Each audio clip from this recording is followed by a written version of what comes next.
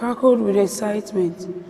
Should she tell Louise about the good luck and magic, or would it be better to secretly sprinkle it on her before she left? She thought it was him that sprinkled it on her. She asked, "What do you do? You just do anything." But if she was spotted by a human, what is it? What if she did the wrong thing and they failed the task? Will you play for me again? She asked, deciding not to tell Louis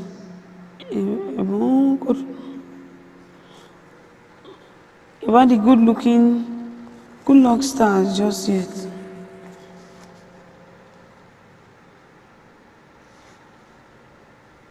Okay, she said. I will imagine I'm playing at the concert because that will help me ground my focus.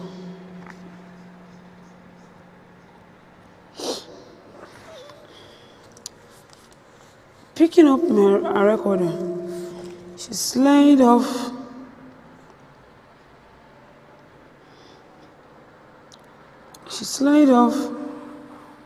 the seat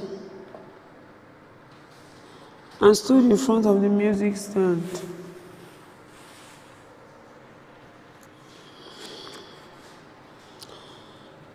With her free hand, she flipped her hair over her shoulder. Then she took a deep breath. Welcome to bare feet.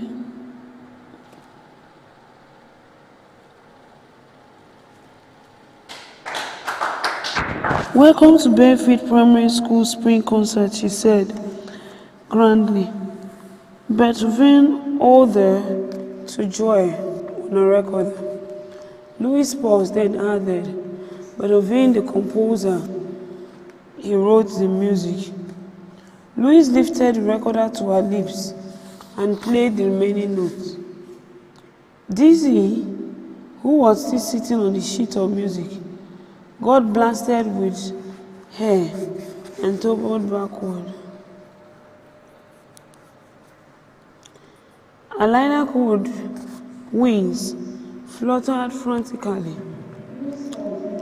as she struggled to right herself.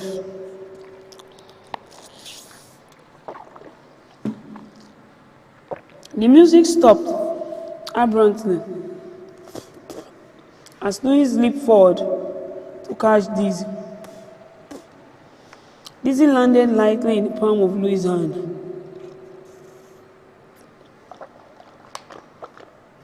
Don't be upset. It was my fault for sitting there.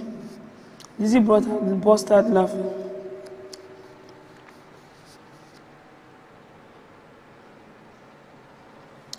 You gave me such a fright, she said.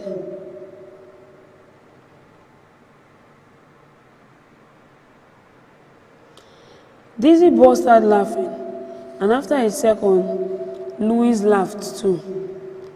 You gave me such a fright. I thought I'd hurt you.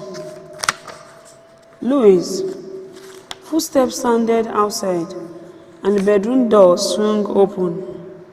Mr. Shaw stared at her daughter in surprise. Is everything all right? I thought I heard you talking to someone. Stuttered Louis. I was practicing for the concert tomorrow. Darling, said Mrs. Shaw, sweeping was not part of the hobby.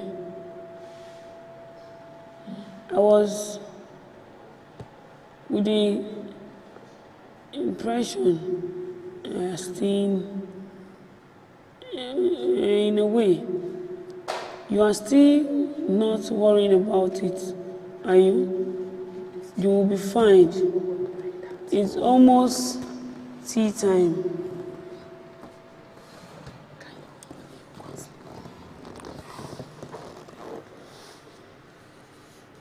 Put your recorder away and go and wash your hand. Thinking that she might get crushed, Gigi swooped into the air. A bee! Exclaimed Miss Shaw. Stand still, darling. When you want sting, that was one. Stand still, darling. They only sing if they think they are in danger. She snatched Louis' music from the stand and swat at Daisy. Eek! Glowed Daisy, darting out of the way.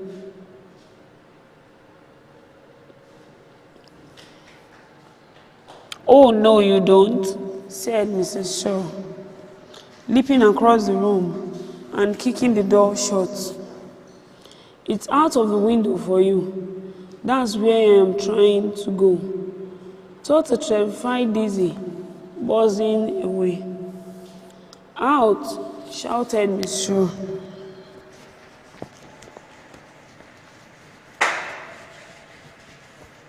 I'm out of the window for you. Don't hurt her, cried Louise. She was. Don't hurt. Dizzy's heart was beating silently. So hard. She thought it might explode.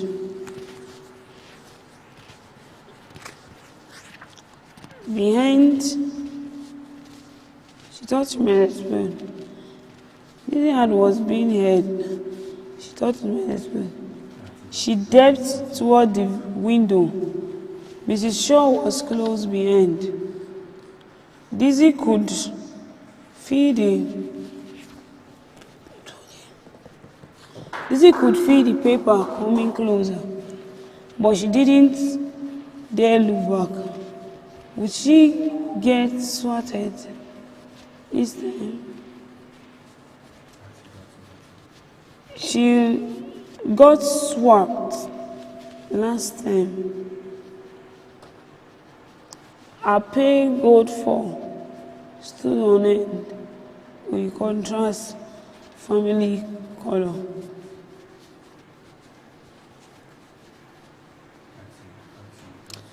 But then, no, yelled Louise, grabbing her mother by the arm and tugging her away. You will hurt her. I'm not going to hurt it.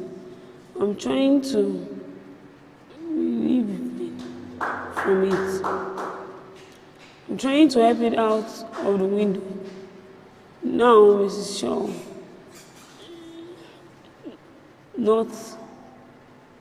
now Mrs. Shaw is the one trying to reassure the Louise. I'm reaching out to every other person. Or is it me? With an extra burst of speed, Dizzy speed towards the window and flew outside, panting heavily. She collapsed on the window ledge. Mrs. Shaw slammed the window shut behind her. These windows shut.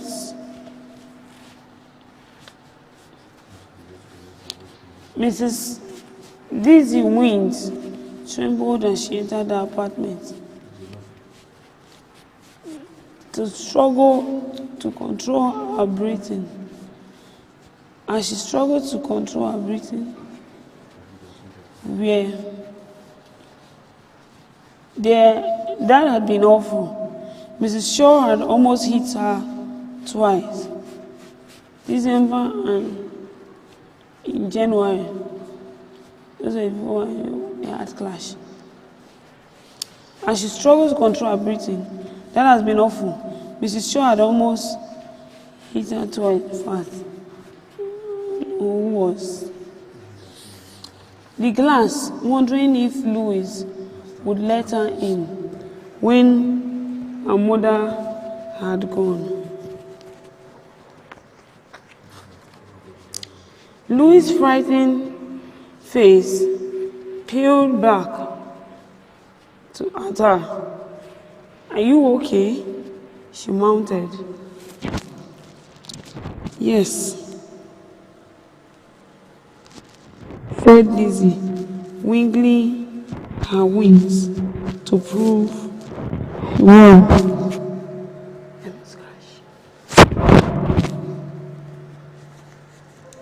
Louise looked relieved.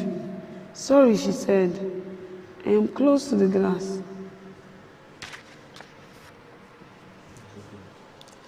"I have to go now. It's been a while. It's tea time. Will you be here when I have eaten?"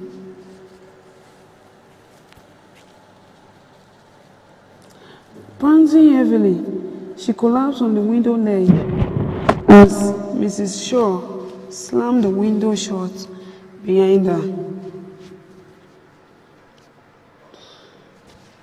"That has been awful." Mrs. Shaw had almost hit her twice. Lizzie hadn't managed to sprinkle Louis with good luck star in there. She peered through the glass, wondering if Louis would let her in when her mother had gone.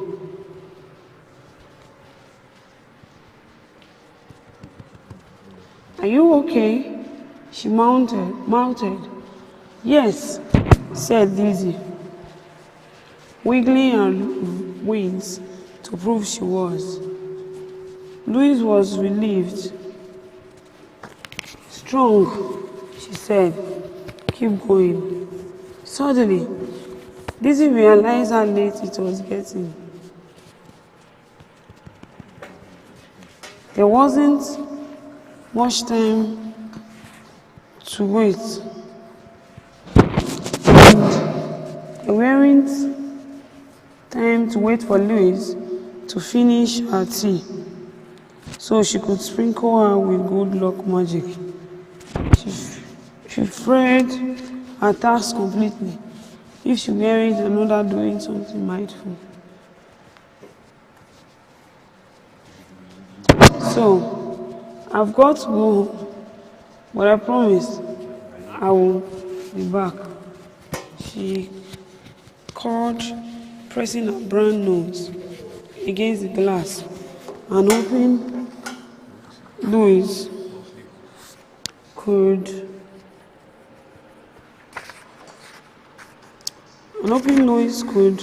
hear her.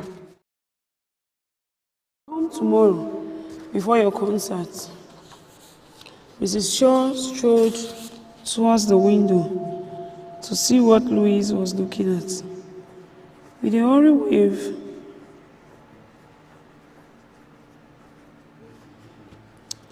Louise is looking towards the window to see what Shaw was looking at. With a hurried move, Louise turned away. Daisy started formally at Louise as she left the bedroom. Had she heard the news? Vowing to return as first light tomorrow morning. But the scares in Louis' bedroom had won, right? Dealing with the space. So, she had a long way to go, and she could. She had gone the long way, and after a while, the light began to fade.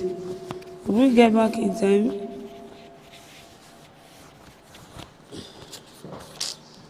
At last, she reached Firefly Meadow, down by the stream.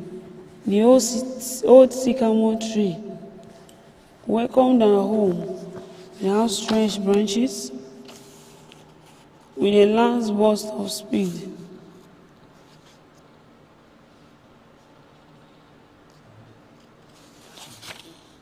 Its leaves and straight through the squirrel hole. I made it. She cheered As you try to pass again triumphantly, you go and come out somewhere else, like in a volcano.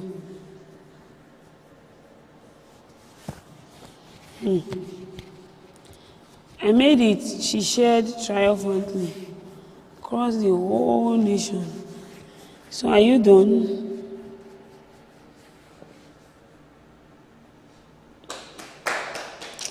In the nick of time, she said, tapping a pen on the left pad she was holding.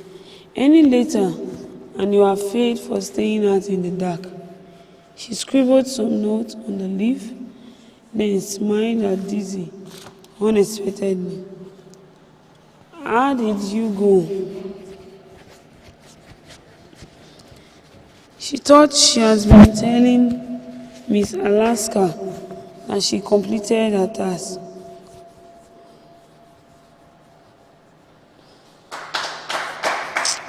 I found Lois, but didn't manage to sprinkle her with good luck stars. She whispered, staring at the pause. Miss Alaska flinched back, knowing that I was doing a good luck in India. Miss Alaska flipped back through her leaf pad. She said, there is still time. The concert tomorrow, isn't it? Do you want to use anything today? Probably to set up. There is still time. Do you want to go again? Yes, says Lizzie. Emphatically. Not running against time. How did you consider that? Do you want to try again? Yes, Lizzie emphatically and crudely said again. His brother is not here. Maybe more thoughts of that light feeling.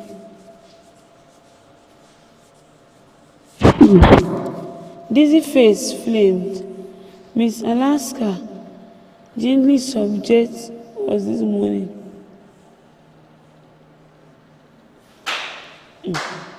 Not many juniors complete their first task in a day, she said. No junior complete their first task in a day. But I finished my own before.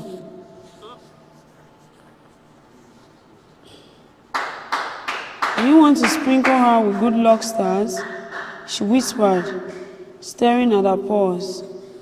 I whisper, I wouldn't mind. But now, I don't know how we are doing now. Miss Alaka flipped back and forth through her video to know what she has been doing. I didn't really see anything. Do you want to try again?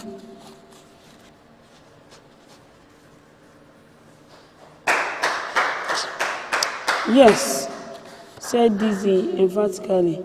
Not trying again hasn't even occurred to her. That's the spirit, said Miss Alaska, looking pleased. She ran a claw through her light brown fur. Maybe more thoughts and a little more speed tomorrow. Dizzy's face flamed. Miss Alaska gently touched one of the Dizzy lilac wing. Not many janitors complete their first house. Took in a day, she said kindly. Flutter along home now, or your mom and dad will worry about where you have gone to. Thanks, said Dizzy. Dizzy hurried down to the main tunnel. The colorful GWR studied well, lightening it.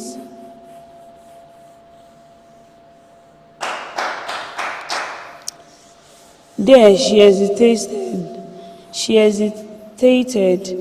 She finally wanted to go and see Sunday, and tell her about her disastrous day.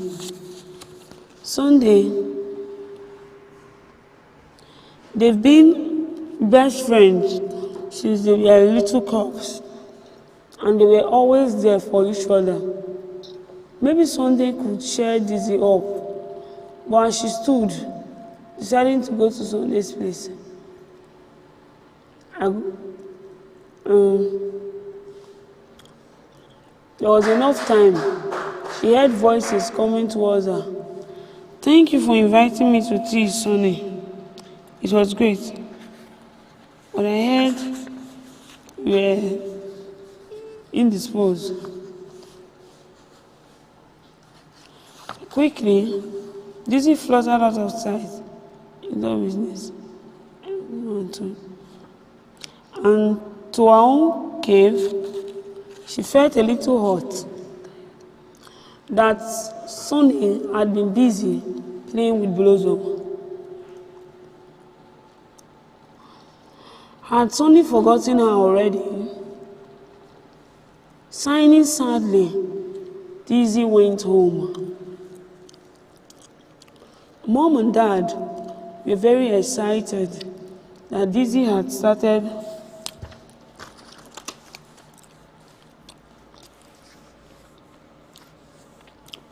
her first class and wanted to hear all about it.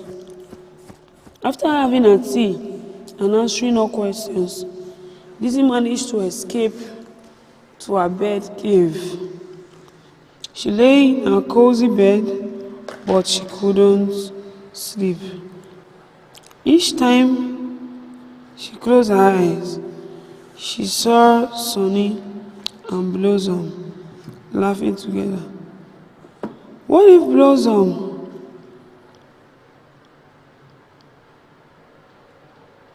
her?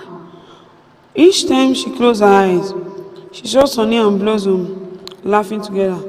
What if Sonny decided she liked Blossom better than Dizzy? She was just scared.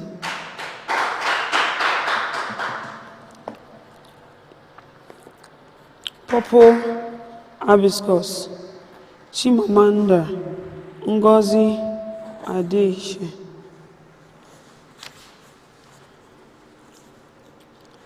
ISBN 978-978-5555738.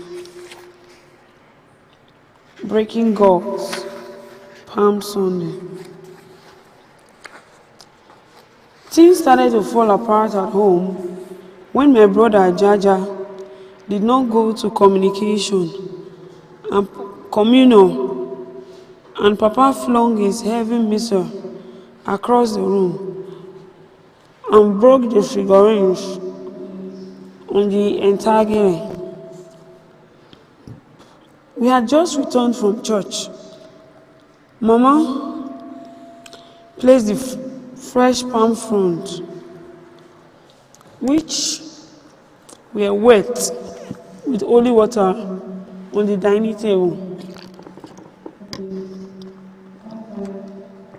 and then went upstairs to change. Later, she would knock the palm fronds into staging cross shape and hang them on the wall. To change and hang them on the wall beside our gold frame family photo. They would stay there until next hash.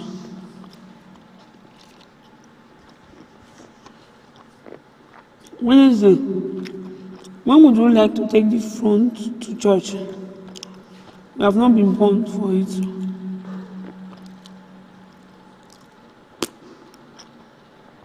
To be burned for ash.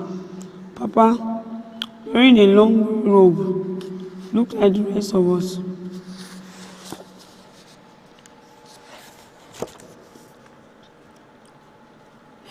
distribute ash if his line moved with the lowest, because he pressed hard on each forehead to make a perfect cross with his ash covered tone, and adjust dots until you copy him to him.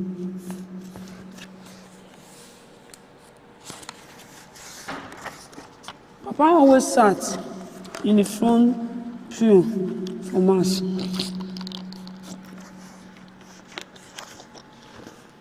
At the end, besides the middle aisle, I don't know,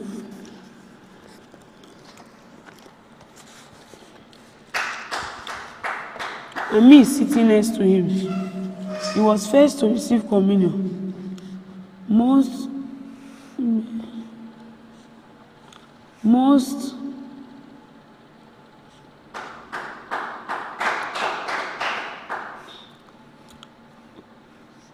people did not kneel to receive communion at the marble altar with the blood life size of the general. Many mounted near churches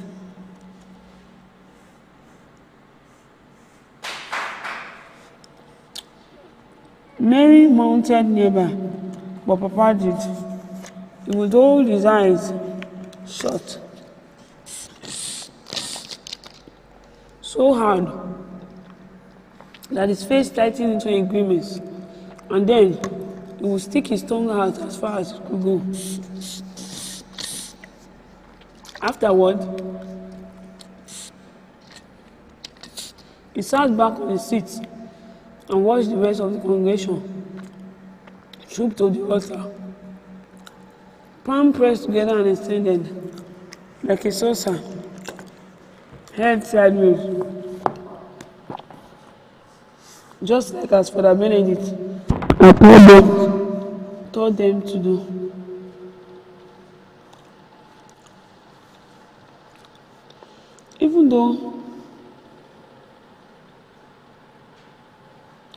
Even though Father Benedict had been a St. Maria Goroti priest,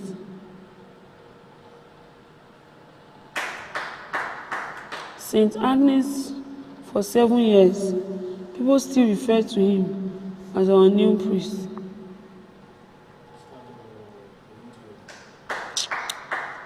Our new priest. Perhaps they would not have if he had not been white. He still looked new. The color of his face, the color of condensed milk and cut open soursop had not turned at all in the fierce heat of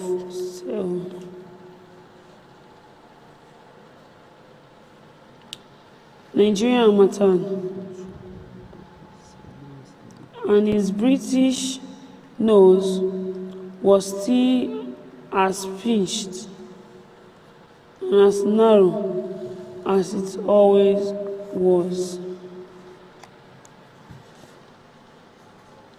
The same nose that had first come to Enugu. No. Father Benedict had changed things in parish.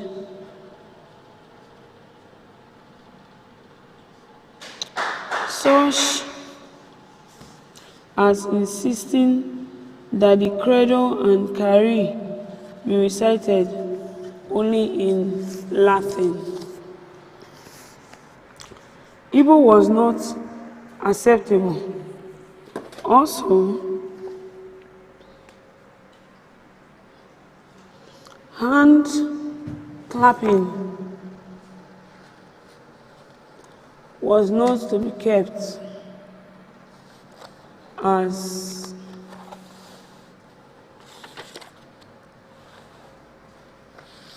hand clapping was to be kept as a minimum Please.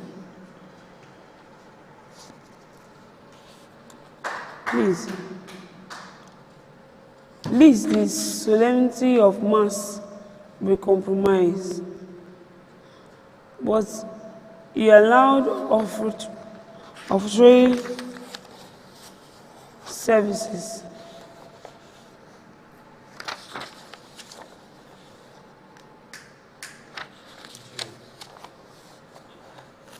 But he called them native songs. And when he said native, his straight line names turned down in the corner to reveal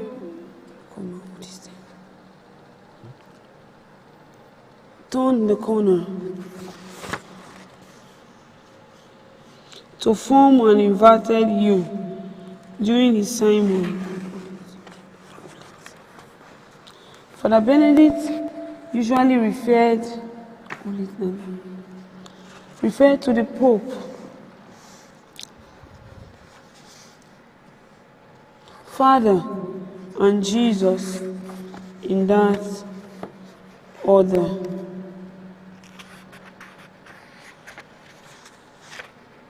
Okay. When our light shines, use Father to illustrate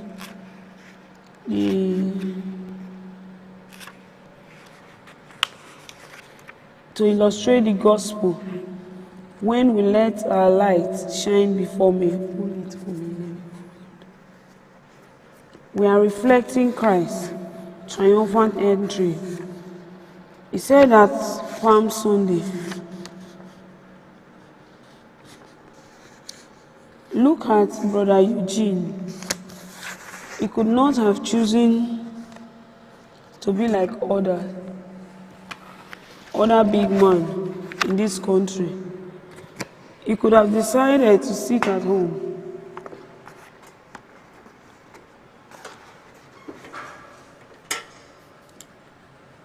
and do nothing after the coup to make sure the government did not threaten his businesses. But no, he used the standard to speak the truth, even though it meant the paper lost advertising. Brother Eugene spoke out of freedom. How many of us have stood up for the entry? How many of us?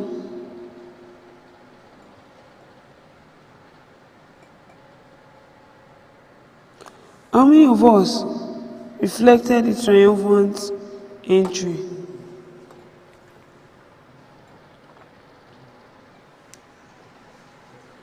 The congregation said yes, or God bless him, or Amen, but not too loudly, so they could not sound him like the mortuary.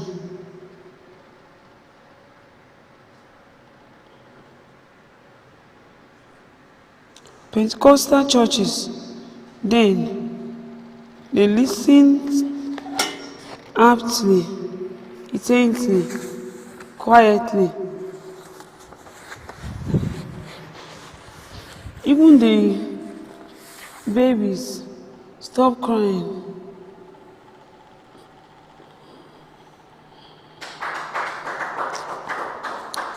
Even the babies stopped crying, as if they too were listening. On some Sundays,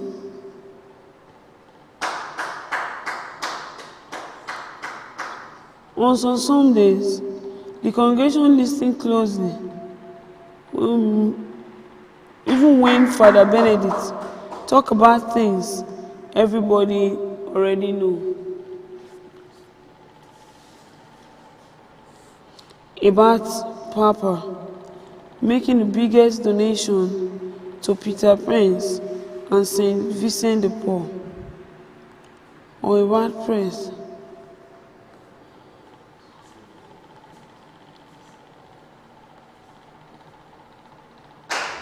Making a recent donation to St. Peter the Paul, or a bad papa paying for the carton of communion wine for the new oven at the convent, where the Reverend Sister break the hose for the new wing to St. Agnes Hospital,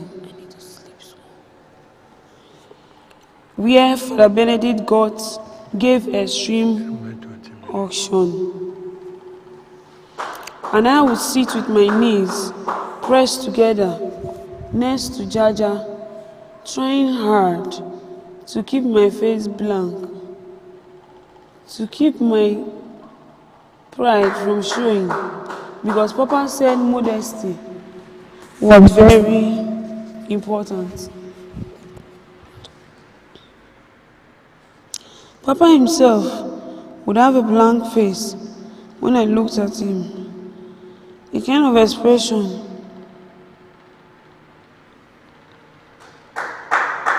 he had in the photo when they did the big story on him after NMC Ward gave him a Human Rights Award. It was the only time he allowed himself to be featured in the paper.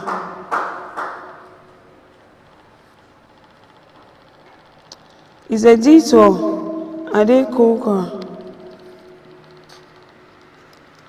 had insisted on it, saying that paper,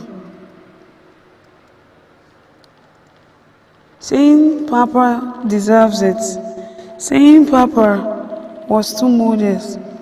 Mama told me and Jaja, Papa did not tell us any such thing. That blank look will remain on his face until Father Benedict ended the sermon, until it was time for communion.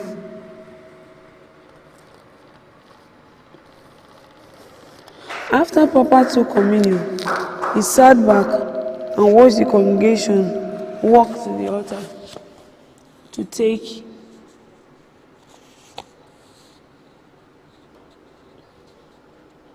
After Mass, reported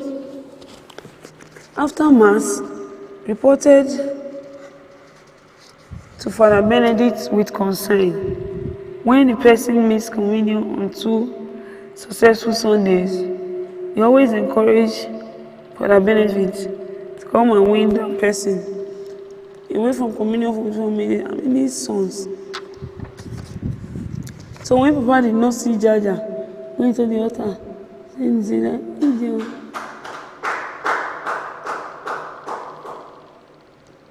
when everything was changed, the end was Sunday. He banged his leather-bound missal with a red and green ribbon peeking out, down at the center.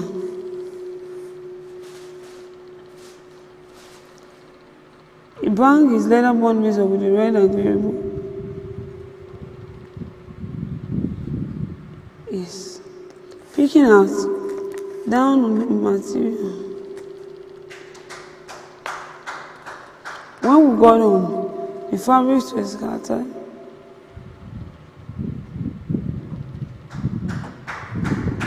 He took, as did the palm font on it.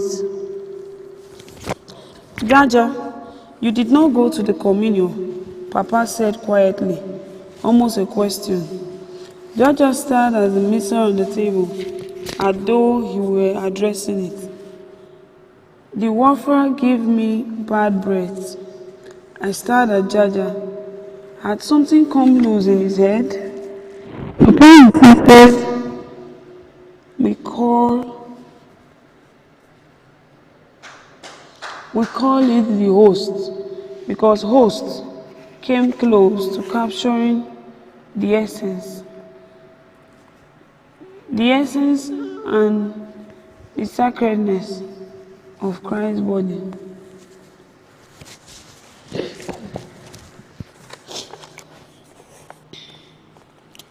Wafer was too secular. Wafer was what one of Papa factories make. Chocolate wafer, no wafer, even this one.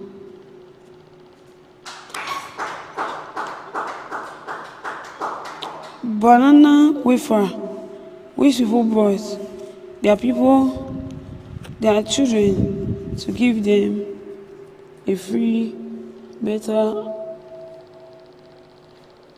and then the constitution. It is the body of our Lord. Papa's voice was low, very low. His face looked swollen. You cannot stop the receiving stories from people. It is death, you know that. Then I will die. Fear that, Papa.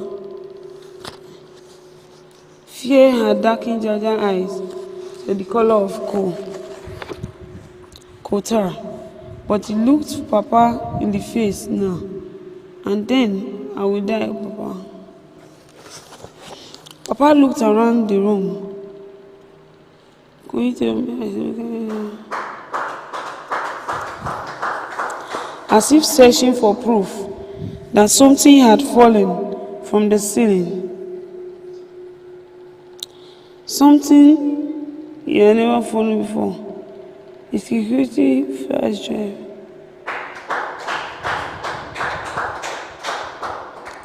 Something he had never thought would be possible.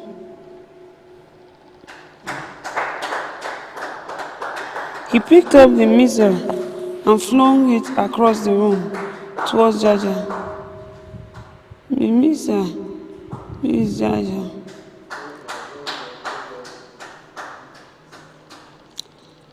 It missed Jaja completely across the room.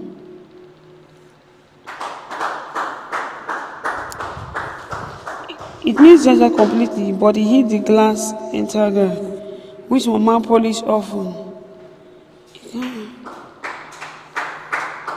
It cracked the top shelf, swept the money.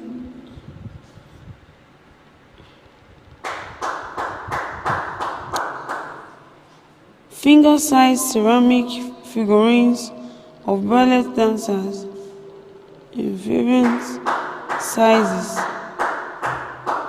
come and encounter. It remains small. Just stand up. You've quick sleep on that.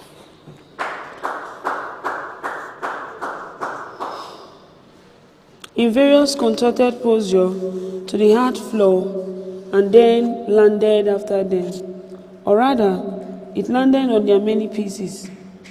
It lay there, a huge leather-bound missile that contained the reading for all 3 cycles of the church year. Jaja did not move. Papa swayed from side to side.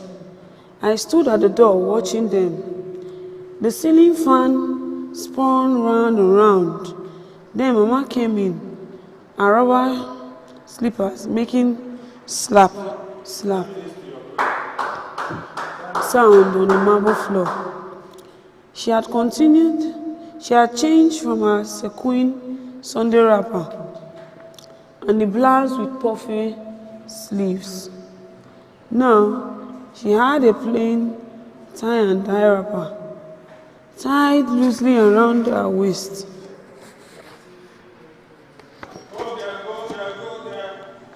And that white t-shirt she wore every other day. It was a souvenir from a spiritual retreat she and Papa had attended. The words of God's love crawled over the sagging breast. She stared at the figurines on with the souvenirs.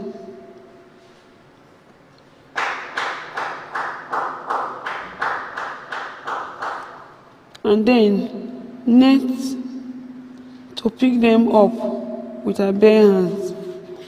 The silence was broken only by the whir of the silly fan as it sliced through the still air. Although our spacious dining room gave way for an even our spacious dining room gave way to an even-sided living room. I felt suffocated. Off the white wall, with the framed photos of grandfather, were narrowing, bearing down on me. Even the glass door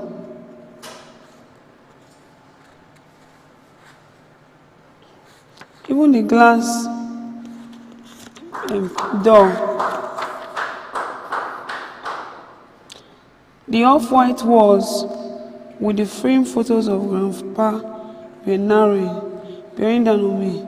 Even the right was towards me. Newa, go on, change, Mama said to me, startling me, although our Igbos were low and startling. Me, coming. In the same breath, without pausing, she said to her, your tea is getting cold, and to Jaja, come and take your tea and help me be cool.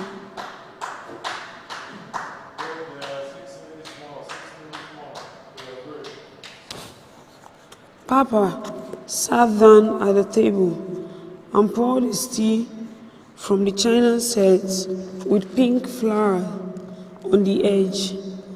I waited for him to ask Jaja and me to take a cup.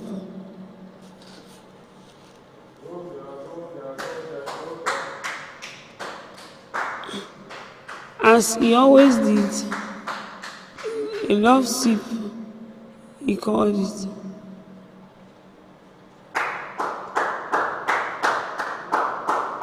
Because you shared the little things you love. A love sip, he called it, with the people you love. The little sip, he would say, Jaja would go first, then have a word with me. Then I would hold the cup with both hands and raise it to my lips. One sip. The tea was always too hot, always burned my tongues and friends. Go, girl, 5 minutes, calm down. The tea was always too hot, always burned my tongue, and if lunch was something peppery, nice, my tea was strong. But it didn't matter, because I knew that when the tea burned my tongue, it burned my throat. 4 minutes.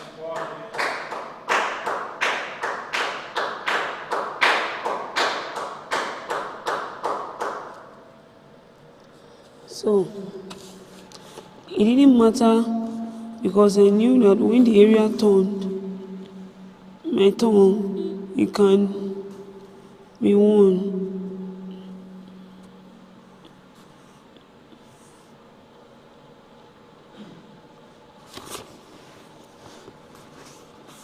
But Papa didn't say, have a lost sleep. Jaja knelt beside Mama, flattening the church bulletin he held into a duster.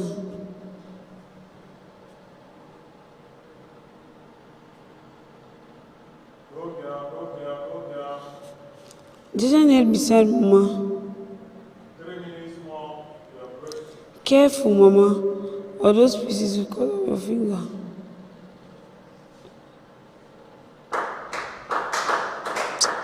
I put one of the cornrows underneath my church to make. And how was Papa boy?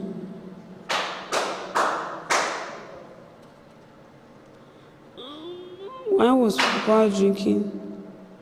Yes. Go girl, stand and As if Jaja had not just talked back to him. Slowly, I turned and headed upstairs to get him back.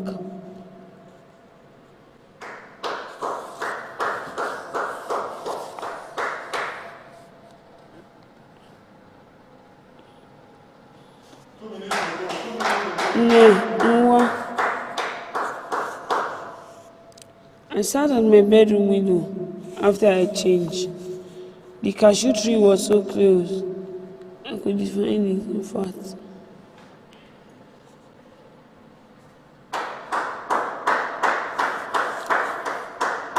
I could have reached. I sat at my bathroom window after I changed.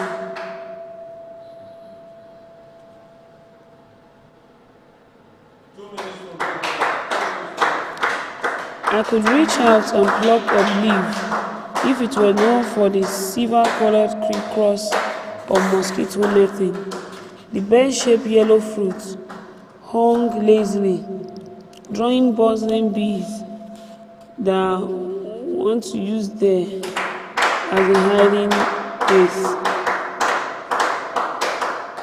1 minute countdown. You are break. Drawing buzzing bees that bumped against my window netting. I had heard Papa walk upstairs to his room for his afternoon siesta. I closed my eyes, sat still, waiting to hear him call Jaja, to hear Jaja go into his room. But after long, silent minutes, I opened my eyes and pressed my forehead against the window louver to look outside. Our yard was wide enough to hold 100 people during Atilogun. Break time. I'll be taking a short break now.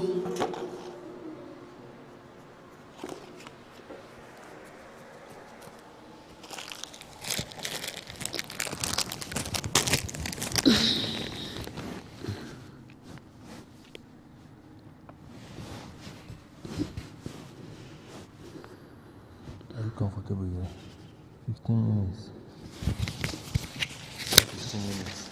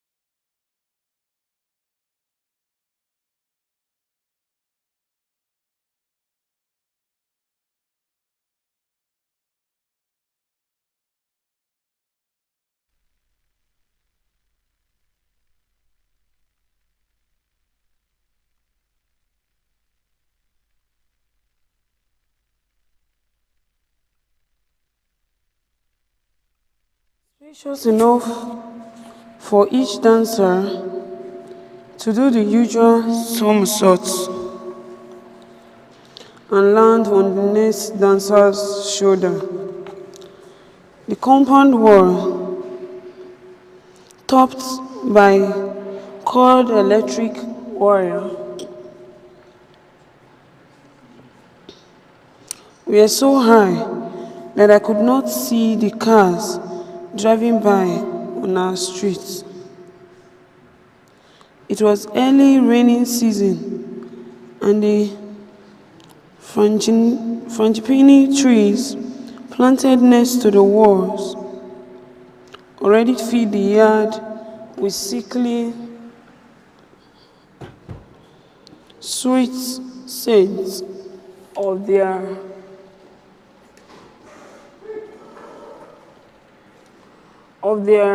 flowers.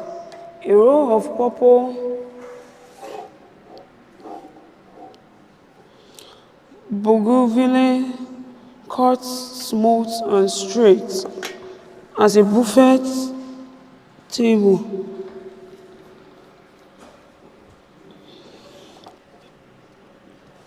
separated the grand trees from the driveway. Closer to the house, vibrant bushes had started to push out sleepy buds, but most of the flowers were still on the red ones. Is this book interesting? Considering how Mama cut them to decorate the church altar, and how often visitors pluck them as they walk past, as they pluck them as they walk past to their cars. It was mostly Mama prayer group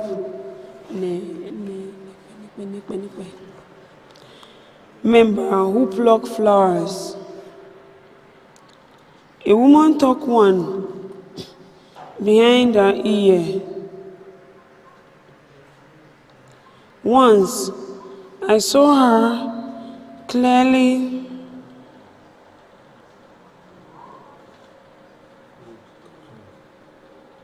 from my window, but even then,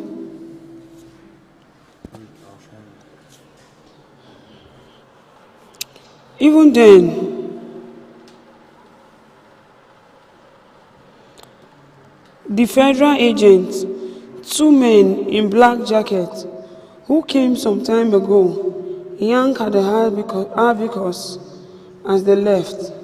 They came in a pickup truck with federal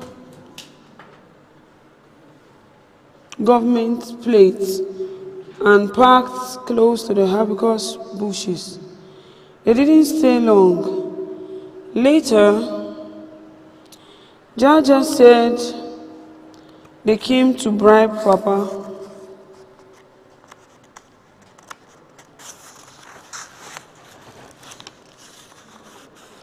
And he had heard them say that their pickup was full of dollars.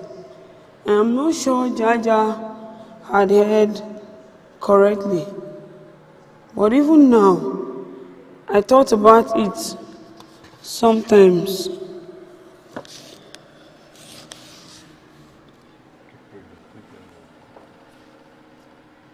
But then, I imagined the truck full of stacks and stacks of money. Wondered if I had put the money in many cartons or in one huge carton, the size our fridge came in. I was still at the window when Mama came into my room.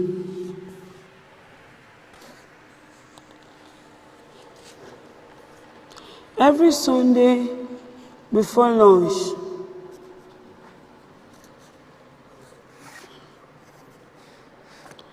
in between telling Sisi to put a little more palm oil in the soup, a little less curry in the coconut rice.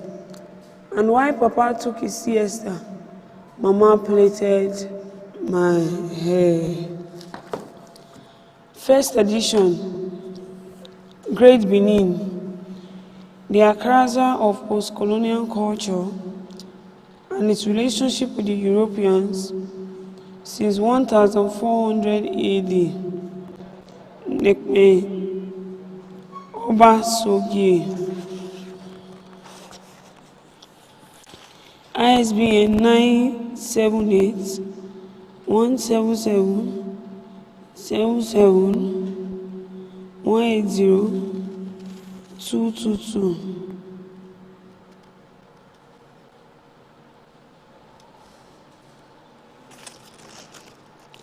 Table of contents.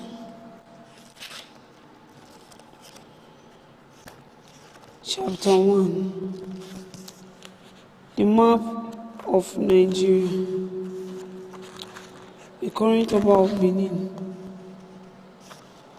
Acknowledgement and dedication.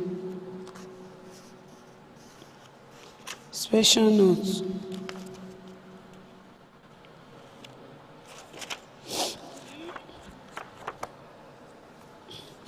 Acknowledgement and dedication.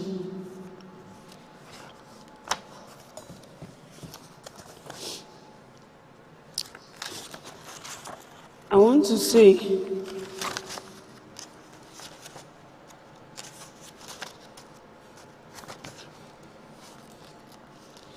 with the banishment of, as well, I'd like to thank the Almighty God for giving me the zeal to actualize this project.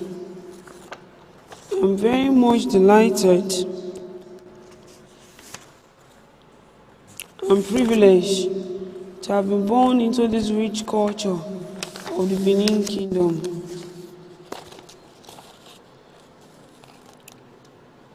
The cultural practices of the Benin people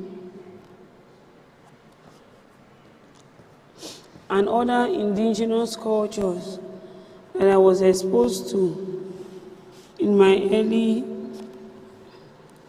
childhood was enviable.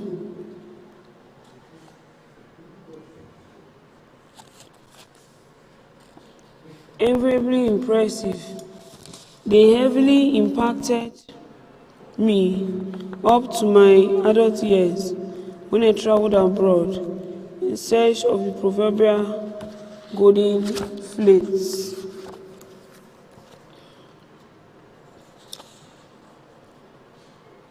A few of my admirers describe me as a cultural traditionalist.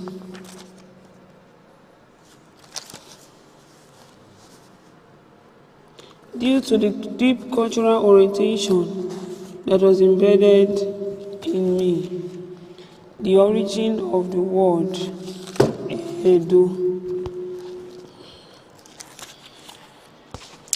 Edo, a slave boy who was killed by Oba Waifokun army in the 15th century of Benin.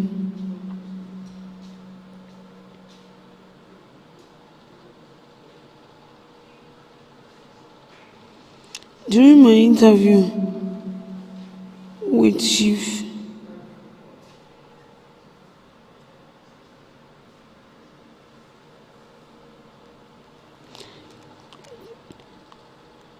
the Kingdom of Benin was named by Obayewari 1440 to 1477 to 1473 after a slave boy named Edo. The Benin Kingdom, also known as Edo, had gone through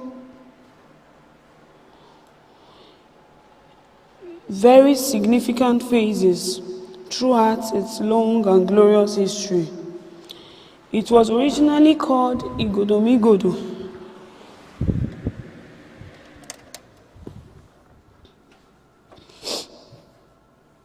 From the time of the first Ogiso Oba Igodo to the period of Evian, who became the administrator of the kingdom after the last Ogiso called Owodo, the 31st Ogiso, and was unceremoniously banished from the land. Evian later appointed his son Ogiame as successor. With the banishment of Owodo, there was an interregnum in the Benin Kingdom. Throughout that period, the kingdom was known as Igodomigodo. Significantly, this was the dawn of a new era, when Oromia, the son of Izodua, arrived in the kingdom to commence the second dynasty ruling as the first Oba.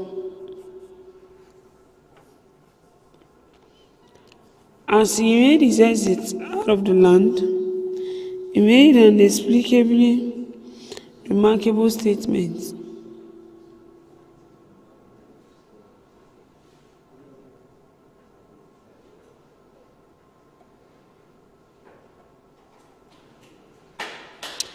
But then, as he made his exit out of the land, he made an explicitly remarkable statement. Ilei Binu, meaning the land of vexation, which the aborigines heard and corrupted to Ubini. The land became known as Ubini until the arrival of the Portuguese, who, for the convenience of their tongue, pronounced it as Benin. Until this day, the name Benin, a map geographical section of modern-day Nigeria, and the Benin people have been created.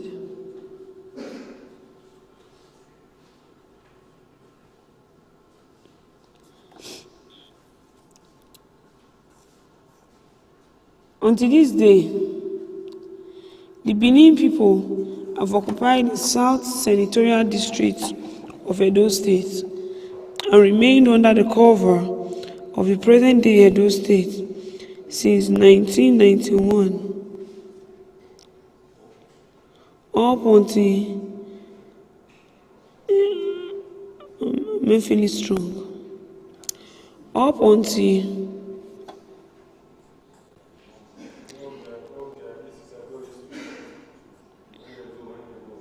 when the Edo and Delta states were created from the former Benden states. It is a known fact in the history of Benin Kingdom that Prince Ogun, who later took the title named Obaewaye, fought relentlessly to regain the throne of his father, Obawe.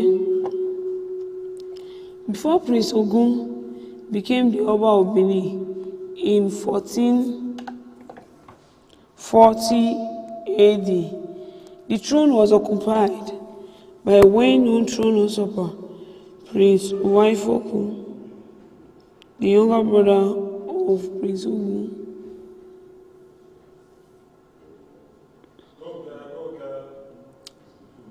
In retrospect, Prince Ogun narrowly escaped death when he was attacked by Oba Waifoku henchmen.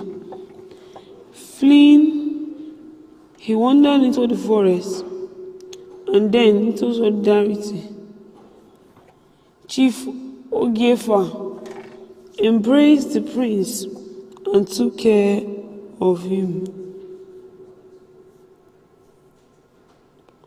Hospitality like never before was extended to the young prince. The host placed Prince Ogun in the care of a slave, Edo. as well as counseling the secrets of the prince's whereabouts. Edo neatly prepared an empty well and lowered it for easy access. Prince Ogun descended into the well to take refuge. There, he slept and woke up every day.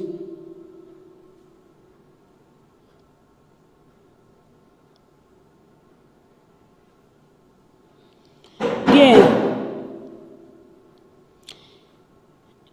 Prince Ogun descended and would take refuge.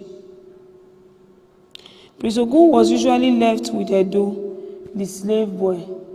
Consequently, their relationship blossomed into one of enviable cordiality that led to rumors circulating about the friendship between the prince and the slave. This rumor filtered into the ears of Iwaifokun before him at the palace. Against the backdrop of the unfolding sad event, the slave boy Edo perceived the obnoxious act and reacted immediately. Edo went to the well and lowered the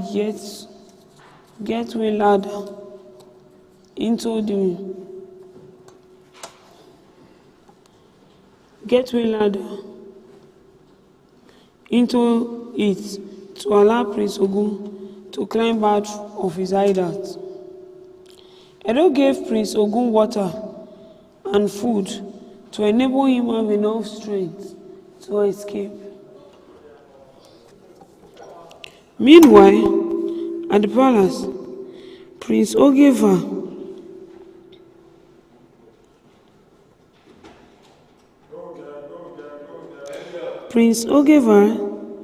stood in front of the usurper king and his loyalists, answering a battery of questions.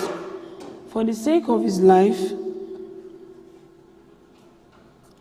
Chief Ogevar answered the question from interrogators in a very diplomatic way and pledged his first loyalty to Iwaifokun.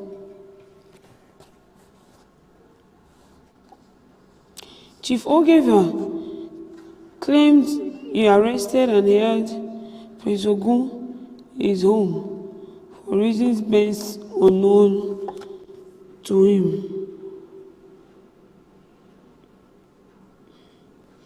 But then,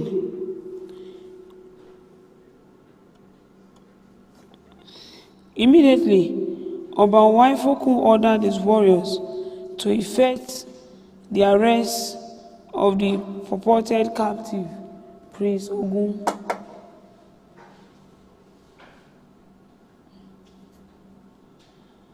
To their surprise, when Chief Ogevar led them to the well, they found it was empty, with no captive. Prince Ogun had escaped.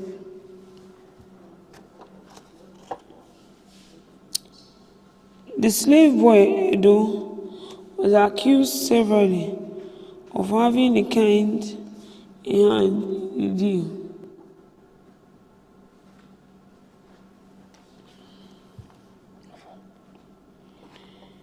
The slave boy was used as a sacrificial lamb for the crime of freeing Prince Ogun at Iwaifokun command.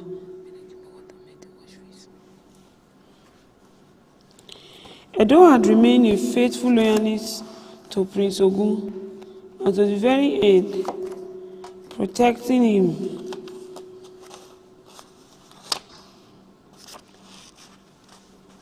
against their unfair execution that would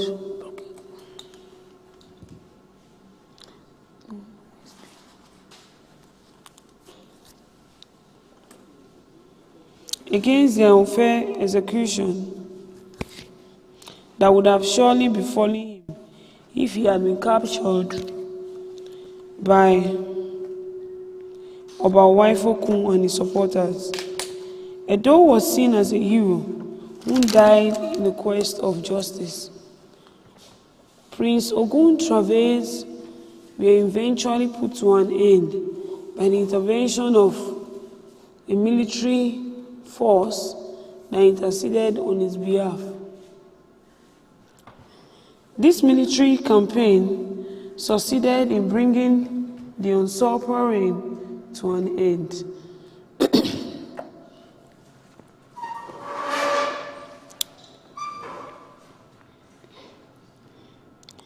In the ancient Benin Kingdom, after Oba Waifokun was killed at the Mortar Market spot, today that spot lies in the road between Ibiwe and Oba Market, near the Ring Road axis of Benin City. In the Benin Kingdom, the Crown Prince traditionally takes a new name before ascending the throne of his father. In line with this old tradition, after Prince Ogun defeated Prince Waifokun, he was crowned on 12th Oba of Benin and took the name Oba Lya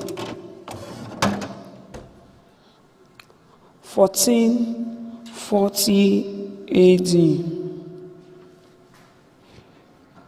The saddest part of the coronation was that it was conducted without his good friend Edo, the slave boy who stood by him during his travails and tribulation. Standing by him at the ceremony, Edo's absence in the coronation ceremony of the prince as Oba Lya of the Benin Kingdom reminded the new king of the unpaid debt to Edo.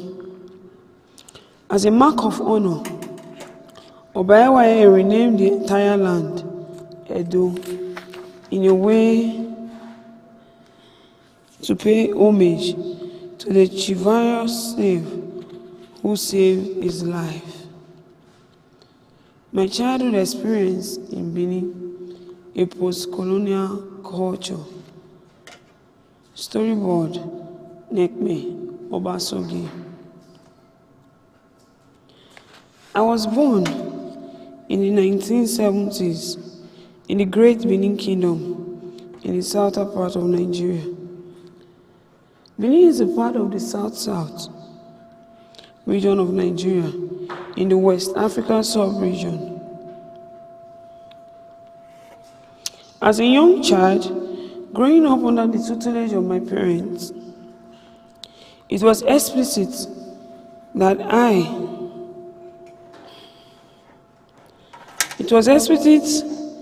my father's motto,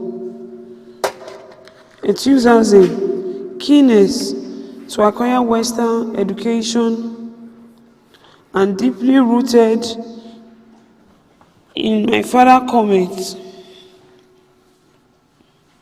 and motto, education is the most potent tool for success and civilization.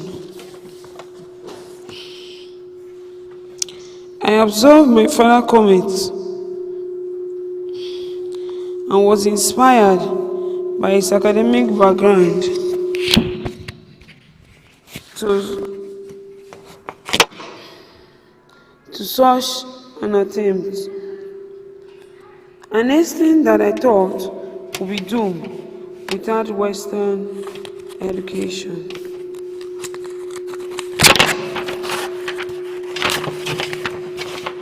I was very persistent and determined to become successful in life.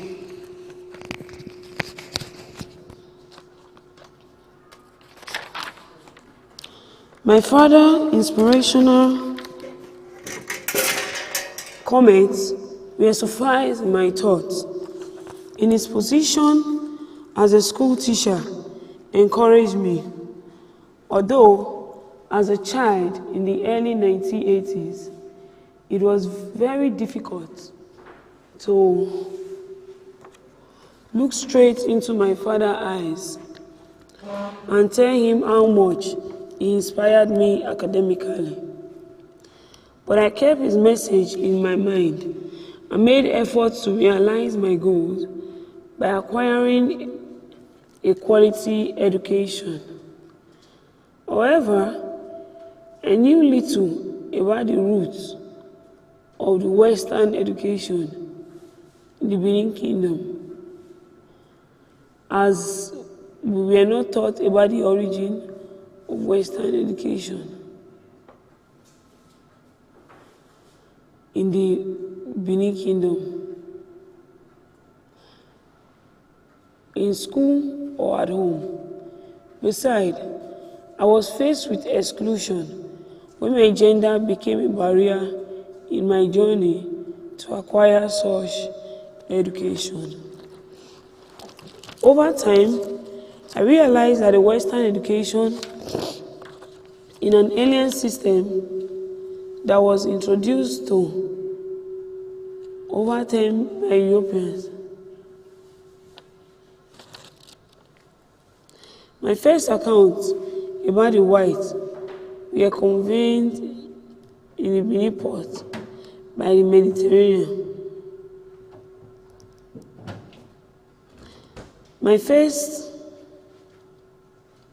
As a child, growing up in the 1980s, several experiences gleamed through my mind, especially those fancy stories of one's childhood.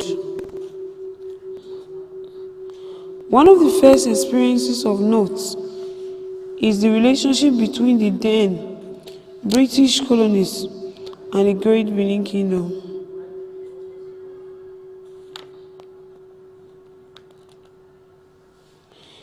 There were times when the stories of the kingdom were not enough.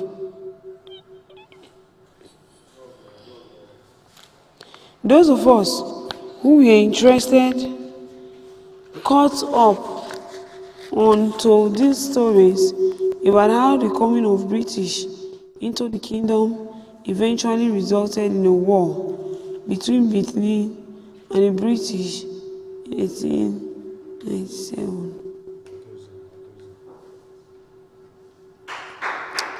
The most popular among the stories that I can vividly recall was the one involving some British officers who brought gifts and a European package, who was to be given as a wife to the Oba of Benin to enhance the socio-economical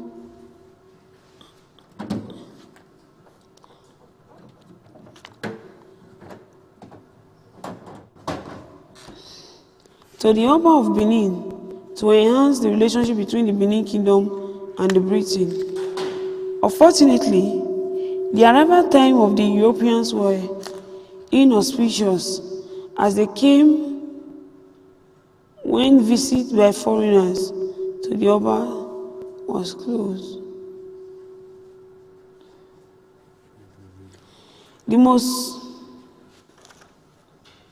Unfortunately, according to tradition, receiving foreigners into the kingdom was not entertained by the prevailing culture of the Benin people during the annual Igwe festival.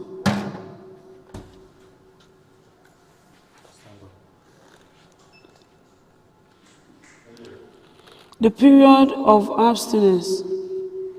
A royal emissary had politely informed the Europeans of this and warned them of the Oba concerns about their visit, as it was scheduled at the wrong time.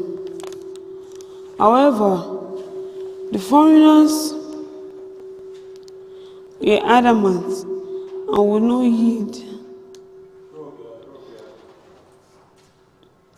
to those warnings of the ban and prohibition. The defense led to a violent confrontation,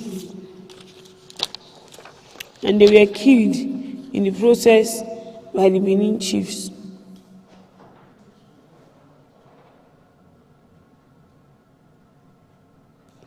When the tragic news got to Benin,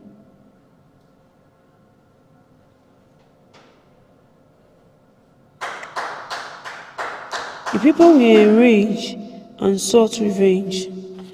A punitive expedition was dispatched by the British government and invaded Benin in 1897. This led to a full-blown war between the two kingdoms.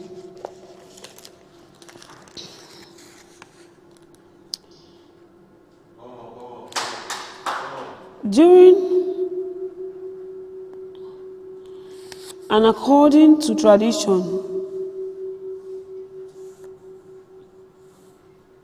during the invasion, a lot of Benin people were massacred, and the reigning authority were Ovorame.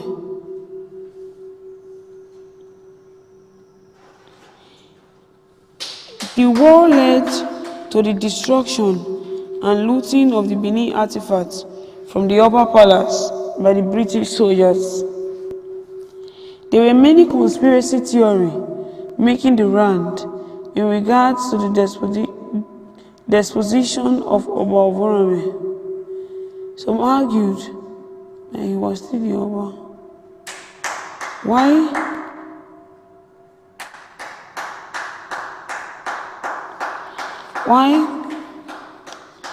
others argued. There were many that thought that the exiled monarch should have married the British woman who were born to him some years' time.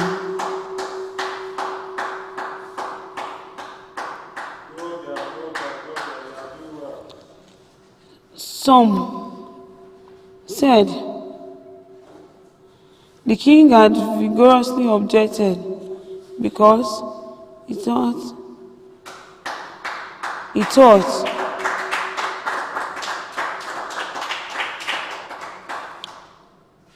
it was bad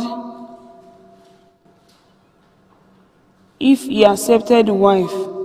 The white people would find an excuse one day to dethrone him and take over the land.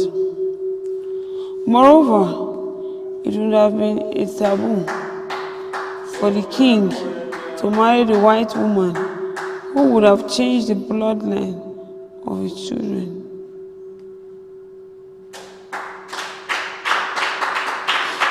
By right, the Oba of Benin is a progenitor and must at all times maintain the pure bloodlines of the land. The Benin monarchy operates under a primogeniture system. The succession of the Obaship is from a father to the eldest male child. Therefore, it is forbidden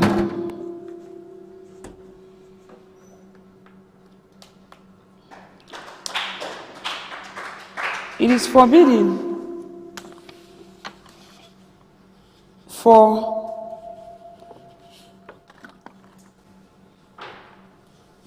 other pure blood to not maintain it in the land. It is forbidden for a king to marry a non-Edo woman. However, the story of the white woman and the Oba of Benin is a distorted one.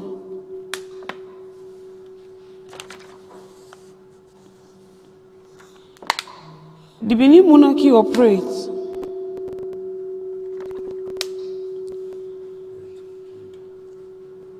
and the story of the actual history of the Benin-Britain relationship, as the British did not bring any white woman to the Oba of Benin to marry.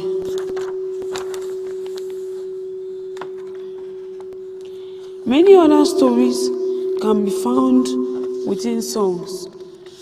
There are songs of how the British were to dismantle and desecrate the stool of the Benin monarchy, and about how they carted away several thousands popular Benin artifacts from the palace, many of which have yet to be returned. These songs were so sonorous and popular in the Benin Kingdom then and today. They became songs of treasure, often signifying resilience to most Benin people.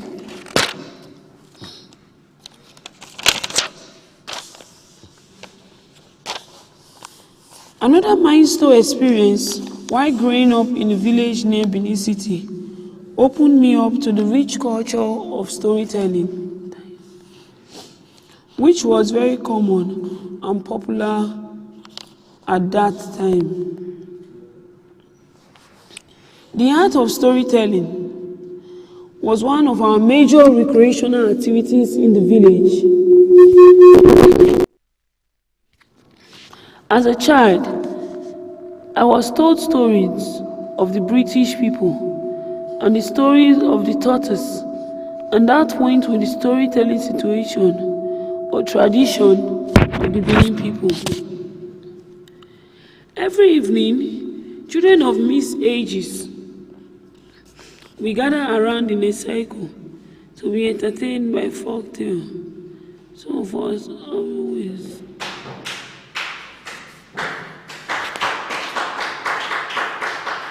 Sometimes, some of these stories, which culminate in the interaction between the British people and the King of Benin, were conveyed as stories, accompanied by songs. The lyrics of these songs were didactic. My major thoughts as a child were whether these tones can really be up. It was not until I began going to secondary school that I realized that most of the stories of the British invasion were indeed true stories. The culture of sophistication.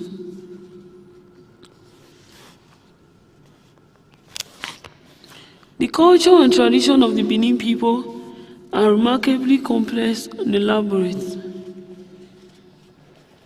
The Benin people are customarily described as a unique people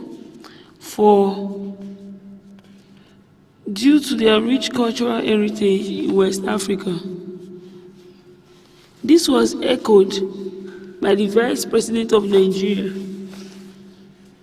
Professor Yemi Osinbajo, in a speech delivered in Benin City during the National Festival of Art and Culture Fest in 2019. It depicted as a veritable citadel of culture, an ancient city that is still in the splendor of our cultural finance and tradition. I cannot think of a more befitting host for the festival of a site more appropriate to celebrate and reflect upon.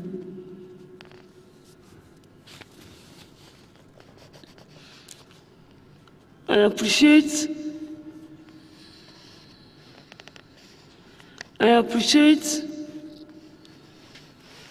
the importance of events like this, for it is to highlight the importance of memory. We must always look at this as it is to highlight the importance of our memory. We must always look back at our history, not because we want to romanticize the past, but because the ancient landmark of history gives us a sense of bearing that help us to navigate the present and the future. I think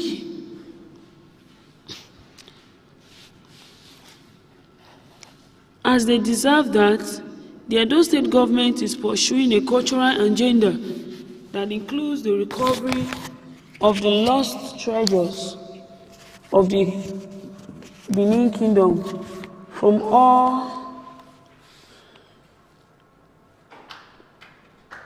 the places where it had been taken across to the world. The invasion of the Benin Kingdom in 1897 would have been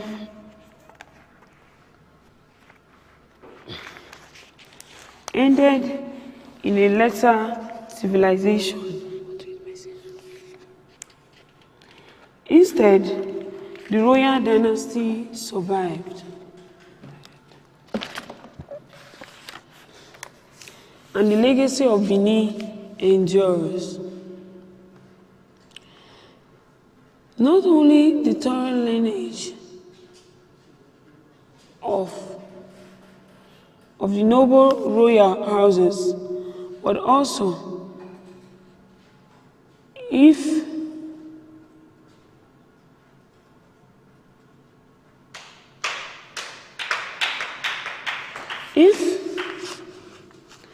I just had the pleasure of inspecting some of the works of the local guide and artisans that have existed for more than 500 years. This is an example of what the spirit of Benin is all about. Resilience, tenacity, and creativity.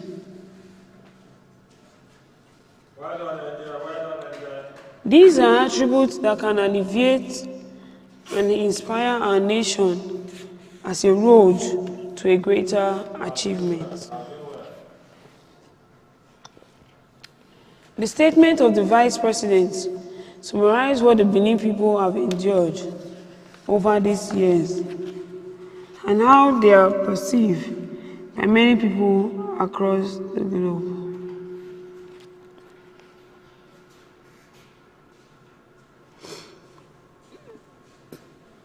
Despite the annihilation caused by British colonial rule, Benin remained the Akaraza of culture in both Asian and colonial rule. The sophistication of the Benin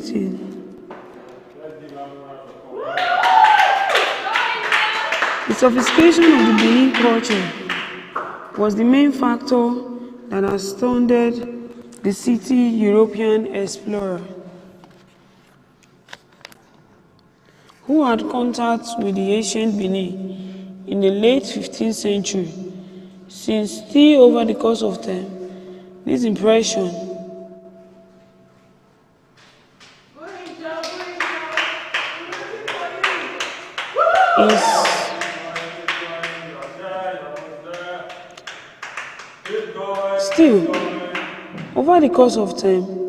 impression ultimately led to the invasion and colonization of the Benin Kingdom by the British in 1897. Chapter 2. Benin in the pre-colonial era. Benin in the pre-colonial era.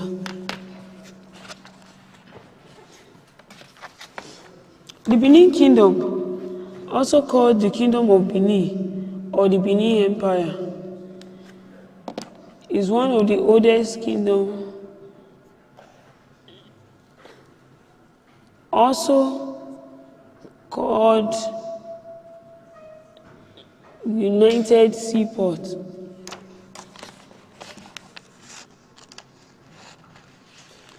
It is one of the oldest states in West Africa. It has survived more than 1,500 years. The first recorded contact between Benin and the colonials were in India.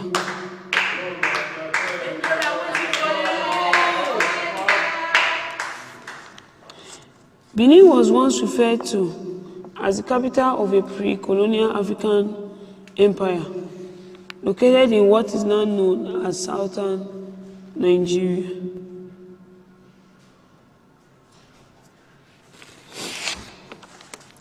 Benin was an industrious and well-organized ancient city governed by an Oba.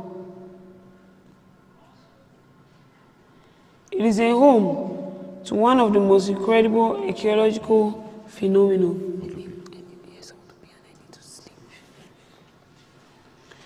in the world today. The ancient city was surrounded by huge defensive walls, also known as Iya in the Edo language. The 1974 expedition of the Guinness World of Record, when we were traveling,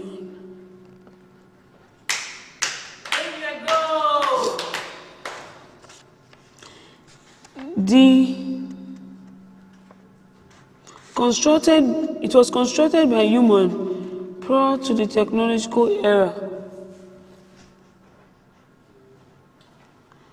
Cotonou 2016, the defensive wall and the Benin moat.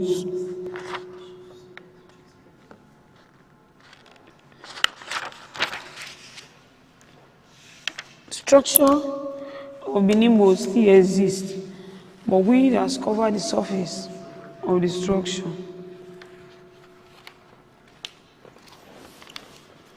The earthwork encircled the moat, right?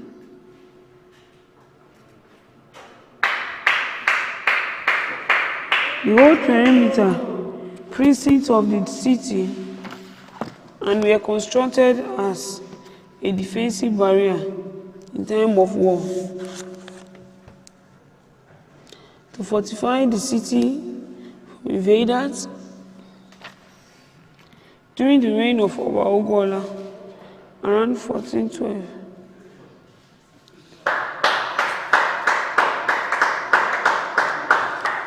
Fred Pierce of the New Scientist magazine said that the walls of Benin were the most timely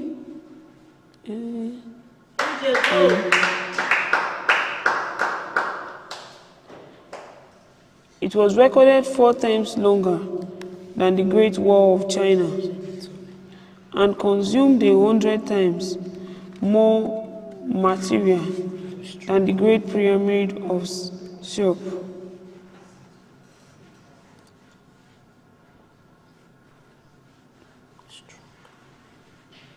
It has also been established that the Benin walls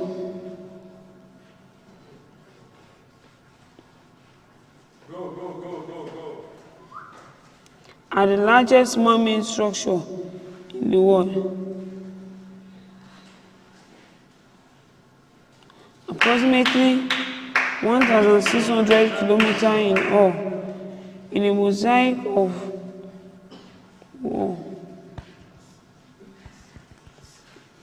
500 interconnected settlement boundaries, covering 6,500 square meters.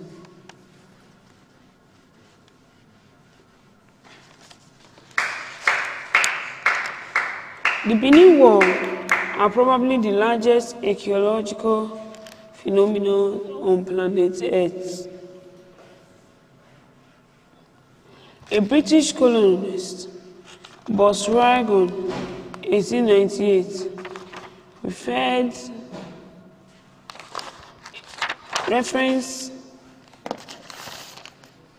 a Dutch merchant believed to be named Danzig, who spoke about how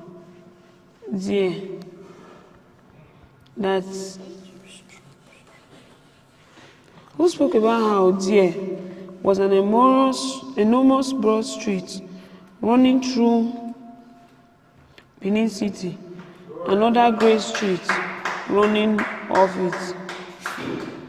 The streets were so long that it was impossible to see the end of the street.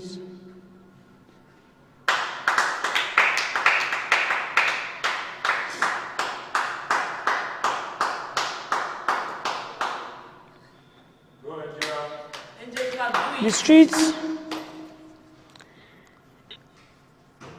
had, even though electricity was not yet invented back then, palm kernel oil and earthenware lamps were used. The futures and development to stuff specification and the main exploration of the rejoice. These futures and development in Benin were the main attraction and cause of admiration for the early European explorers.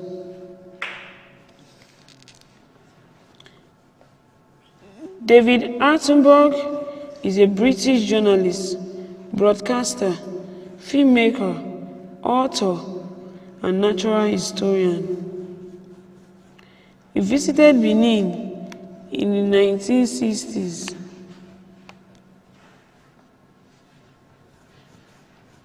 He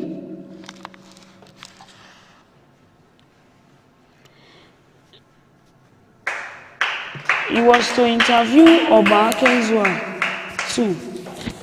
Attenborough stated that during the exploration of the European to West Africa, the region was governed by different kings. Most of them was the Oba of Benin.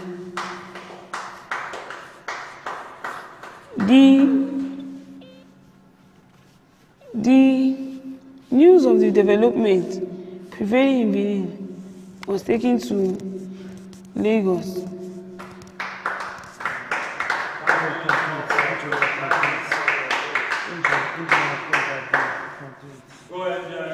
The news of the development prevailing in Benin was taken to Europe by the Portuguese.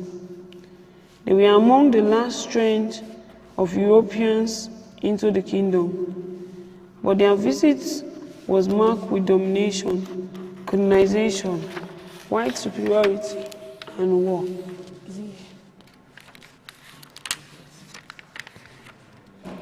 The city of bronze.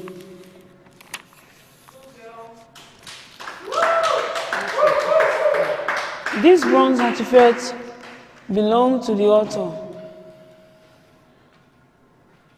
Nepe Obasoge. Image, courtesy of Nebo Studio in Toronto.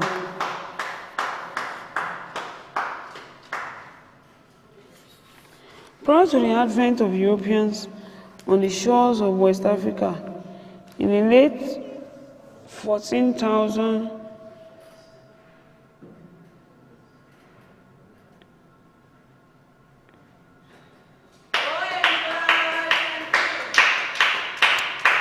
they also had two other unique methods of preserving their history: to use the artifacts to record significant cultural events and to immortalize important individuals in bronze.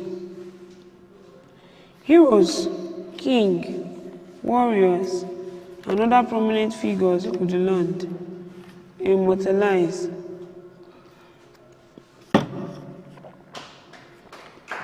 in bronze artwork since the time when Benin was called Igodomigodo. ICN 2014, page 77.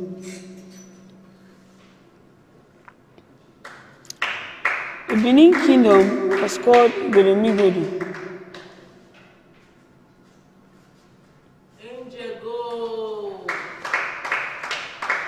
During the first recorded dynasty of the Ogisons, the Sky King that ruled the land between 40 BC and 1100 BC.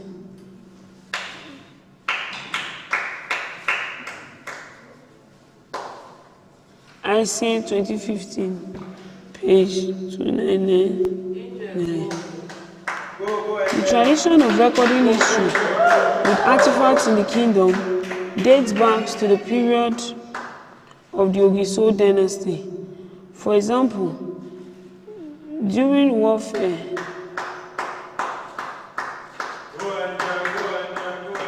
in the ancient times, it was customary demand for the head of any conquered monarch to be presented to the Oba of Benin. In Conquer,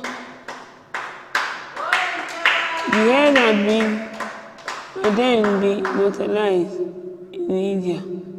3 minutes to your break.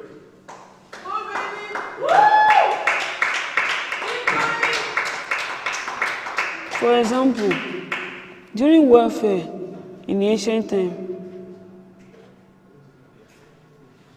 the head would then be immortalized in a bronze cast in Benin Kingdom.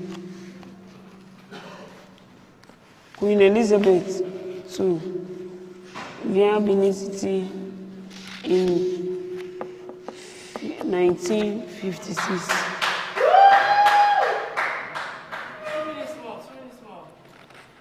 Queen Elizabeth II visited Benin in 1956 during the reign of Oba Akinzuwa II. The Oba commissioned the event to be recorded in bronze artwork. Special events such as this kind were recorded with artworks in the kingdom. These Benin artifacts are very famous in the world today, and the kingdom has long housed a great deal of artifacts.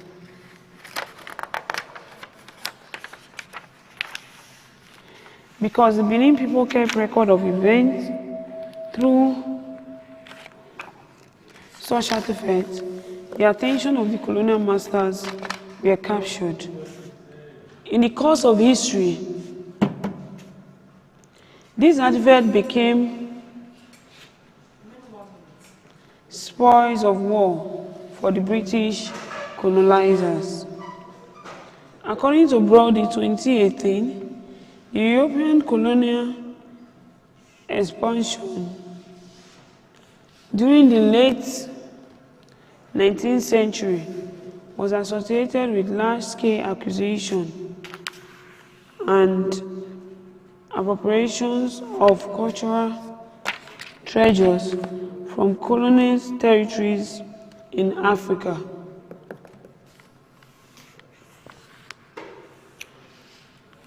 Those properties were looted from different countries by the Europeans for the expeditionary troop, seized and subsequently sold more than 3,000 bronze and ivory artwork belonging to the Benin Kingdom. I'll be going on a restroom break.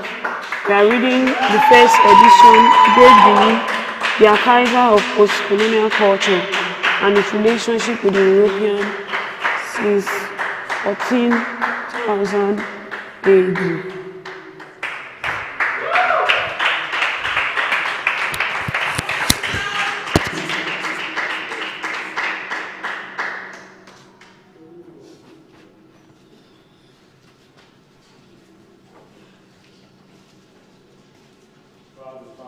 class, you have a shower, right?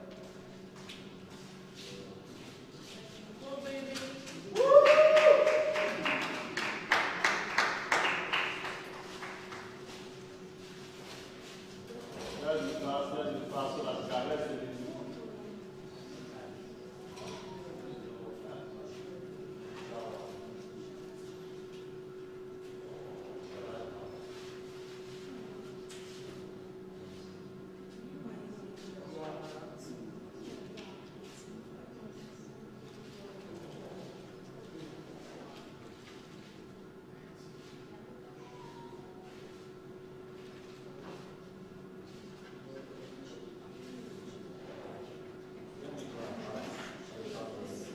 She just did about 5 minutes now. Additional 5 minutes. So let me see the extra that she has.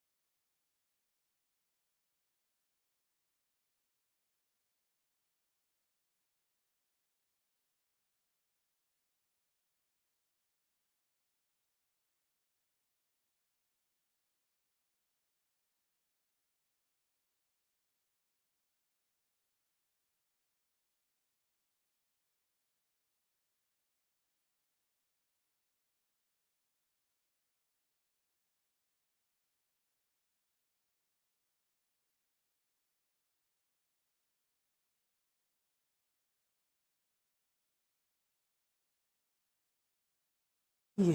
Calms him down. I don't understand this food.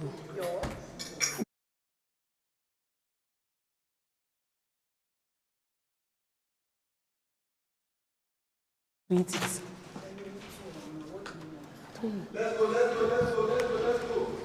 Go.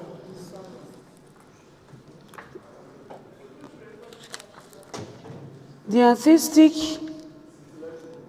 sophistication of these artifacts buttress the popular claim that the Benin people were truly innovative and artistic in nature. There is a popular untitled song for which the origins are unknown because it has been passed down from generation to generation. In Benin, that attests to this and basically translates to, prior to the advent of the white people to our land, we were not wearing plantain leaves. The Europeans did not bring civilization to us. The Benin Kingdom was already a civilized nation before the Europeans explored and exploited the land. The cradle of black civilization. Today, in the Benin Kingdom, due to historical preeminence, certain phases deplete land, including the Great Benin Kingdom, the citadel of culture, Igodomigodo, and more. Benin was actually called Ubini and was corrupted to Benin by the Portuguese, who could not pronounce the name correctly. During the early contact with the locals. This is a popular mythology in Benin that refers to the land as Edorisiagbon, which translates as the Benin Kingdom is the cradle of black civilization. The Portuguese were the first European to visit the Benin Kingdom, or Benin Empire, as it was then. But then,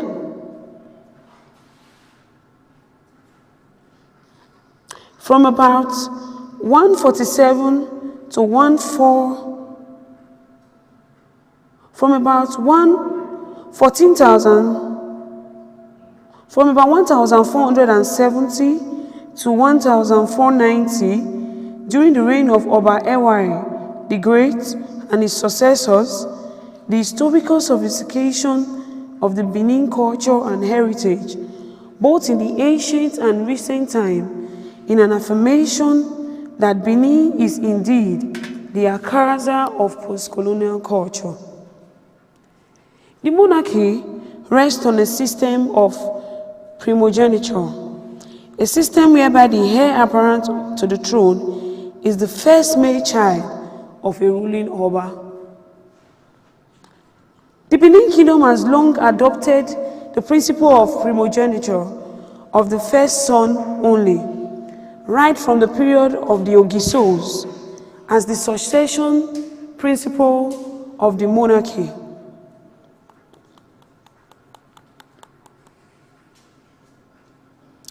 Historically, the Benin people did not produce airplanes, automobiles, or other technological feats prior to the advent of the Europeans in the land. You can use your phone now. Because the geographical location of Africa did not compel the people to invent these different types of equipment. Still, they were known to have lived a very well-organized society, ruled by the Oba, who was regarded as semi-divine. Just like every culture in the world, The Benin people were not perfect, but they had no automatic gun, no modern-day bombs, or any sophisticated machinery of war. However, they were known to have internal and external security organized by the people. This was also reiterated by the Portuguese, who made first contact with the people of Benin. For that group of European explorers who were accustomed to living in small and cramped towns of Europe, the spaciousness of the great Benin city made a powerful impression and confirmed that there was a state of far greater consequences than the petty chiefdom which they had hitherto encountered on the coast of Guinea. Read-A, 1969, page 30.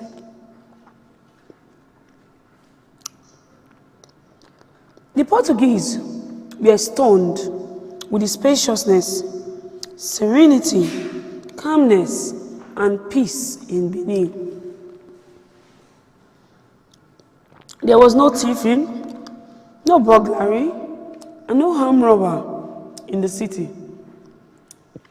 People often travel away from home without locking their doors. The law and belief system of the people were deeply rooted in the cultural tradition of the land, with high respect for their cultural values and their Oba, who was the paramount ruler of the land, a custodian of the cultural rights and tradition. Chapter 3. The cultural structure of the Benin in the pre-colonial era. Benin body markings and pride. Before the Europeans explored Benin, the people were already engaged in several cultural practices unique to them, such as the Iwu, also known as the Benin body marking or tattoo. The idea of body marking was actually introduced during the reign of Oba in the 15th century to virtually differentiate the Benin people from other tribal groups. It was made mandatory to every individual of Benin origin living in the land. The tattoos were inscribed on different parts of their bodies based on individual gender. Both my biological grandmother, my parents, Edede Obasogie, and my maternal Edede Agbado, proudly wore body markings. The traditions of body markings became a source of pride in the community, a reverent tradition among the Benin people, and used for measuring their place in the hierarchy with other neighboring communities. At one time, the Benin people were of the opinion that their nation was more powerful than those of other ethnic groups. Omoroge 2012, page 128. They were a group of very proud people. This aligns with Read-A assertion that many non-Edo people under the territory of the ancient Benin took pride in circumstantial accounts about themselves as descendants of the ancestors of the Benin Kingdom. Rider 1969, page 3. Even today, many known Edo language speakers who are descendants of Benin experience great pleasure declaring their identity as offshores of Benin. The law, which mandated the body marking, was instituted by Obaewae. The king implemented the body marking law when he lost 2 of his surviving sons. After the demise of his 2 sons, the king was afraid that he may not have a successor, as it is only a crown prince that can become an Oba in Benin. Succession was by primogeniture of the first male child. To mourn the death of his 2 sons, Obaewae proclaimed that everyone in the kingdom had to refrain from doing 3 things for 3 years: eating cooked food, brushing their teeth, and having sexual intercourse.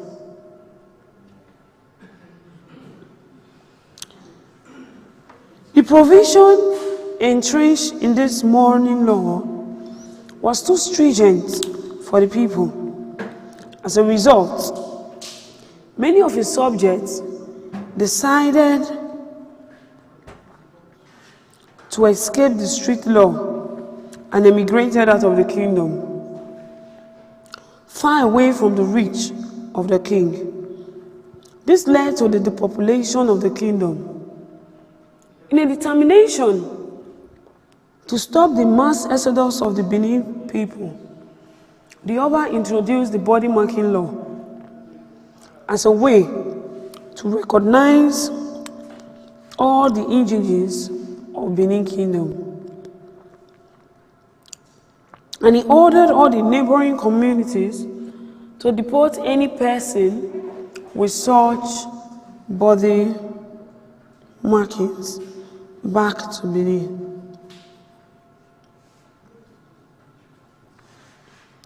The neighboring communities followed the monarch's demand, given the fact that the kingdom was very powerful, a fact that was confirmed by some historians who asserted that the Oba of Benin was the most powerful king in West Africa during the period of the European arrival on the shore of West Africa. The tattoo, or the Benin body marking, became a source of ethnic pride among the Benin people in the ancient time. But with the passage of time, the practice of the tribal body marking among the people have gradually faded away in the modern day Benin Kingdom. Cultural traditions and festivals. The cultural traditions of people are instinctively elaborate. The Oba of Benin is believed to be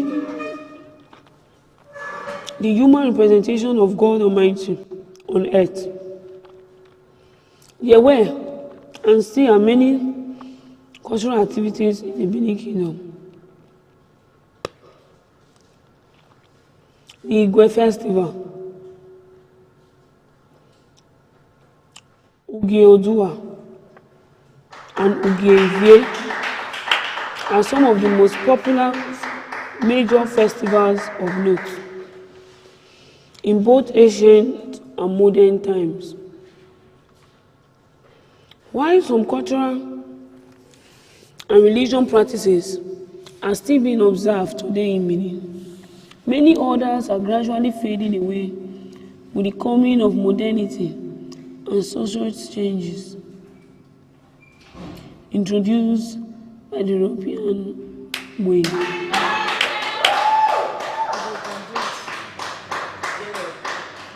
The contact of the Europeans with the Benin people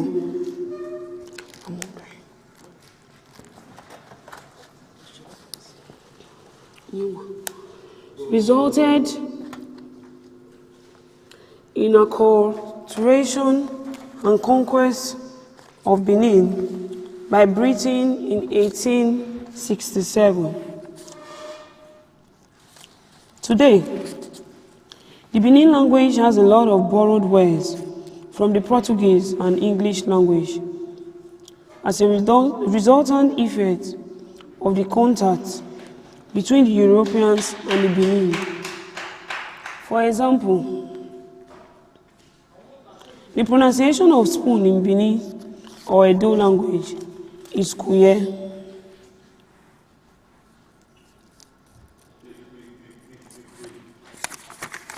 A word borrowed from Portuguese. Through the long-term and historical relationship with the Europeans and British colonization, the Europeans have eventually introduced Christianity, Western education, clothing, and more to the people of Benin.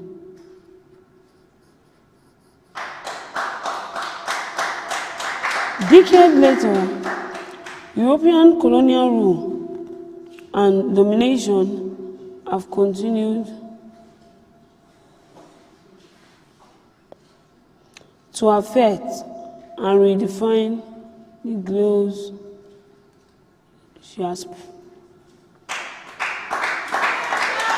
the social, religious, political, and economic trajectories of the life of the Benin people. The description of Benin by the British colonists. History stipulates that the Benin Kingdom received and maintained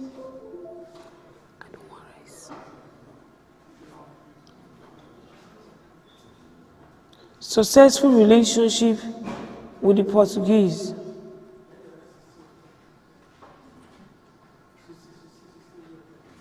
French and Dutch during the period of early contact.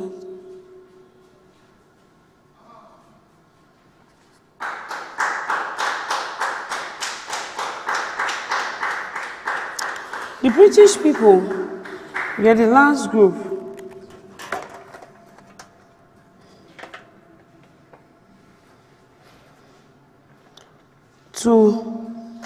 of Europeans to explore Benin, but their arrival almost imploded the kingdom. Events after their arrival resulted in the colonization of Benin by Britain. The synopsis of the description of Benin during the invasion era.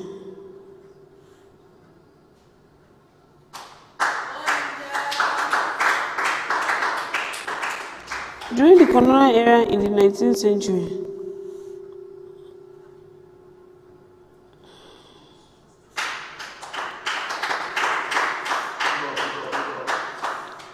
Captain Alan Borsrigon, one of the survivors of the Benin massacre, he wrote about the account of the early voyage to Benin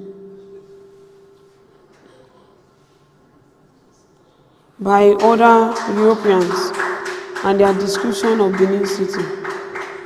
He referenced a written account of a Dutchman who he said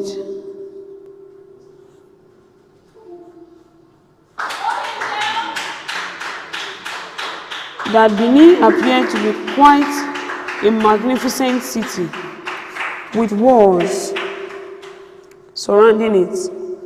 Volkswagen 1898, page 8. The Dutchman liked talking of entering the city.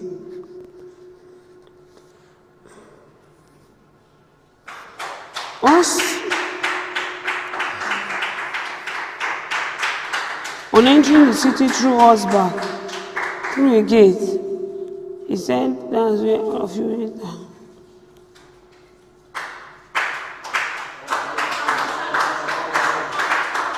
Where there was a very thick, high, earthen bulwark with a deep, broad ditch, which, however, was dry.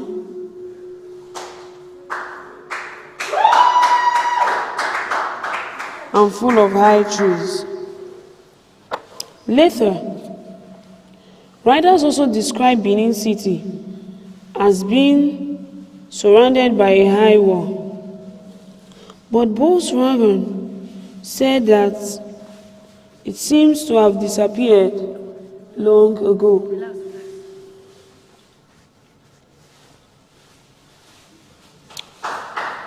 There was no evidence to support Volkswagen claim that the wall of Benin had disappeared at that time. But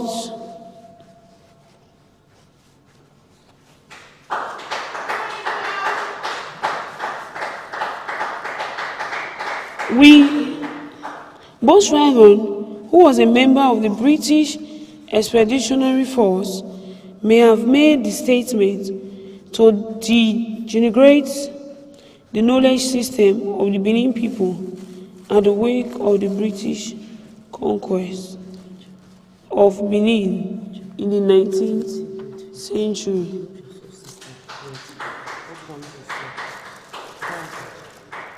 The physical structure of the wall are still in Benin City today. The Benin king rode on horses.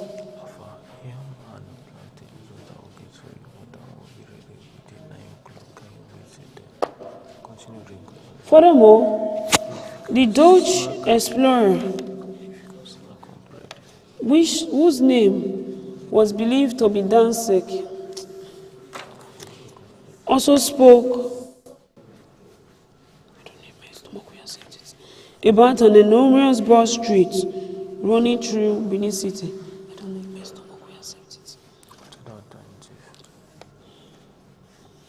And other great streets. The streets were so long that it was impossible to see the end of them. Volkswagen 1998.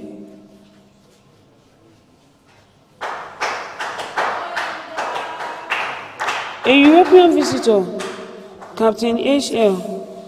Galloway, thank you, who was appointed as the vice consul of the Benin River District, visited the city in 1892 and said that Benin City was only the ruins of its former greatness. No fine broad road, nothing but collection of houses here and there.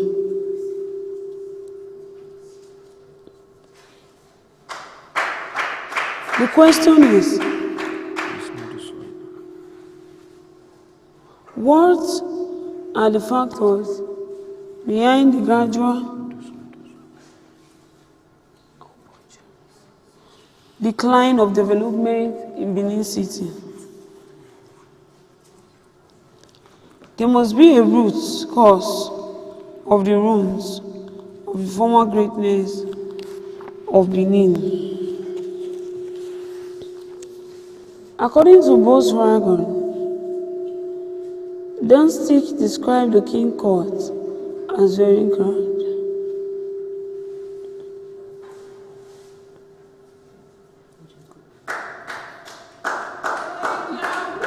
and said that the king owned a number of horses.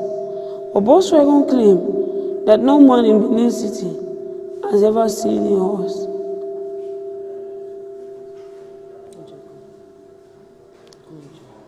But Volkswagen claimed,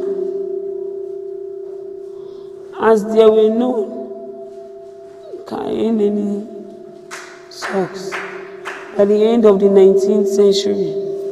Volkswagen 1898, page 9.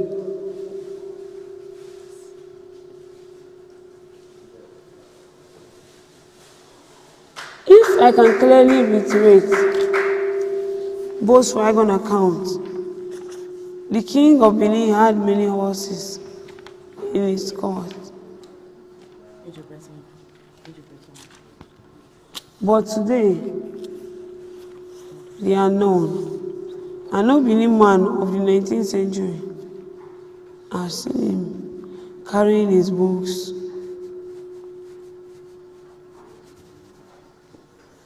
or has ever set his eyes on a horse, or have even heard him once on a horse.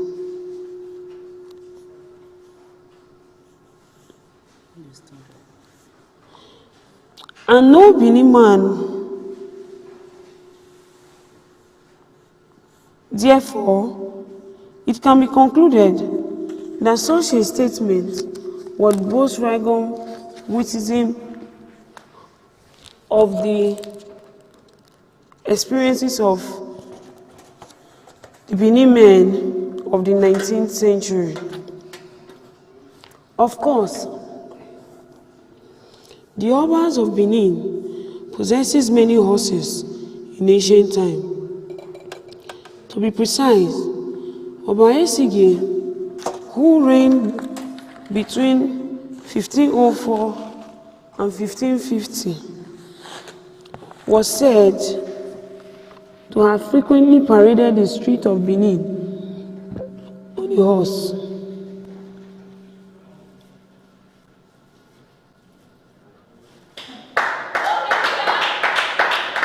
The root cause of gradual decline, to be precise, in development stride in Benin City remains undefined. According to the description of Volkswagen, the Benin Kingdom, that was once a city of admiration among European visitors, began to collapse.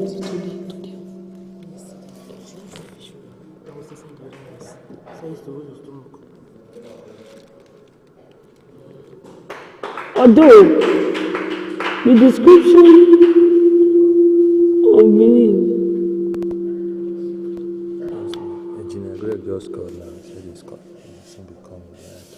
the description of Benin by the Dutchman seemed to be more accurate than Volkswagen's own account. Volkswagen also stated that the king of Benin once had many soldiers.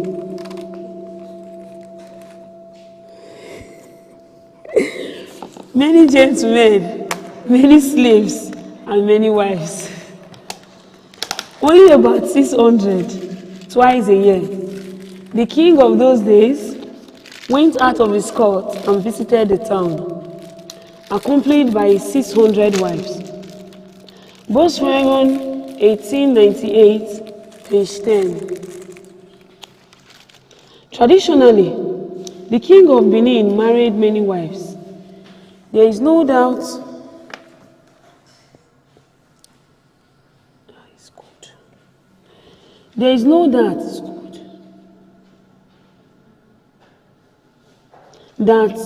but the number of wives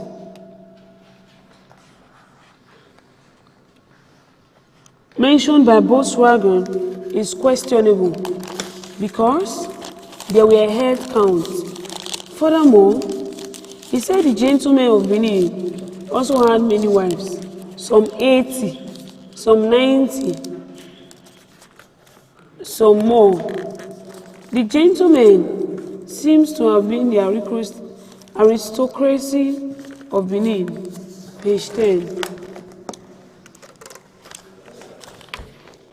They used to come to the Benin court, to the king court, riding on a horse, with some men accompanying them on each side, and other slaves carrying big share to keep the sun off their head. Page 10. If each side of other slaves carrying big shirt, if the gentleman and the king of Benin were engaging in the art of marrying many wives, as stipulated by Volkswagen, that means there were a number of women in the kingdom.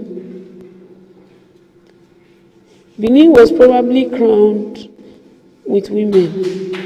Some of Volkswagen's description of Benin and the people are therefore doubtful. The laboring of West Africans. Benin is an ancient city that have existed as an organized urban community for more than 1,500 years. No tradition exists in its folklore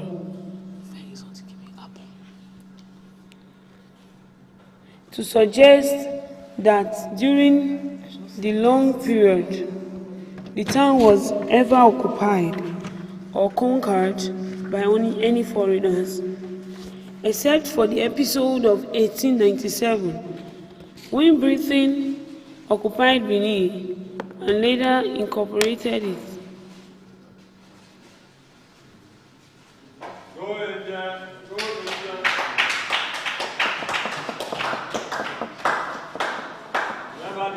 Except for the episode of 1897,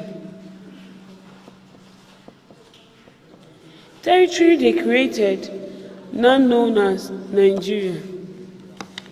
The occupation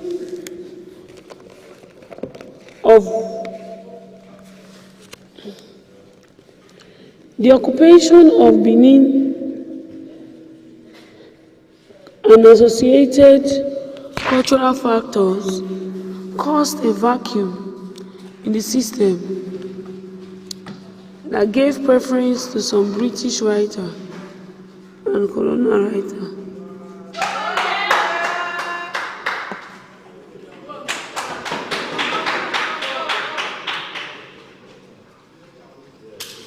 And the colonizers to label the Benin people and all West Africa as a point.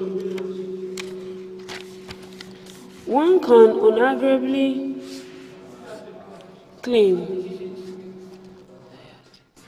that this comment was part of the European pretext for colonization.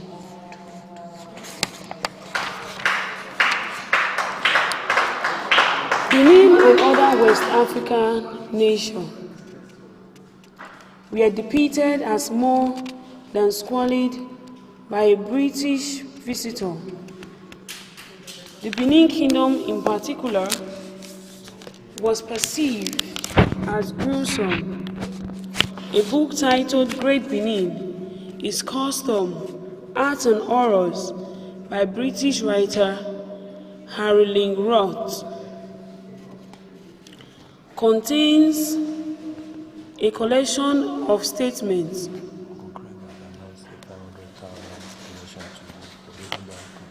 from some Europeans who visited Benin and different African nations before the colonization of Benin. According to one such statement, all the rest of West Africa that I now know is squalid. Squalor is just the one idea that strikes one. Believe in the old days, we are more than squalid. It was gruesome.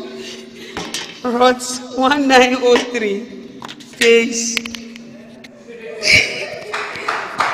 7.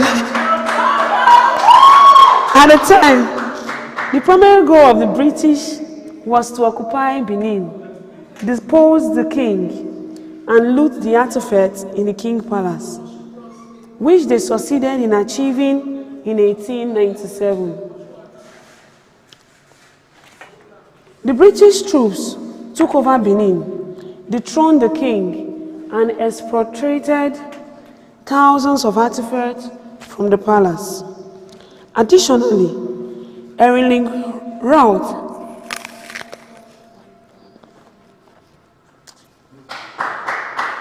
who imposed his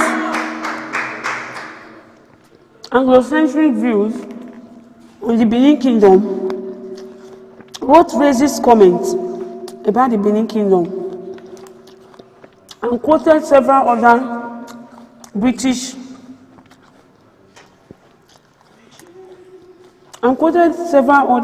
commentators who spoke about how they perceived the position of the Oba of Benin.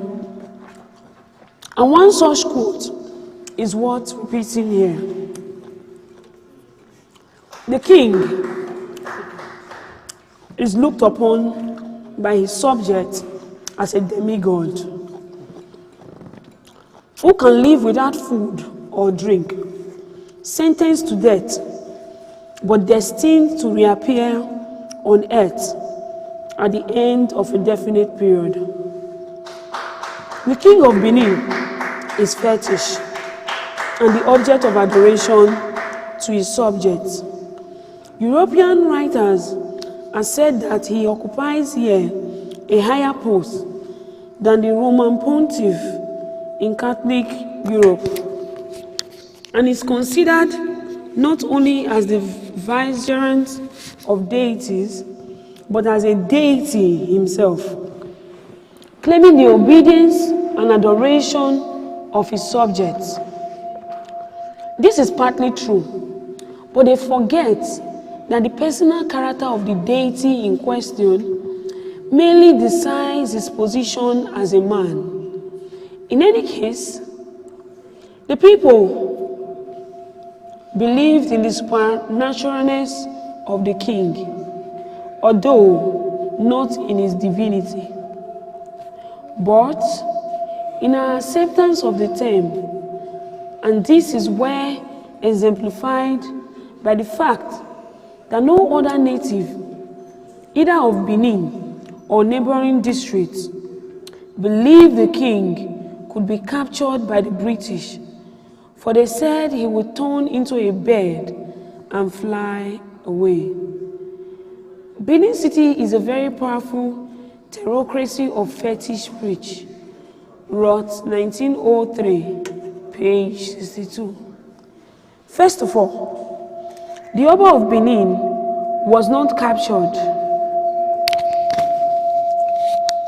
but voluntarily surrendered himself to the British expeditionary officers. During the punitive expedition, the description of Benin by the British colonies is a conglomeration of both the reality of people perception at the time about the Oba of Benin and British ethnocentric or Anglo-centric views of Benin. Although it sounds like an illusion to some people now, it was how the Benin people were perceived by some outsiders, including Europeans. This type of statements, as well as others from the Europeans at the time, can be cited as the root of the ongoing racial discrimination that is prevalent in our world today. European visitors and writers periodically judged the knowledge system of Africans as impious. These writers subjectively used their ethnocentric and racist view as a tool to subjugate Africans during that period. It is clear that the British colonizers undermined the cultural relativism between these continents. Diversities in human experience based on the geographical setting between Europe and Africa.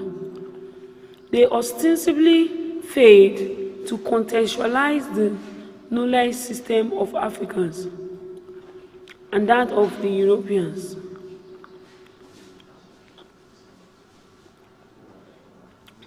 One may question the reason why the British conspicuously choose a squalid, fetish, and gruesome nation as a destination of trade and introduce their treaty system that encompassed a trade agreement with the King of Benin to sign. The description and misconception of African by early European writers and visitors contributed to the emergence of Western colonization. One can unarguably apply and assert that the paradox of race and racism in modern times may have accompanied from that time.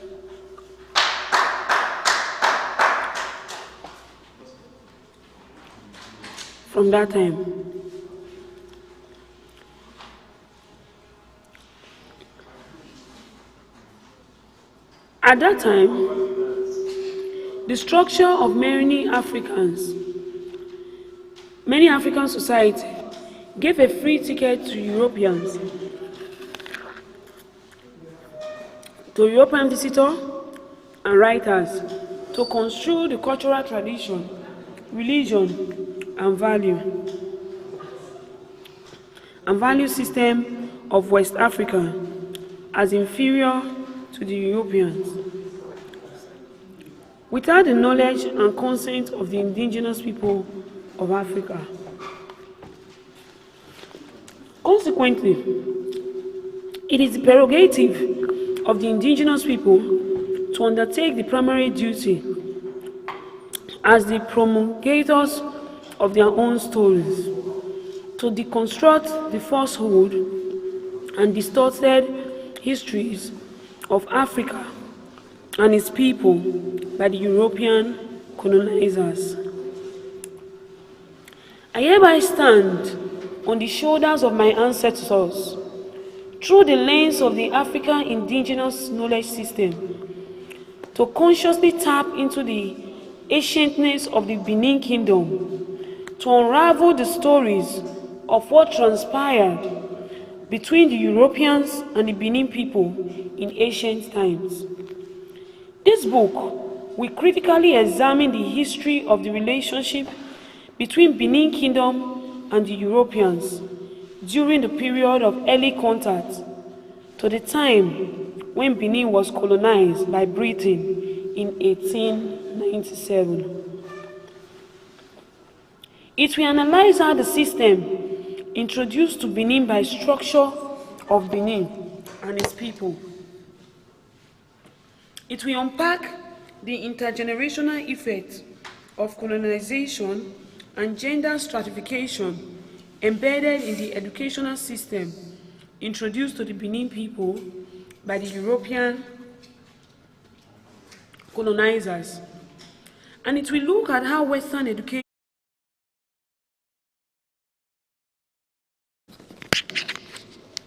historical record shows that patriarchal ideologies and practices predate the advent of the Europeans to Benin.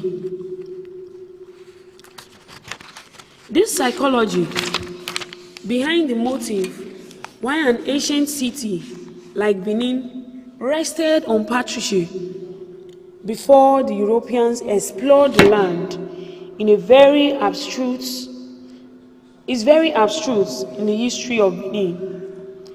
The ambiguity surrounding the argument about the role of women in ancient and modern times in Benin will also be critically examined. Check your understanding.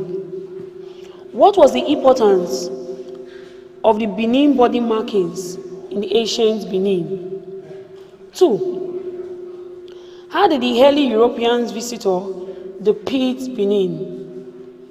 3. Which European country discovered Benin? 4. Explain why the description of Benin nation by the Dutch and Portuguese visitors differs from how the British perceived the Benin people in the 19th century. Chapter 4. The advent of the Europeans in the Benin Kingdom in the 15th century. The Portuguese as the first Europeans to visit Benin. In 1469, King Afonso V of Portugal contracted Fernão Gomes to discover 100 leagues of coast every year for 5 consecutive years, starting from Sierra Leone. In early 1471, Gomez and some of the men he employed had sailed to Sir George de Mina, and in the 5th year of the contract, in 1474, they had discovered the coast of Benin and other regions. Read-A-Thon is recorded as the first Portuguese explorer to visit Benin around 1472, page 4. At that time, Oboyewari the Great was the king of Benin, although no meaningful relationship was established between Oboyewari and the Portuguese at that time. Historical records have it that Oba Ozolua, a son of Oboyewari, received the second set of the Portuguese visitors in the Benin Kingdom around 1485. ICN 2017, page 2. In the mid-1480s, the land of Benin was discovered beyond the mines.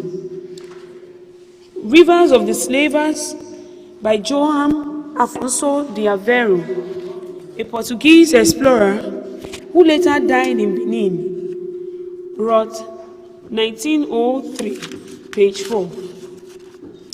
History has it that the first wave of European visitors to the Benin Kingdom came in the late 15th century, with the Portuguese being the first to arrive during the reign of Oboyewari.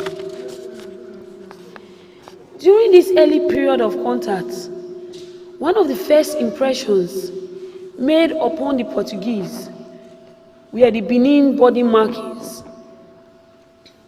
The Portuguese, acknowledging the uniqueness of the people of Benin and the kingdom's societal structure, according to Roth, the people of Benin had frados marked with iron in the eyebrow, and this sign no other Negro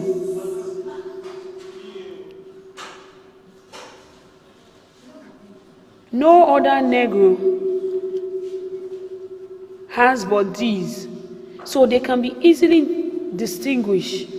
Roth 1903, page 6.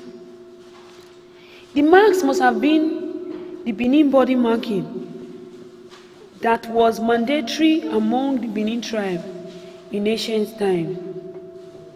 The earliest group of European explorers saw Benin as a well-organized society and his people as intrinsically complex and firm in their decisions. The relationship between the Portuguese and the Benin people became more cordial and elaborate during the reign of Oba Ozolwa, son and successor Oba Esige, who ruled the kingdom between 1504 and 1550. Today in Benin, Oba Esige is popularly depicted as a king who received and established a mutual relationship between the Portuguese and the Benin Kingdom during the period of early contact.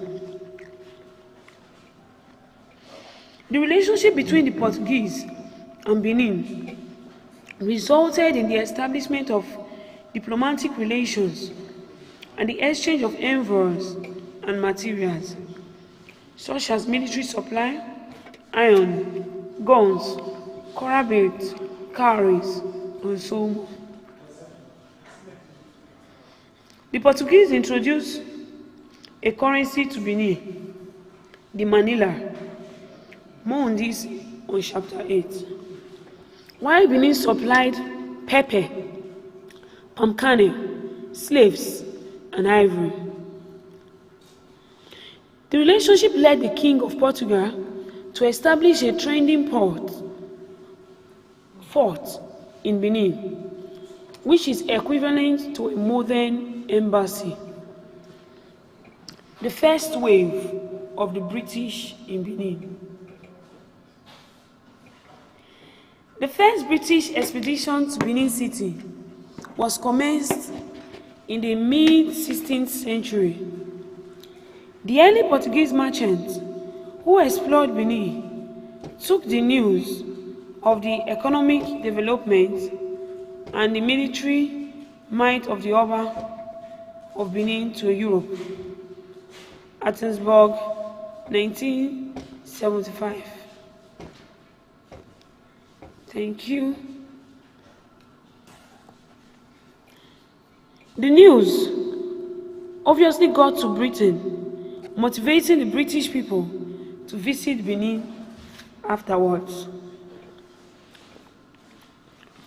In 1553, two ships and a pinnace from Bristol, under the command of two captains, Thomas Wyndham and Antonio Anes Pintado, embarked on the journey to Benin City. Volkswagen 1898, page 2.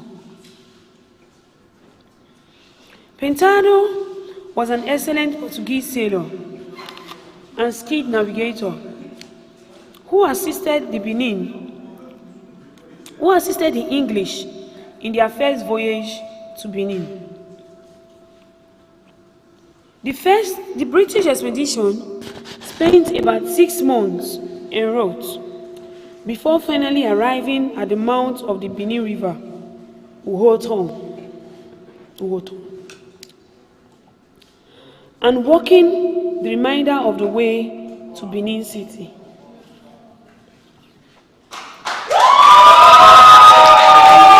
Captain Pintado, together with an English gentleman named Nicholas Lambert and other merchants, were directed to the King Court, 10 leagues from the river.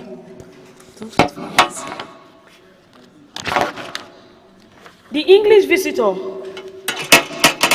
had a most friendly reception from the Oba of Benin, who spoke to them in Portuguese.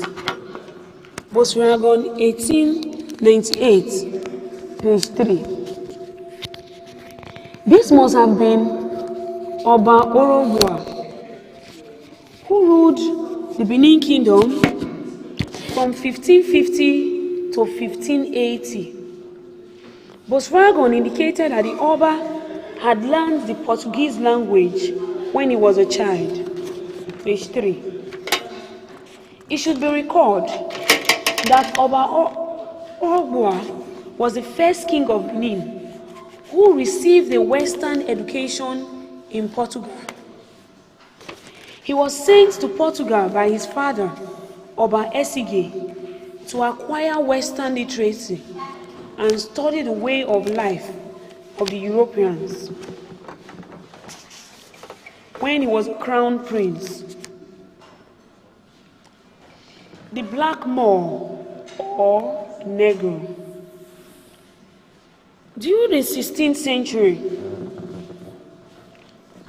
when the English trader visited Benin, black Africans were called Black Moors or Negroes by the Europeans. Volkswagen 1898, page 3. After the king of Benin discovered that the British had come for the purpose of trade, he did not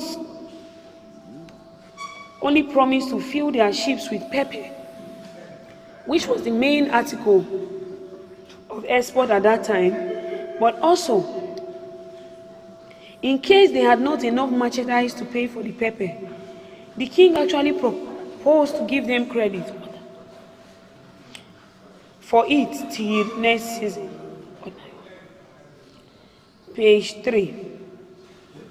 The early visitor to Benin greatly expressed their gratitude over the hospitality and receptive attitude of the Benin king and his people.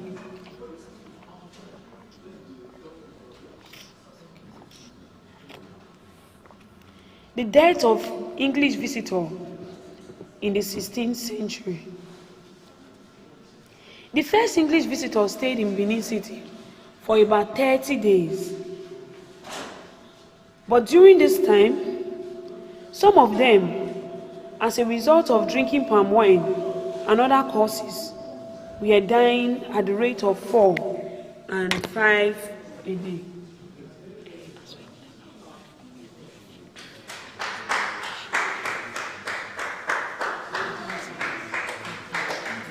According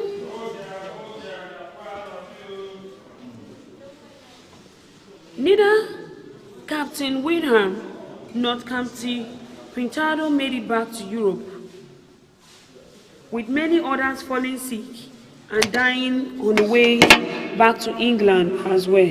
Page 4. According to Volkswagen, the unfortunate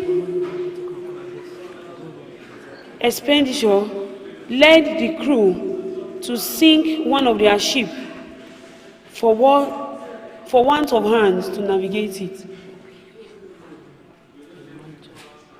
They eventually returned to England with scarcely 40 out of the original 140 able-bodied men who had started in it.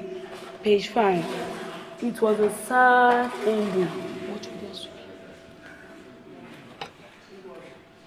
What was probably the second group of British traders to Benin met Oba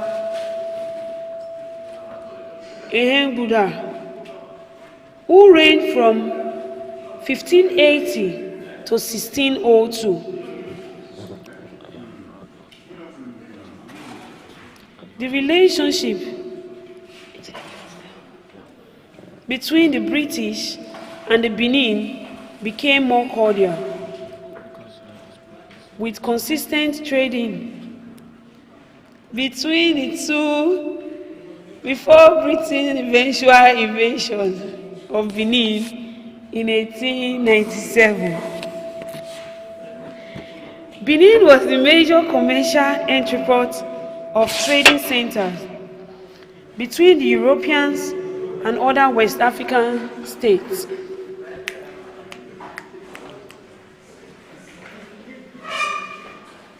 On the Guinea coast. However, the relationship between Britain and the Benin Kingdom turned sour in the late 19th century as the British came with their colonial agenda.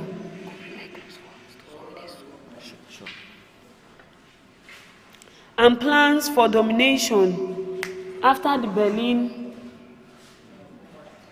Conference, also known as the Congo Conference of West African Conference.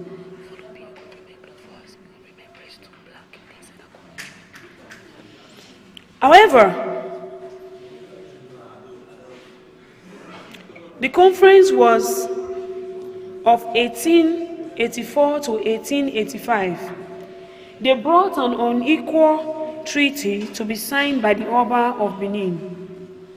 That and other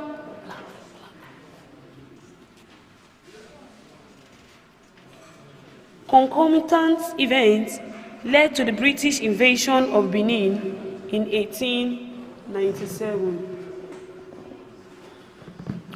Oba Ozolwa and the Portuguese. The first wave of Europeans met Oba Eware on the throne during the late 1400s. But Oba Ozolwa, a son of Oba Eware, reportedly consolidated ties and established a mutual relationship with the Portuguese explorer in Benin around 1485. During his reign, the Oloko priest, Oloko is the name of a deity in Benin, who was the Enogie or Duke of Guato, an ancient Benin village, was the first Benin ambassador to Europe, traveling to Portugal in the year 1485.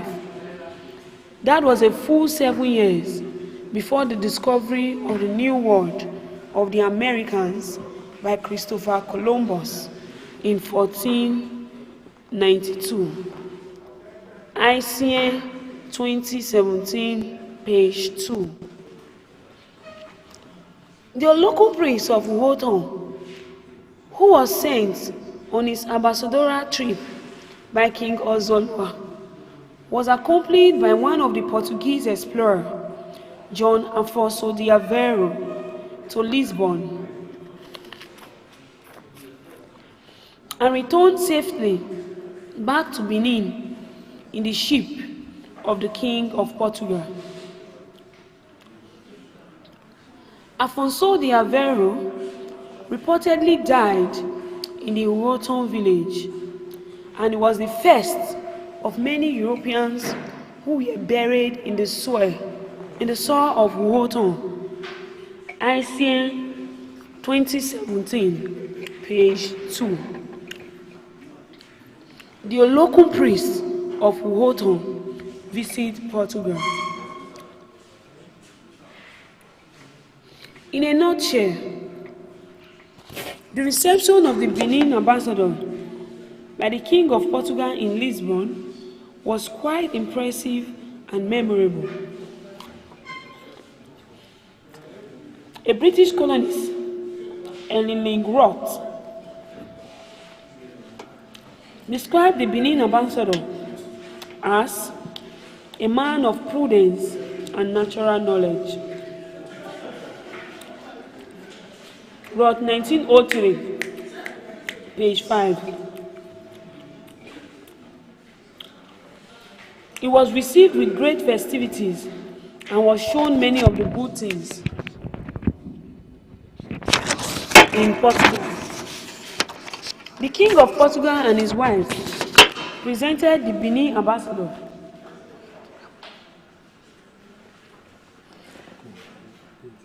with the rich dresses and sent to the same time to the King of Benin a rich present of things, which they thought the king would greatly benefit from. Page 5. They also sent holy and Catholic advice with entreaties for the people of Benin to embrace the Christian faith, and great censures for the heresies and great idolatries and fetisceries page 5.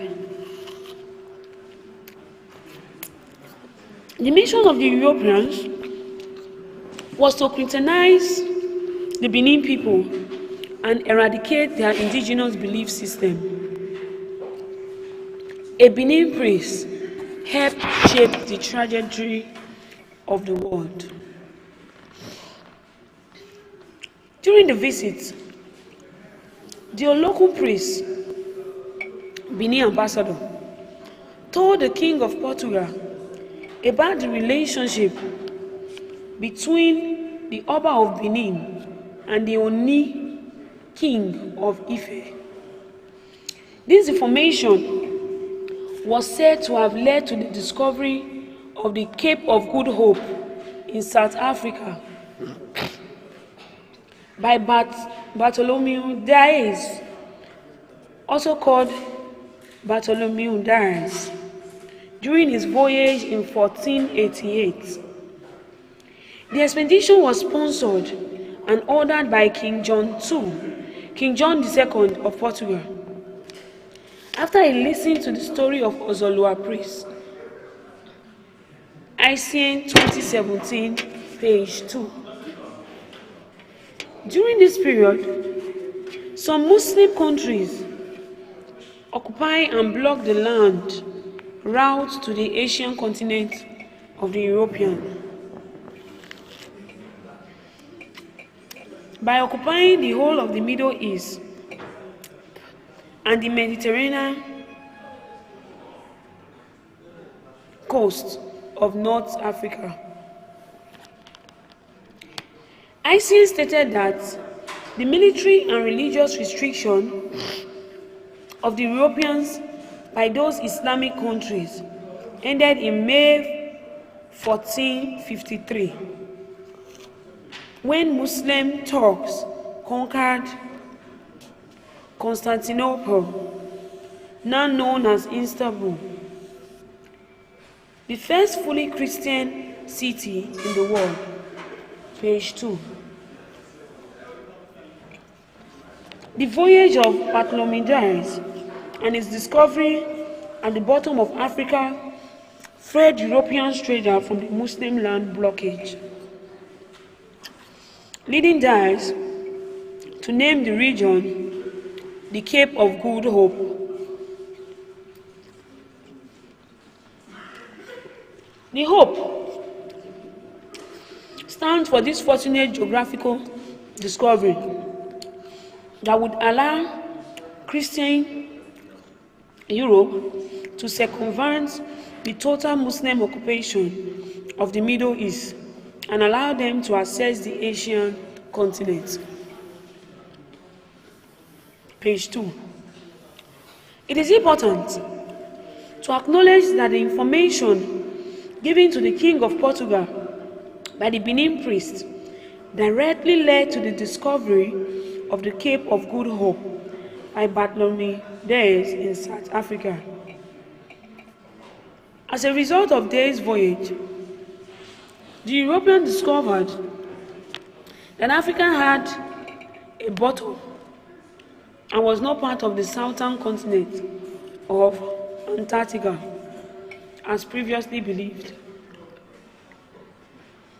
As a result of that discovery, Europeans started to sail around the bottom of African continent to the Indian Ocean to reach the known world of India, China, and the rest of the Far East.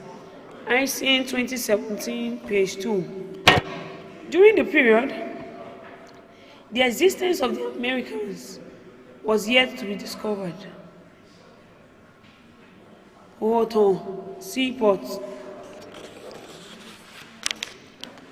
The Benin Kingdom, through the trip of the priest of Read-A-Thon to Europe, was able to shape the trajectory of world history.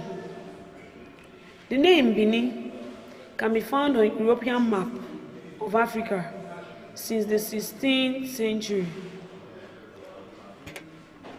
From that time on, the kingdom became an important trading partner with European traders.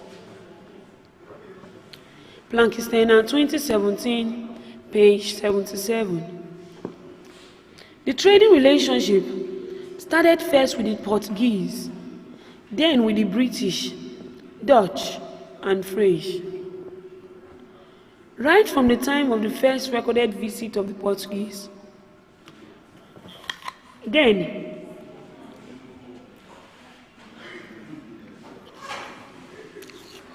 with the British, Dutch, and French.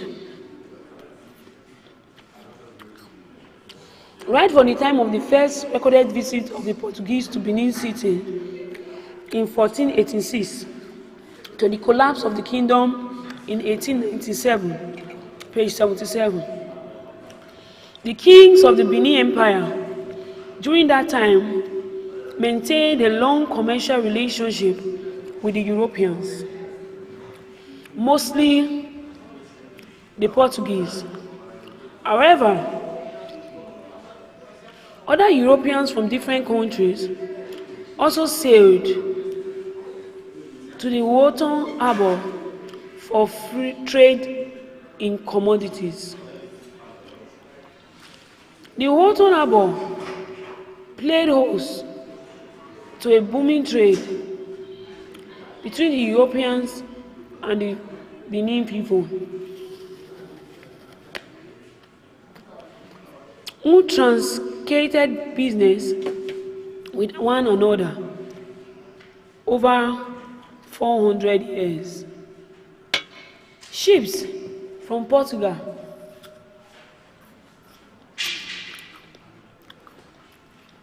and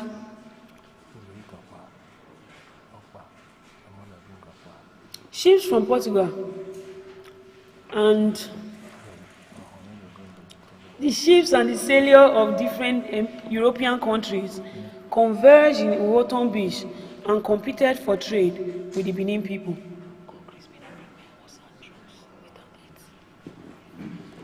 The Europeans rode on horses from Riemen to Benin. The Riemen seaport played a significant role in shaping the relationship between the Europeans and the Benin. The seaport was the major entry port of the Europeans to Benin.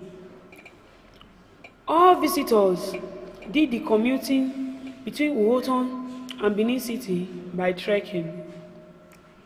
But the Oba would sometimes send 2 horses and a hammock, a contraption like a stretcher, to Riemen to transport some European traders to Benin. Upon arrival in the city, the visitor would pay a courtesy visit to the Oba, present gifts and felicitations, expression of good wishes or congratulations from his own European monarch, and then ask for permission to trade in the Benin territory. Riemen, the beach where the heavenly beings depart for home.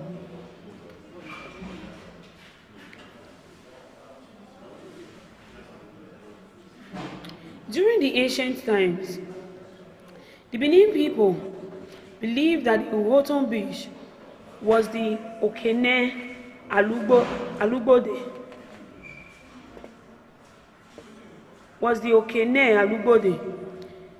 ne Riemen la Yowa, which translates to Alugbode Beach is a city where the heavenly being departs for home. Eke. The Europeans explored the Benin Kingdom through Riemen and departed home across the sea. At the end of their trading activities, ICN 2017, page 10.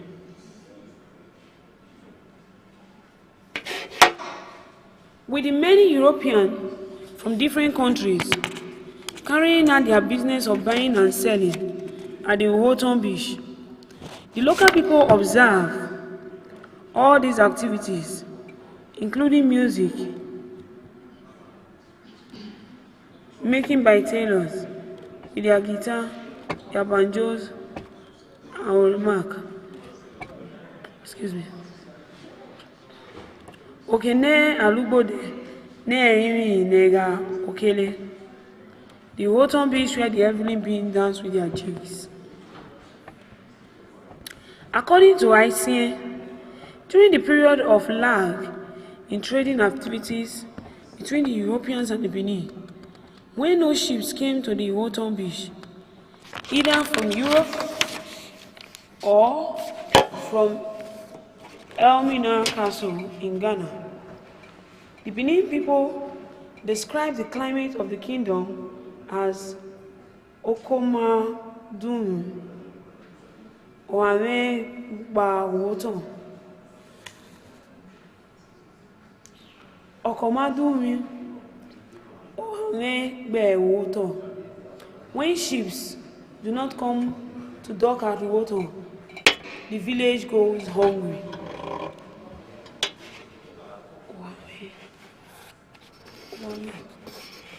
Trading between the Benin people and the Europeans. The Benin people relied on the Europeans for the supply of goods. The Europeans benefited from the agricultural products and other materials from the Benin Kingdom. During those periods, the Benin Empire was also one of the centers of business transactions in West Africa. The goods supplied by Benin were ordinarily pepper and ivory. Then, cotton and the fine reflux textile, beads, known as cowries, produced in the hinterland, as well as redwood, rubber, and palm oil.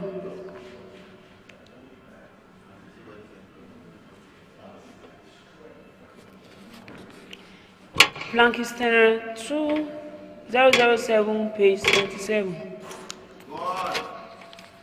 From the 16th century until the time the transatlantic slave trade, also called the Atlantic slave trade or the Euro-American slave trade, was abolished at the beginning of the 19th century. Slaves were important goods in this exchange. Regulated and controlled by many West African kings. Page 77. Although the King of Benin did not fully partake in the transatlantic trade of slaves with the Europeans,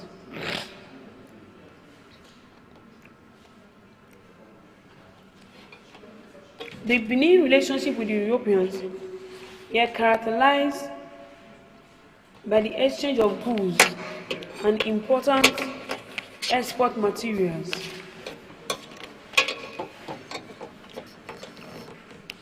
During the initial stage, the European traders were exchanging goods mainly for copper, brass, manillas, and current shares from the Maldives.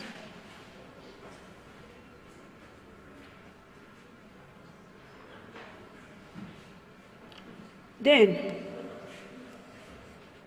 during the initial stage, the European traders were exchanging goods mainly for copper, brass, manila, and cowrie shares from the Maldives.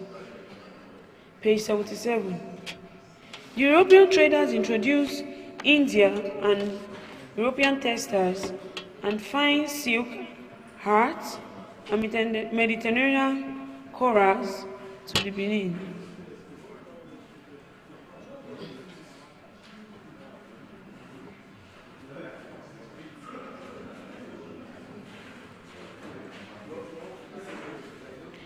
During the course of history, firearms, iron, tobacco, and metal was also brought to Benin by the Europeans.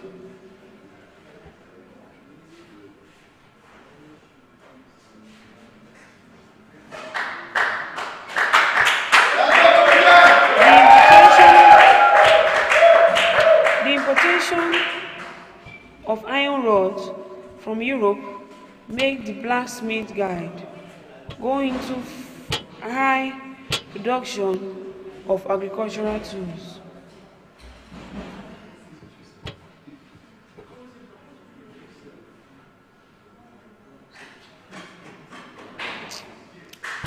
As well as guns, bows, and arrows for martial applications.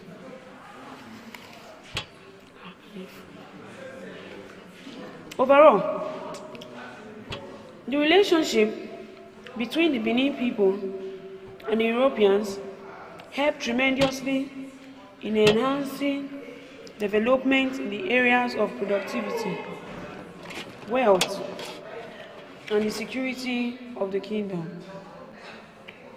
The issue as to how far the importation went.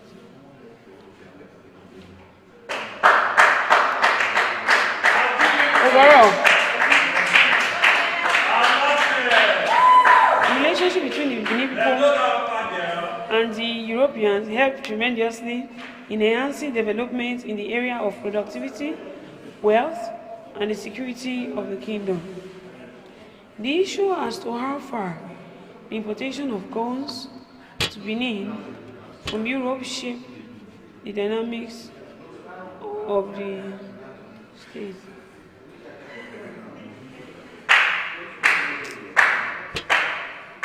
Europe shaped the dynamics of the nation warfare during this period will be extensively discussed in the history of Obaesige in the next chapter. Check your understanding.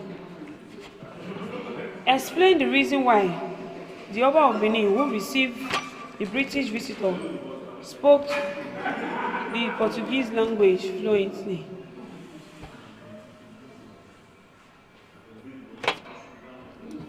What was the experience of the British visitor, and why did the Portuguese person accompany me to him?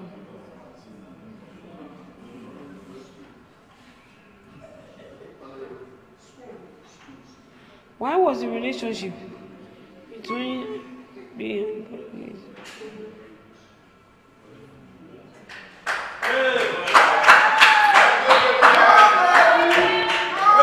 How did a Benin priest help shape the trajectory of the world?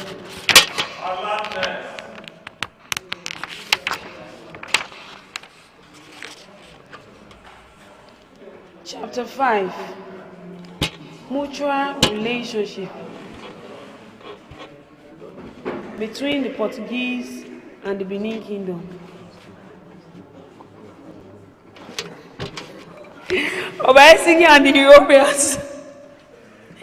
The people of Benin held their king in very high esteem. The Oba is deemed to be a human representation of God on earth. The Benin people refer to their king as a semi-divine creator, the God they can physically see. Obaesige, the son of Oba Ozolwa, who reigned between 1504 and 1550, had the most elaborate and recorded relationship with the Portuguese during the period of early contact with the European explorers. He was the first Benin king to accept Christianity and also the first king to speak the Portuguese language fluently. During the reign of Obaesige, the kingship reached the peak of his grandeur. Obaesige sometimes rode on a horse, accompanied by a retinue of chiefs, drummers, dancers, and a live leopard, parading the main streets of Benin to demonstrate to the people his total control over the land. WIFO 2014, page 11.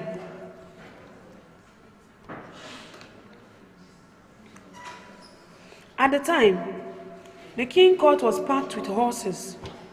Historically,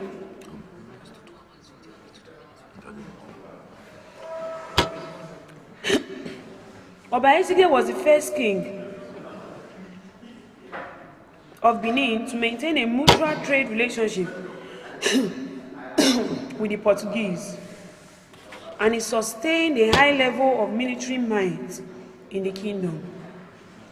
The development in Benin led the early Portuguese trader to take the news of the king's military powers and civilization to Europe, which motivated the British people to explore the kingdom in the mid-16th century.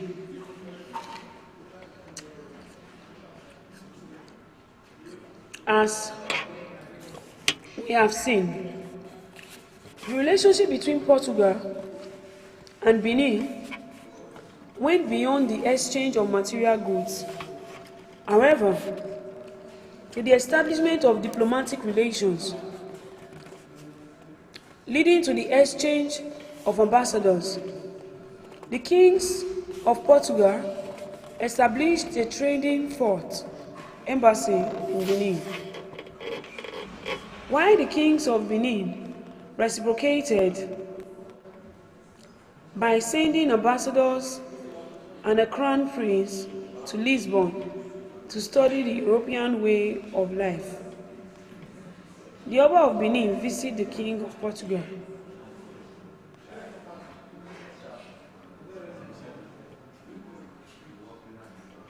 In the interest of maintaining a good relationship between Benin and Portugal, Obaesige visited Lisbon in 1514, Rider 69, page 45.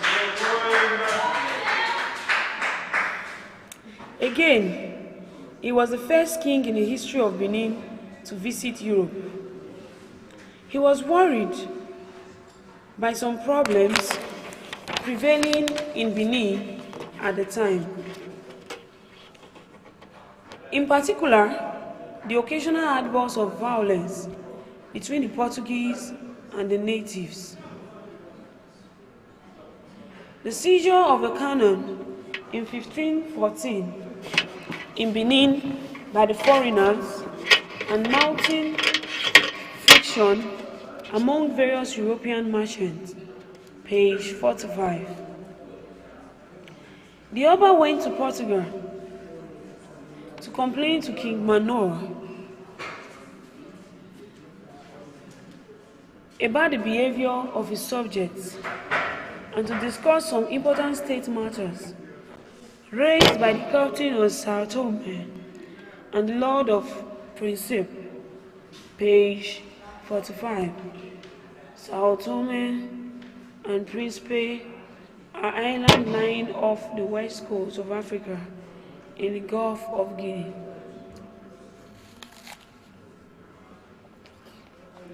Another reason for Obaesige's trip was most likely to enable him to request firearms and cannons from the King of Portugal for the purpose of defending his nation against external threats. However, during that period, there was a law enforced by the Pope in Rome that forbade the sales of firearms by European nations to non-Christian nations. ICN 2017.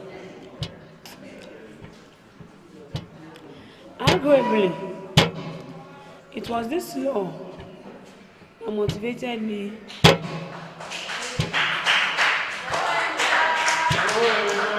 It was this law that motivated the Benin monarch to embrace Christianity so he might receive weapons that would help him maintain power and defend his kingdom. At the time of first contact with the Europeans, the people of Benin rejected Christianity. At the time of first contact with the Europeans, the people of Benin rejected Christianity, which they believed was alien and imported to their land by the European missionaries. But Oba Esige may have taken an interest in the alien religion because of the need to have access to sophisticated firearms. Of a Portuguese resident in Benin, GWR,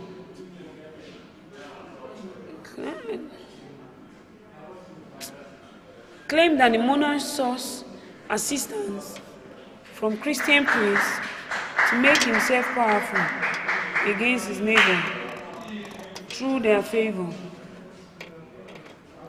rather than a genuine desire for baptism. Read-A, 1969, page 46. According to this view, Oba Esige sought firearms from the Portuguese with little genuine interest in embracing Christianity.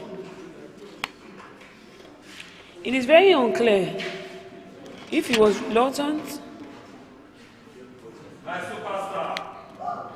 to adopt the alien religion or not. Nevertheless, during the course of the king's relationship with the Portuguese, Christianity became deeply rooted in Esige policies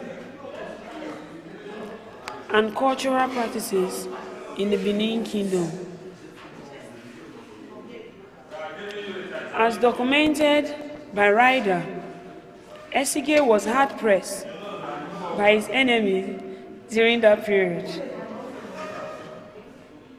His clear intent was to obtain firearms that would give him a high military superiority over his adversaries in time of conflict.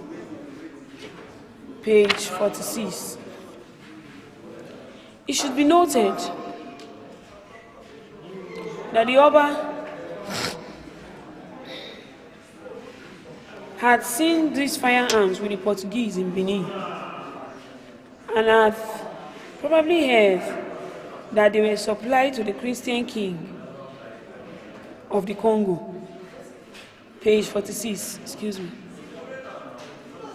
Of course, the king of Benin understood the relevance of this firearm during warfare.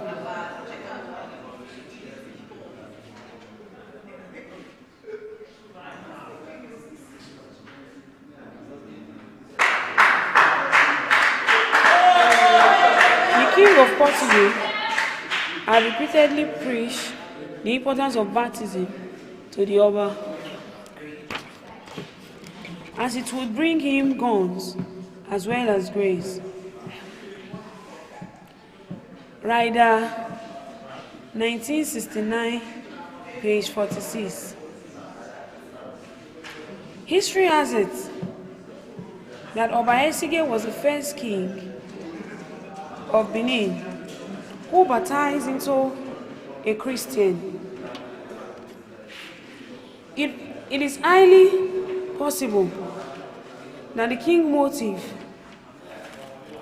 in embracing the Christian religion was to confirm the declaration of the King of Portugal requested native to be baptized before being allowed to possess guns.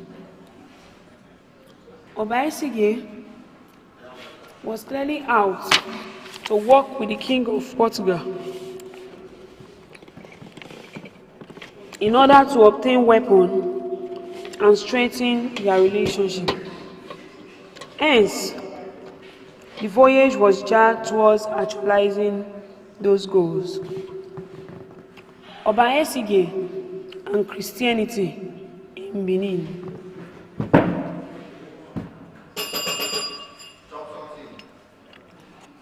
A portrait of Oba Esige, a Christian king. Image courtesy of Ebonwo Cultural Center, Benin City.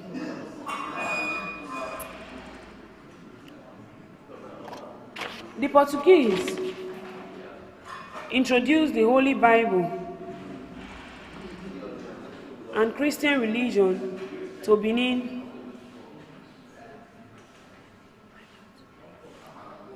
about 500 years ago.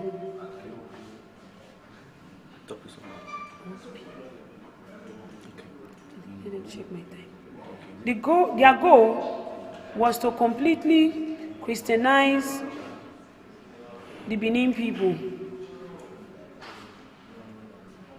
Christianity predated Islam in Benin by over 400 years.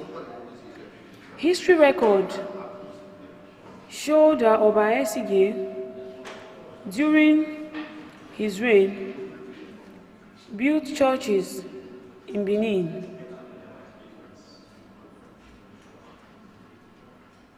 And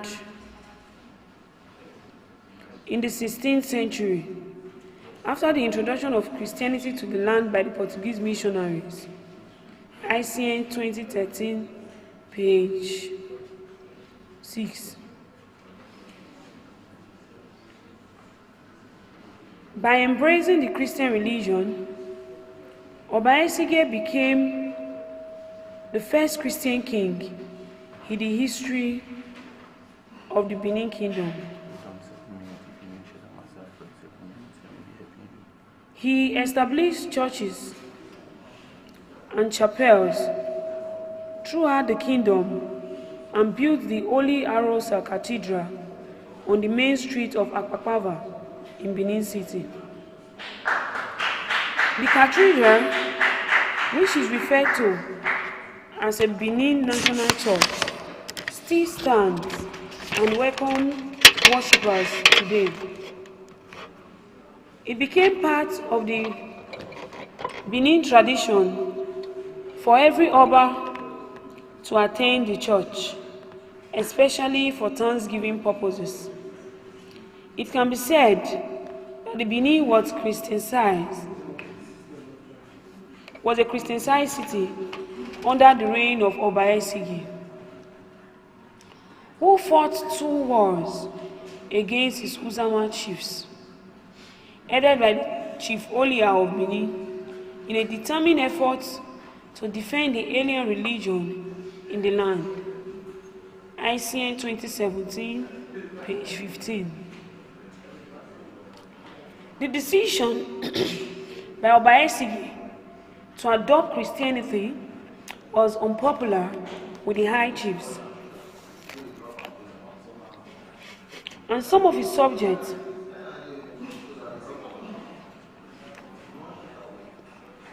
who raised serious questions about his conversion. Their position was based on the fact that the King Christian faith was contradicting the competing with the tradition of the land. After his baptism, Oba Esige administrative system and proclamations became deeply rooted in Christian doctrines and the European ways of life. The majority of his people, especially the chiefs, were unimpressed with the manner in which the king imposed Christianity on them. His policies was geared towards Christianizing the Benin people and establishing certain institutions in the kingdom. Western literacy. Unlike the indigenous religion tradition of the Benin Kingdom, Christianity is a literate religion, requiring both reading and writing. And Western literacy was pivotal in understanding and studying the Bible in Benin City during its early implementation. Traditional medium was of communication.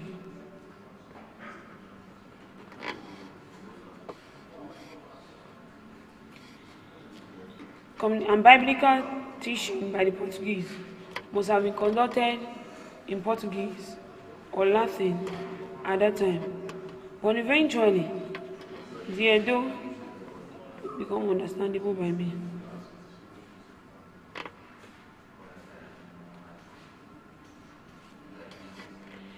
The Edo language was also converted into written form. ICA 2017, page 18. The shrine of gods, where wisdom is taught. This church was founded in 1946 by Oba Akenzua II on a 450-year-old site of the Roman Catholic Cathedral, built by the Portuguese during the reign of Oba Esige in the 16th century. Image courtesy of Holy Arosa Cathedral. The Portuguese knew that Christianity could not thrive in a non-literate society. Therefore, it was imperative to set up a school or seminary in conjunction with the chapel they established in Ogbelaka quarters in Benin City. The chapel is now known as Arosa Newe, which means the shrine of God, where wisdom is taught. ICN 2013, page 30.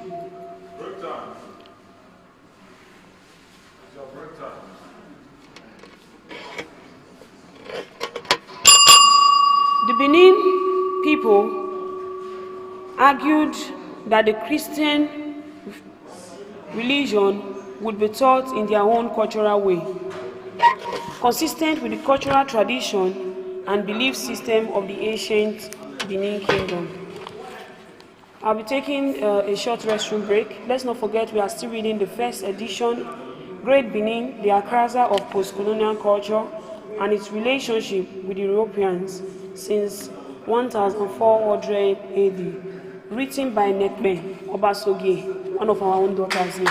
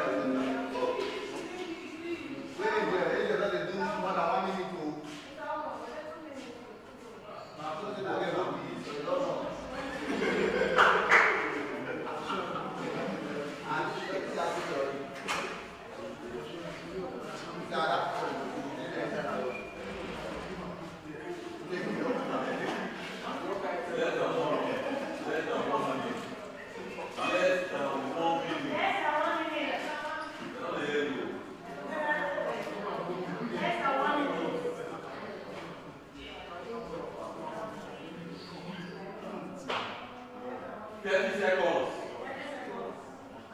30 seconds. Move. 30 seconds. 20.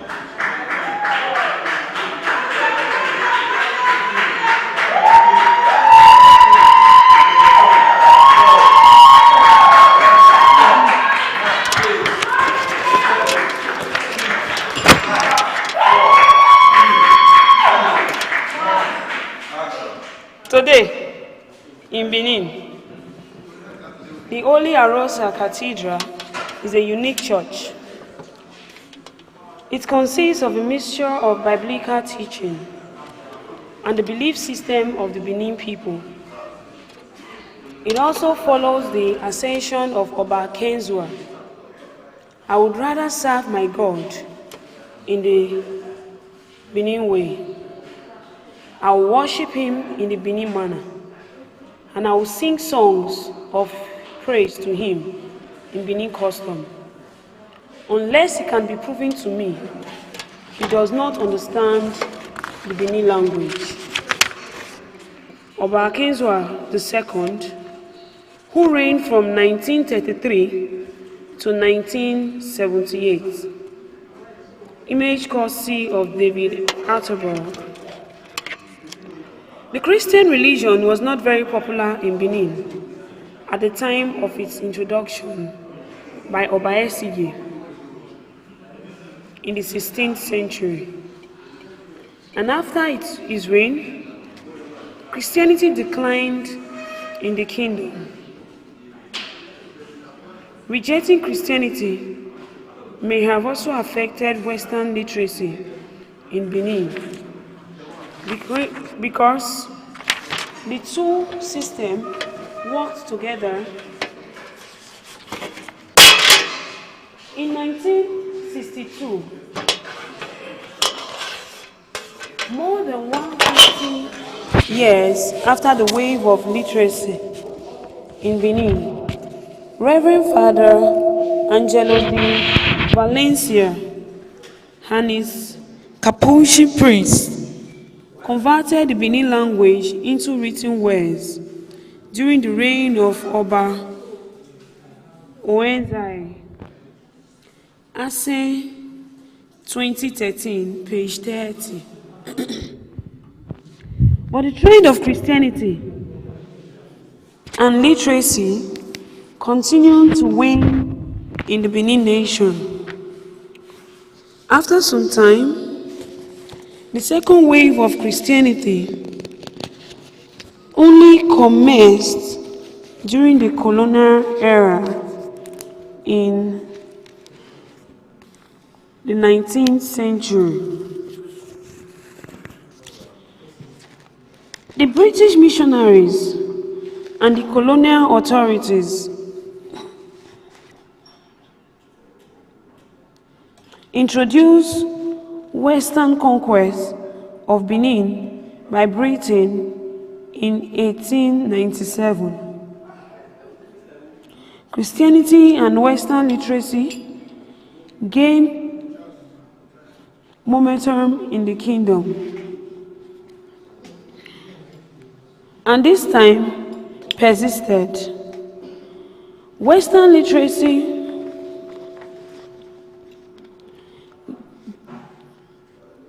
Christian religion and some cultural tradition of the Benin people underwent drastic reforms.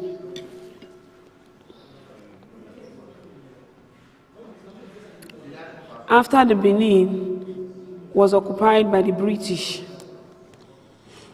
the guide and bronze casting in Benin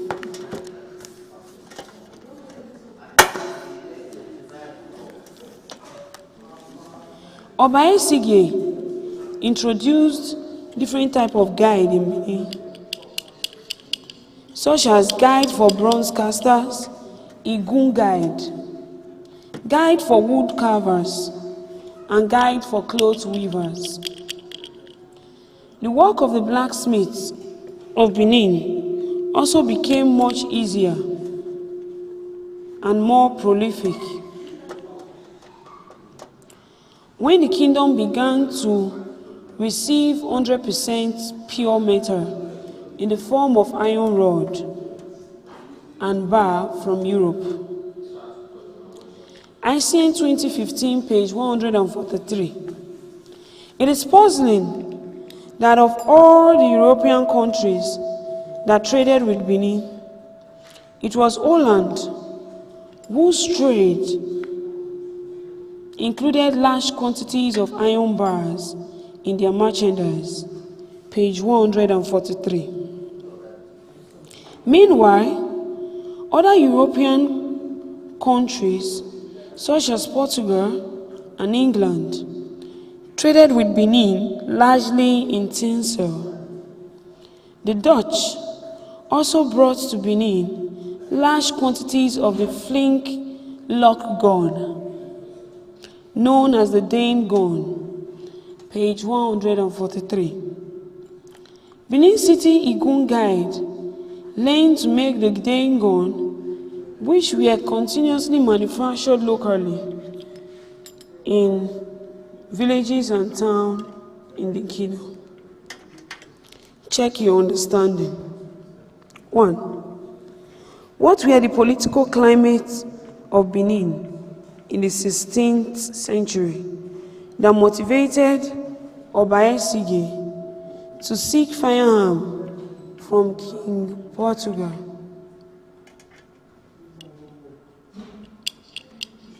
Why did the Benin chiefs reject Christianity in Benin during the reign of Oba Esige?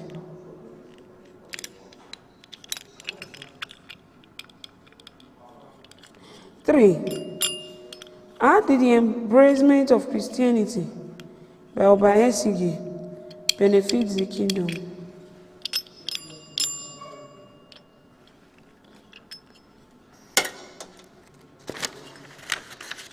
Chapter 6. Benin Kingdom undergoes reform during the reign of Oba Esige. The era of reform, the Queen Mother, Ioba.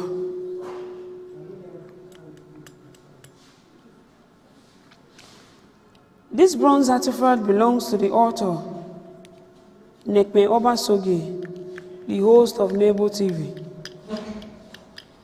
During the reign of Oba Esige, 1504 to 1550, some of the kingdom monarchical administrative policies underwent sweeping reformations.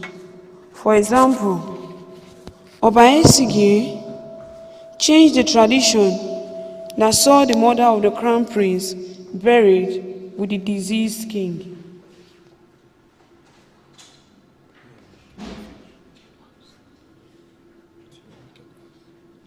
The practice in Benin before the reign of Oba Esige in the 16th century stipulated that the mother of the crown prince must not witness the coronation of her son, and that she should be killed before his coronation ceremony. This tradition was justified on the belief that the Yoba, which is the Queen Mother, would exercise the same power and authority as the king himself, and that the Benin people were not ready to indulge in a situation where they will be serving two rulers, an Oba and an Ioba. When Oba Esige father, Oba Ozolua,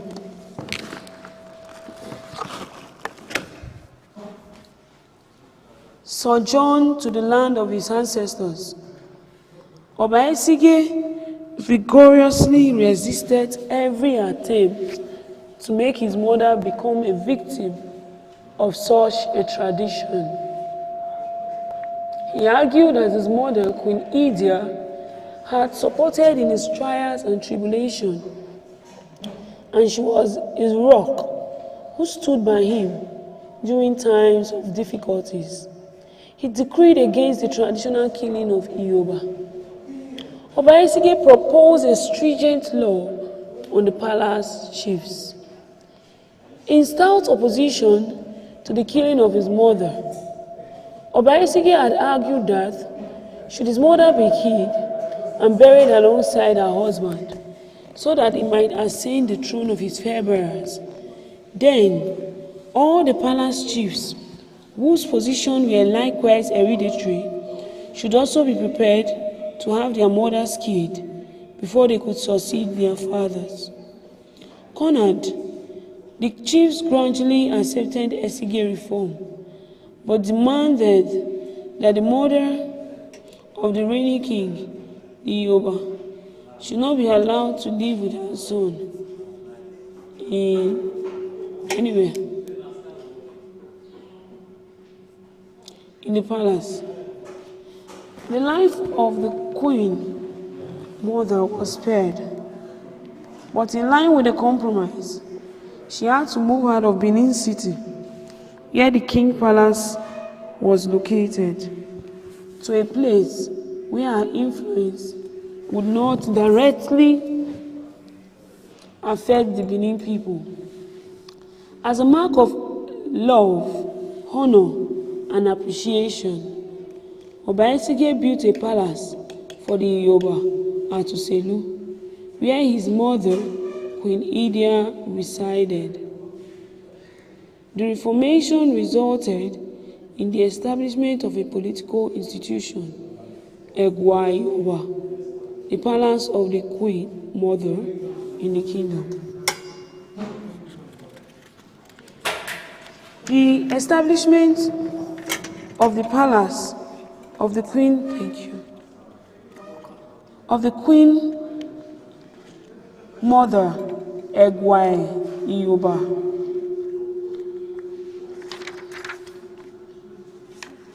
A bronze replica of Queen Idia, photographed courtesy of Ebohon Cultural Center, Benin City. Queen Idia marks.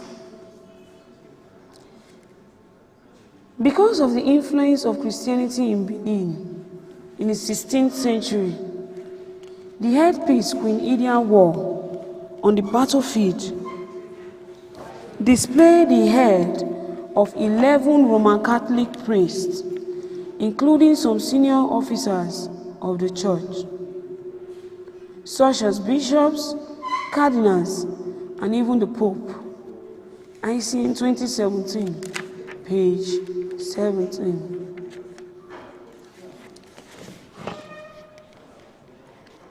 The Benin Ida War.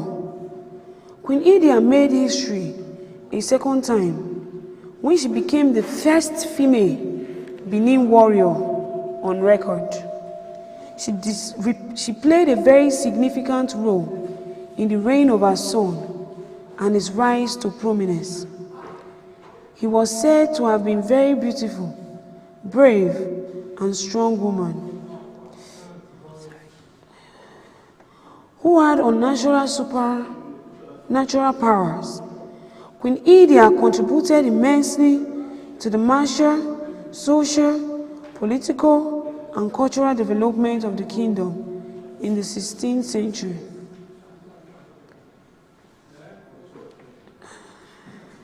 She participated in the Benin Ida War, which took place from 1515 to 1516. In this war,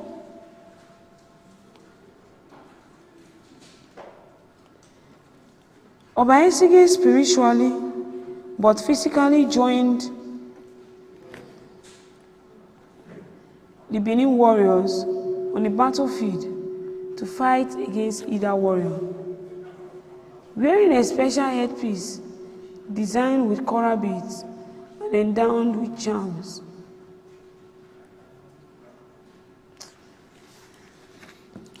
which were decorated with 4 cowries and other occultic materials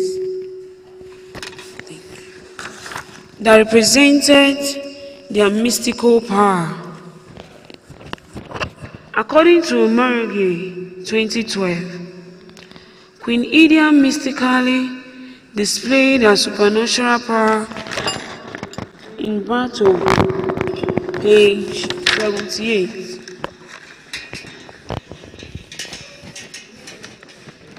In fact, she received much of the credit for the stunning victory of Benin over Ida. As her magical powers and knowledge of the occult were believed to have played a major role in Oba Esige's success in the war. Portuguese soldiers also contributed to the victory of Benin in Benin-Ida War.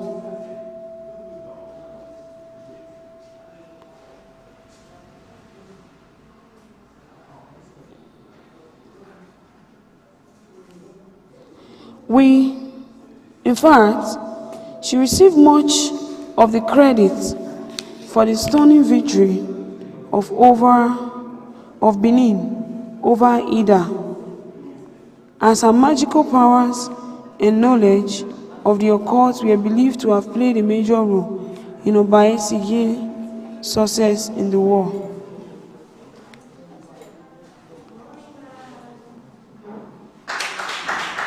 Portuguese soldiers also contributed to the victory of Benin in Queen Ida War. The reigning king of Portugal sent his army and weapons of warfare to Benin to support Oba Esige on the battlefield. The exact date of this was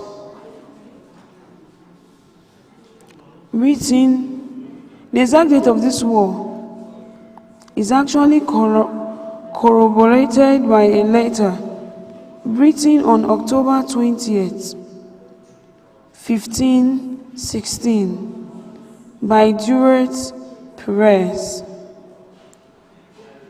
a Portuguese commercial agent.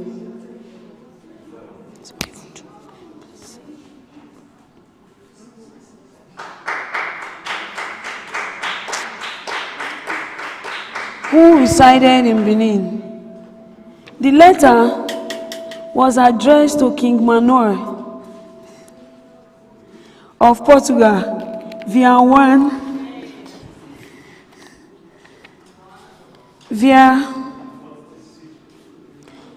Mr. Antonio Carneiro, a Portuguese merchant in Lisbon, to whom King Manuel has granted the monopoly of Benin trade.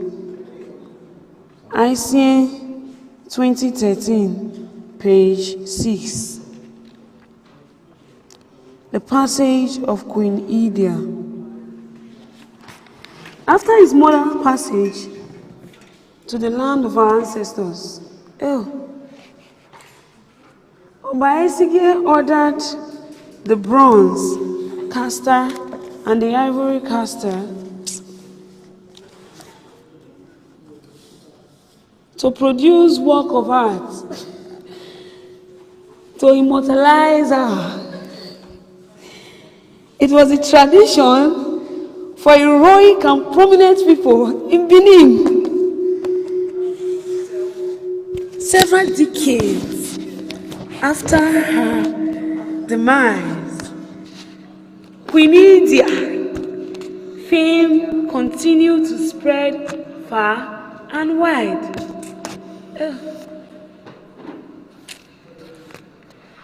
This excellent piece of art, which includes the famous Edea marks, were used to decorate the shrine Oba Esige built in remembrance to his mother, Omoroge 12, page 79. Today, the world-renowned Queen Lydia Marx is the most famous depiction of a royal woman in the West Africa. Ivory Marx faces are displayed in many museums all over the world. The marks has been reproduced and customized into popular pendants, logos, and necklaces.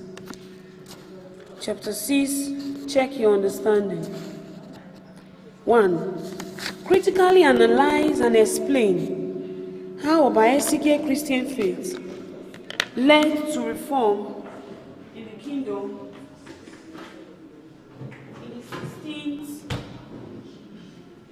in the 16th century.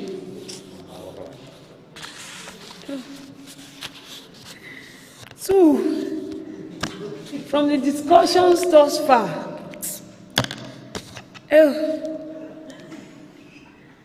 do you think Obaesige reform helped to mitigate female oppression in the kingdom? Why or why not?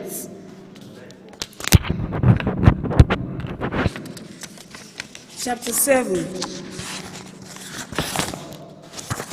The Portuguese introduced Western education to Benin.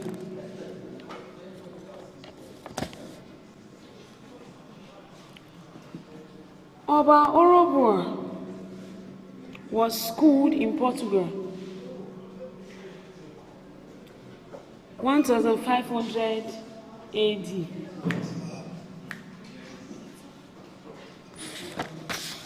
As a way of understanding and replicating the European way of life,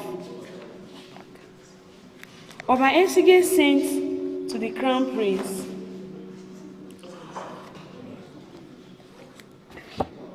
Orobua to be educated in Lisbon in the early 16th century. When Orobua arrived in Portugal, he went to school. He was trained to become a Catholic priest, and he was heavily influenced by the Christian religion after being exposed to Western education and Christianity. ICN 2015, page 177. In the course of history, Orobua exposure to two worldviews, the belief system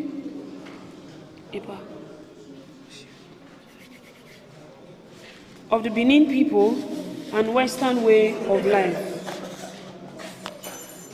impacted his administrative system and diplomacy in Benin. Controversies behind Oba Orobua Christian faith in Benin. Oba Orobua was recorded as the first king of Benin to obtain Western education. He also learned how to sail while in Lisbon and became the first and only sailor king in the Chronicles of the Benin Kings. He returned from Europe to Benin to take over the mantle of leadership after his father sojourned to the land of his ancestors. But his strong Christian belief conflicted with his role as Oba. The throne of Benin placed emphasis on the cultural and traditional belief of the land. But due to Oba Orobua's high level of exposure and assimilation to European way of life, he wanted to maintain his Christian faith as king.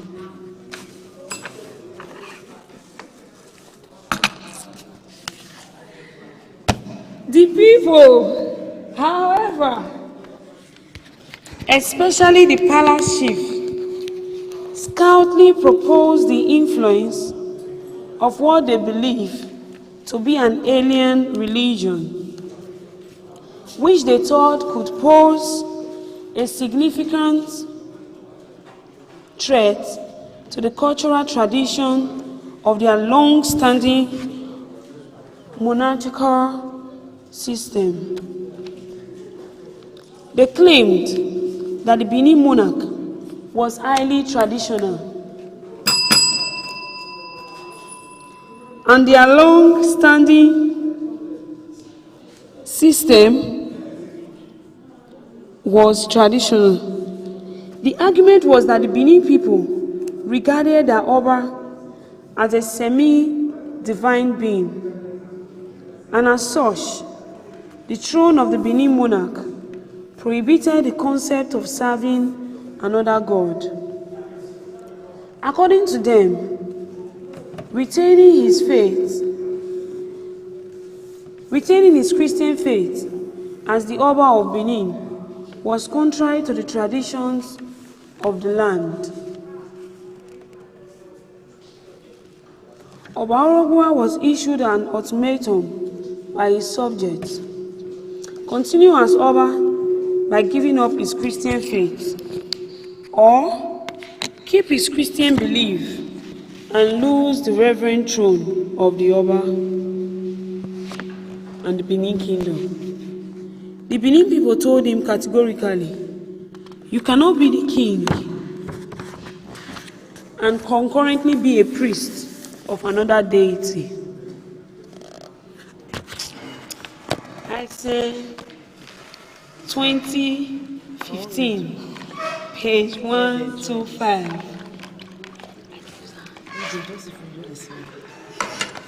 Thus, Orogua chose to become the Oba of Benin and take up his father's throne in 1550 AD, relinquishing his priestly duties to some Portuguese priests and the native clergy, whom the priest has trained as catchments, page 125.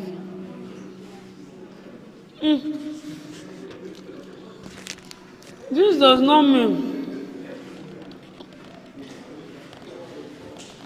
that he totally gave up on Christian faith, but it was necessary for him to respect and preserve the tradition and customary belief of the Benin kingdom in his role as their king.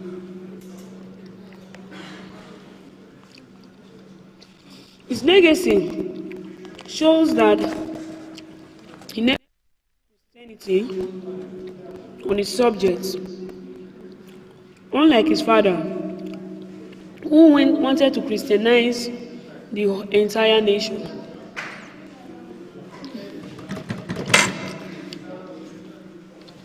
Orogua reform, the queens and the perpetual penance.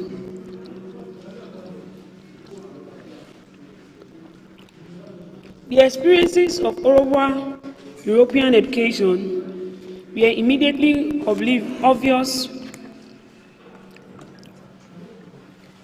when he became the king of the land. A considerable period of time had elapsed between the demise of his father and when he finally arrived home in Benin.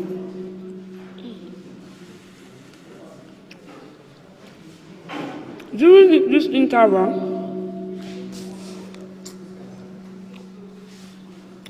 the women in the royal harem, his father's wives, had dispersed to their various homes and villages of origin, and began to cohabit with other men.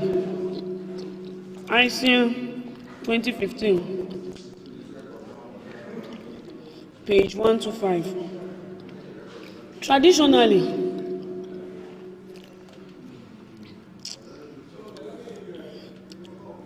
this act was deemed as a capital offense in the Benin Kingdom. But Oba Orogboa saw the need to forgive his father widows who had contravened the traditions of the land.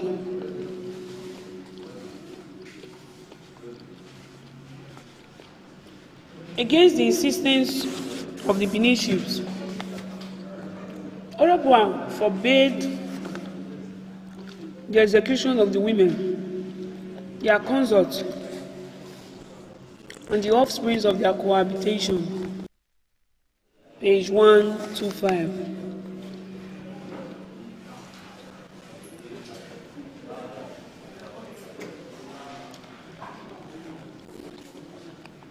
After the incident,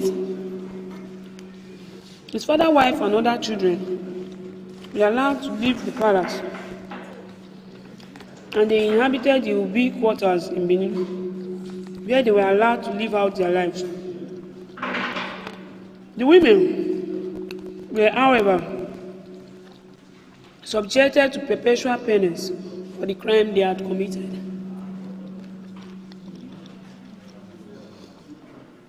The punishment meant unremitting labor for them and their offspring throughout their natural life. Chief Ero, one of the chiefs in Benin Palace, was assigned to take care of them, as they were not at any time to be seen by the king enjoying any respite from labor. Page 126. One can argue that the exposure of Oba Orogboa to Western education in Portugal shaped some of his beliefs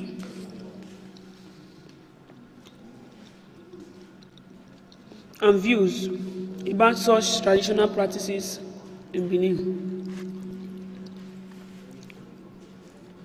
But his predecessors, who did not acquire Western education, also carried out reforms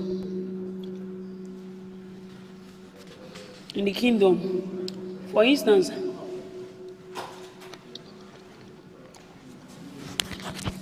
Oba Ewebo, who reigned from around 1255 to 1280 AD, introduced the prison system in Benin Kingdom. This was a socio-political reform that occurred before the advent of the Europeans and transformed the treatment of people who committed crimes. Therefore, Western education was not the determining factor for socio-political transformation in Benin Kingdom. Oba Orogboa expanded Benin to Lagos, Dahomey, and beyond. Oba Orogboa embarked on a mission to expand the kingdom of Benin.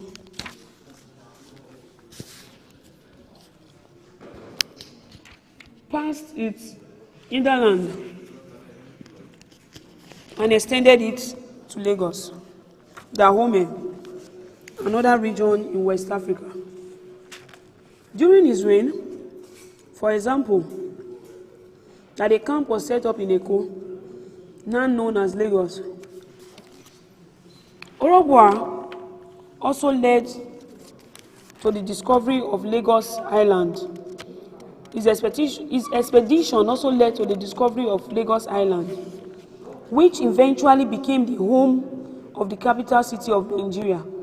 In fact, Lagos Island was the first place Orogbo discovered after he left the mouth of the Benin River far to the east, where there was a break in the coastline of the continent. A break which permitted the lagoon water to flow directly into the Atlantic Ocean.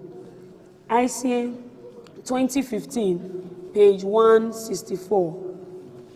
As a result of this discovery, sailing ships from Europe could penetrate into bowels of Africa through mouths of Lagos River, as they did through the mouth of Benin River, bringing trade and exposure to the adjoining land in West Africa.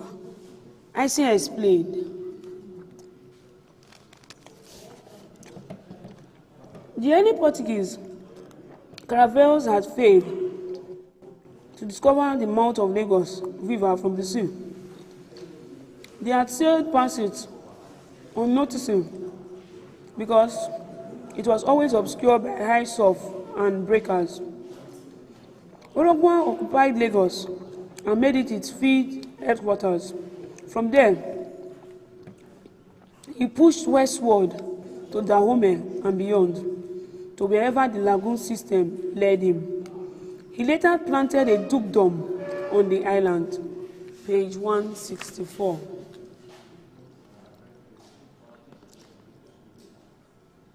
Rider 1969 relates that Oba Esige secured many states in the coastal region to the west of Benin River during his reign.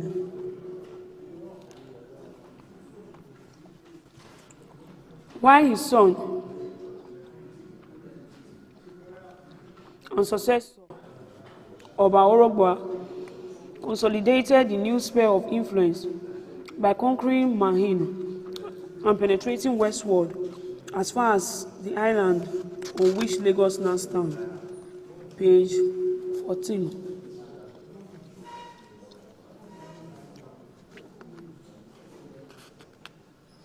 Wrote 1903. Also wrote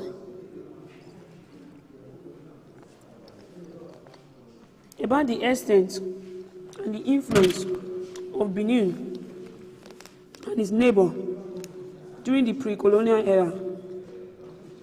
For example, long before 1830, Badagry was a province of Lagos and tributary to it. And Lagos itself is and has been, from time immemorial, under the authority of the powerful kings of Benin, page 13. It is also known that during ancient times, the remains of the late chiefs at Badagry or Lagos were sent to Benin in order that their bones might adorn the sacred temple at that place, agreeably to an incident and respected custom, which has ever been religiously conformed to and tenaciously held by the Lagos people, page 13. According to oral history, up to the 19th century, all the Obas of Lagos, while they sojourned to the land of their ancestors, were buried in Benin City. Wow. Historically, the Benin kings established an echelon of leadership in numerous regions they occupied during the expansion of the kingdom. Oba Ewaye, who reigned between 140 and 140, who reigned between 1440 and 1473, was said to have added 201 villages to Benin and turned the kingdom into an empire, followed by Oba Esige and Oba Orogbo, who stretched the kingdom through the hinterland to modern-day Ghana. Chapter 7, check your understanding.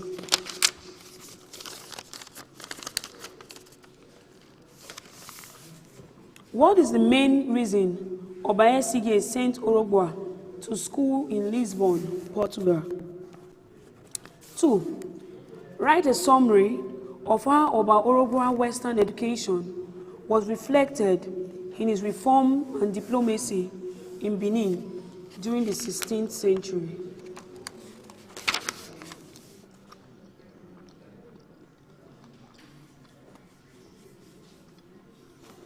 Chapter 8. Trade agreement between the Benin Kingdom and the Europeans.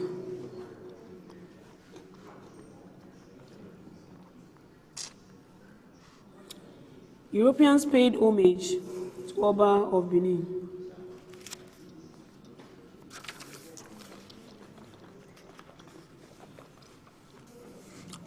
Prior to the conquest of Benin by Britain in 1897, it was customary for Europeans to pay homage to the Oba of Benin.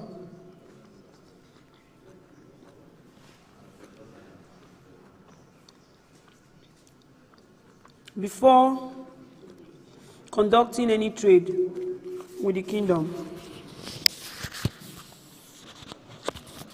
Ryder, 1969, wrote that a Portuguese merchant, São Miguel, spent almost a month on his way from Portugal before arriving at the port of Huato on May 16, 1522, page 56. Immediately upon arrival, the sailor and clerk went directly to Benin City, where they paid homage to the Oba and delivered presents customary given to the rulers before the commencement of trading.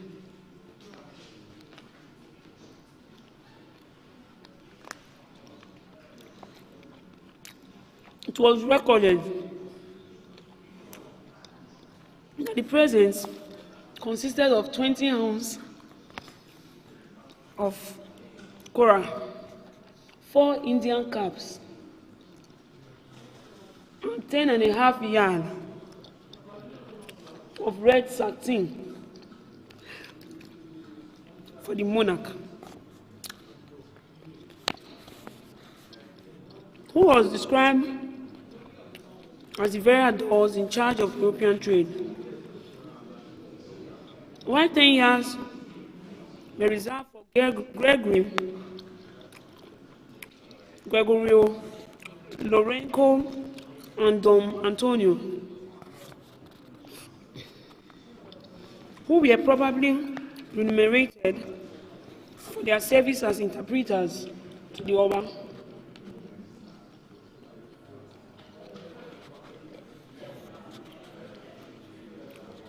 The presents were given to the Oba so that the king would recognize São Miguel as a European trader.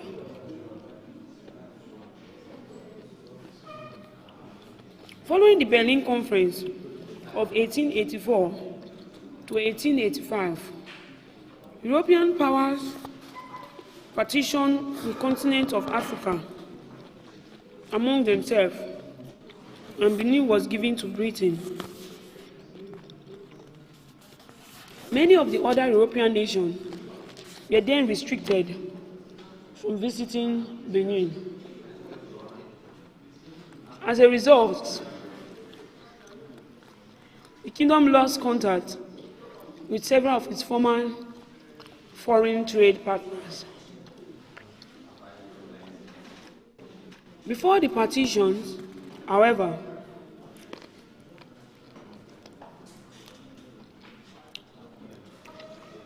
European traders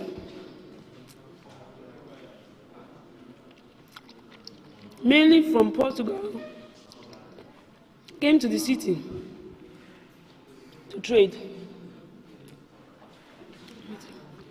while their ships were anchored at Read-A-Thon harbor. Some of them even rented houses in Benin City for accommodation purposes and warehouses to keep the commodity they purchase.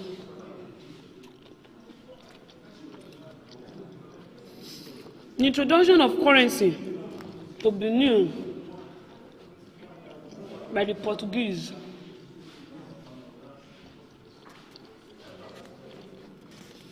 through Read-A-Thon, the Europeans brought currency to the Benin Kingdom, which made the economy boom. The currency consisted of two denominations, one high and one low. Cowrie, the low denomination currency.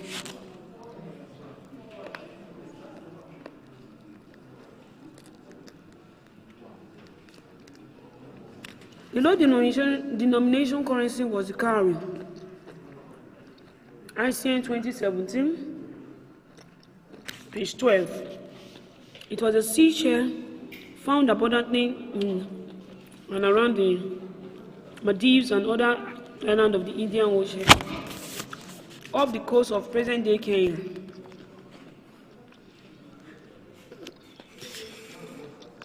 Prior to the 16th century, these seashells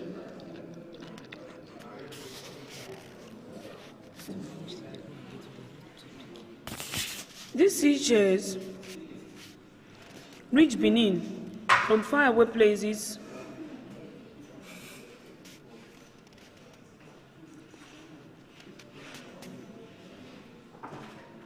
like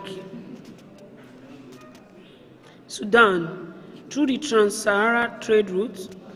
With the discovery of the Cape of Good Hope, European ships would sail from Indian Ocean into Atlantic and along coast of West Africa, bringing the huge quantities of these shells to trade with the Benin people. The cowrie currency abundant in Benin that during the period of Benin European trade at Oba Esoye was refuted to have built a house of money in the palace.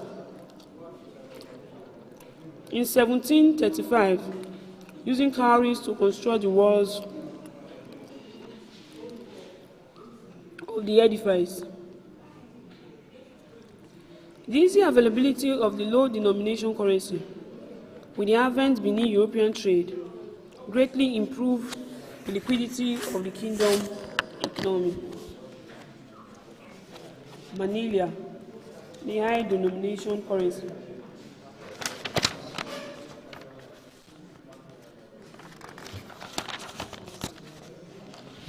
The high denomination currency used in the Benin European trade at the port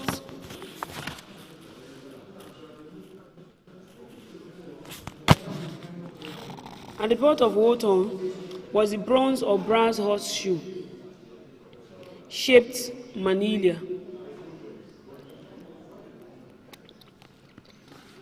which the Europeans used in paying for high value purchases in Benin. In present-day Nigeria,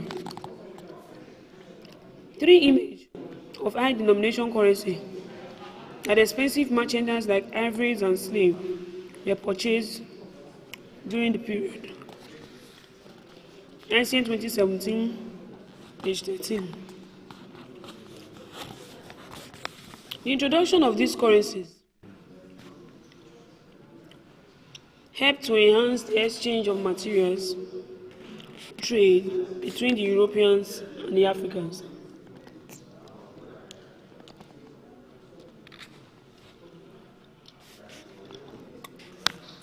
The first story building in Nigeria was in Read-A-Thon, Benin Kingdom. the site of the first story building in Riemen, which was built by Dutch merchants in 1780 and destroyed during the British punitive expedition of 1897.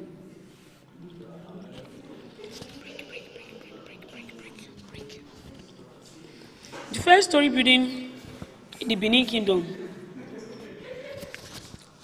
was built in Riemen in 1718 by Dutch merchants. ICN 2015, page 140.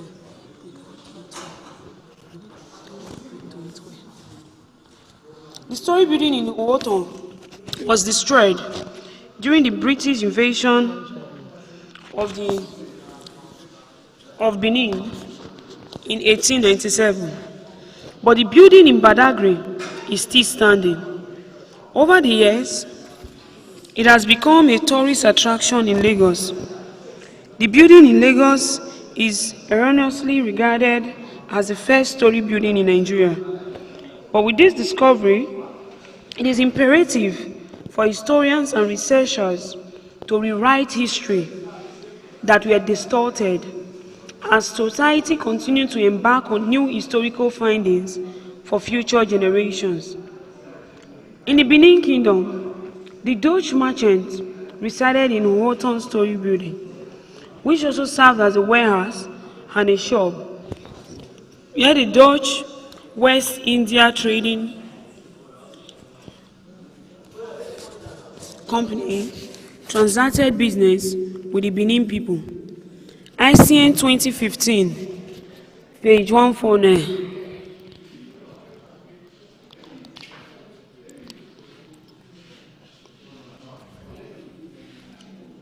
In addition, the story building was used for sharpening the technical expertise of Benin blacksmiths and carpenters.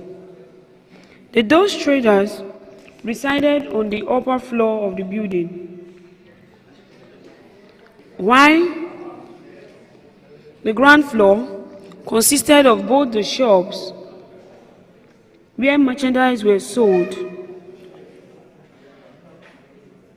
and the storehouse where the export purchases was kept twice a year. Page 149.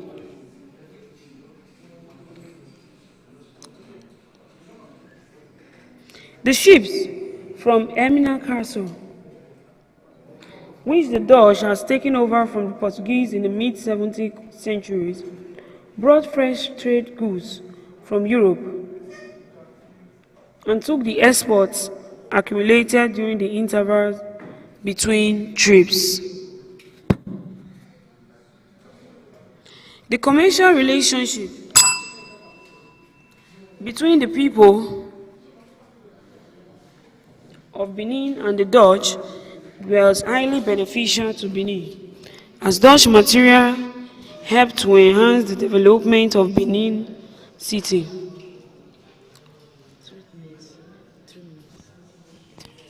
Slave trade in Benin.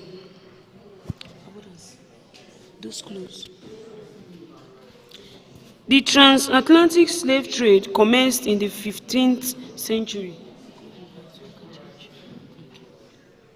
when Portugal and other European countries explored the shores of Africa and established mutual relationships with the African authorities. This coincides with the period in which the first set of Portuguese ships sailed to the Benin Kingdom. History tells us that the selling of slaves to European merchants for export to America was highly unpopular in Benin. Studies show that the majority of male slaves that were sold in Benin were foreigners. In fact, the Oba of Benin prohibited the sales of native, according to Rot 1903.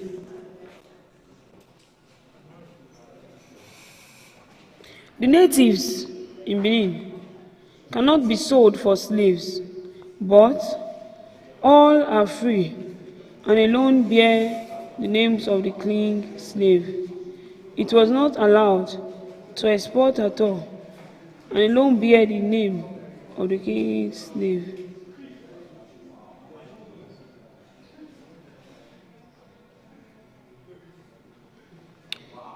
Rod also claimed that the majority of the slaves who were sold in Benin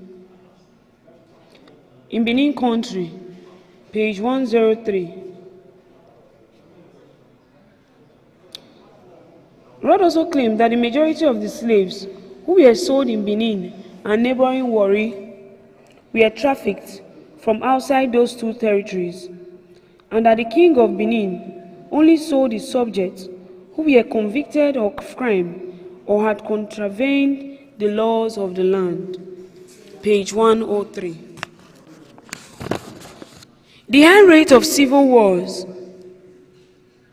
in that period also yielded badges of prisoners of war that were sold to the European slave traders in Benin. Read-A-Thon 1969, page 196. Although some slaves were probably acquired through the normal course of trade with neighboring states, there is still no concrete evidence that Benin ever engaged in a systematic slave trading network as compared to the port of Eastern Delta, or that it ever undertook systematic slave raiding. Page 196.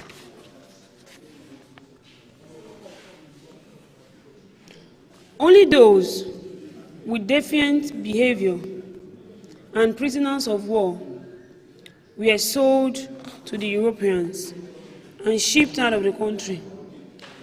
In comparison, in neighboring countries such as Calabar, the local king set up slave villages. The inhabitants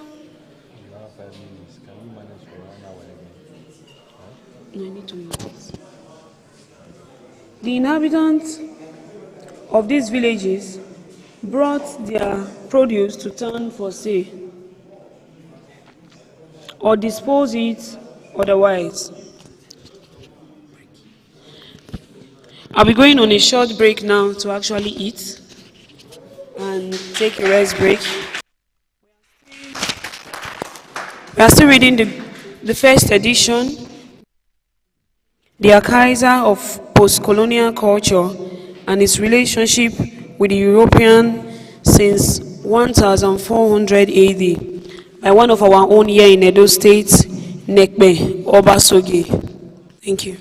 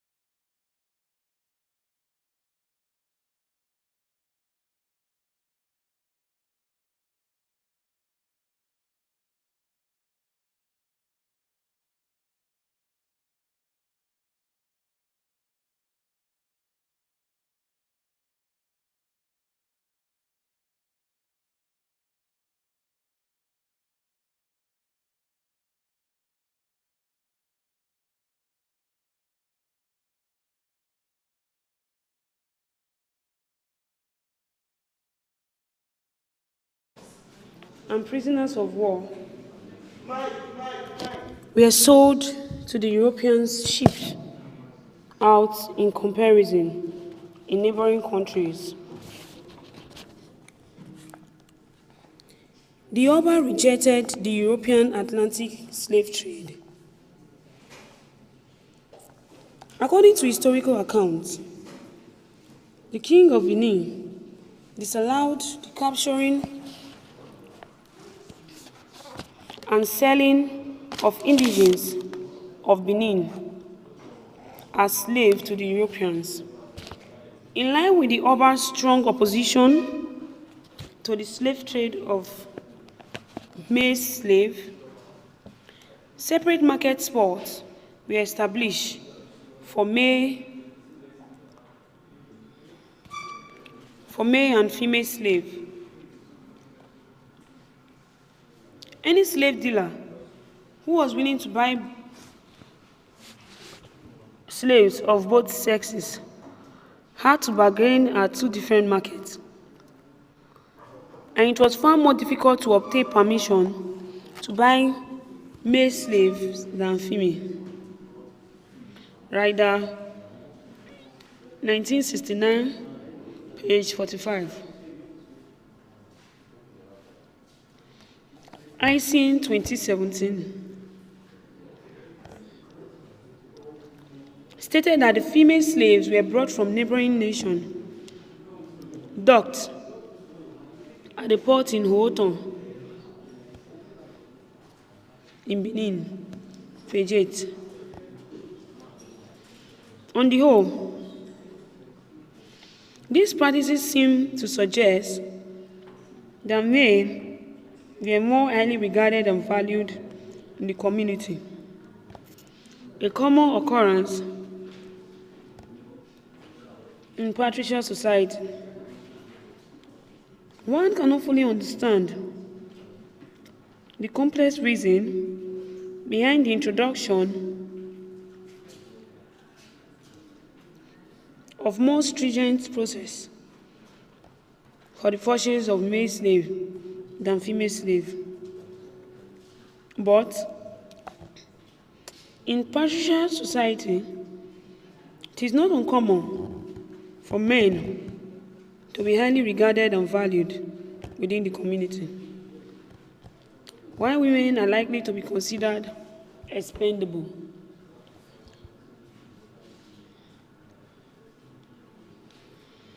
Slave trade along the Benin River started declining until the 18th century.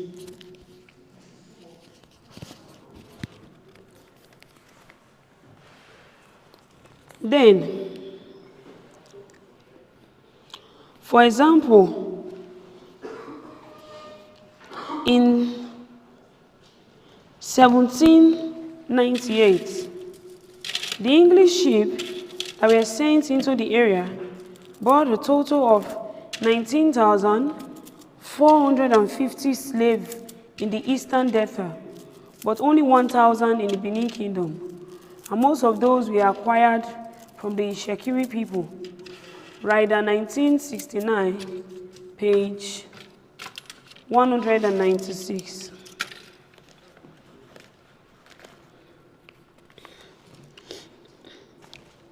Benin Kingdom, and most of those were acquired from the Shekiri people. Benin either rejected the slave trade outright, or at least refused to become a slave trader or become a slave trading state on a grand scale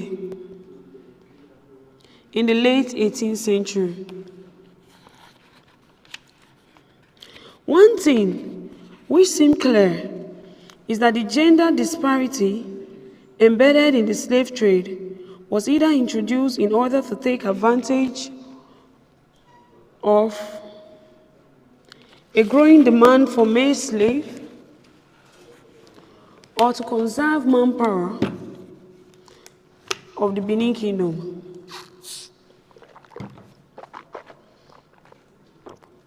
at a time when it threatens welfare, posed a great threat to the existence of the kingdom, and men were needed to defend it.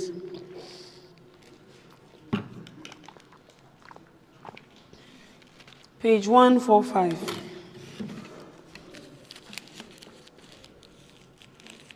In spite of the obscurity surrounding the story of the slave trade in Benin, history has it that the king of Benin, for some reason, rejected the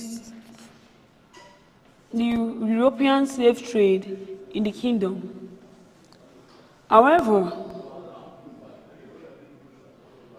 slaves were brought to Benin by slave traders from neighboring nations for exchange of goods with the European at Riemen seaports. The Oba of Benin may have rejected the selling of his subjects as slaves to foreigners to protect his kingdom from collapsing and to help maintain its military might. In the 18th century, European traders observed more than 10,000 slaves held under the auspices of the Defense Ministry of Benin. The Chief Ezomo, a title which became hereditary, that was bestowed upon certain chiefs who are regarded as next to an Oba in prestige and status.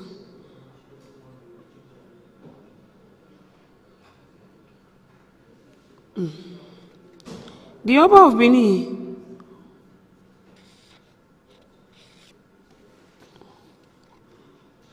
such as a top-ranking war chief or military commander, which he never sold, wrote 1903, page 128. The Ezomo had between 50,000 and 60,000 men under him. There's a proverb in Benin that says, no circumstances will ever persuade the Oba and the Ezomo of Benin to sell their slaves.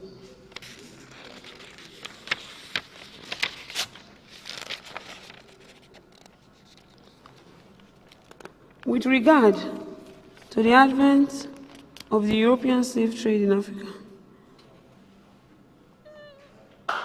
several questions remain. What led to the transatlantic slave trade in Africa during that period?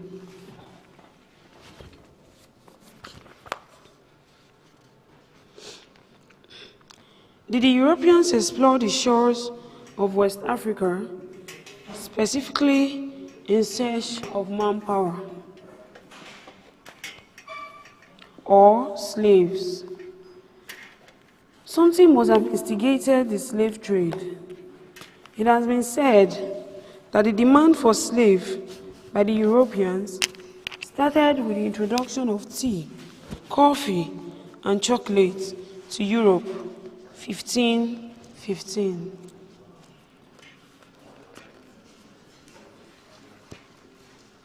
WIFO 2014, page 51.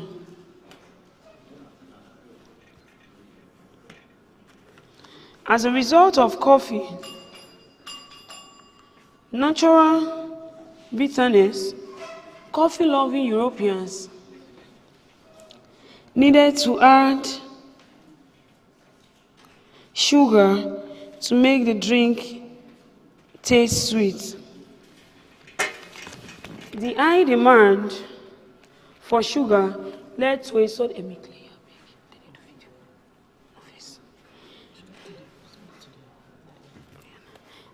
The high demand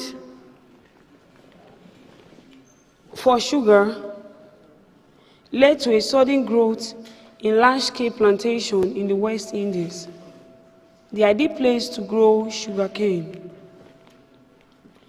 It also stimulated the need for slaves, which seemed the ideal means by which to provide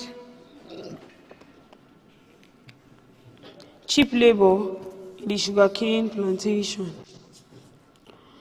During the 16th century, roughly 1,000 slaves were exported from West Africa to the West Indies. Within the next 100 years, around 8 million African slaves were imported to the West.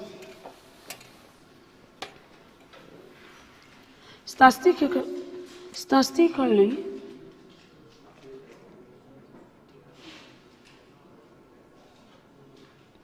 British slave merchants were responsible for the sale of 40% of those slaves and made an estimated over profit of 12 million out of trading more than 2.5 million Africans.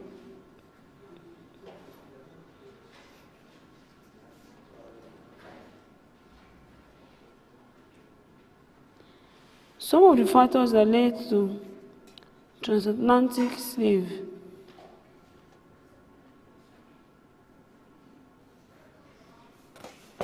Manila currency during the transatlantic slave trade. During the period of transatlantic slave trade, the manila that was introduced to Benin, another African nation, by the Portuguese was the main form of currency.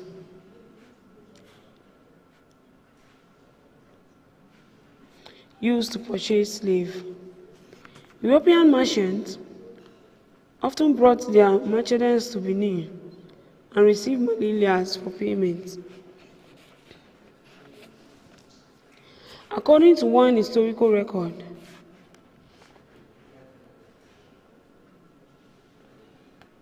a Portuguese merchant, Baptism Fernandes, resided in Benin.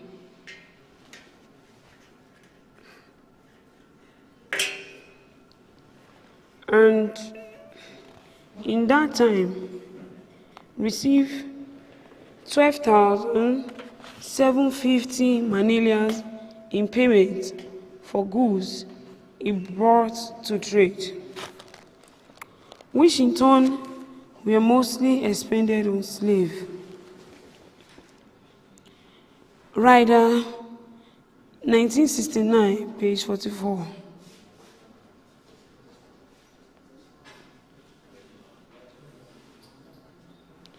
According to Read-A, 1969, during that period, a slave cost between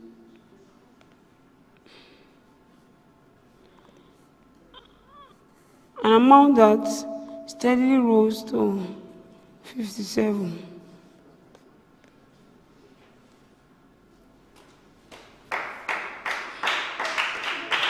Around that same time, Benin also changed its preferences for bronze manila in the earliest years of the slave trade to those made of copper.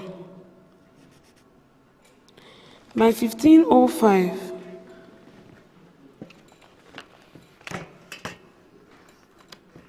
over 7,991 copper manila were sent to Riemen.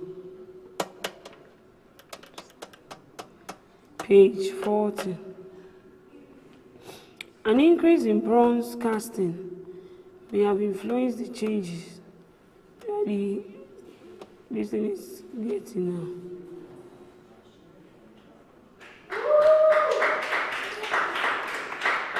Benin also changed its preference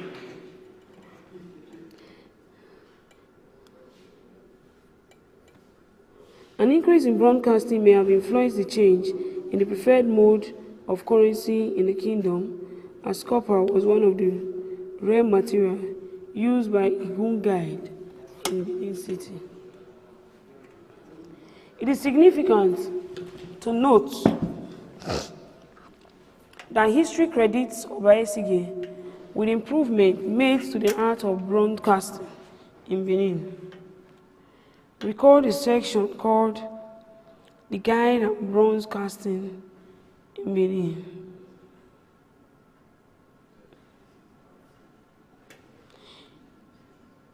Recall the section in chapter 5 that came at a time when the mentor became more readily available. Obaesige continues to be well recognized for his contribution to the development of broadcasting, another type of artwork in understanding.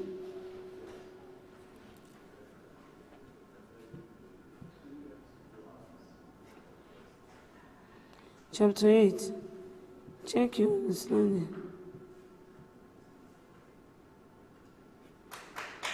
One.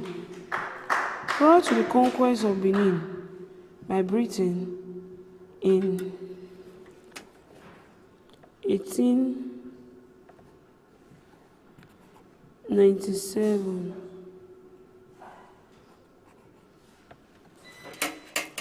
it was customary for Europeans to pay homage to the Oba of Benin before conducting any trade with the kingdom. What was the motivation behind paying such homage? 2. Explain why the Oba of Benin implemented an unequal policy on slave trade based on gender in the kingdom. Chapter 9. The intricate cultural practices of the Benin people and the impact of the lives of the Europeans. The cleansing of the Europeans, feet washing ritual in Benin.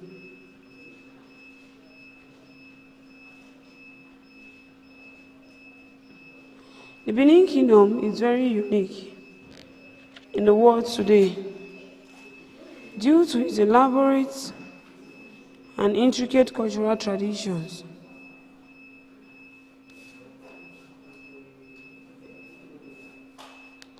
Have it that the Benin people practice ritual-free washing with the Europeans. Somewhere between the 16th and 17th century, Chief Ezomo of Benin Kingdom took care of the Europeans' visitor before they were allowed to traverse to Benin. The Ezomo regularly sat at his palace in Uzebu.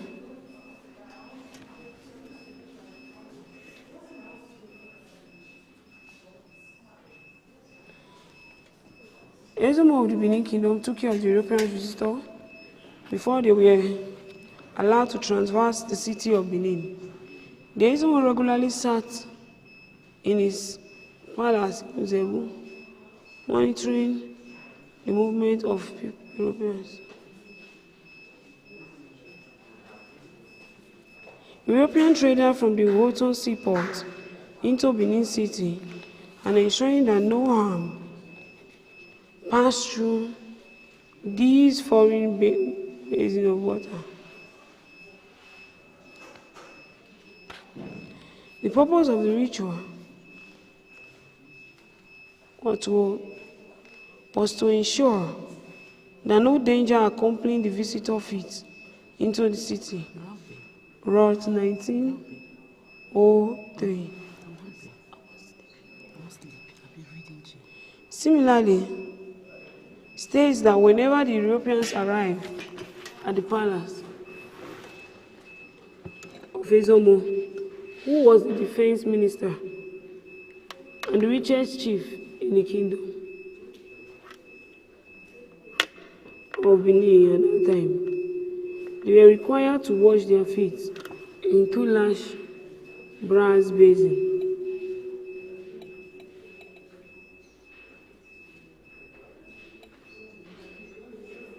So,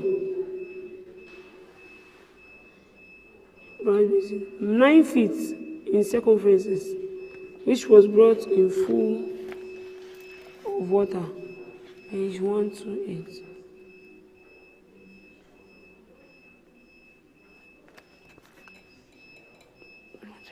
The white men were not allowed to see the Ezomo.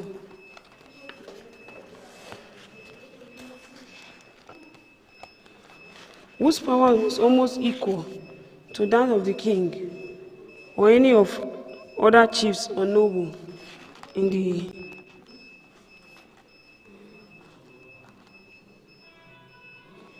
As the defense minister, he kept these men as military men for the purpose of defense. During one of the visits,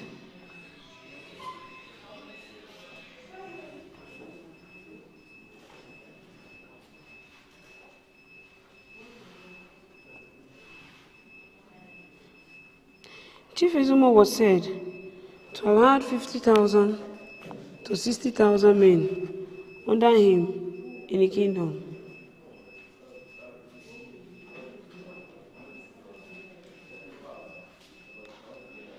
Wrote 1903, page 128.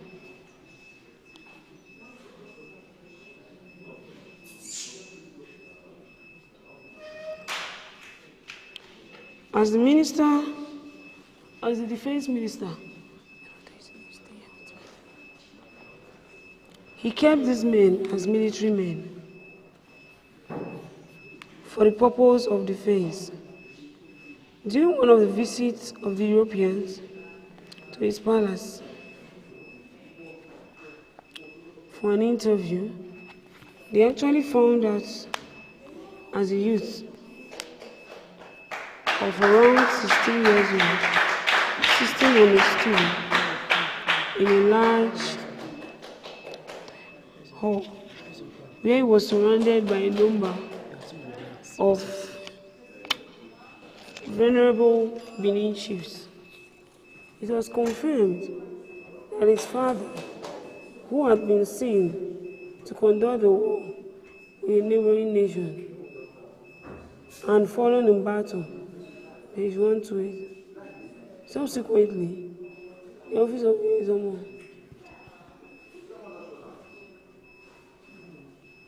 had fallen in battle. Consequently, the office of the Ezomo had therefore passed on the news to his teenage son. Chief Ezomo offered kola nuts to the European. No, there's no light. Still light. This is light. No solar. Kola nuts, fruits of the tropical tree, are indigenous to West Africa.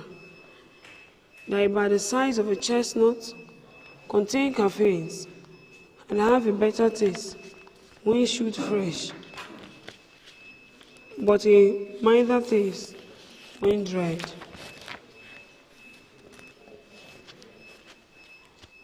Kola nuts are used as religious objects and sacred offering to family during prayers, ancestors, etc. The traditional offering of kola nut to visitor in Benin is very symbolic, as the exotic.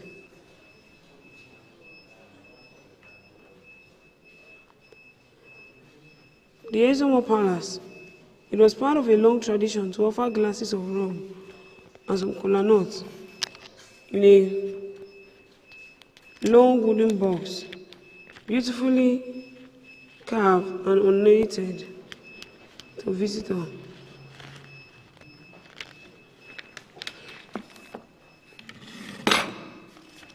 Lot 1903, page 128. Visitor from between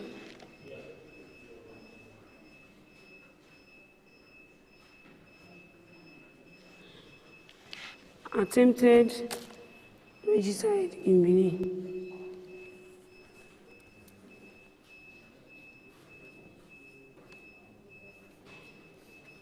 A tragic incident happened in Benin during the 18th century when Dutch merchant attempted to hold the purposeful action of killing a king, often associated with usurpation of power in the palace. The period of the incidents can be tracked to the reign of King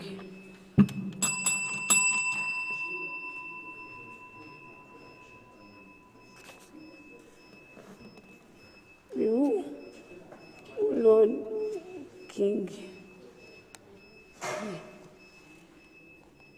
The period of the incidents can be tracked back to the reign of King who ruled Benin Kingdom.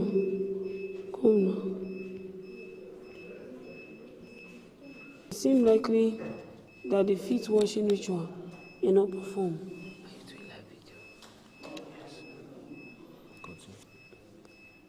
And Hogg almost committed regicide when he opened fire on the Oba. The bullet passed his head. Their mark, however, and instead hit and killed one of the king's sword bearer in the palace.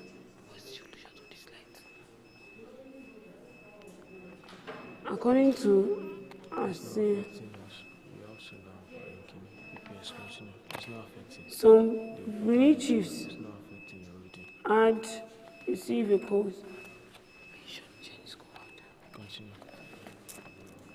credit facility from the Dutch West community.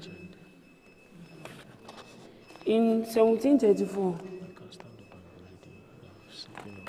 for the supply of some merchandise, but we are not forthcoming, despite the strenuous efforts by the Dutch officials to make them fulfill their side of the bargain.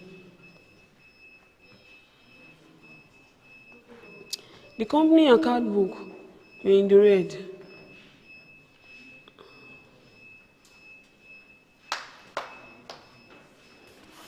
According to Asin, some Benin chiefs had received credit facility from the Dutch West African Company in 1734. Hogs bought an escape from Walton Dutch. Trading matters, some of the slaves Hogg brought were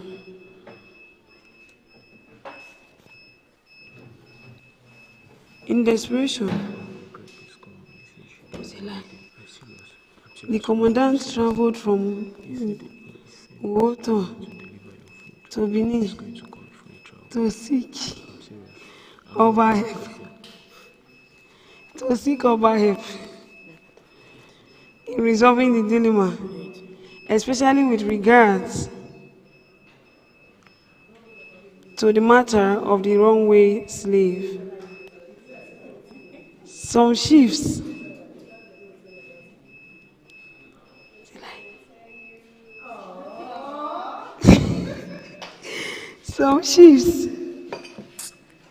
it's so confusing.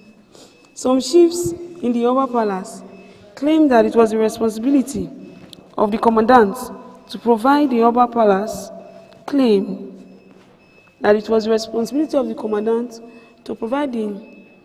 to provide adequate security for the goods he already bought and collected. In the middle of the meeting, Hogg lost his temper, pulled out a pistol, and fired at the Oba.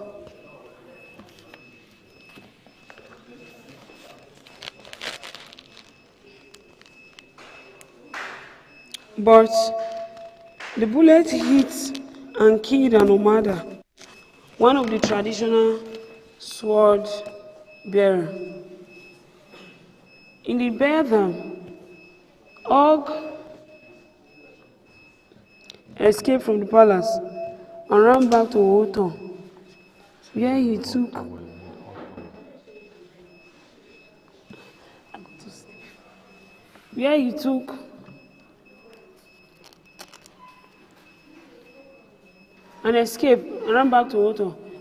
refuge. Chief Odia, the handsome of Uzebu, and his eldest son and successor, went to Read-A-Thon to arrest Commandant Hogg and brought him to Benin, where he was tried and executed for murder and attempt regicide. In Berlin, 177. A letter was actually written and dated regarding the death of Hogg. According to the surviving documents, on 30th, 1932, the Dutch chief factor at the company, called Akpa, wrote to the Director General of the Dutch West African Company, relating that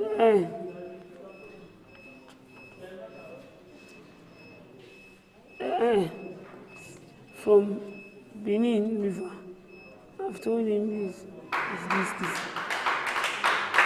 Commandant Hogg went to collect some debts, and when he was in the presence of the king, a dispute arose. He pulled out a pistol, intending, it said, to shoot the king, but he failed to do that, and they attempted, instead, shot one of the most important chiefs, right in 1969. As a result of that, the attempted was regicide, and the killing of the king or mother. The letter went on to relate that Hogg was seized by the Benin authority and was put in iron. Page 183. After the tragic incident involving Commandant Hogg,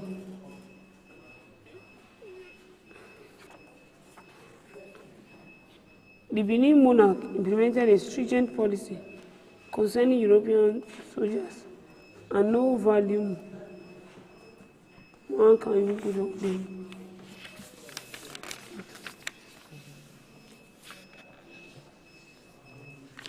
Approaches to the king thereafter.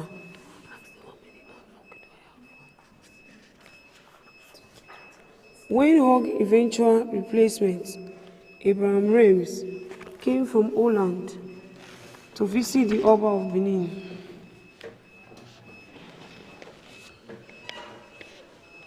his experience was absolutely memorable. Some mat has been laid in front of the Oba for the visitors to sit.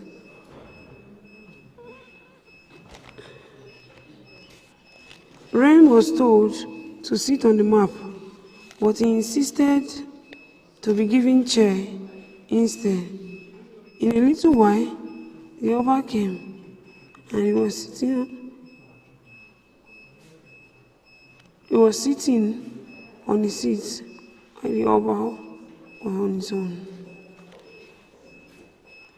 The interpreters approached the Home's grandees to inform them of my arrival. They in turn repeated this to the king, who dare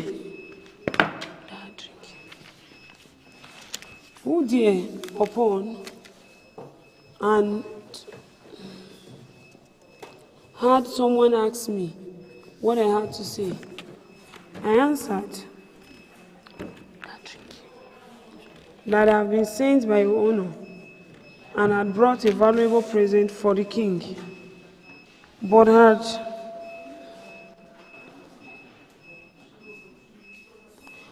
been offered by your honor not to deliver it before I was spoken to him.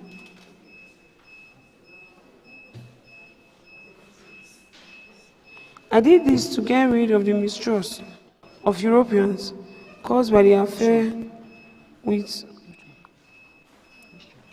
under Clerk Hogg.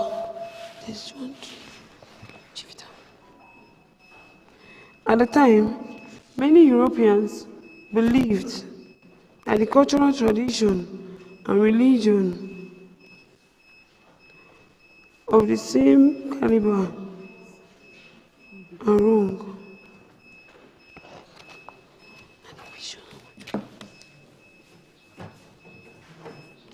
And the ritual and cultural practices of the Benin people were perceived as fetishes by the European.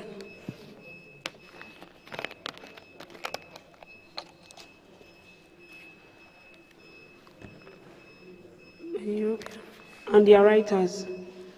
Lack of credence for alien cultural practices characterized the activities of the Europeans.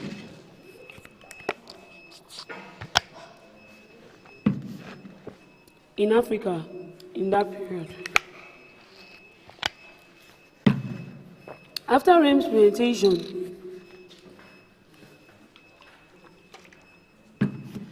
at the King Palace, he was told,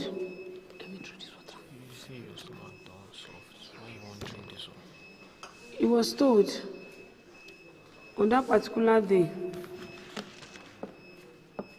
the Oba fetish did not allow him to let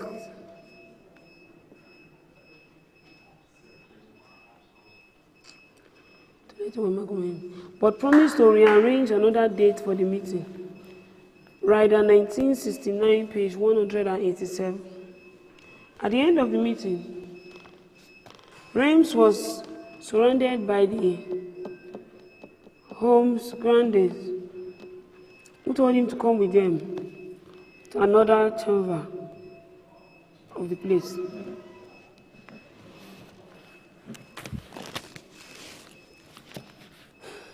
Where the Oba has offered a meal for him.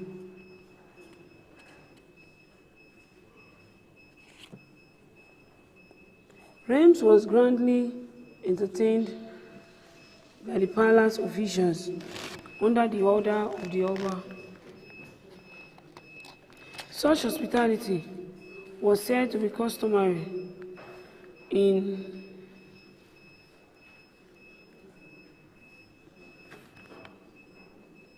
the Benin Palace between the Europeans and the monarch during the course of history.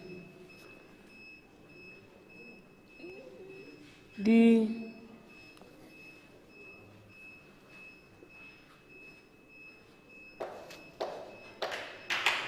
Benin Palace between the Europeans and the monarch during the history. The king affably continued the next day, when he eventually received presents for also birthday. Rams, a cow, an ounce, a goat.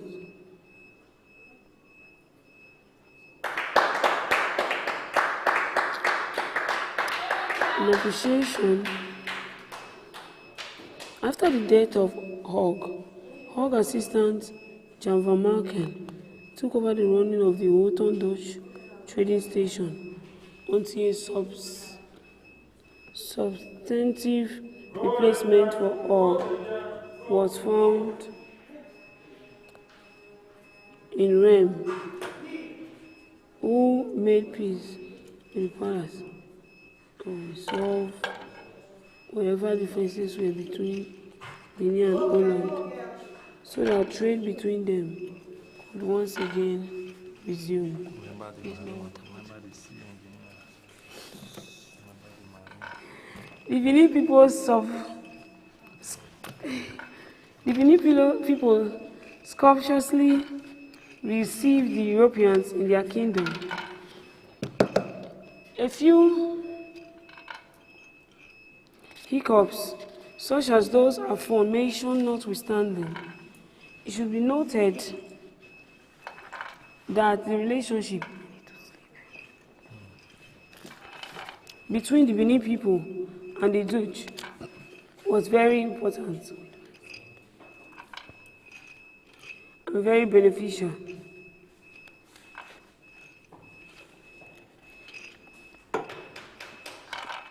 A few hiccups, such as aforementioned notwithstanding, it should be noted that the relationship between the Benin people and the Dutch was very beneficial throughout the course of the trade partnership. However, as the century progressed, as a result of mistrust among the British traders, Benin ceased cooperating with the overseas traders in the businesses of palm oil exploration. Prior to the late 19th century, European merchants regularly traded with Benin in coral, red flannel, silk, berberine, mirrors, machetes, knives, silver spirits, chains, whiskies, and other goods.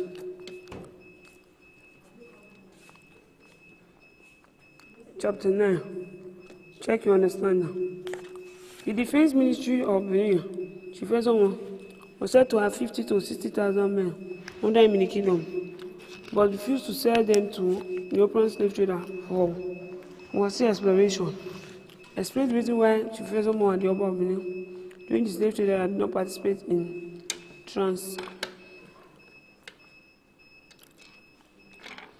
transatlantic slave trade with Europe.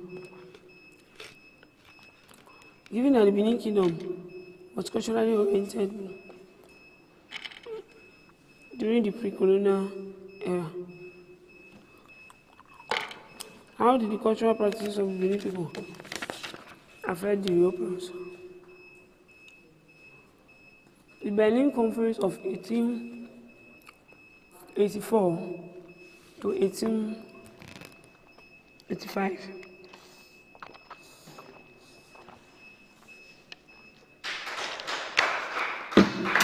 Chapter 10. The last independent king of Benin.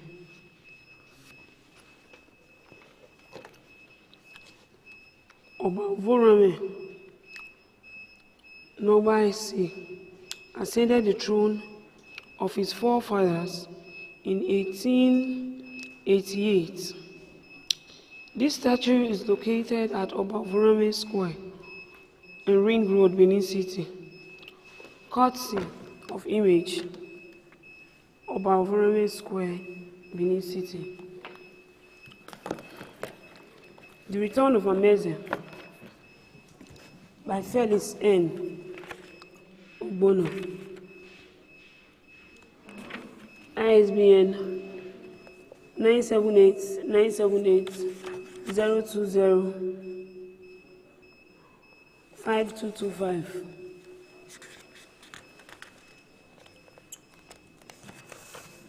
A lorry arrived Chief Gabriel Okoro compound at the crack of dawn and pulled up by the front pillars of his magnificent mansion.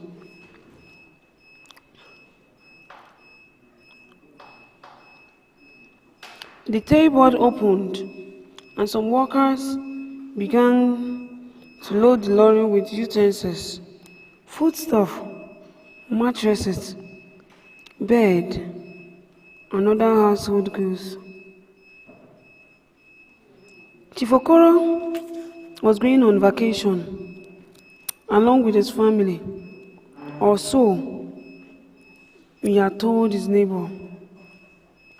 But nobody knew where he was going,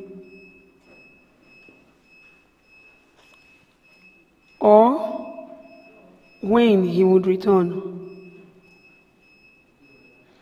The return, as Maria and Lucy exchanged some hearty words, Oliver walked across to Shifokoro. The two couples have been friends for over 2 decades. So, where exactly are you heading to? Well, Okoro looked around and whispered, between the two of us, Ragedo has given us one of his newly completed house to stay in for now. We shall be there temporarily until I know what to do or where to go next. But you should be back in a week or 2. I can't say for sure. It depends. He was sober. It seems I've made some silly mistakes, he said, his voice falling to a whisper once again. I understand, Ogiva said sympathetically. This is a trying time for you and for every one of us, for that matter. But rest easy. Everything will be fine. Please, keep an eye on the compound. Although my workers are still here. Okoro and his family were in a hurry to leave. The day was breaking fast, but there seemed to be something in the air that was gloomy and dark. Something that belonged to the night. The lorry coughed twice and belched out thick black smoke as the driver moved into the driveway, ready to go. The family walked over to their car, a brand new Mercedes-V Boots station wagon. Yvier sat with the driver in front, while Chief and Maria took the back seat. Ekiwa was absent, with her mother's permission. She had gone to see Mrs. Obaze in company of Frank. The previous day, and as it returned, but Maria had left a message for her. Lucy would explain everything to her when she returned. As the car nosed its way into the driveway and moved past the lorry, Shifokoro saw the writing on the tailboard, "No bad cough." He had a pang and forgot. He lost composure for a moment. Maria turned towards him, anxious. "What is the matter?" he asked. "You saw her?" No, what? Maria turned towards him, anxious. "Then what?" "No condition is permanent." "What are you talking about?" "Didn't you see it on that billboard?" "See? Are you bothered about unimportant things?" "Was it written for you?" she said with relief.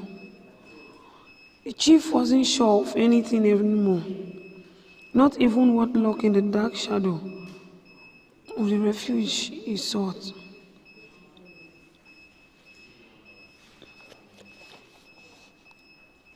The chief sought refuge, but as the enthusiastic morning ray began to pierce the cloud ahead of him.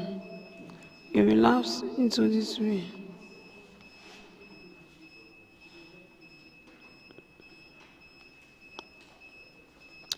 The motor boy waited until the lorry had moved a few meters ahead of him.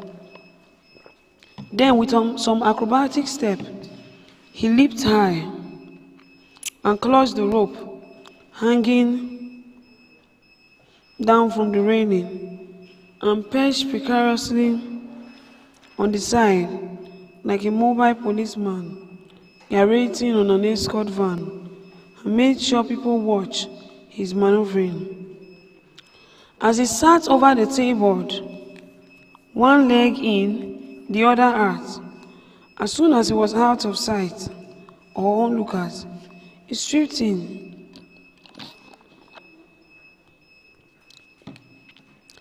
slipped inside, and sat on the hip house equipment. He was 16 and sat on the heap of household equipment. He was 16 and had been working with the driver for 7 years. He hoped to own a lorry. Why someday? And somebody call him Madam. He realized he wasn't alone in the back of the lorry. Someone was sitting away from him in a dark corner of the lorry. Did you talk about my rest time? My rest time. I prefer it here. Thank you, the lady replied. The boy was surprised. Oh, wow, I don't know why big auntie like you, they enter this kind of air motor instead of V-boots.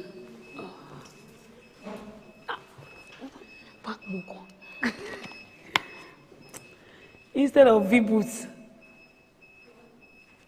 He paused, wondering what must have caused the young lady to make such a choice.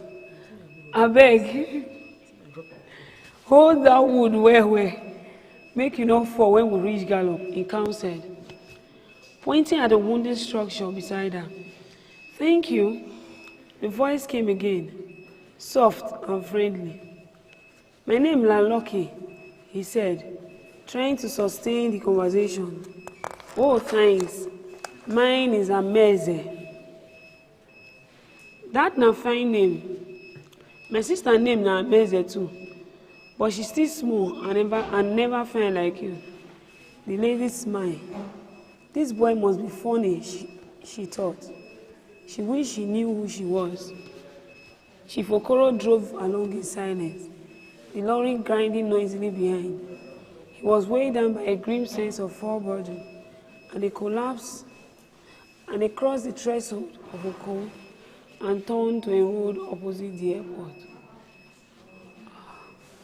Oko community once had a rustic charm with simple rural folks that were very close to nature in all her benevolence.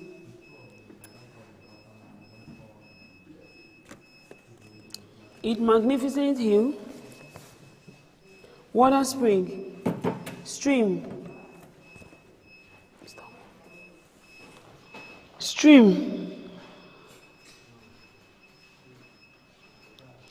now a federal maximum security prison, sat at the center of town, and a river basin authority was further down the Azez slope. A private secondary school had also relocated to that area. Just as the new morning class, most of whom were based abroad, began to invade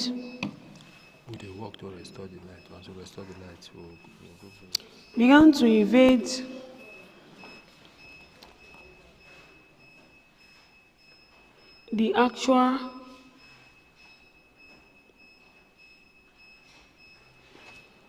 Now, a federal maximum security sat at the center of the town, and the River Basin Authority was further down the exit slope. A private secondary school had also relocated to the area, just as the new moneyed class, most of whom were based abroad, began to invade the area to acquire property. A few business centers could be seen around too: a beauty salon, barber, possible restaurant, Angel, and his family lived there. The house was a really good reunion. Wow. If greatness were measured in terms of physical and material acquisition, for they possessed all the trappings of affluence. In an apparently poor neighborhood, the family was a squalling duplex with brick walls and marble floors on large expanse of land. The fence was so high that it reminded me of one of the prisons some meters away. Thick layers of carpet grass matted both sides of the tiled driveway. At the back of the building was a mini shop complex.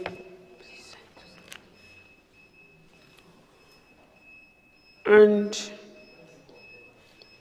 there were 5 cars, including chief official car.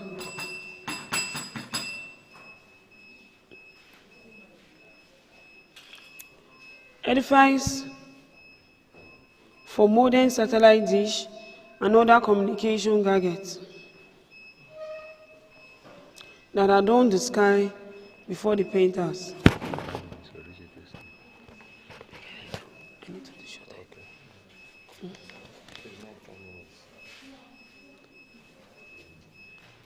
Two giant generating plants at the back of this building supplied satellite dish,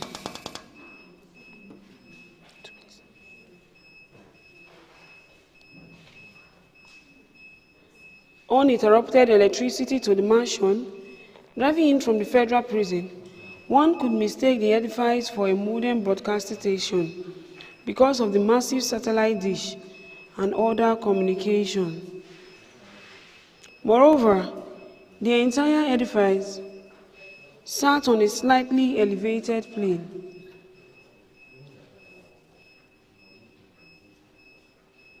And it descended into a stream that flowed beside the popular Ogba Biological Garden. From its compound, one could have an impressive view of nature. Beautiful landscape, its rocky hills and vast rainforests. This was the home of Chief Okoro and his family, a world of its own and its regal ambience. And the salubrious surrounding.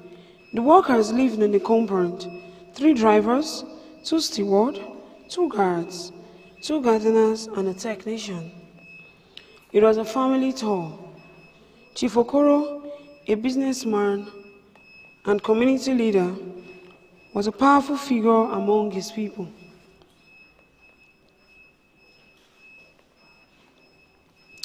He was one of the 4 elders, a Dionene, a position similar to that of an English duke, who sat with the paramount leaders in Oge to adjudicate on matters affecting the community. I'll be taking a rest break, a short one. I'm reading The Return of Ameze by Felix N. Ogbonna.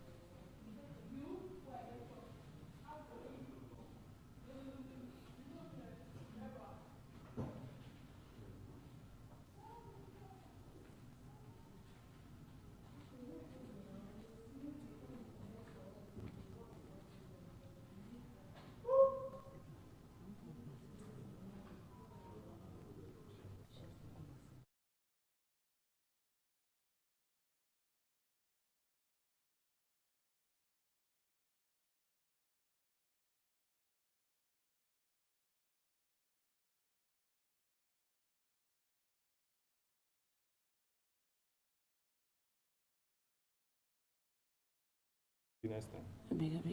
Hmm? I beg. There's no time. I beg. Beg.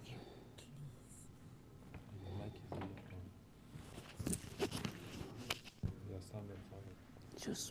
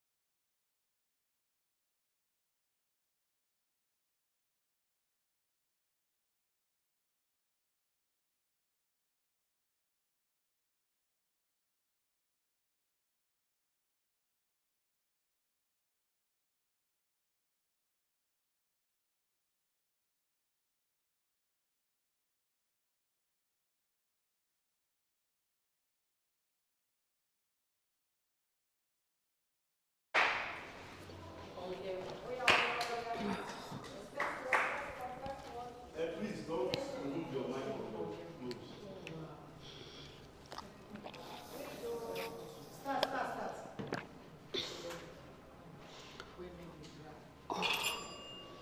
Oko community once had a rustic sham. It was a family of 4. Chief Okoro, a businessman and community leader, was a powerful figure among his people.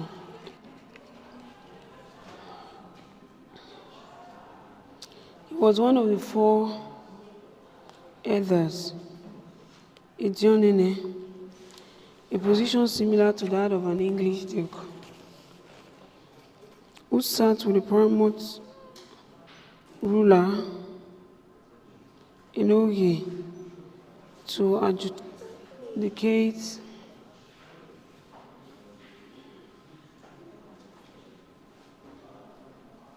on matters affecting the community.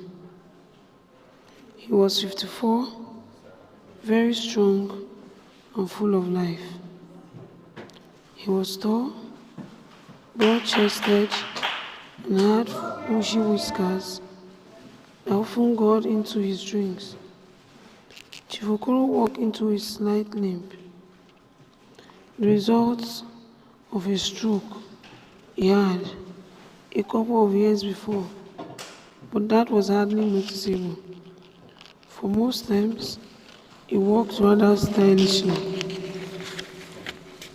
in a way that marks any deformity or trace of deformity. He always wore his royal beads around his neck and had a sober look, except when he had taken some alcohol and did not drink quite often. Although he could not describe as a drunk, but he always drank with his glasses. Chief Okoro's wife, Maria, was 48 years old. Marriage, beautiful, in carriage. The years had been friendly to her. She looked about 5 years younger. In one of his numerous interviews with Pressman, Chief Okoro was asked what attracted him to his wife. Oh yes, her eyes and her smile. Ekiwa and Ivie were their 2 surviving children. Both attend the prestigious Igbini International High School and had written their university matriculation examination. Now that they were free from any schoolwork, they spent most of their time in sporting activities behind their house with a friend. The previous night was traumatic for the Okoro family. Their once virtuous and happy home was now covered by a cloud of despair. Even the assumption has taken me to Lagos and back. They all blame the apartment. In fact, the atmosphere around the home had become so thick and heavy that one could cut it with a knife.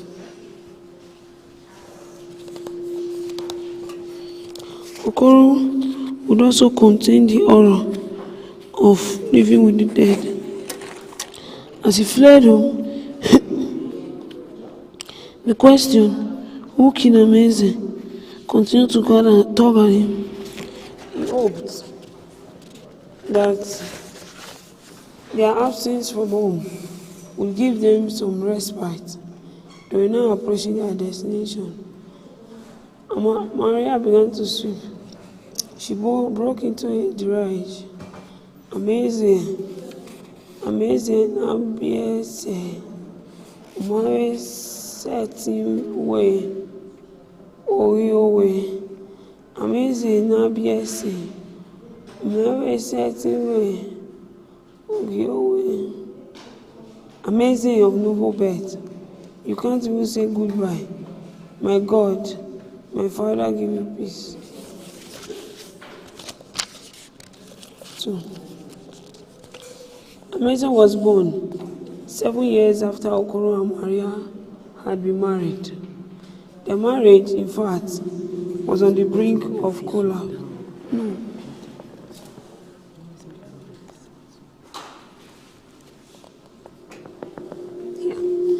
When it happened, the couple had visited all the native doctors in Oko and its environs and had undergone different kinds of rituals, some of which were done in the forest at midnight, but there were no positive results. Mr. Okoro then came under intense pressure here for results. Another relative tended to stay away from the wife. She arrived one day in the company of 2 other women. Maria had just left for the market. "My son," she said, "listen to me. I've gone everywhere, and the story is the same. Your wife can never be pregnant because of a crime her grandparents committed a long time ago." Mr. Okoro was shocked. He too has consulted with many native doctors, but no one has mentioned that. And what was the crime? Skeptically, he asked. "They killed an only daughter. They were cursed. Imagine one of them began. The men do live after them. The curse is transferred down to their posterity, and after that, the curse is transferred down to their posterity. How? Can you kill the only child of a couple? For goodness sake." Mr. Okoro thought over the issue. He was confused. His mind went through the entire family of his wife in a moment. But why should my wife be the only one suffering? All her sisters and brothers have children, many children.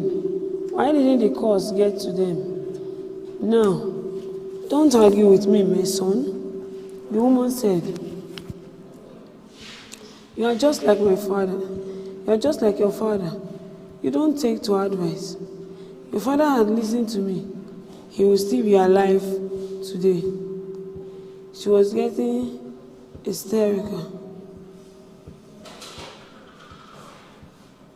Nearly 12 years before, her husband has insisted on marrying a woman whom she thought was not clean. After her husband died, 6 years later, the woman claimed responsibilities in a confession that shook the entire community. The sad memory surged through her now as she tried to persuade her son to do her bidding. "Now, what do you want me to do?" she asked.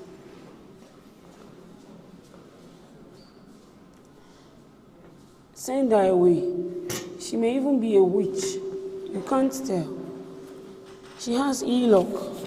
Imagine where you live. What if you didn't inherit this house?" She looked up at the yawning roof and sighed. Okoro House was a symbol of poverty. The old mud signed. The old malt was an Igiogbe, so called because he inherited it from his father. The house had only 2 small rooms and a parlor that was sparsely furnished, 2 long benches, 3 armchairs without cushion, and a small table. The roof of the house was mainly old rustic zinc, with innumerable openings through this building. The roof of the house was mainly old rustic zinc, with innumerable openings through the motion, making beautiful cubicle in the compound, the kitchen, made of bamboo stick and pit latrine. During the Harmattan, the content of the latrine was dry and less offensive than the wet season. As they discussed, 2 lizards scampered down the wall and ran into each other in their chase to capture a piece of horn that fell from a black sand at one end of the roof. Okoro's mother raised her feet for the reptile and continued her talk. As I was saying, she sneezed. As I was saying, she sneezed and cleaned her face with the edge of her cloth. We will find you another woman. In fact, we've already found one for you. Thank you very much, ma. But are you sure the new woman will be better? Don't worry. Don't worry about that, his mother said, becoming more hopeful now. She already has a boy for a man.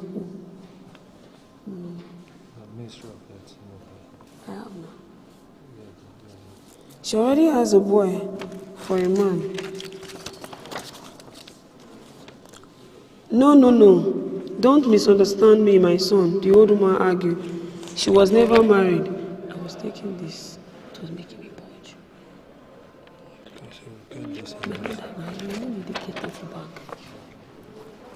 Don't worry about that. Don't misunderstand me, my son, the old woman argued. She was never married. She only slept with the man once and became pregnant. And when she gave birth, behold, it was a boy. She smiled broadly, obviously pleased with the girl's fertility status. That's even worse. I can't touch such a woman, let alone bring her under my roof, Okoro said proudly. My wife was a virgin when I married her. I can't leave her for a harlot just because of delayed childbirth. Mr. Okoro had inadvertently stepped on someone's toes. Who did you call a harlot? One of the women jumped up furious. Are you calling your daughter a harlot? Okoro was dazed. Well, she said, her right hand on her waist, the other pointing at the young man, and she nodded like a lizard. She may be a harlot, but she got a son.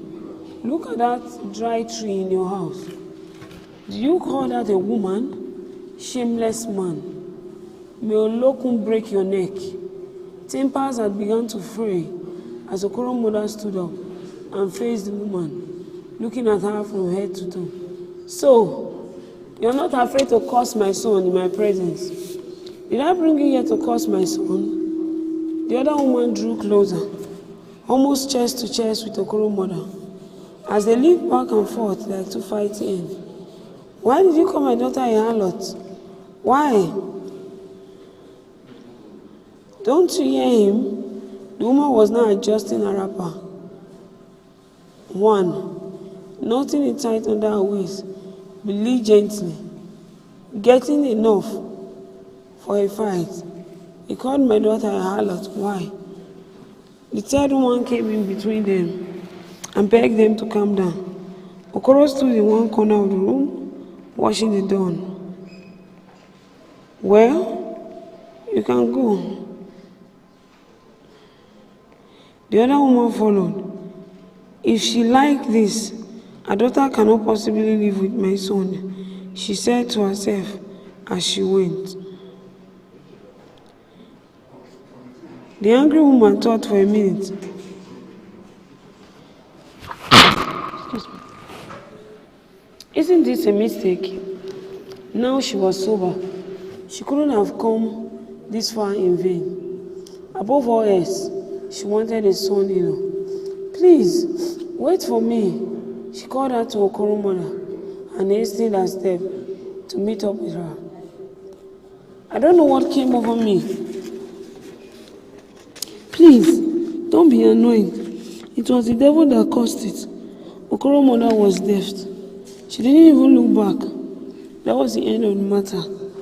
Fortunately for Maria, she got pregnant When the child was born, he named her Ameze,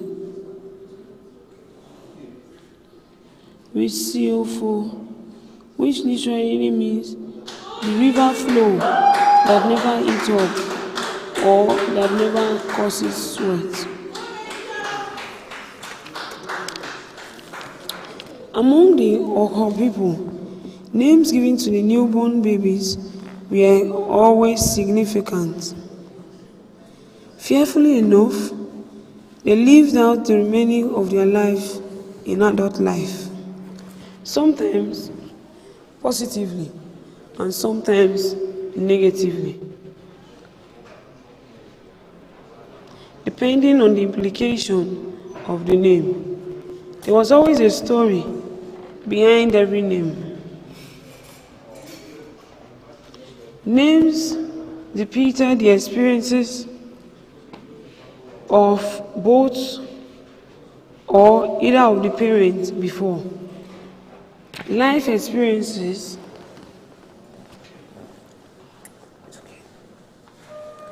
after crisis. Amazing is skillful despite the situation in which peace is experienced after crisis, and at the same time, a situation in which peace is desired. Indeed, Ameze was fondly, as she was fondly called, brought calm to the chaos. The parents wanted a progressive life.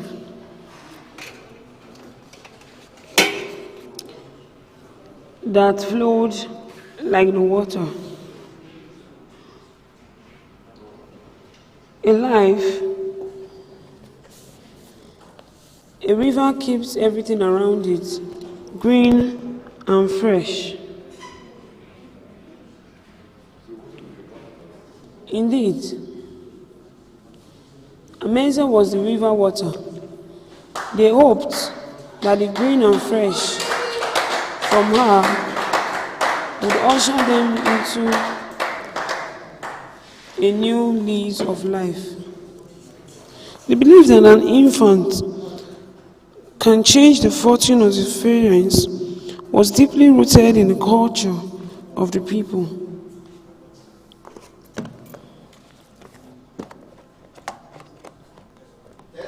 They hoped that our coming would usher them into a new lease of life.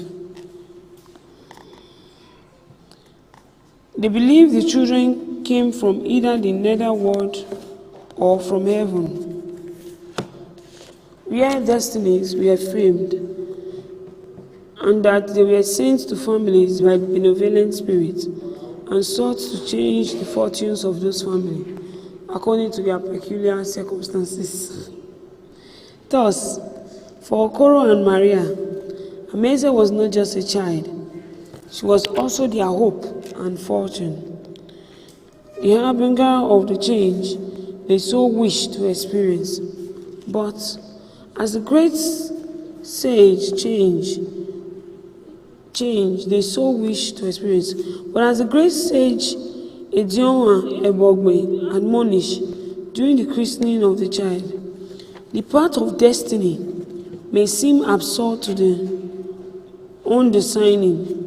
Those who would attempt to twist the hand of fortune so that she derail may reap exactly the opposite of what nature had so benevolently designed for them. Whether Okoro and his wife made anything of this admonition or not, nobody could tell, for they were too drunk with the joy of the occasion to take note of everything that was spoken. Ameza grew up a pretty child. Even while in primary school, she often attracted a second look, and she became conscious of this herself quite early. One day, she came back from school, anxious. She was staying and in primary 5. She dropped her school bag in the house and came out to meet her mother, who was busy in the kitchen. Maria noticed the anxious look and asked whether she had any problem with anyone at school. Amazing shook her head in the affirmative. Why are you staring at me then? Who are the people looking at you? Everybody, she said emphatically. But she started. Who are these people looking at you? But she stared at people too, amazing, don't you? That way, God gave us two beautiful eyes so that we can look at people and things around us and appreciate them. But I don't stare at people as if they were strangers. But I don't stare at people as if they were strange, or as if I was just seeing them for the first time. Maria burst out laughing. That's all right. Little girl was not bothered yet. After school today, my teacher still called me a pretty boy. Am I a bird? And what did you tell her? The woman probed further. I told her I wasn't a bird, she said, shrugging. Maria burst into laughter again. My dear, there is nothing wrong with that. It's just a way of saying you are pretty and she likes you. Amazing smiled shyly to herself and went into the house. The teachers liked Amazing. She was cool-headed and hardworking. She never fought back with everything they've been doing. The teacher liked Amazing. One Friday afternoon, some bigger children tried to bully her at the kiosk. She rushed back to the house, told her who was bullying her. Abu, and it's okay, called me many water. The teacher drew her to herself. Don't mind them, my dear. They are only jealous of you. Don't mind them, my dear. They are only being jealous because you are more beautiful and intelligent and more tiny. It was almost dusk in Oko. Okoro had just finished from his carpentry work, where he made plain furniture for his neighbors. There had been a major corporation since his retirement, which from the major occupation. Since his retirement reached from the civil service, accidentally, why? He sat with Maria in front of their humble home and watched the sun retire. Behind the forest, a crowd of the consumer. Be expected. Watch the sun retire behind the forest in the direction of the biological garden. Their children were busy in the kitchen. Mama, Eki called out, there is no salt. Tell your Isoken to give you a little. Eki walked over to the next compound and got some from Lucy. She came back to the college.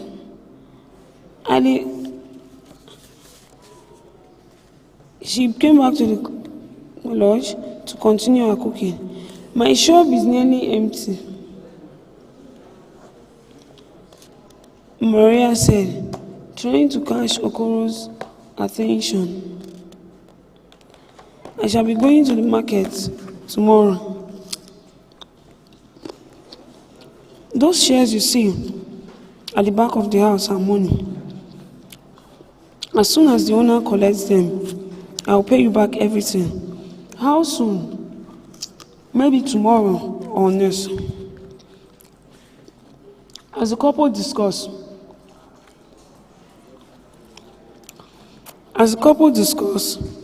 a Porsche car drove past and pulled up near the beauty salon.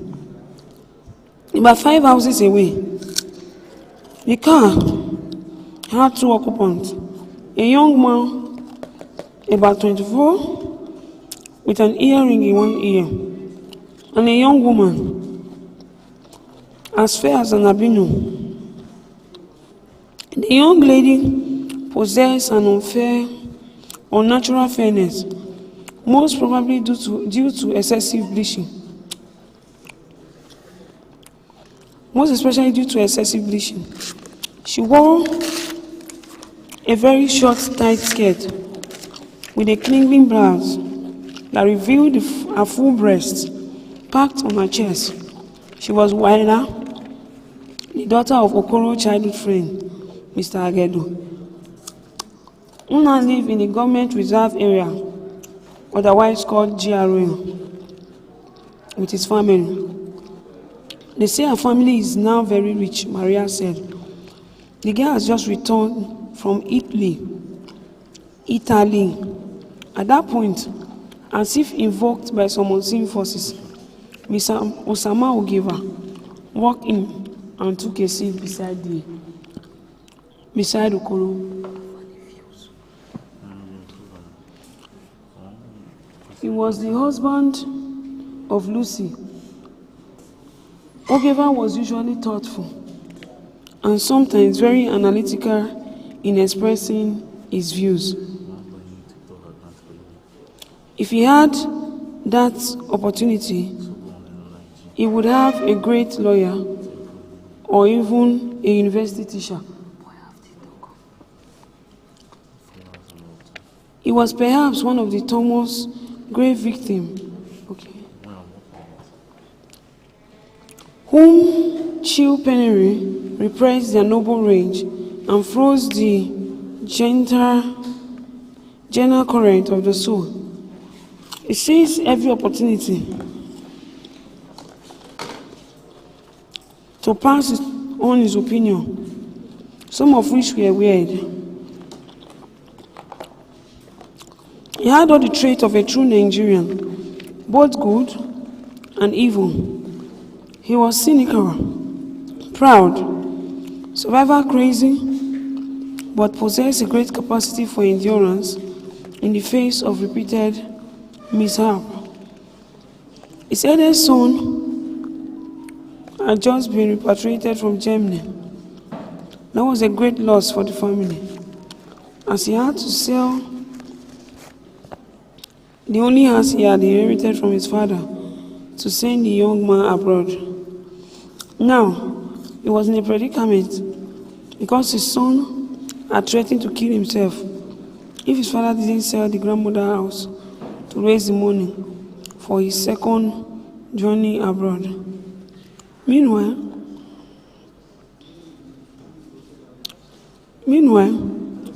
his said house now bore the popular description, "This house is not for sale." Mr. Ogeva knew that wasn't an empty threat. Only last weekend, Uso, his close friend, lost his second son. The young man has returned from Belgium without notice. Before he was able to make the journey, his father sold almost everything he had and mortgaged the rest. When unfortunately the young man was deported, the entire family was thrown into confusion. The deportee was devastated. An enemy to receive him was devastated. He knew that was going to happen. The deportee, a family meeting was coming up the following morning. He knew what was going to happen. On the morning of the meeting, after waiting endlessly for him and raising in windows, the door to his room was first opened. A shockwave swept across the street as people ran in to catch a glimpse of his body dangling on the end of the rope. Mr. Ogeva had to do everything possible to give his son another chance. He moved closer to Mr. Okoro. "Isn't that Mr. Agedo's daughter hanging there?" Of course she is. I heard she has just returned from the States. Please excuse me. Okoro went into his room and soon came out with a bottle of ogogoro and 2 tumblers.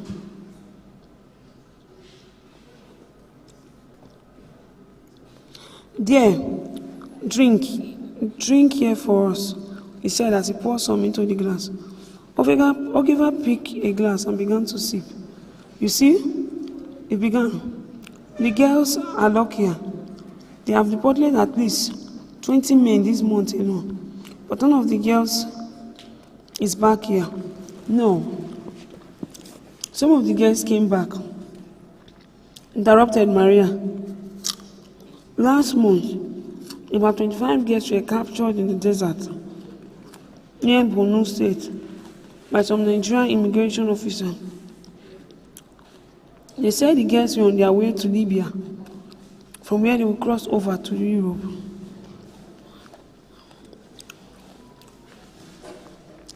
The ones you still talk about were still within our borders.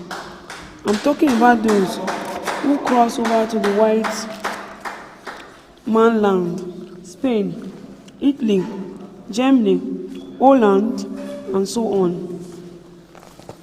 The girls are luckier.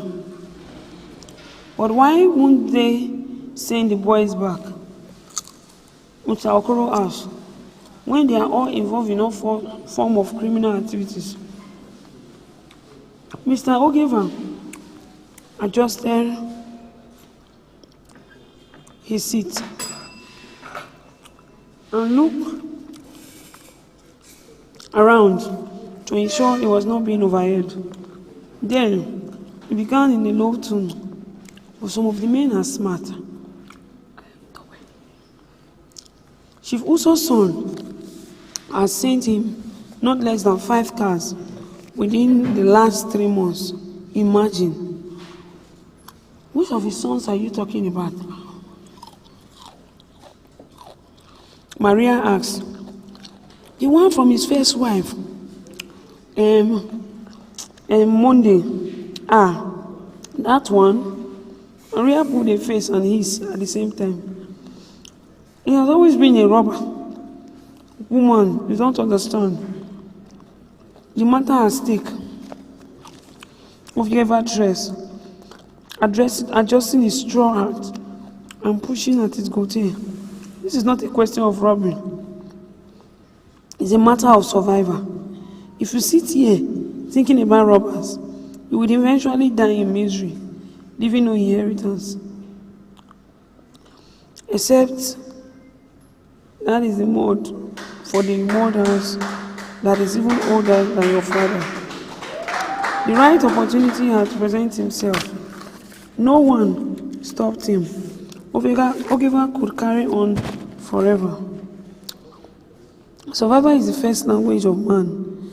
Even animals want to survive. Some of them devour their young to survive. Last Sunday, I attended a church service in which the pastor cited from the Holy Rites, where people had to kill, boil, and eat their children to survive. Imagine that. Was that right? But they had to survive. Maria stared at Mr. Ogeva, with that written all over her face. There is no such thing in the Bible. She shocked. Never, she insisted. And then, with impudent look, she said mockingly, so now you go to church. See what you heard on your first time in church.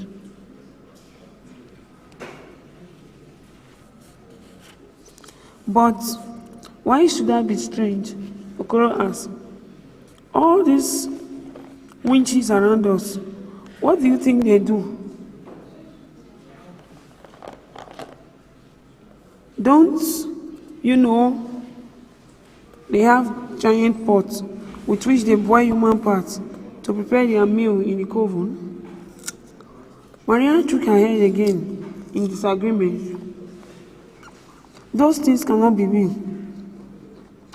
I still insist the Bible wouldn't say anything like that.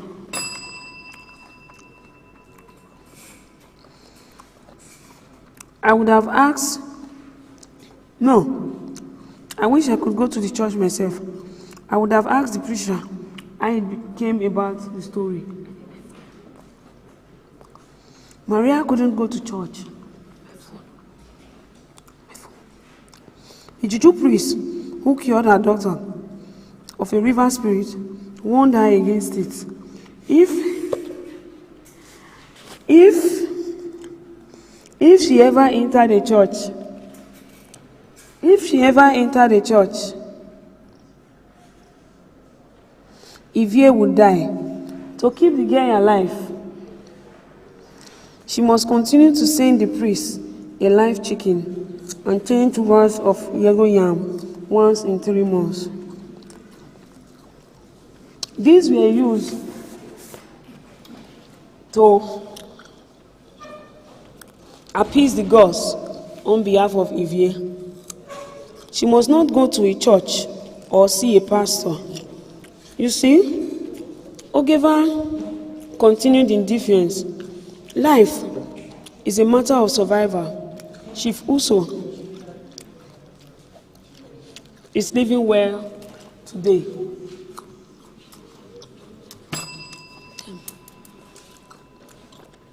Were we not all retrenched from the civil service at the same time? But today, he's not worried about what the next meal will be or come, like you and I. The most important thing, after all, the white man himself is a thief.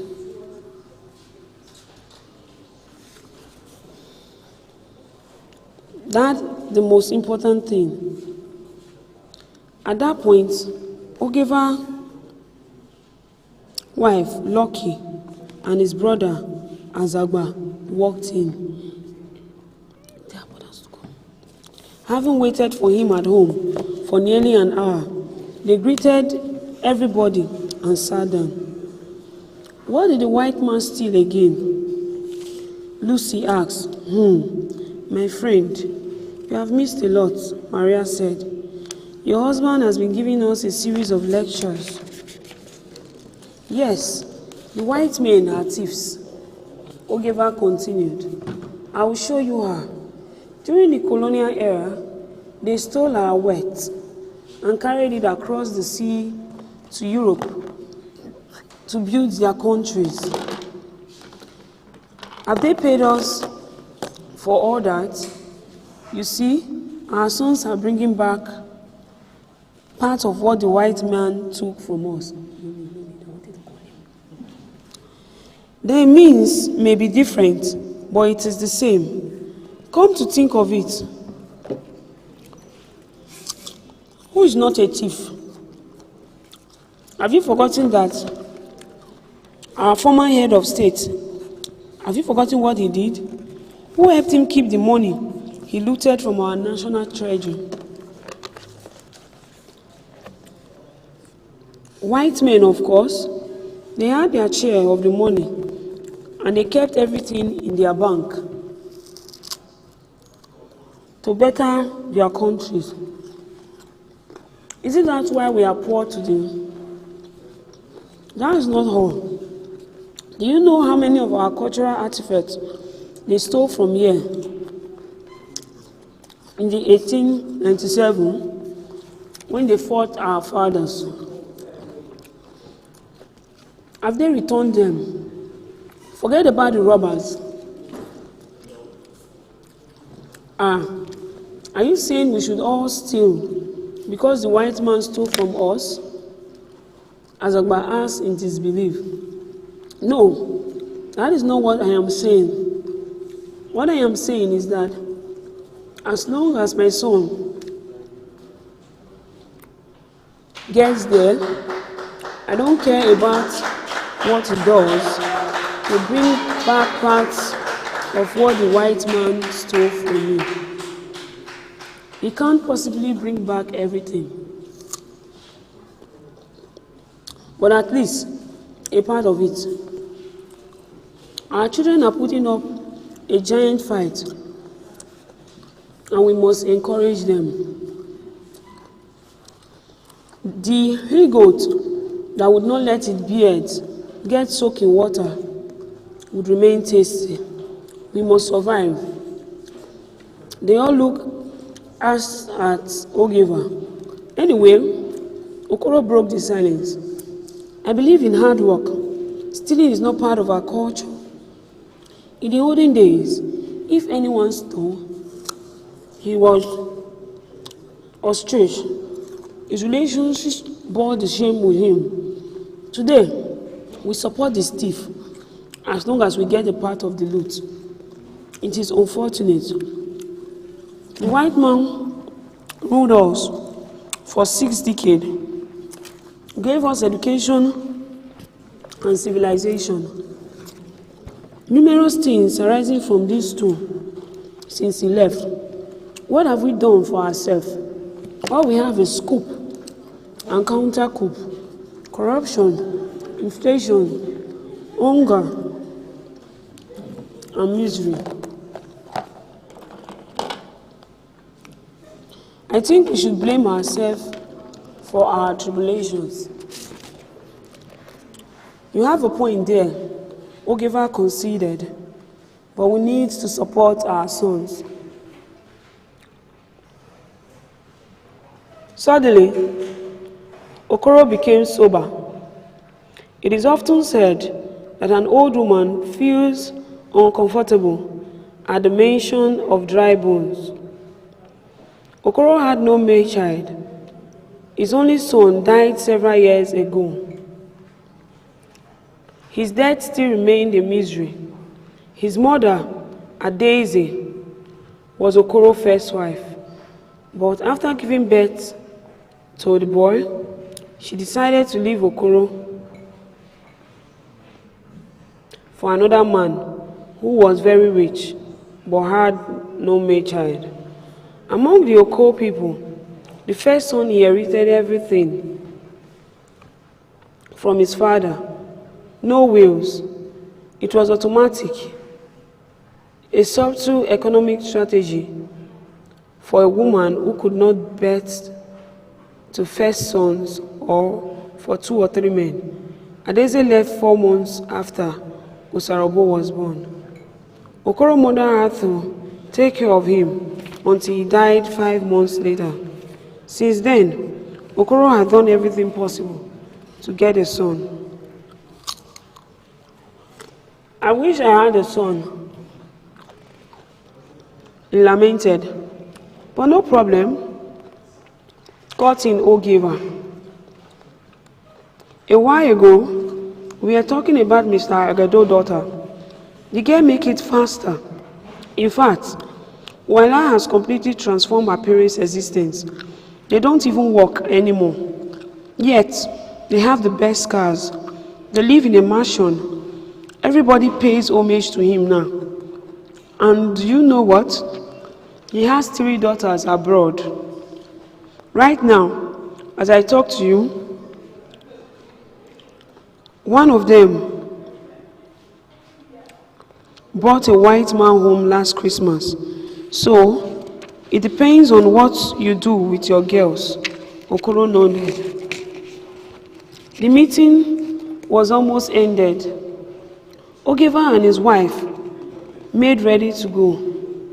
They had been together for nearly 2 hours all along.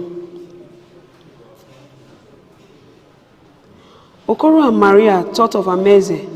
She was beautiful, wise, and disciplined. She seemed to hold the only hope for them. The other 2 girls were too young to leave home. Amaeze was old enough to take care of herself anywhere. I think we have to do something fast, Okoro said to his wife. Maybe we can look for someone to guide us in this matter. I am sorry, Maria said. My daughter is too young to go anywhere. She's a small child. Or is it because she has big frame? Too young? Asked Lucy. How old is she? Well, the Amaeze that I know is not too young. Girls that are even younger than she is go abroad. Is she not the same age with Isoke, my daughter? We have already decided on her. Soon, she will leave us. Isoke was a classmate of Ameze, but dropped out of school after becoming pregnant. She had gone to hawk ripe plantain at Imafidon Street, nearly a kilometer from her neighborhood. Soon, before she left her home, the skies grew dark and it began to rain. She ran along the streets, already drenched to her skin, until she got to a bungalow with a big veranda. She went in to take shelter. As she waited for the rain to abate, a man of about 30-something came out of the room. He was smoking, bare-chested, and had a towel around his waist. "Sorry you got wet," he said kindly to the girl. "Please come in and dry yourself up." At first, Isoke hesitated, but as the talk continued, she felt obliged and went in. About an hour later, she went home, but she kept her mouth sealed for 4 months. Her baby died at birth. Since then, she had been home, helping her mother with her petty trade, hawking assorted items in the street. You don't have to go too far, looking for someone to take your daughter overseas, Mr. Ogeva told the couple. You see, Madam Igbinovia Victoria is there. That is her business. Once you see her, everything will fall in place. Thank you very much, Okoro said. You can't have a drum beside you and play your stomach instead. That is true, my friend, agreed Ogeva. The nose is not just made to help us breathe. It is also made to feed the face. They laughed and parted. It was already dark when the guests finally left. Okoro and his wife contemplated the whole issue. It was a time to take a major decision. Several thoughts raced through their mind. It was a great opportunity for them to have a taste of the good things of life. But Maria couldn't afford to let her daughter embark on such an uncertain journey. It was like a leap in the dark. But life is all about risks. What if it worked out for her? The family would be better for it. What if it didn't? She was confused. As for Okoro, the time to enjoy life has come. He was now in a pensive mood. He imagined the entire family in a big house with both bathroom and kitchen inside. He was now a chief and even owned cars and employed a driver. Most of his friends that abandoned him now came back like the prodigal son, begging him for forgiveness. Without his presence at community gathering, no meeting was held. He had begun to be respected by the extended family and so on. He was so immersed in his thoughts that he lost consciousness of his wife's presence. But when Maria stood up to leave and yelled, "I am going. I want to go and complete the cooking," it was already getting dark. The children are waiting. Okoro shook himself out of the reverie. Please, before you go, what exactly do you think these girls do in Italy that they make so much money? I don't know, she said bluntly. I have not been there before. Just leave my daughter alone. She's not going anywhere. She walked away while Okoro contemplated the matter in silence. Lady G Beauty Salon opened as early as 7 o'clock on Saturday morning. It was the last shop owned by Miss Gladys Owie, an Holland-based businesswoman. The salon occupied the front part of the small building, attached to a bigger house where Gladys' parents live. They were already confined by age and lived on the proceeds of the enterprise. Opposite the salon was a popular Great Choice barber shop, which shared a common boundary with Osifo Pool Agency. Here Mr. Okoro and Ogeva tried their luck whenever money came their way. Okoro's first win came so easily that he felt it was the best way to make more money, fast and effortlessly. The set of numbers, that was a few years ago. Mr. Osifo has persuaded him to play the set of numbers. Didn't I tell you, he had boasted. He was a short man with a hungry-looking face, always smoking and coughing. People often wonder why he remained poor, even though he claimed to have made many rich. My number don't fail, he told Okoro as he paid him. I don't always give number, but whenever I do, it's jackpot. Okoro rushed out to Osifo's office and in the process tripped.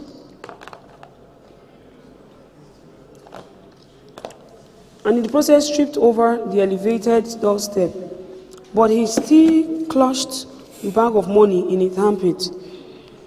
He picked up bicycle from the wall and rode down the road. At home, it was all excitement. Maria counted the money while Okoro watched on gleefully. You see how God works? If I had listened to you, I wouldn't have played this thing. Don't mind me, my dear. Maria replied happily. You know we women don't like parting with money that easily. I need earpiece or earbud. I need music for my ear. We hate risks. A bird in the hand is worth two in the bush. From now on, I shall always trust your judgment and your luck too. 16,000 naira. Okoro has never handled so much at once in his life. He had played the game with only 1,200 naira, the proceed of the sale of one of his farms. Mr. Okoro sat with his wife, thinking about how to spend the money. Their needs were legion. Their roof was leaking, and the ceiling sagging, caving in. A part of the wall too was already falling back. Although he had successfully held the wall with heavy logs he had cut from a nearby forest. First, let's have a roof over our head. Let's have a roof over our head. I would also like to build a kiosk for you and put a few things in there for you to sell.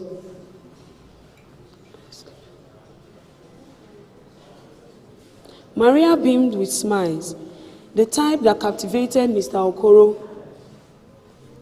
Many years ago, when they first met, things were turning to normal. Money answers all things, but even after setting apart the money for these things, they still had over 7,000 naira left. Don't be in a hurry, Maria advised.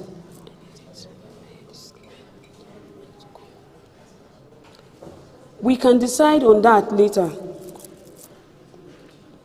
Early the next morning, a young man came to Okoro's house. He was a barber at great choice. He knew Okoro had won a large amount of money. The news was already going the rounds. It was Osaze, Okoro's cousin. What is the matter? I need airport music to wake myself. We can decide on that later. What is the matter? Okoro asked, wondering why he had come and that early. All the time, I didn't have anything. Nobody called on me. Nobody knew I was alive. What does he want now? Mr. Okoro thought to himself. Pa, the young man began. Now is the opportunity to destroy poverty in your life forever. Osaze was also an agent of a new miracle bank in town. What are you talking about? Okoro asked, as Maria joined them. Plan where? That is the name of the new company, the young man declared. Yes, plan where. Maria took over. I don't know why I haven't thought about it before now. She sat down on a stool, folded the two ends of her wrapper between her legs as she moved closer to her husband. Go to the central market right now. That's what everybody is doing. How does it work? Okoro asked, skeptically. There were so many 419 people in town. He had to be careful. It is simple. The young man explained. If you deposit 1 naira with them, if you deposit 1 naira with them, you will get 10 naira cash payment in a month's time. If you put in 100 naira, you get 1,000 naira at the end of the month. It is as simple as that. No cheating. Okoro stood up, paced around the parlor. Can you point at anyone that invested in this company and got paid? I can't count them. Everybody is doing it. Market women, drivers, office workers, teachers, the rich and the poor. Everybody. In fact, even pastors and church members are involved. Are you sure of what you are saying? Now, let me ask you this. In the history of this nation, have you ever heard that a teacher bought a car? Okoro shook his head in the negative. How can a teacher buy a car? He asks derisively. Has he been able to feed his family, to pay his rent? Last week, I saw a signboard.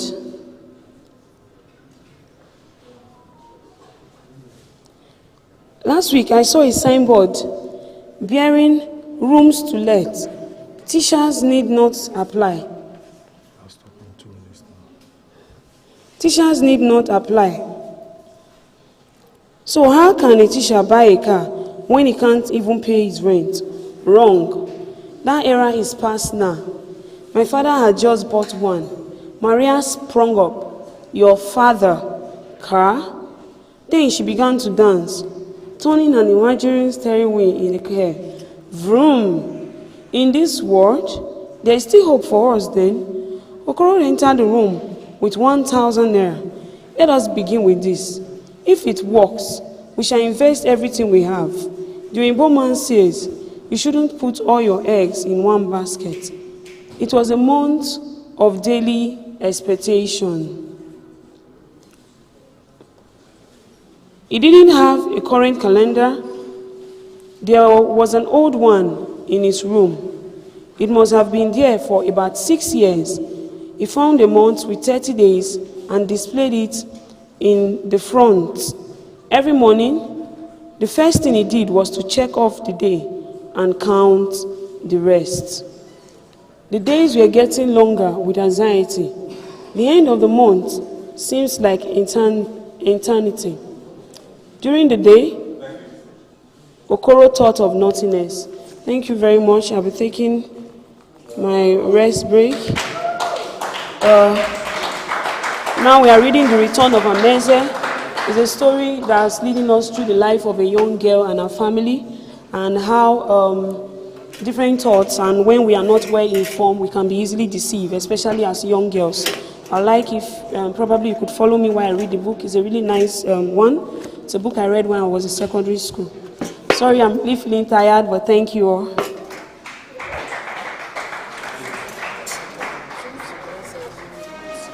Go inside. Go and stay for your medical. And then I'll drag you.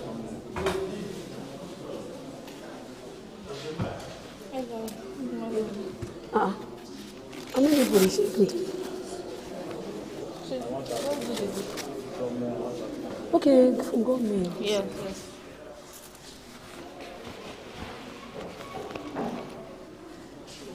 But you're feeling okay now. You're not having headache.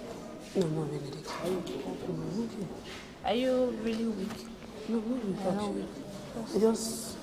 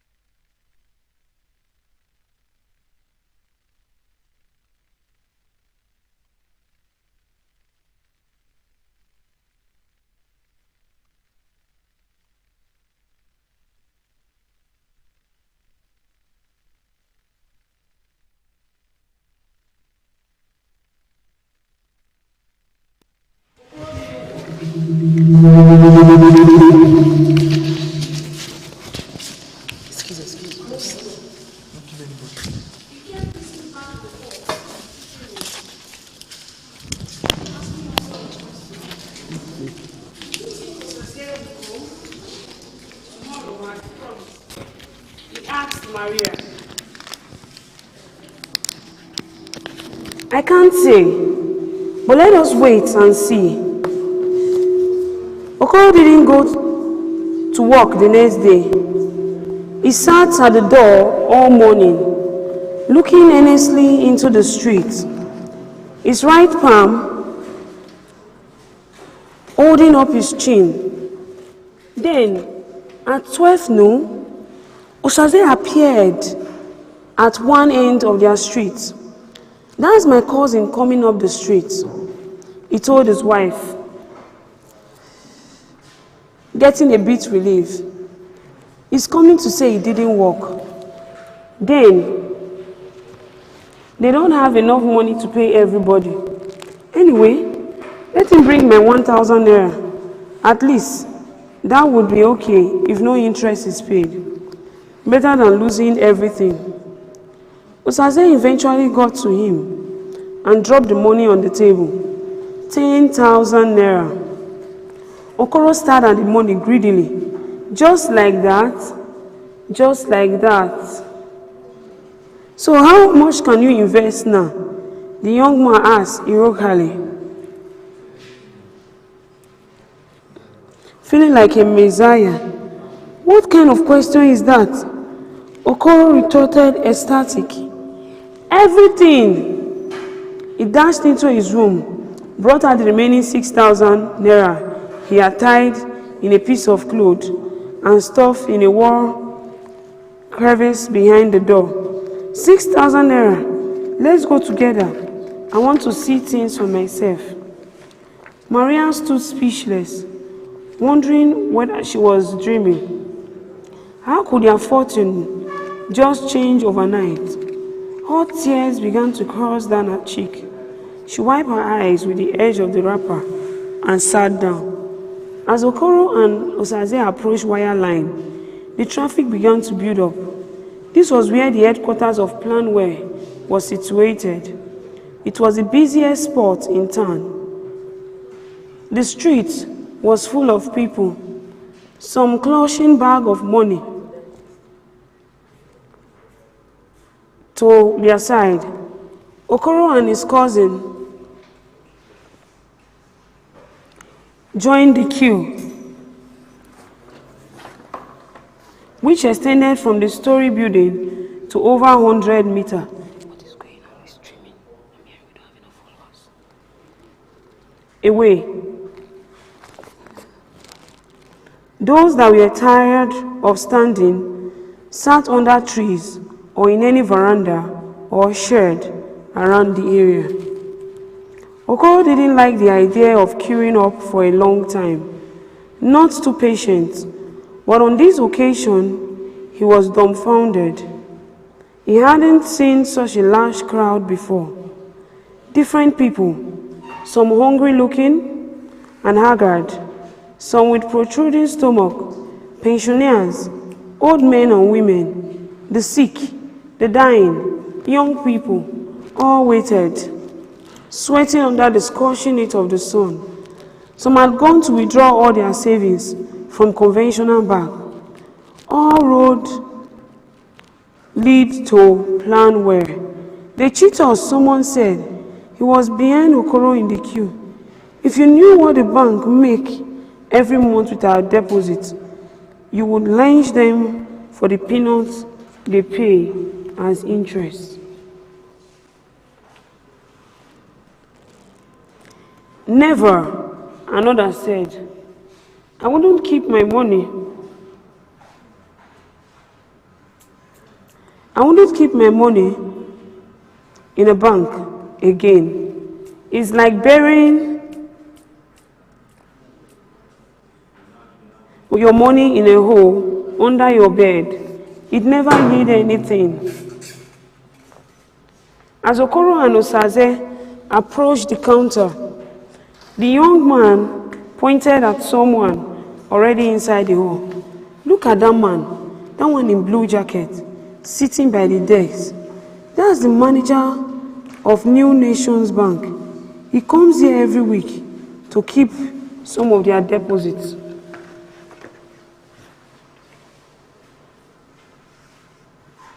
The thought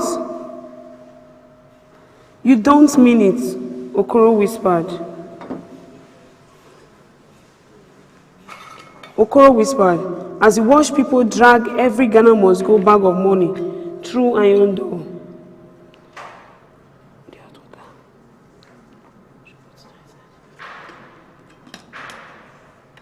One day, I will drag my own bag of money through that door, he thought. It was already 3:30 p.m., the time civil servants closed from work.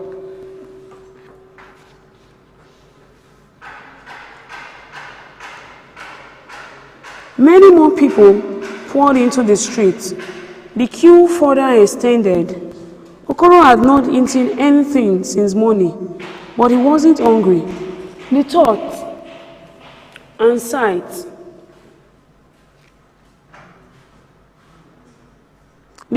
sight of money filled his stomach.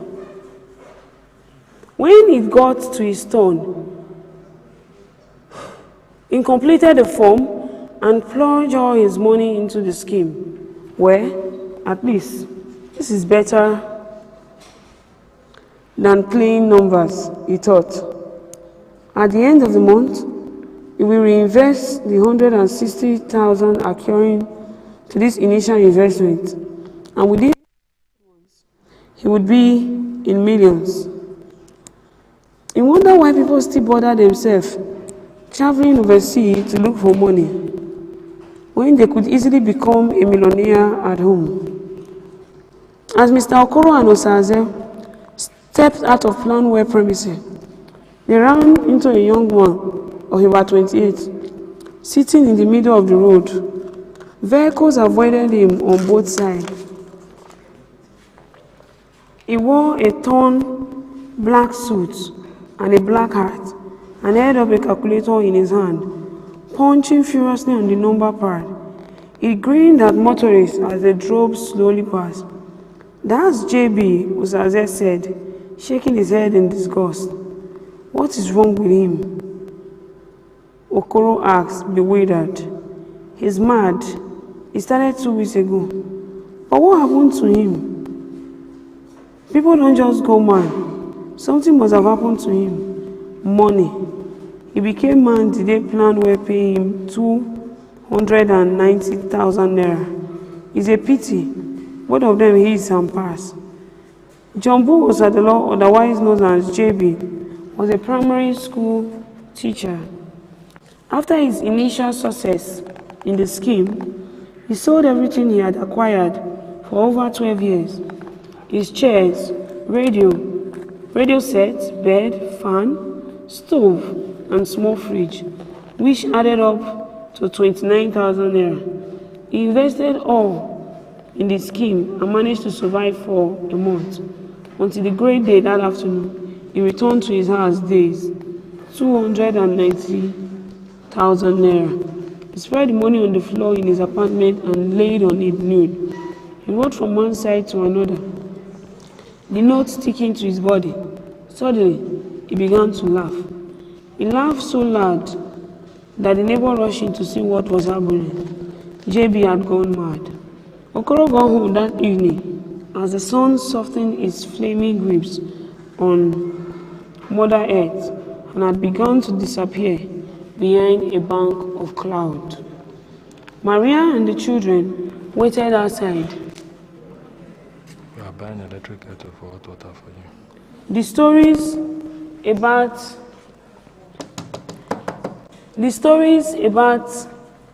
microwave is better than that. It's too expensive. The stories I will tell you, let them go and check. Send the PA. The stories about Mother Earth had begun to disappear behind a bank of crowd.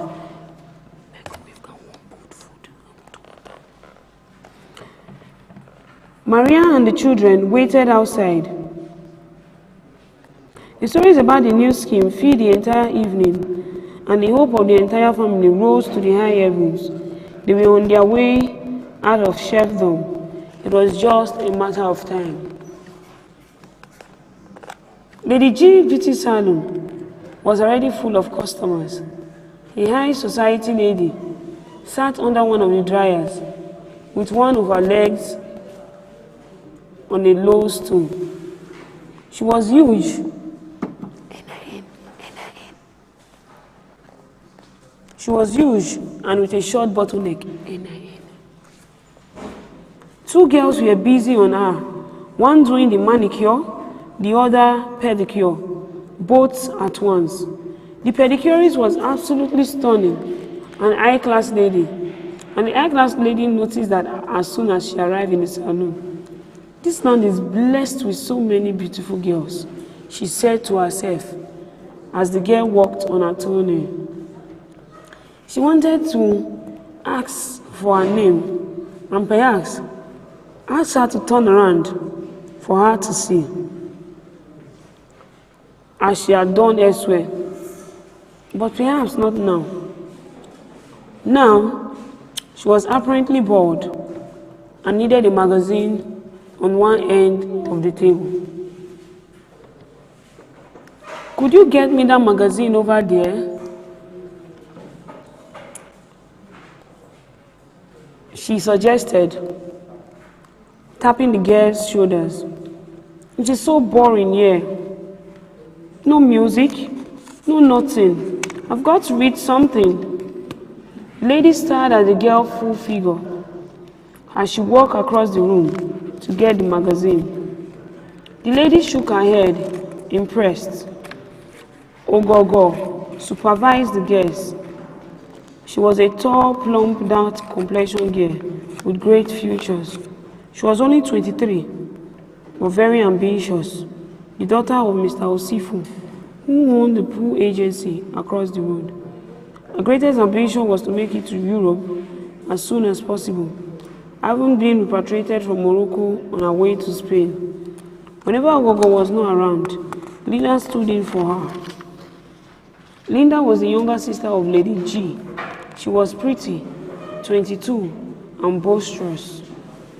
Another lady was by the huge mirror. Omo Yame looked elegant in her well-set hair. She was called Omo for short and was only 23. You are a sweet young lady, the high-class lady remarked.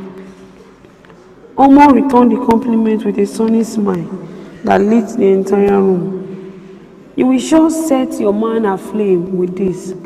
I hope so, Omo said, laughing out loud. I like your style, the woman continued. Could you find time to see me? Yes, why not? Omo replied, accepting the business card offered her this night. She asked, I'm sorry, but I got an important appointment today. I mean tonight. What about tomorrow? Okay. Omo was among the 4 ladies Madam V planned to lodge in a hotel that night to await some politicians. It was part of the official protocol. The other 3 girls were from the university campus. Madam Victoria Ibinovia stood before the mirror to inspect her new looks. She nodded in satisfaction. She opened her bag and doled out naira notes to the girls in the salon. 300 naira each. The girls went wide with excitement as she left the salon. Ogogo followed her to the car and opened the door for her. She stood back humbly, clasping her hand behind as the woman drove off. She too had collected a business card from the woman. That lady is in money, Linda whispered, and she shook her head as she tried to remove the rollers in the customer's hair. Anyway, my time is coming too, Ogogo said, and sat down to inspect the business card.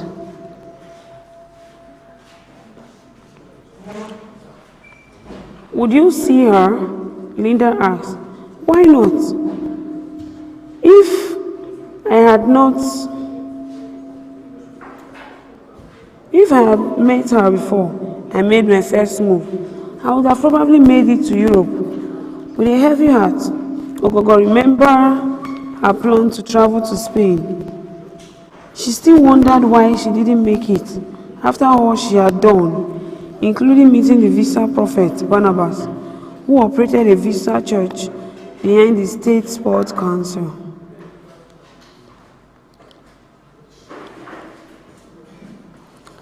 The guests were now busy with the last customer for the day. Iguano, a young robo lady of about 24 only.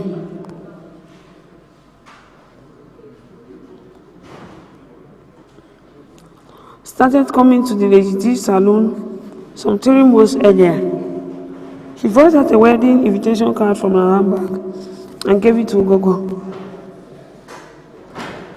The girls converged quickly, scrutinizing it.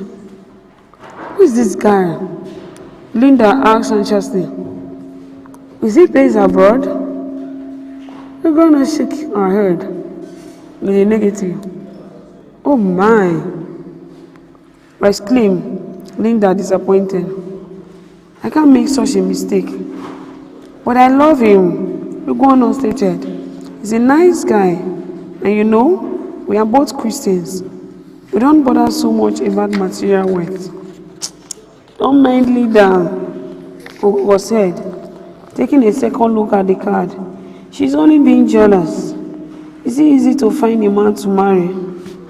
Which church do you guys attend? The Solid Rock. God forbid, Linda swore. She dropped her comb on the table and took 2 steps backward in surprise, arms akimbo. She closed her eyes and began to speak in tongues. Aya Made Oribaya, Madaya, Madaya, etc. The guys are finished, she spoke up at last. But what's your quarrel with my church? Iguano asked calmly, looking pitifully at her beautician. Well, I used to be there. Thank God I left. I was a serious member there a few years back.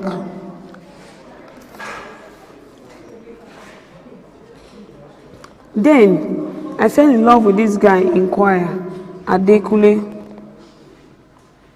Iguano opened her mouth in surprise, but quickly closed it again. She was glad, however, to hear Linda talk about her man, a lovely young man with a lot of promise. Linda was now becoming hysterical. Then the pastor, oh goodness, God will judge all of them. Oh hell of all fury. What did the pastor do with Linda? Iguano asked again very calmly. He said we must undergo an HIV test before the wedding. What? Imagine that. Another girl shouted. He was indirectly saying you weren't clean. Hope remarked, and she has been washing the implements as they prepared to close. You should have gone for the test. You're going to explain. The minister was only trying to safeguard the new family we are about to start. Steve and I did all the tests, including blood group and genotype. Did you pass all the tests? Hope sneered, hearing the mischievous look. Of course. That is why we are getting married. I hate that church, Linda maintained. Those things are not in the Bible. Did you ever read it anywhere that Adam and Eve did tests before they got married? You guys are just adding things to the Bible, and there's punishments for that. I can never do a test. I am Madabaya, Oribaya, Made, etc. Then she turned to Ogogo. Won't you say something? Can you subject yourself to such screening? Never. What if it's positive? That spoils everything. Never. I also attended that church for a while. It's a very bad church. Instead of preaching faith, the pastor talk about immorality on HIV AIDS. Once he see you that you are wearing a mini skirt and some makeup, or you see part of your breast while you are in the field, he will change a sermon for that day and preach about Jezebel and Delilah. advising the guys to remember Satan and remember Samson. He actually made me sick because of him, many of us became bench warmers and backbenchers, but his inquisitive eyes will still find us out. I don't think that pastor is clean himself. Well, I thank God for my new church. Nobody talk about such things. Everybody is free. Where the Spirit of the Lord is, there is liberty. Our pastor is very understanding. He is a young man who knows we are still in the flesh. He said Christ has finished everything, and that all our inquiries, all our iniquities, past, present, and future,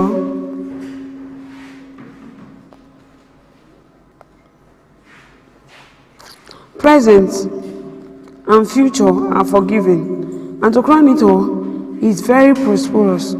See the crowd, see the cars. I agree with you.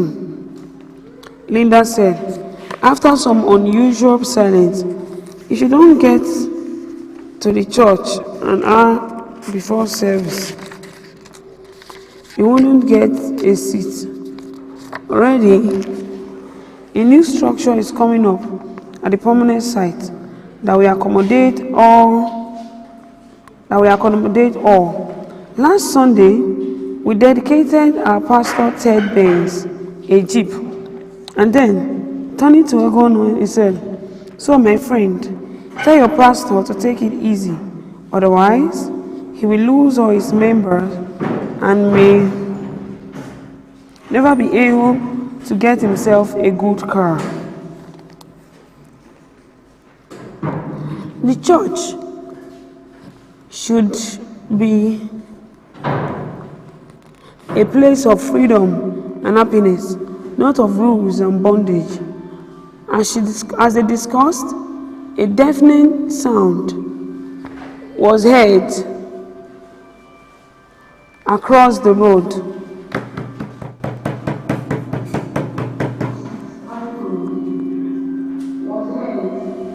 Some jubilant youth from the Great Choice Barber Shop went wild with excitement. Which person's phone is ringing? They sang and danced.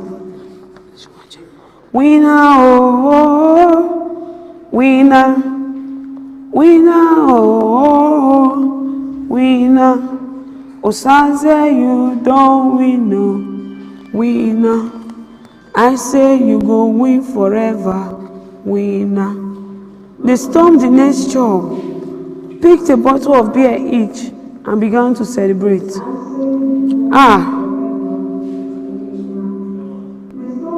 What is it?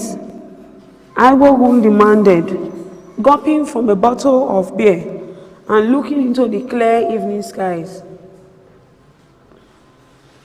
As his Adamampo danced up and down, he deserved it. I told you guys that he'll make it this time, Obano said. He was the brother of Osaze and the owner of the Great Choice Barber Shop. Osaze has just successfully crossed to Spain. The worker has just received the good news. He has been on it for 2 years. His success brought hopes to the boys. He will prepare the ground for them. And one by one, they'll find their way there someday. That was the ultimate ambition. The guests stood in awe, watching the celebration. It was already closing time. One of the guests, pedicures, picked her bag and left. Just then, a young man in NYC trousers. I An haircut came out of the barber shop. He just had a haircut. The guy looked up and their eyes met. "Good evening, young lady." "Good evening," she replied. "You live down the street, I suppose?" "Yeah." "I'm trying to locate a friend of mine, a youth corps member. He lives down the street too. Siri Ajana." "Yes.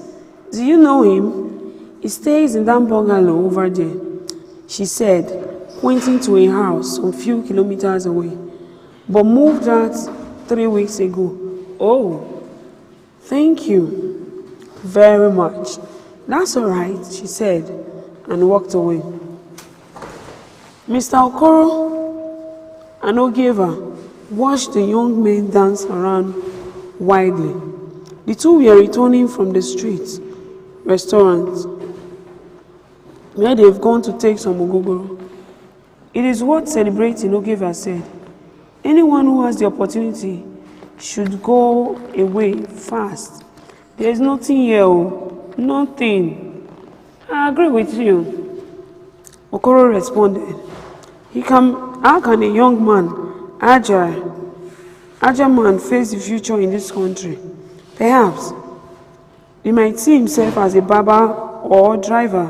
Anyway, they should be careful. Too much excitement can kill. He obviously remembered the Planware experience a few years before. He thought about Osaze for a second.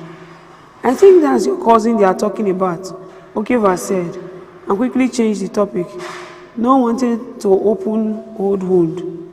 But Okoro had no hard feelings about the young man who took him to Planware. Osaze certainly meant well. What if it had worked?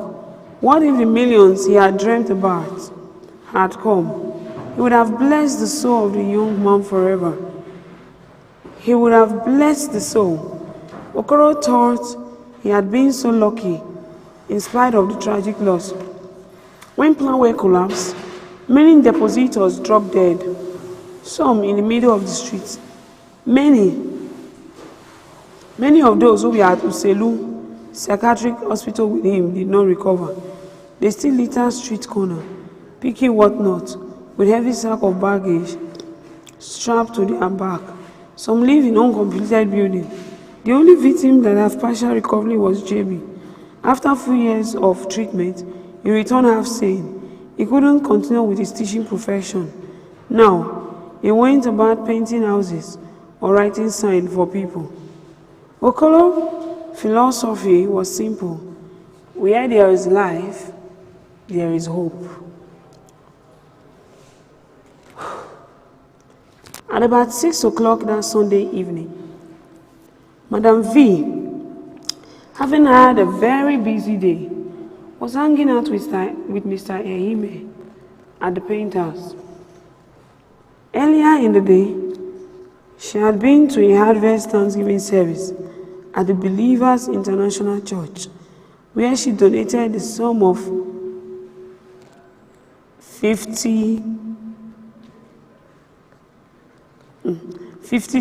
naira. After the service, she went straight to the Memories Charity Club, a philanthropic social organization where she served as vice president.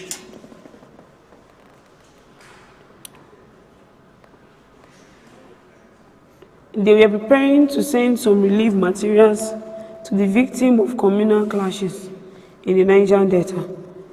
When she got home that afternoon, a delegation was waiting for her with an invitation.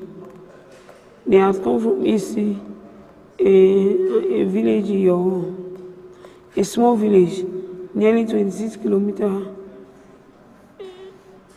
away, where she had received a chieftaincy title. They will send one of her aides to stand in for her. So, because the date for the event clashed with the fundraising dinner at the political party she belonged, she sat with Mr. Riemen that evening watching the Afrobeat Maestro Fela Anikulapo Kuti on the television. They say this man married 27 wives all at once. How did he do it? How did you do it? Do what? Riemen has, feeling ignorance of what she heard. No wonder he's so lame. She laughed out loud in her usual manner, knocking off the papers on a small stool beside her. Imagine all these invitation letters. I've got nearly 2 dozen of them. To donate, donate, and donate. Do you think I pluck money for trees? Are you complaining? Not really, but it's like our society, like free gifts. In a lot of America, nobody gives you money for nothing. You work for every dime in your pocket. Is it not why you are in business? Mr. Riemen asked Madam V, thought for a while. There is some truth in that. Now, what do you think about that church we attended today? I've only been there twice.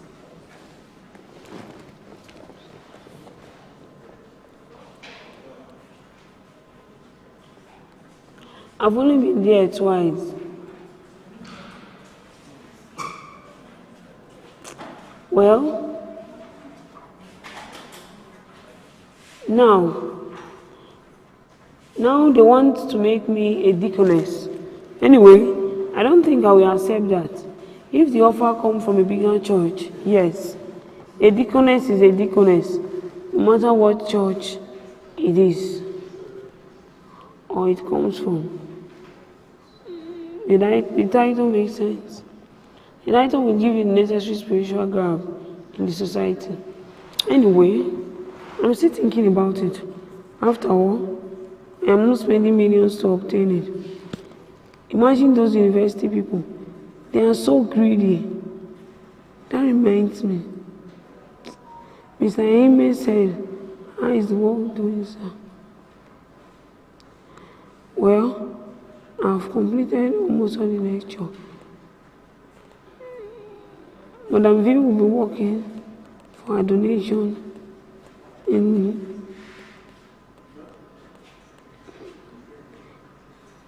for a donation degree in law. She had already procured a brand new 54-seater luxury bus for the National University, where the prestigious doctors of law would be conferred on her during the next convocation. She had also seen the various decision makers in camera. Man, I can't wait for those titles. Chief Dr. Dickness, Victoria Igbinovia.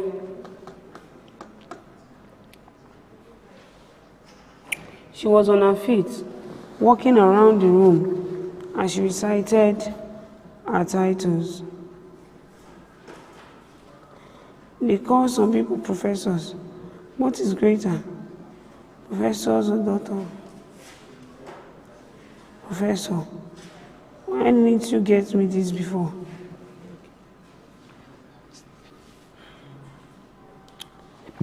Anyway, I'm going to get it. It could only cost a little more. No problem. Let me finish with this first. 4 titles. Chief Doctor Deaconess Victoria Igbinovia. Fantastic.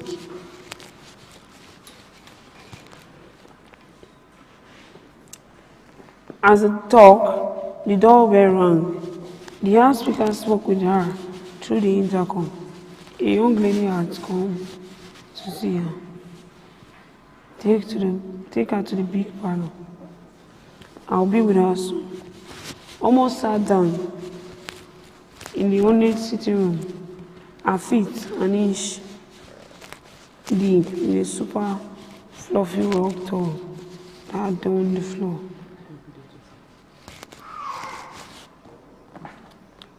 She was tall and fair complexioned.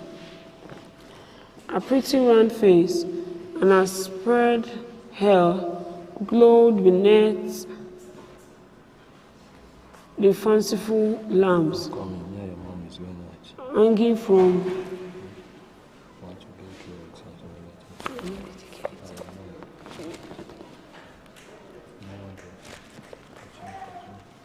that. her pretty round face and spread hair glowed beneath the fanciful lamps hanging from the Mr. Omo.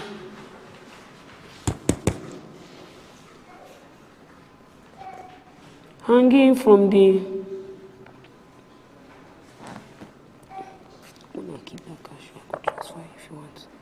Transfer. I don't need to come out this thing here. Jeremiah, what I talk to him. Take her to the big parlor. I'll be with her soon. Almost sat down in the ornate sitting room, her feet an inch deep in the super floppy purple rug that adorned the floor.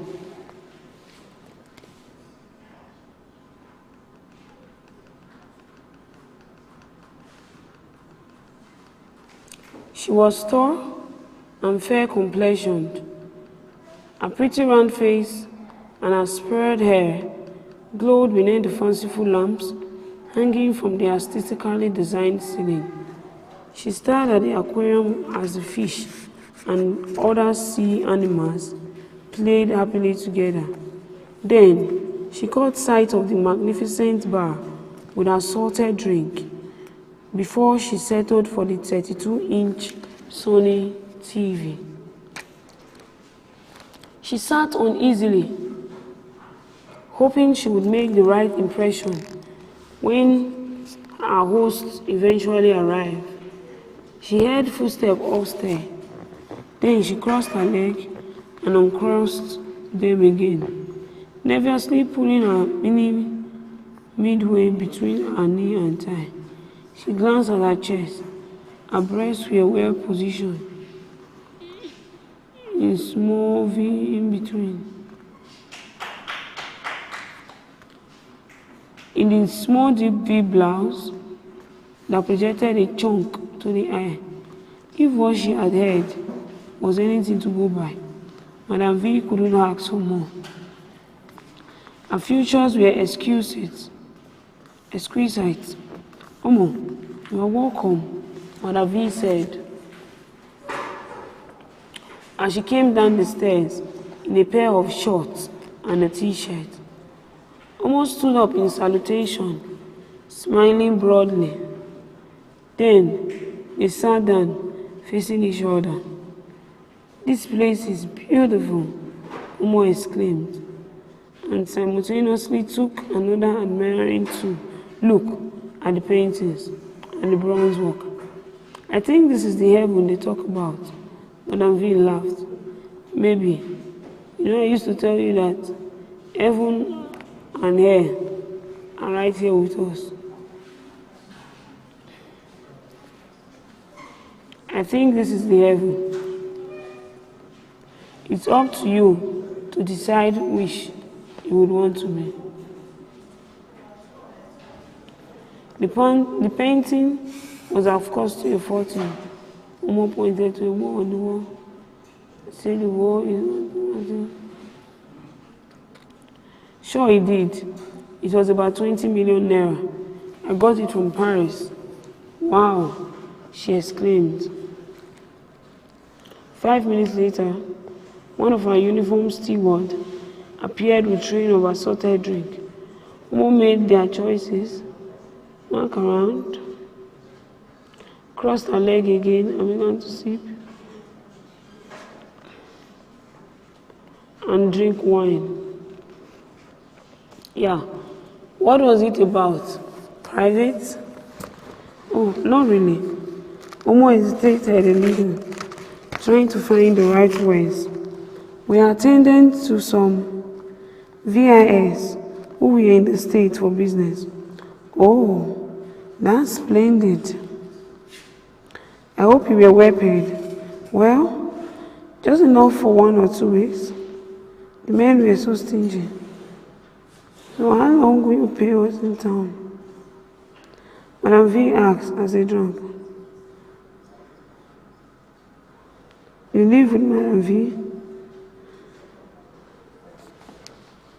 No, I live alone. I used to live with my grandmother, but that was a few years back.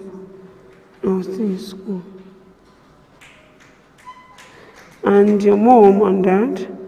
Can't really say. I don't know much about my dad. He's somewhere in the north. And my mom, where? She married to an old man in the village. I actually grew up with my granny.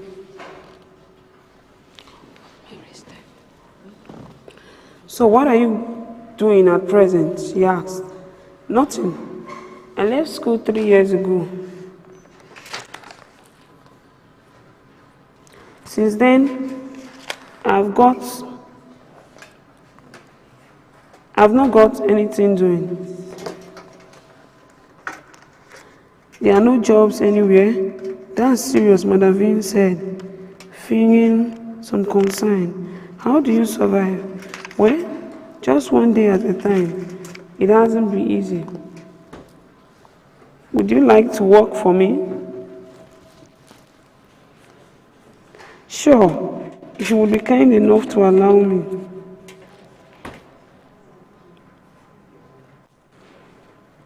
As they talk, the phone rang.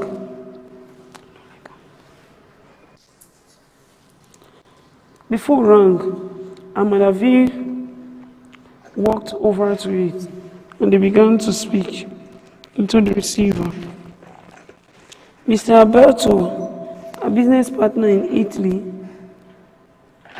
was on the line. She would be returning to Italy soon with at least 20 girls. Omo was happy.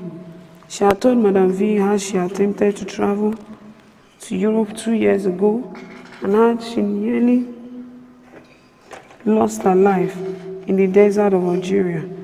Madam V sympathized with her and assured her of better days ahead. Lest I forget, Madam V closed her eyes as if trying to recollect some information. Who was that girl? I mean, the girl that treated my toenail yesterday at Lady G. Oh, that was amazing. Okoro daughter.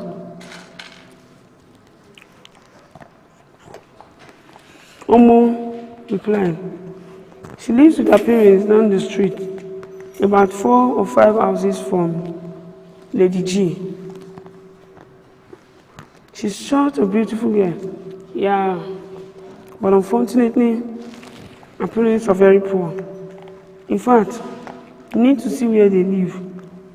They can't even pay the little amount required for her trade. And then they might even stop her soon. That's the problem everywhere. Poverty. But the girl is so proud. She wouldn't do what other girls do for money. She's still living in the past. You know those archaic ideas of marriage before sex and all that. I just wonder what type of mother she has. Yeah, once in a while, you meet such people. Madam V confirmed.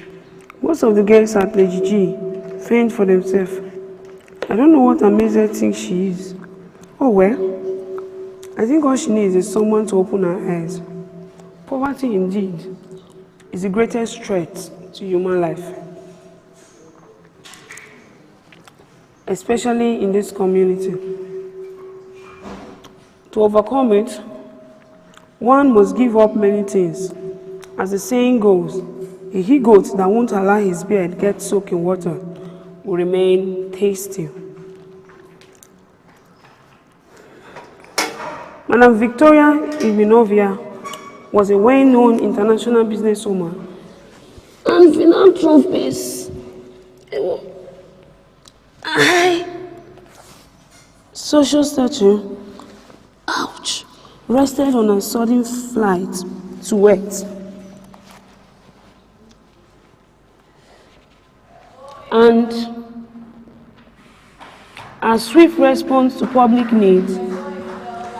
She was a huge woman with heavy buttocks and massive breasts, but she carried a massive fame with so much ease and agility.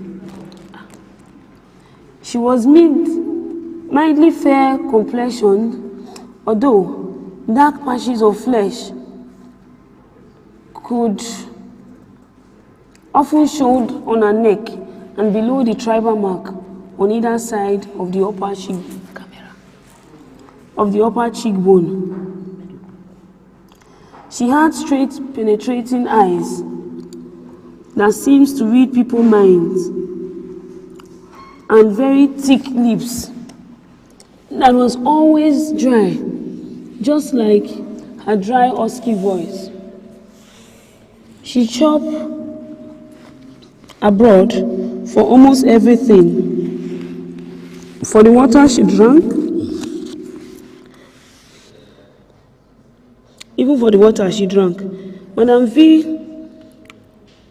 as she was fondly called, trafficked in young ladies. She had a very complex network of operations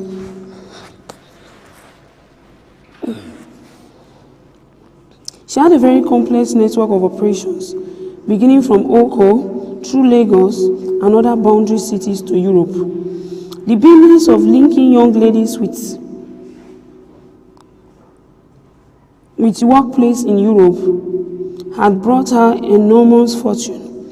Madam Iminovia Way in GWR was a sight to behold. She owned the entire street, which housed a dozen jewelry stores, expensive boutique, and restaurants. At the end of the street was a sprawling duplex with incredible high wall and a beautiful white gate. On top of the immense gate was boldly written in gold, "God help those who help themselves." Anavi was about 46, single, leaving her husband of over 50 years earlier. But she had many lovers. One of them was a white man who came home with her every September. Her two children, Lawrence and Laura, from her second marriage, were twins. They had finished high school in the United States and were about going into college. Lawrence was to pursue a course in computer science and Laura medicine. She visited them once in 2 months. Madam V was a generous woman, a little loving, and cherished a lot of encomium. There were more beggars in her street than in the street of the town. Beggars began their daily routine at 7 in the morning. When people drive in and drive out of the busy street, they lined up a few meters for the house gate and extended their hand to the beginning of the street.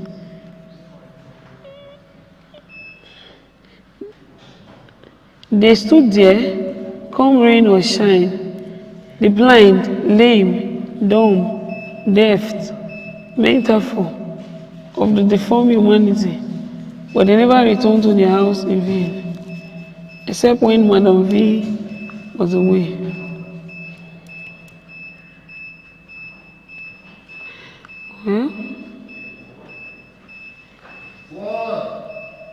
They stood there.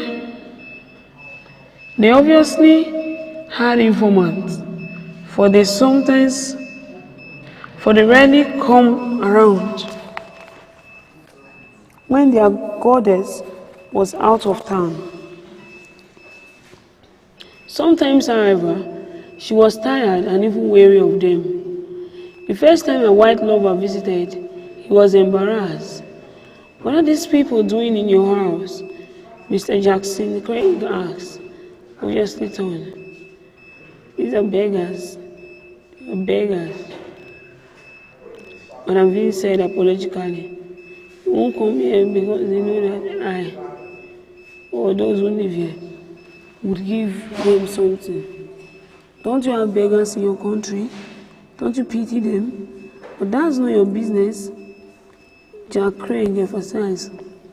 "Why doesn't your government rehabilitate them? This is strange. How do you cope with the noise anyway?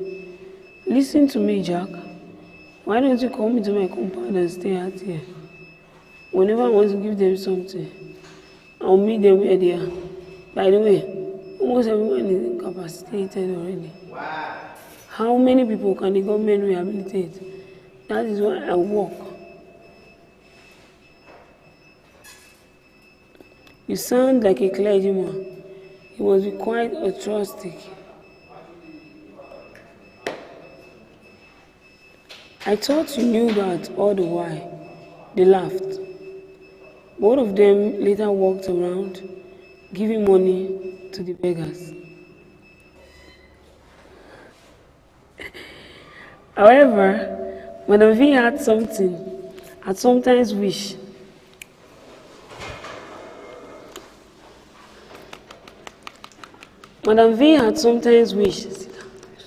she could clear the streets of all the mendicants.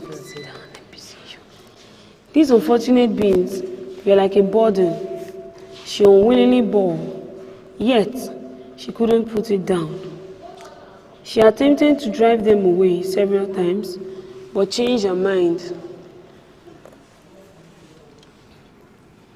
She was under some self-imposed moral obligation to shed some of her excess weight on the less privileged. Her responsibility to them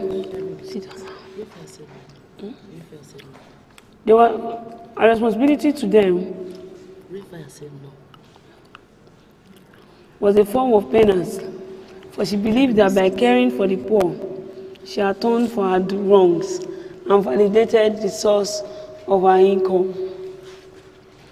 She was also somewhat extravagant. That explained why she was always invited to fundraising occasions and Thanksgiving services in church. Whenever she doled out money at any occasion, she ensured it made the headlines.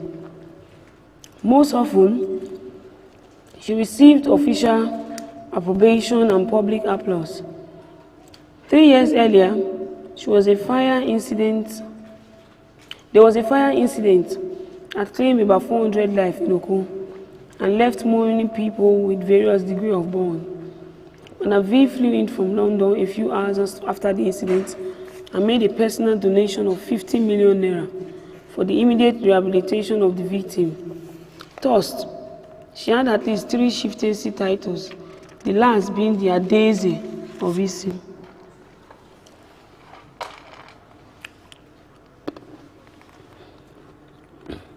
The noble one is Isi. Within the last 1 year, it has been rumored that some powerful politicians in the state had tried to lure her into politics to run for the Senate under the dividend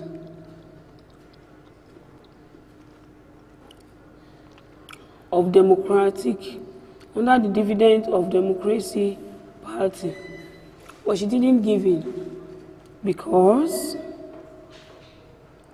she thought politics would cramp her style and would unnecessarily interfere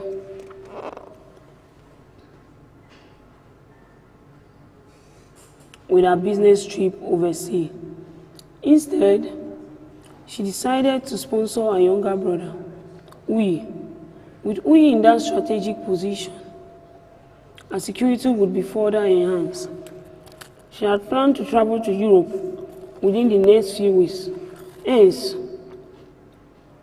she had been busy scouting for the right person and preparing traveling documents for them. She worked with Mr. Patrick Riemen, the director of PHS travel agency. We often shuffle between Oko and Lagos, procuring the necessary document for Madam V and doing all the paperwork.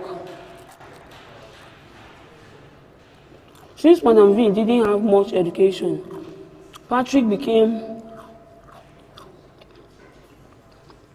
the middleman between her and the syndicates in other countries.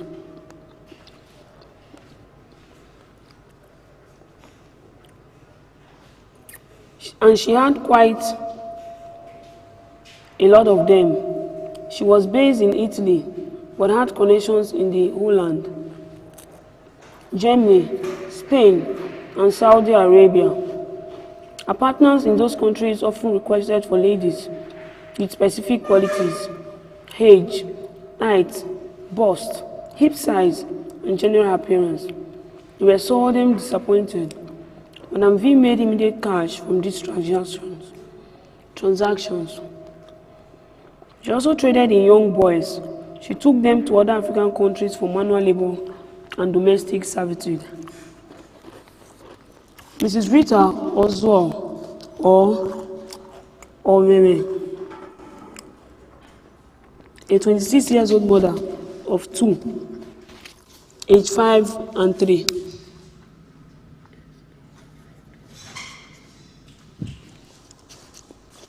The director, she worked with Mr. Patrick Eime, the director of PHS Travel.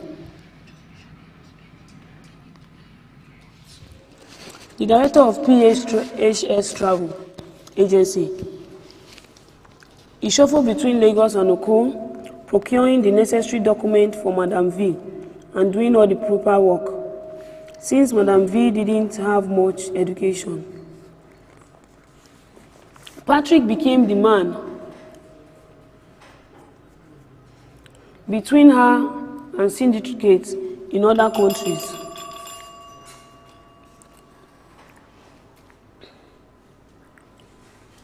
And she had quite a lot of them. Madam V made immediate cash transactions from these. Her husband was a plumber and herself a full-time housewife.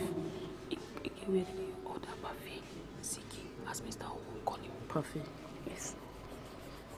Her husband was a plumber and herself a full-time housewife. They lived from hand to mouth until her friend Iziga introduced her to Madam V. A few weeks to Christmas, Iziga had just returned from Holland with a lot of goodies. That evening, after she returned, she and Vera, another friend of hers, brought a few used clothes to Rita, and they sat in their one-room apartment. Poverty smacked everywhere. Rita narrated her ordeal, lack of food and clothes for herself and the children, and the lack of money to start a trade. Iziga could see things for herself. The bed they sat on had a flat piece of foam. There were no chairs in the room, only 3 stools. Their full clothes hung on nail. Their full clothes hung on nail in the room.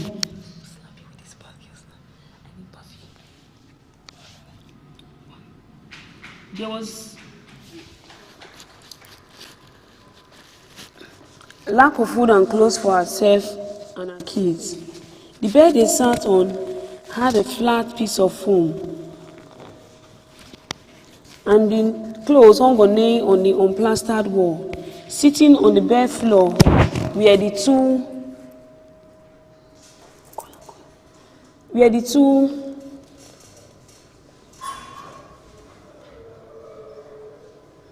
were the two kids with protruding stomach, long neck, tiny legs, and empty eyeballs. You could even count their ribs. So, what are you still doing here? Iziga asks.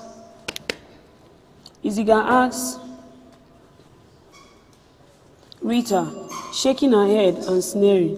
Don't you see your mate? Okay, at the back, Angela. Angela at the back. Come to buy perfume. She knows the perfume I need. Okay. But you know, say I don't marry. Me, uncle, I never marry. I been only you get husband. You want make hungry kill you and the children because of one year man. Man will not get anything. You get sense, so? She looked at Rita contemptuously again and hissed. I no fit leave am o. My children still small now. Who say make you leave am? Iziga snap. See me see wahala o. One juju like that. Shikina, life continues.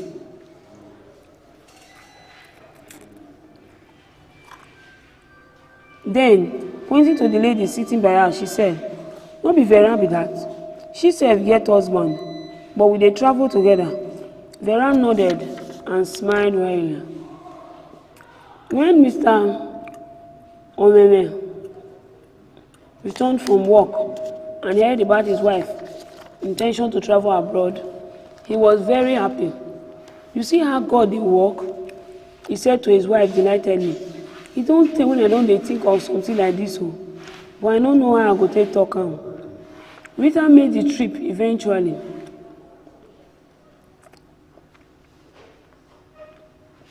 And indeed, it paid off. She got hooked up with one Spanish businessman who gave her much money. In no time, her husband completed their beautiful bungalow, sent their 2 children to the Royal Education Center, and bought a V-boot Mercedes-Benz for himself. He also built a hostel complex near the Federal University campus for rent to students.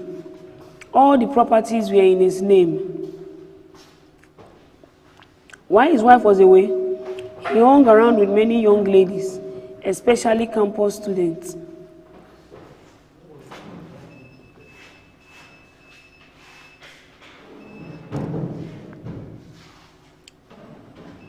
In no time, he was generous, or perhaps the ladies were more generous than he was, for they gave him much more than he asked for. He wanted only pleasure and relaxation, but sensuous pleasure hardly dwell alone, so he became infected with HIV and in no time incapacitated. At about Christmas time, after a long absence from home, Rita and her white lover arrived. He had insisted on coming home with her, and if that would result in more money, why not? That evening, Rita did not first recognize her husband, for he has become a living skeleton. "This is the contractor that built this house," she lied to the white man. "Contractor?" "Yes, the contractor." "Then why is he here? Does he live here?" "No, yes," she stammered. "I told him to take care of the house. He's a distant uncle." "Okay, pleased to meet you, man. I am GWR. Welcome. Na me be Judas Omeme." And then pointing to Rita, he said, "And then Rita and my wife." He forced a smile, but he didn't take, for he felt a pound golden area and began to cough uncontrollably. "Don't mind him," Rita told Sidra. "Sometimes he makes expensive joke." Then she warned Judas in their native tongue. "Who ran wine?" But her husband wasn't thinking about money right now, only survival.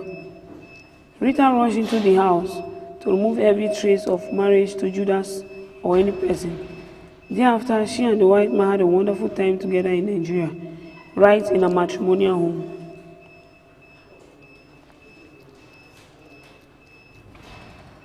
Judas was pushed to another room. He couldn't sleep at night. Their children was in boarding school.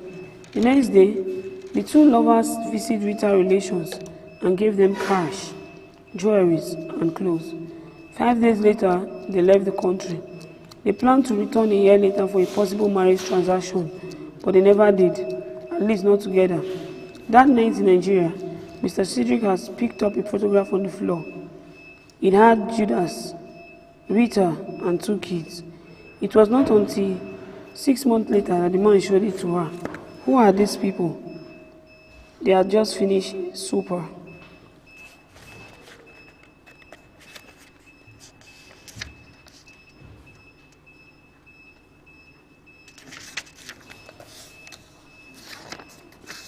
What? Rita was numb with shock. How did you get that? It must have been one of her cousins back home. She would deal with the jealous idiot. After what she did for them, the game was up. She couldn't continue to lie. She returned to Nigeria empty-handed. Her husband health had worsened. He died 6 weeks after her arrival. That marked the beginning of her trouble. She had to prove that she didn't kill him. As soon as the funeral ceremony was over, her late husband's family drove her out of the house and seized all the cars. Nothing had her name on it. A great mistake. Although she was still very close to Madam V, age was not on her side. She sat idle all day, talking to herself and doing whatever job came her way.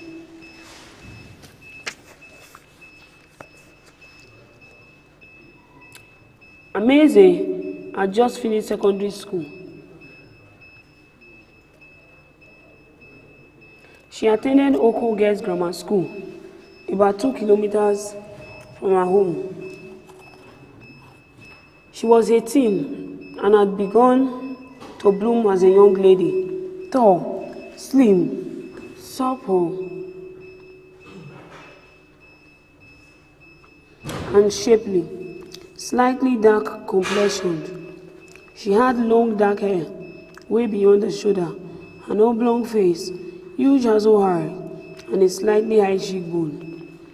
Maria was meticulous about her messy hair. She made it herself every week, the African way. When her mother was not available to do it, Amaze wore it pushed back behind her ears with a center pattern.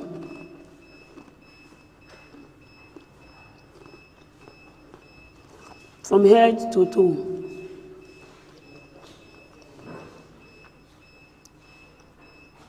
She possessed every physical feature in the right form and proportion. She was a model of African beauty. But nature had not been so generous to her appearance. For they earned barely enough to keep the wolf from the door for Amazing. Therefore, going to school was a nightmare. She begged for virtually everything: biro, notebook, drawing sheets, calculator, textbooks, and so on. Her blue and white school uniform had faded, with several patches at the armpits and around the hips. She could only afford one, which she washed every day after school. In fact, she was outgrowing it fast. Before she eventually graduated, she had to stop school twice. On the first occasion, about after 6 months at home, Mrs. Ann Idean, an Indian teacher, offered to help. Her husband was a medical doctor at the Central Hospital. Amazing was to live with them as a house help. The offer couldn't have come at a better time. Her parents were happy. At least he took care of her school fees, learning materials, and her daily bread. The couple lived in a moderate apartment in GWR, a 3-bedroom bungalow with a 2-room boys' quarters behind it. They had 2 children, Francis 9, Lizzie 6. Angela order. She's older, but there's little fish that says she should hold on, wanted to pee, but she is available, she come. One of the rooms in the boys' quarters, otherwise known as BQ, was reserved for Amazing. While Osas, a relation of the Ide who finished from Okon Girls,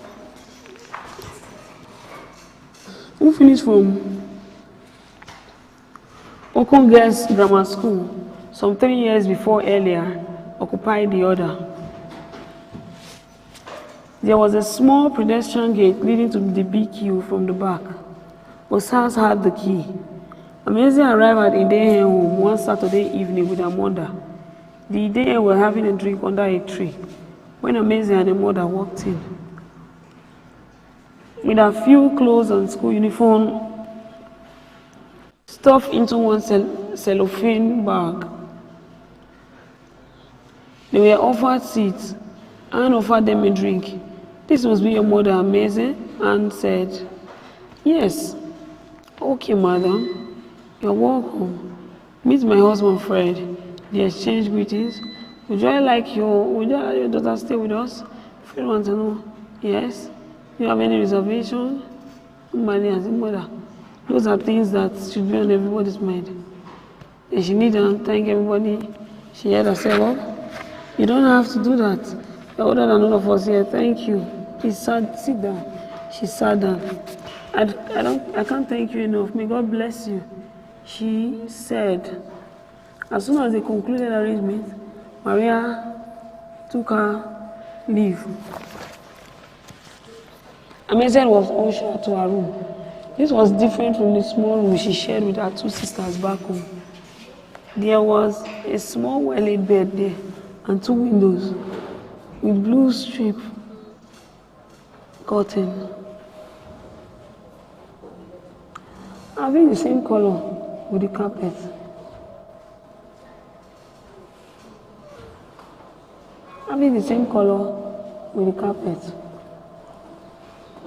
The walls were grey color. On the left side of the room was an upright hanger. Opposite this, a small table and chair. These are all new. She sat on the edge of the bed for a moment, wondering whether she was dreaming. Her eyes caught a switch on the wall. She stood up and pressed it. The fluorescent tube blinked twice and came brightly. "Wow," she muttered to herself. She wished her sisters were around.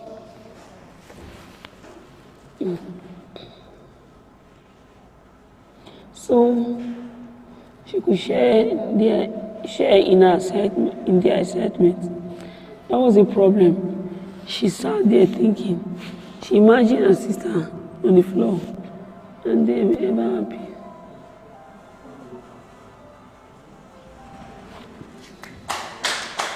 Her eyes caught a switch. "Amazing," Anna called out. She woke up startled. Anna had just walked in. "You don't look happy." "Anyway, it's the first day." "Well, come on. It's time for supper." Amazing stood up and followed her.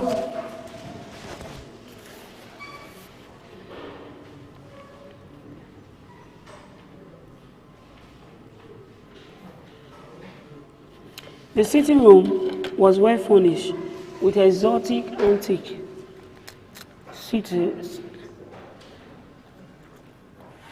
Some flowers bloomed patiently in every corner.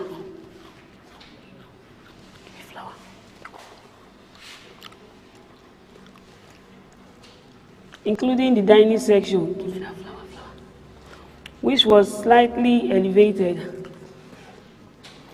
Something caught Amazing's attention as she entered the living room. It was a beautiful piano by the wall, near the window. The black and white keys shone under the fanciful lamp above.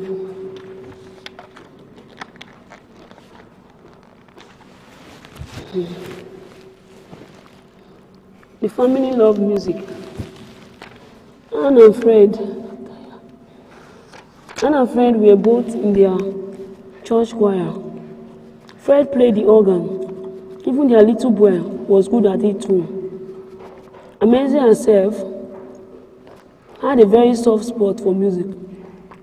She was easily moved by the mellifluous strain of the organ as she watched their music teacher play in school. She had nurtured the thought of marrying an organist or a keyboardist. That evening, they had rice and stew with chicken and beef. Amazing had never tasted anything like it. She ate slowly and carefully, watching Francis and Lizzie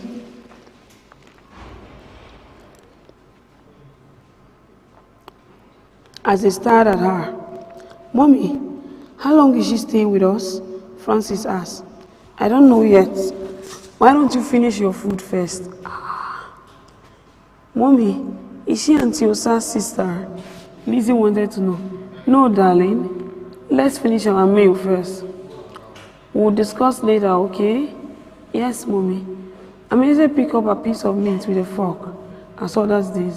She dug her teeth into it and chewed softly. It was delicious.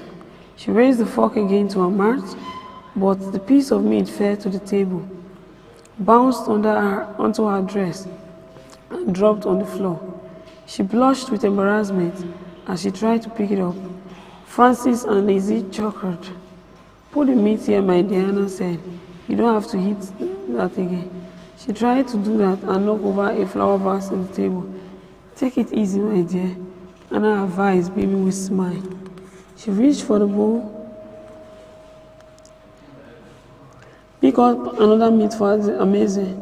All the while, Dr. Ide observed the girl keenly. After the meal, he struck a conversation with her. "So, how do you feel coming to live with us for some time?" he queried. "Fine. I like it. Thank you very much, sir. What are your favorite subjects in school?" "Mathematics, physics, and English language." "And you do some sport, right?" "Yes, sir. I run. For my school, I'm also a member of the cultural dance group." "That is great," responded Mr. Ide.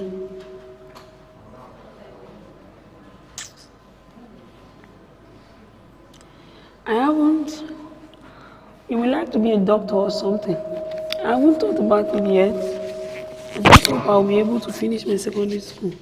After that, I could think of what I want to be."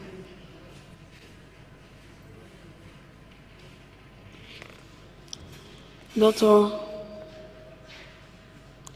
Ide admired Amazing. She was sharp, articulated, and precise.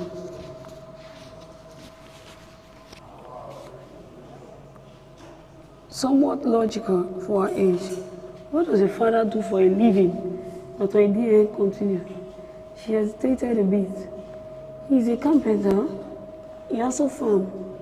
We all go to farm on Saturdays." "Do you have uncles?"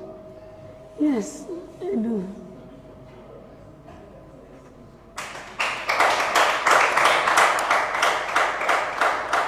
"But I know only one. He's abroad," she concluded.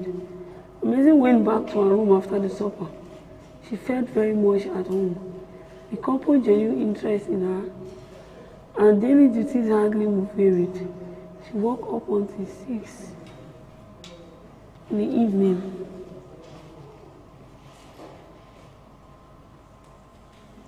The couple showed genuine interest. Good. After breakfast,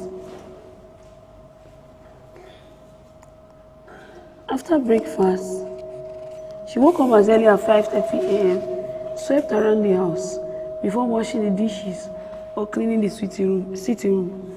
After breakfast, they all went to school together, except Fred, who either left before or haven't arrived. Amazing stayed with the kids in the evening while the couple were away.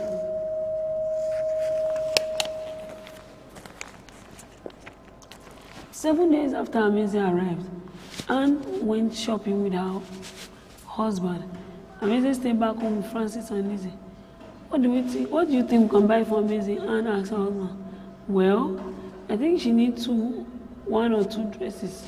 And I think you should know the best thing to buy for her.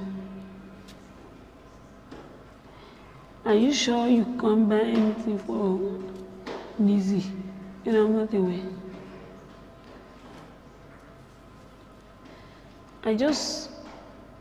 Not really. Lizzie is still a small girl. Anything I know what to do. I wonder why a father of two is still shy. After all, you bought some of these items for me in the old days. What are you talking about? She picked two fine gowns, moved a little forward, and picked a packet containing half clothes.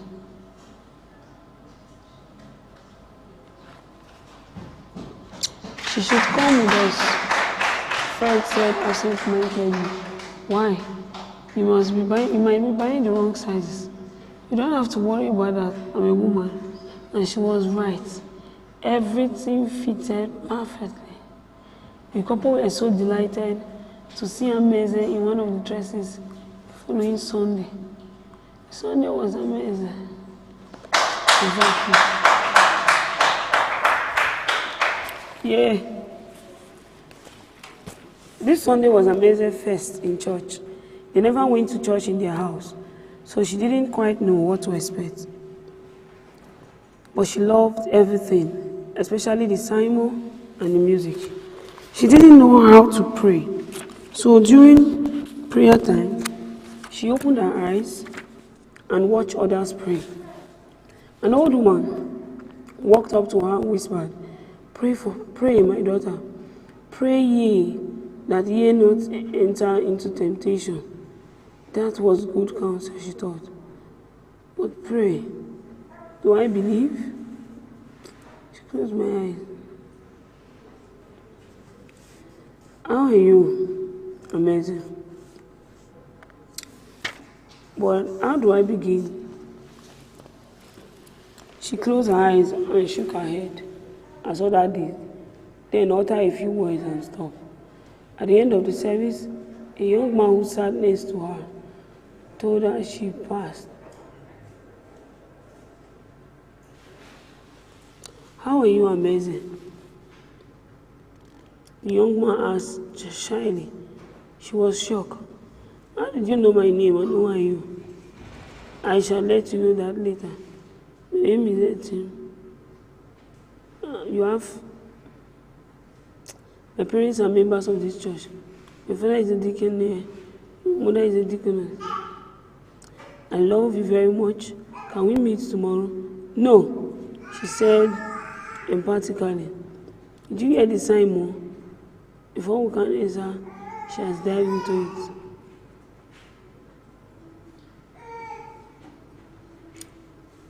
My father is a deacon. No, she said emphatically. Before he could answer, the Danes came out of the church. They called for Amazing, and a few minutes later, they were gone. The young man stood there speechless, looking vulnerable.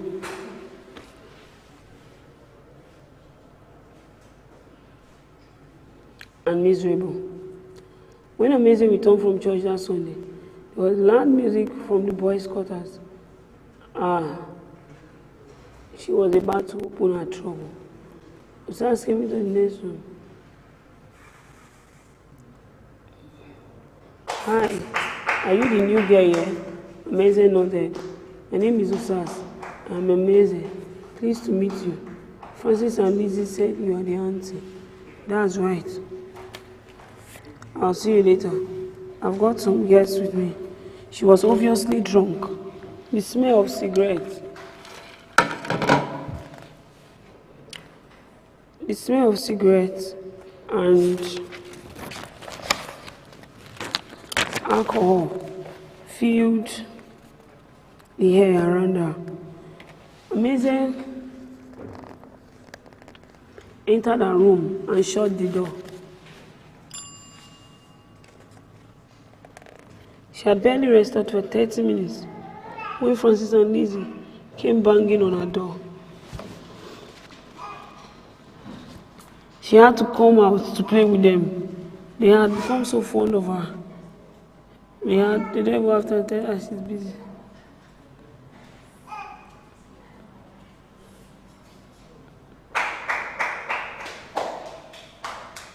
She took up a job. They had become so fond of her. She was always playing big sister with them. She helped them with their homework, wash clothes, told them everything, including stories for kids. Yeah, Osas was not like Ameze. She was completely independent. She was tall, plump, and very energetic, often wearing a low cut. Wow. She wore nothing underneath and usually see-through blouses.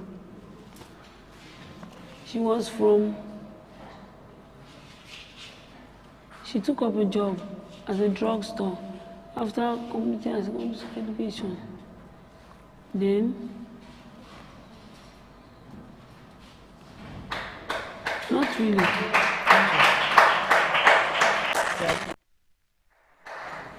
Do you come up? That's not what I mean. Osa says.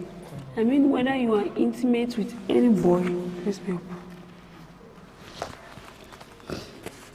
Now tell me, Amazing. Do you have a boyfriend?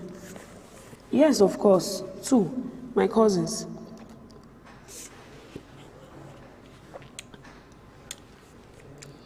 Come on, that's not what I mean. Osa stress. I mean whether you are intimate with any boy, you know, play together, do things together, and so on.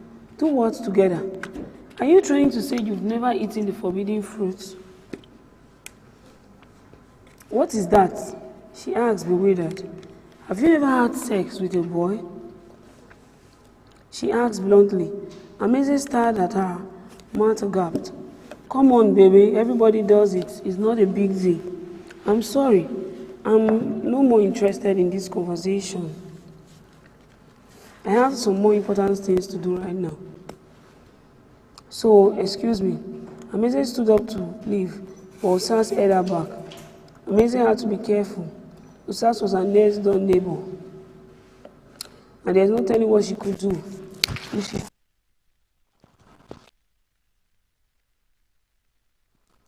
if she felt insulted or slighted by a younger girl.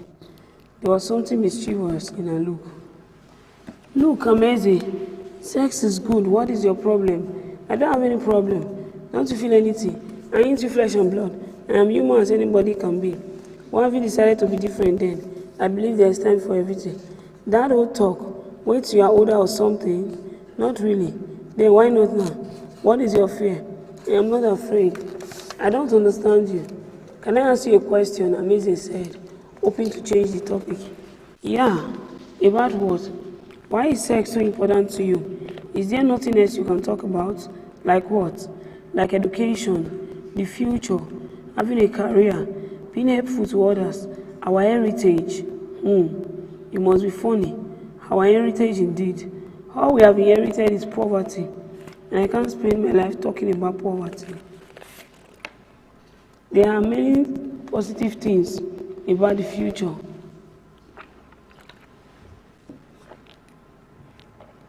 You see, Amazing. Part of that future, or whatever you call it. Remove sex from the world, and we are just wood, stone, trees, lifeless things. Nothing is better than sex, baby. Absolutely nothing. I believe education is more important than sex. I've tried it, okay, twice. I wrote the school certificate examination. What did I get? The examination gave me more credit. and it passed. How do I get far with that? You should have cried about it hard. There is no use. I can make it out there without a certificate. Look at you. Even those with good certificates have no job. Why should I then punish myself for nothing?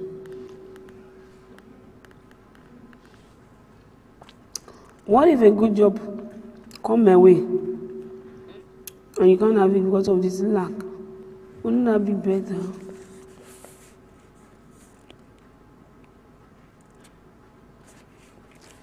She had a very good certificate.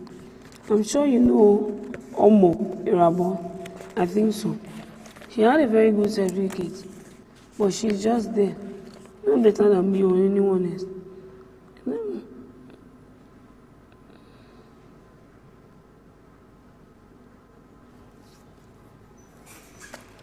She has a very good certificate, but she's just there. Not better than me or anyone else. Now, come on, baby. We are talking about sex. Don't change this topic.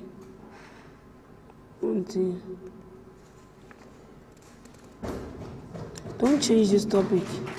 Listen, a boy is interested in you. He is very much in love with you.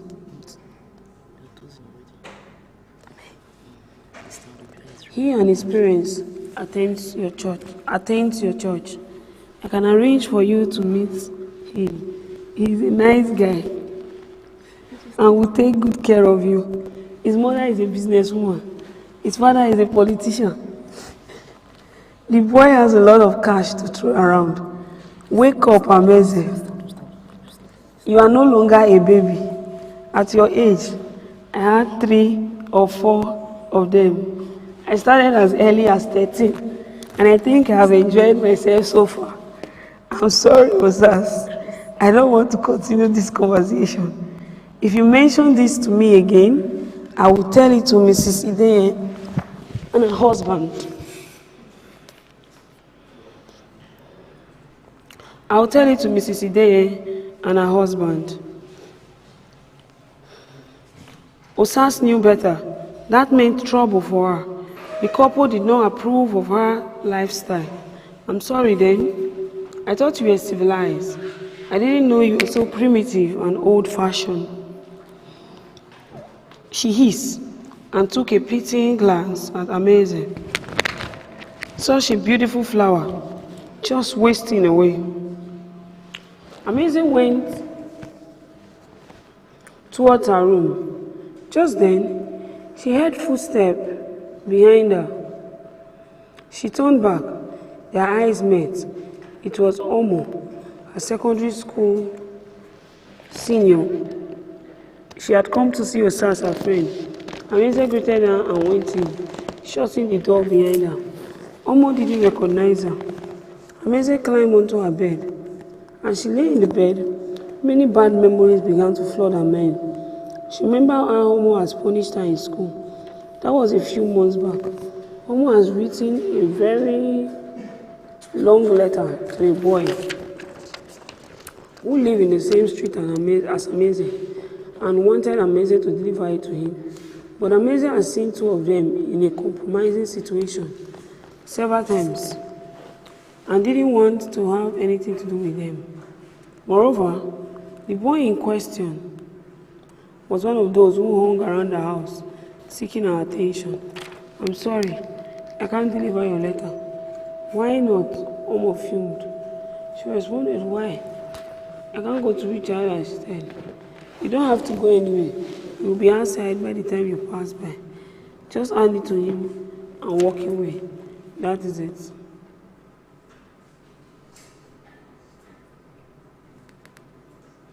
Look at me.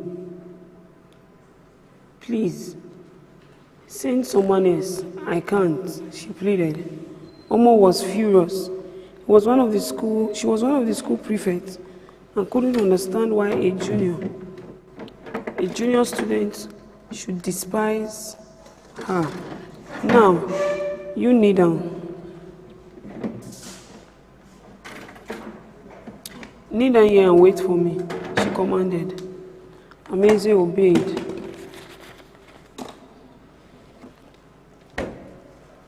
Amazing obeyed. Omo was back in 5 minutes with 3 other senior girls. They were ready to deal with Amazing. Look at me, you little rat. Omo was red hot. I can't remember when I did my junior school exam. Do you know me? Now, shut those big eyes of yours before I plug them out. Hey girl, what's up? Agnes was on time. They all back off. Amazing. Almost, she called. What's her offense? I don't know. She sprouted out, still angry. I am a prefect. I can punish anybody who misbehaves. This girl is very stubborn. I know. But what is her offense? That is none of your business. Well, you will soon find out it doesn't pay to bully junior students.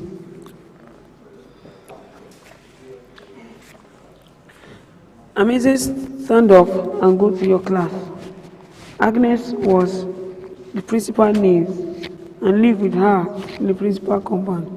Consequently, she acted like a small principal and was both respected and feared by all students. Amazing lay down and prayed in her bed. A woman would not remember. She will not be reckless. She will not be reckless.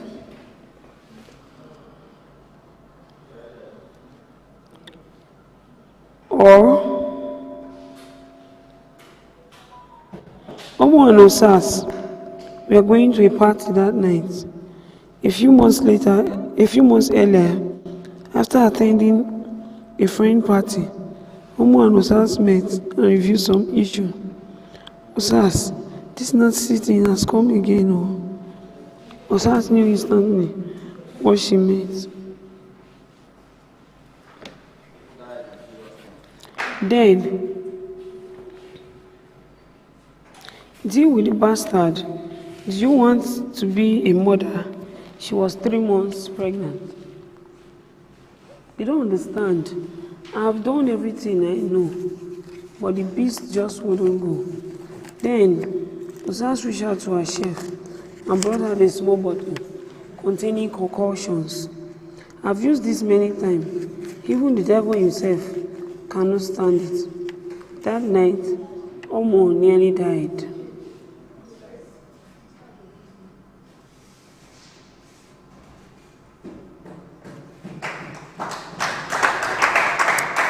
That day,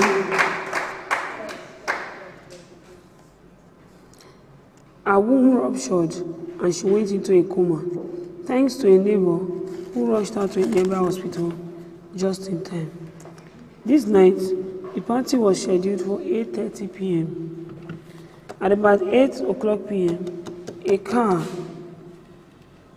car pulled the house near the house gate. Little BQ. 2 men.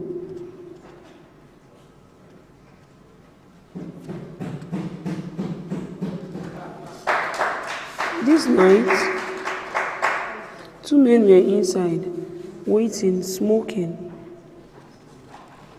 The men wore earrings and had their hair permed. The 2 girls dressed alike, except in matter of color. A small off-shoulder blouse suspended above the navel, and a skimpy skirt with a high slit that revealed from behind a wrap panties. Amazing parted her binds slightly and watched the 2 girls as they walked through the small gate and up into the waiting car. She didn't see Osas again until many days later. Amazing has been with the DM for almost a year. They have made her as comfortable as possible. They gave her pocket money every week, although she hardly ever spent the money.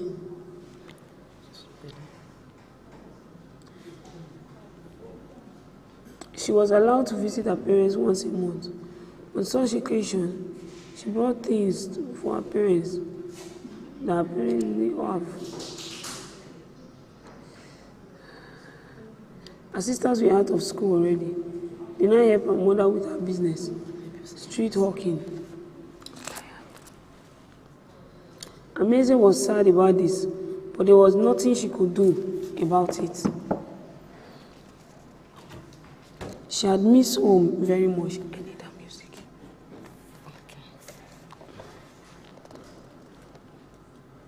Every meal reminded her of her family. As she ate sumptuous meal, she remembered how her family back home had gone to bed without food.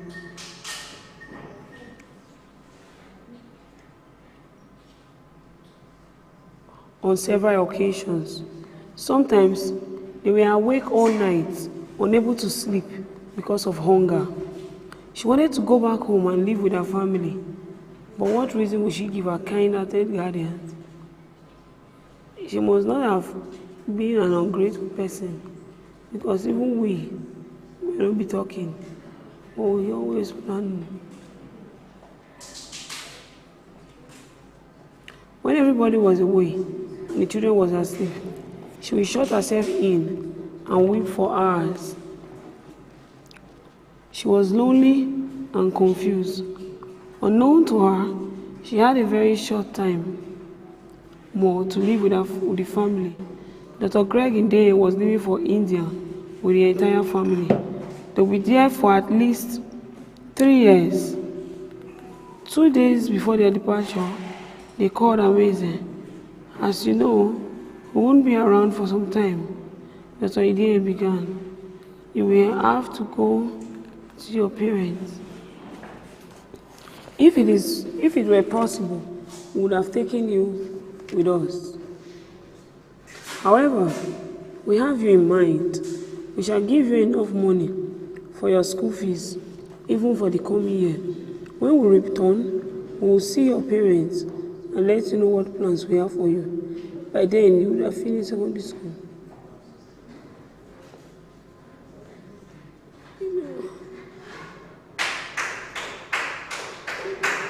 Amazing did not say anything.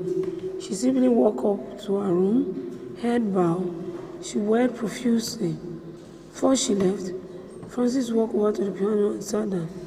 Daddy, can we play Amazing a song? Yes, go ahead. You go ahead. He ran his fingers through the keys and began a tune by the W.G. Thomas. God be with you.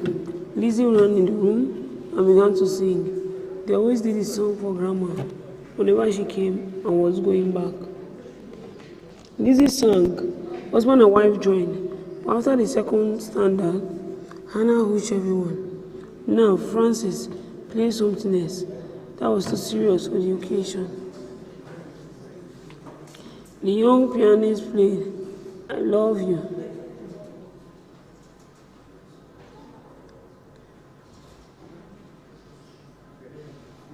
The young pianist played. She had never experienced anything like it. She would miss them all. Before she slept that day, she brought out a piece of paper and wrote down a note. Dear Dr. and Mrs. Indeye, I can't thank you enough for everything you've done for me.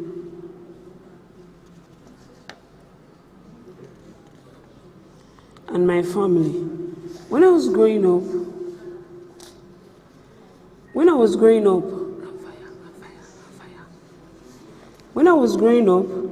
I thought there were no good people in the world.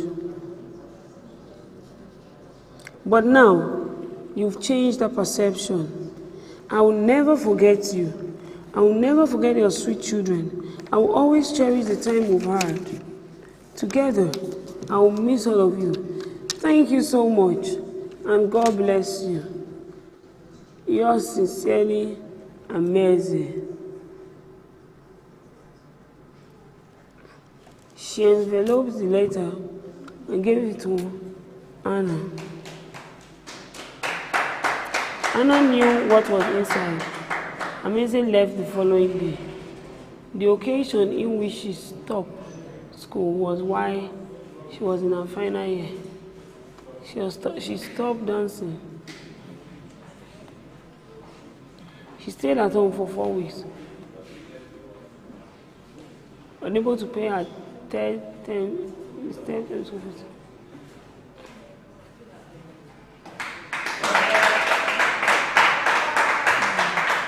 She stayed at home for 4 weeks, unable to pay her third term fees and some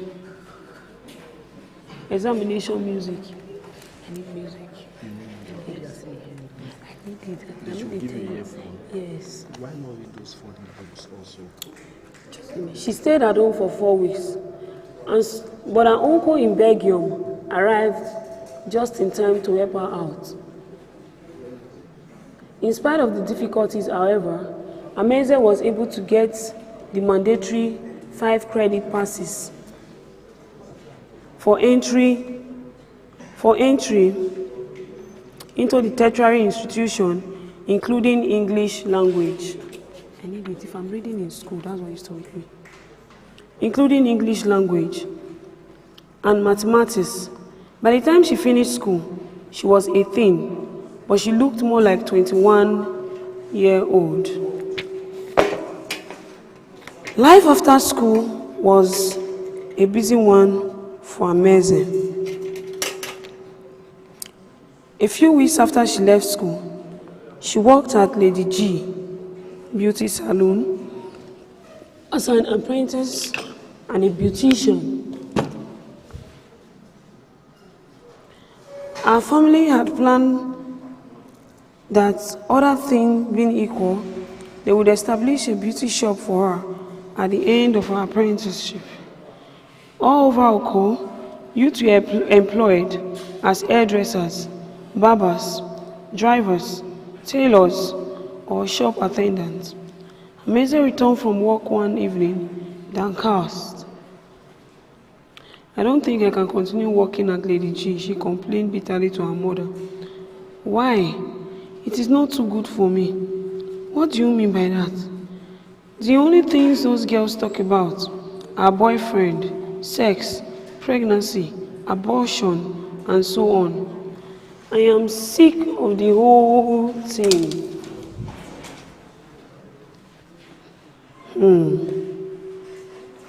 Her mother stared at her, wondering how she could handle the situation.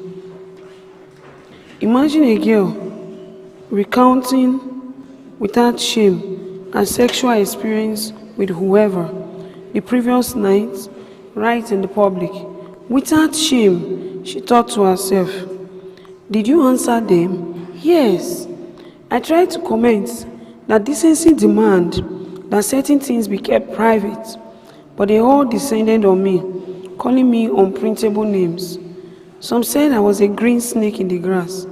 So a customer even said I was a still water that runs deep, whatever that means.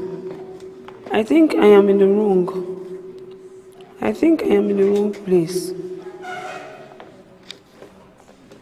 I don't think so. You can hardly find a workplace in Oko where people don't talk about such things. All you need is tune off and mind your business. As an apprentice, there's very little you can do to change things. Amaze thought over this counsel and continued work, but some months later, she had to stop work at Lady G. Not because of the unhealthy social environment, not because her parents could not pay her apprenticeship within the stipulated time. As soon as she stopped work at Lady G, she got a spot near her mom's kiosk where she sold roast corn. When it wasn't the season for corn, she sold roast plantain. Many young men gathered around her every evening to buy either corn or roasted plantain. She made quite a lot of money from the business. On Saturdays, however, she went from her cultural dance practice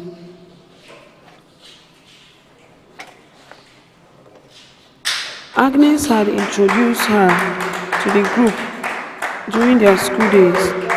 Since then, she had invented many complex dance steps. When she taught the other girls on Saturday, the cultural group met in the school hall.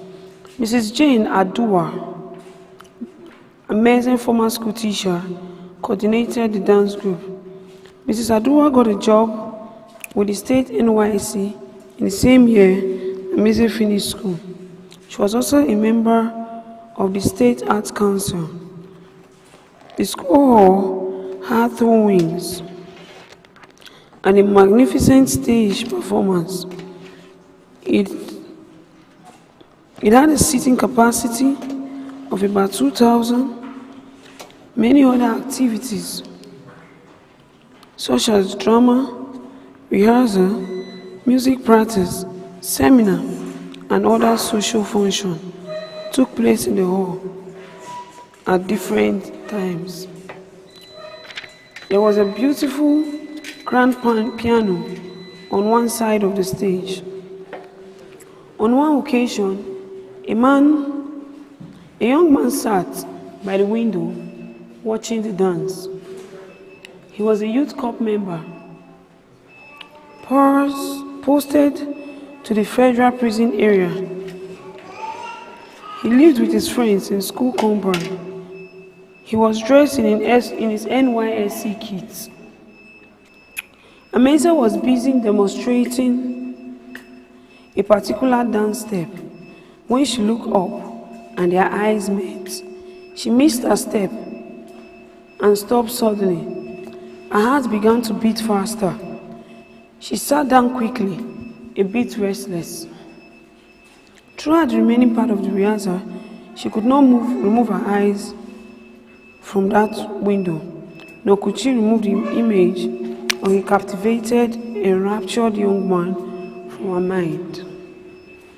At the end of the rehearsal, he walked up to Ameze. "My name is Frank." "That was great." "Thank you," she replied, smiling. "I am Ameze. Do you like cultural dances?" "Very much. That was why I stayed this long." Fuck shit. "I see.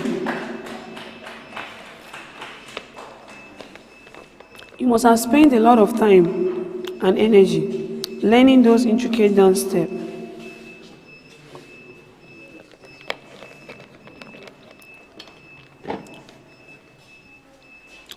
"Not really. It's natural." The other girls were already outside the hall, stealing furtive glances at the pair. Agnes was the most matured around among them. She was almost as tall as Amazing, but a little fatter and fair complexioned. Very vivacious and outgoing. She smiled often, and whenever she did, 2 dimples showed on her cheek. She waited for Ameze. "Wait a minute," Frank said. "We've met before. Can you remember?"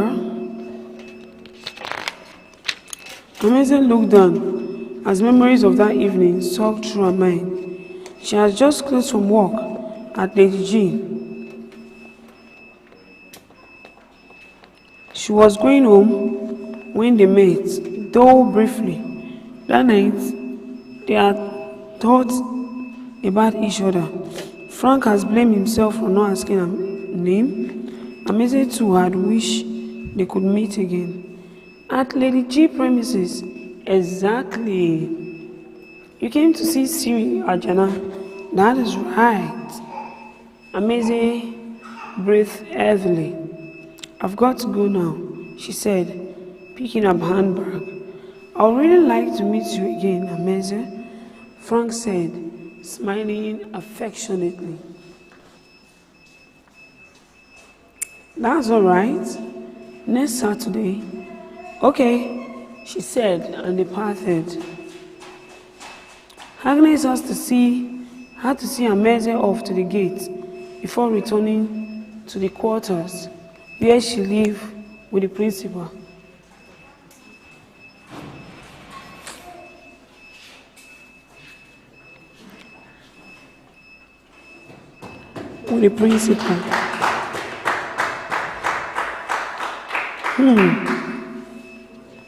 He seemed to be a good boy.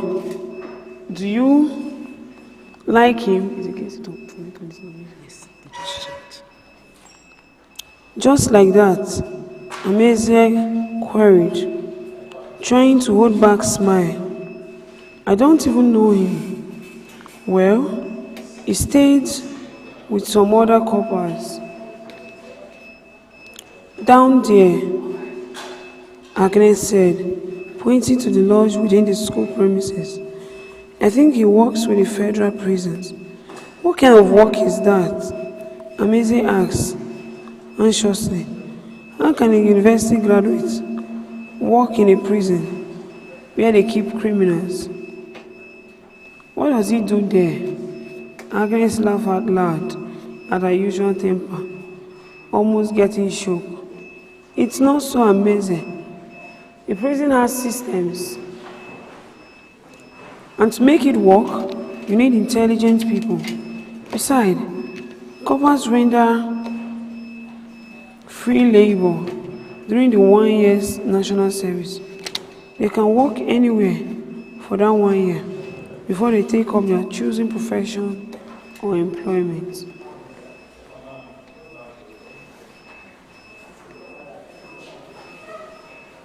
I used to run away.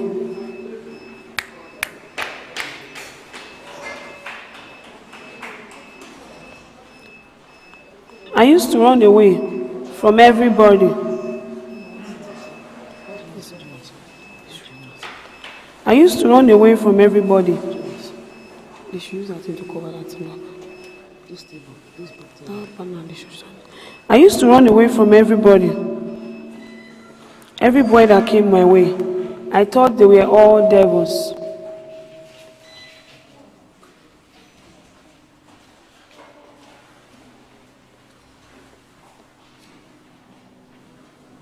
She's right, answered Agnes.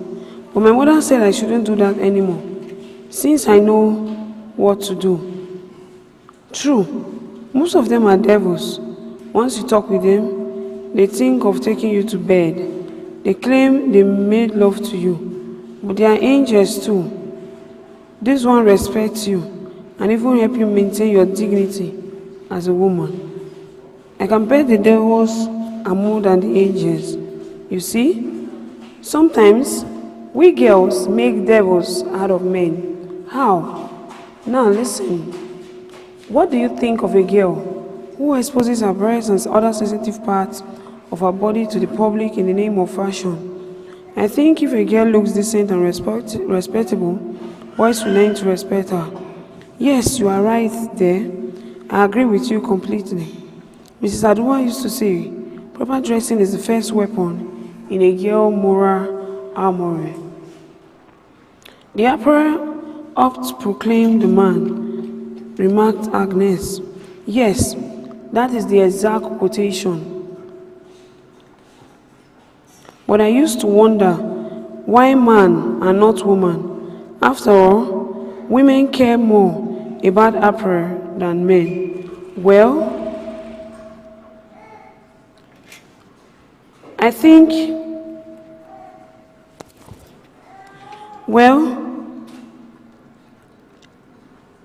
I used to wonder, but I think that's how the language is.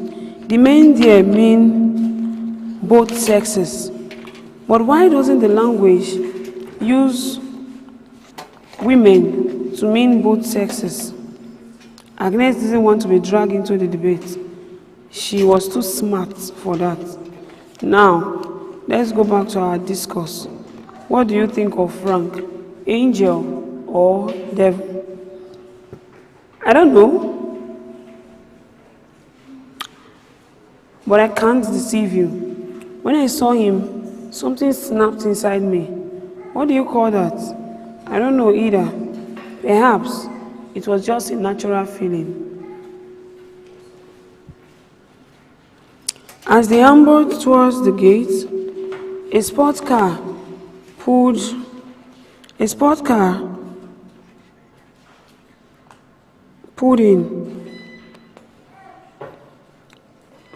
up in front of them. A young man in t-shirt and jean. Is Mr. Omo part of them? Carry that banner. No, they know what they are doing. Is Mr. Omo there? It's not there, but it's coming. Pull up their jean. Pull up their jean. About 27 came out to meet them. Please tell them to return the banner. Let's go beg you. There's a reason why we hang it. About 27 came out to meet them. He was Chuk Unduka.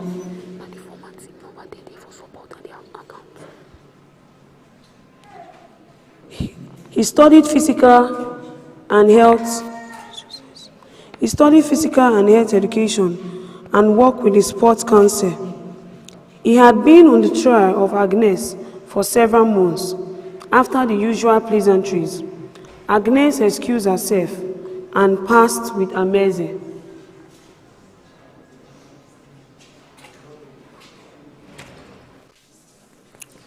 The young man leaned on his car. Run fire.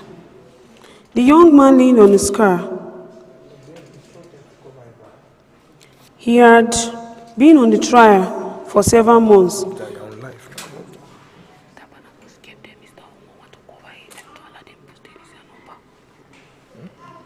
The young man leaned on his car and waited for her. Ameze looked at her friend straight in the eyes.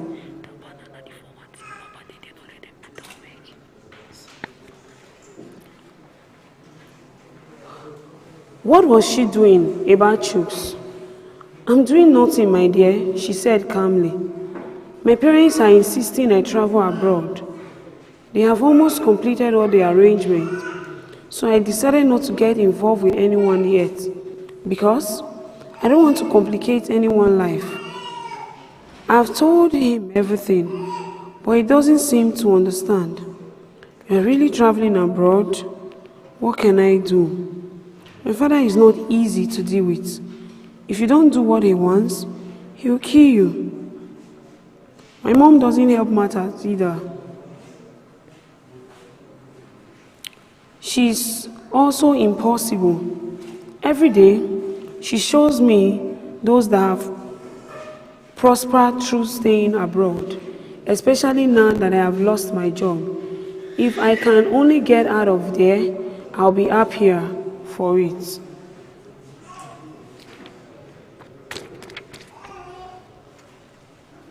Agnes lost her job about 5 weeks earlier. She worked at the HPS travel agency, owned by Mr. Patrick Riemen. The firm had been pursuing a job with a multinational company. It wanted to handle the traveling arrangements for its staff attending a conference in Amsterdam. A director had sent her to meet with the general manager of the company. The manager's office was luxurious and tastefully furnished.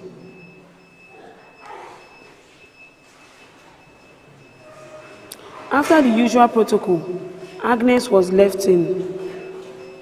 She sat down and waited until she was called into the manager's office. He was a tall, stout man of about 50-something, slightly graying and wearing a goatee and bifocal lens. His voice was deep. His face was thin.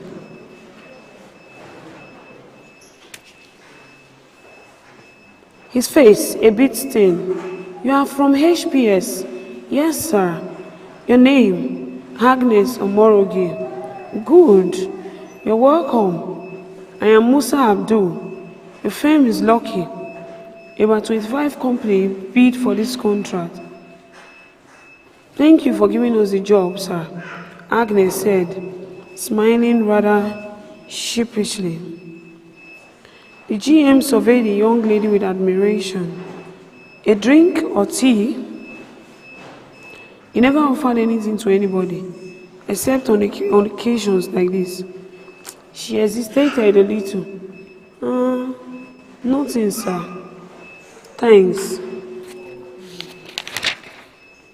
Come on, you should take something, he said, in a more affectionate tone that belied his stern look. He pressed a bell, and a few minutes later, they were discussing over tea. Now, there is no time to waste, right? We shall sign all the papers tonight. He lifted up the files to reveal the documents to her. You will meet me at the ABJ Hotel at about 6 p.m. We might be there till Saturday, so you may wish to take additional clothes or something.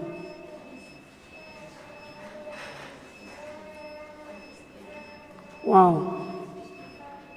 We are really lucky at the HPS. A lot of money is involved. At this point, a bead of sweat hung down her brow as she shook with fear. Sir, can't you sign the paper here? No. Didn't your boss tell you the term? Agnes was too shocked to answer. See you then. Thank you so very much, sir. She left the office confused. What was she going to do? Why didn't her boss tell her what to expect? This was ridiculous. Impossible. She went straight from there to Mrs. Aduwa's house. She was her mentor. Is anything the matter? Asked Mrs. Aduwa.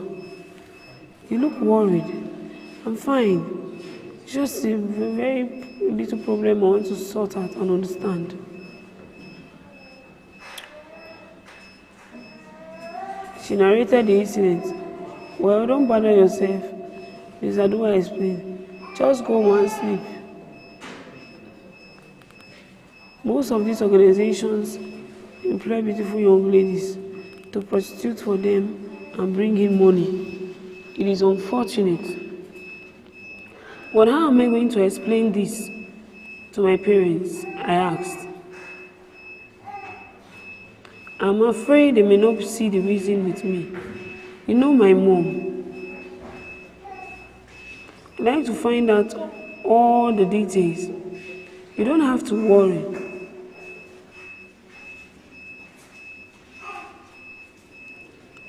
She would like to know. Just go back to work on Monday first and see what happens. Mr. Abdul waited anxiously in his hotel room from 6 p.m. to 9 p.m. From 6 p.m. to 9 p.m. Agnes was nowhere around the hotel.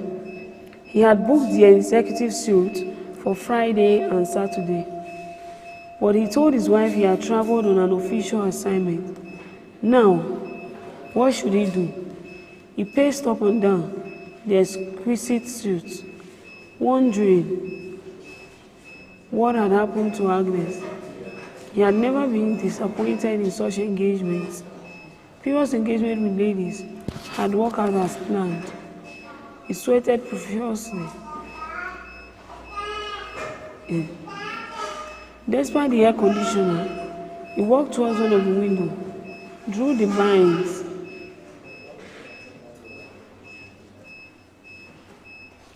and looked out. No one looked like Agnes around the hotel complex throughout the night, but checked out very early the following morning at about 8:30. The following Monday, Mr. Rehime's phone rang. I don't think you want this job, Mr. Abdul fumed on the other hand, banging on his table for emphasis. I imagine what your girl did to me last weekend. I waited from 6 p.m. to 7 p.m. but she never showed up. Imagine all the time and the money I wasted for the embarrassment. I can't believe this, Mr. Riemen shouted. Don't worry, I'll call you back. I can't believe this. You better do and be fast about it, else the job goes to a better firm. Mr. Riemen pressed the button and the messenger answered him. Call me Agnes in 2 minutes. Agnes was standing in front of her boss. He was boiling with anger. What happened last weekend, Agnes? Since when?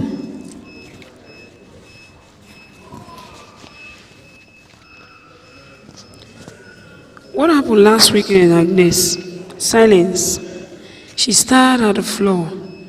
Didn't you hear me correctly? He screamed and banged on the table. Some inner strength began to well up in her.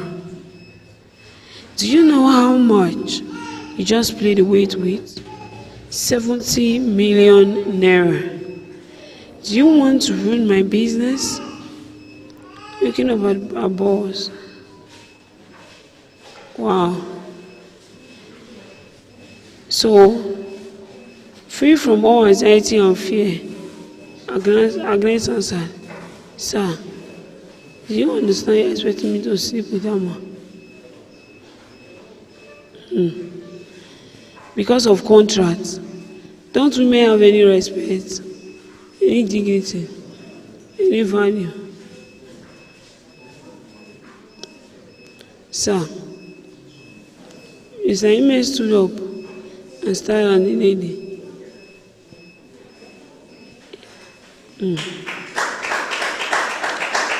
He had to be tactful to get her to complain. No other lady in the office could do the job. Now, sit down, Agnes, let's talk. He said calmly, after a long silence, you've been a good girl and very hardworking. But what I'm asking you to do is not as difficult as the other tasks you've been doing.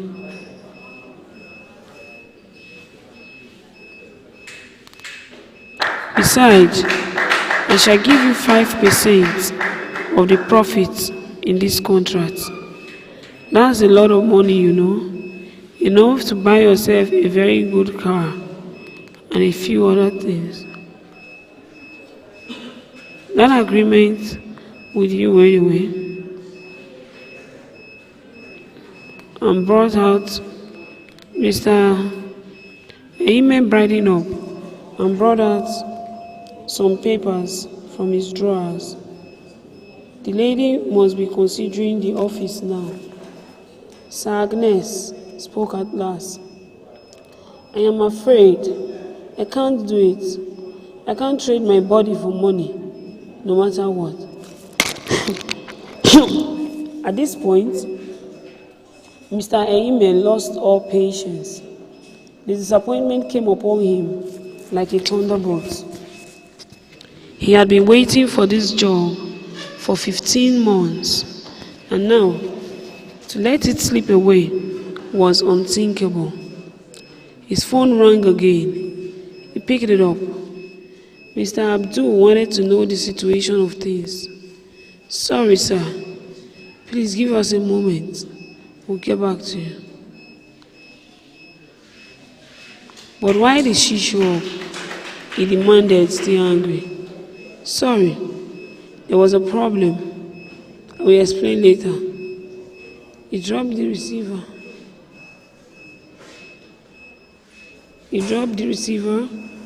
Perhaps he should apply the way he came up. And looked up at Agnes. Perhaps you should apply some track now. Do you know you are playing with your job, young lady?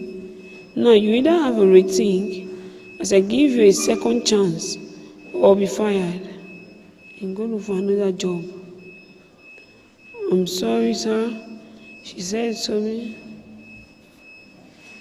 I'm very, very sorry. Right, cut in, Mr. Riemen. That's what I want to hear. but there is nothing to think about or reconsider, she concluded. Then she brought out an envelope and dropped it on the table and went back to her office. She picked up her things and went home.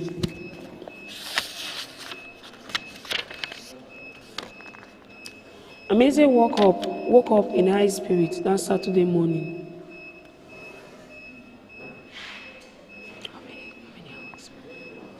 She was to have an appointment. She was to have an important rehearsal session for the Cultural Day celebration.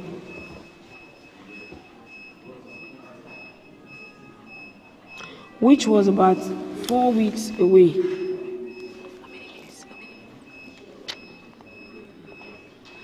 But then, she was also to meet Frank that day. She couldn't tell which was getting her more excited, the cultural dance or falling in love with Frank. The day was so to be phone-filled. Meanwhile, across, the day father was going to be a Christian.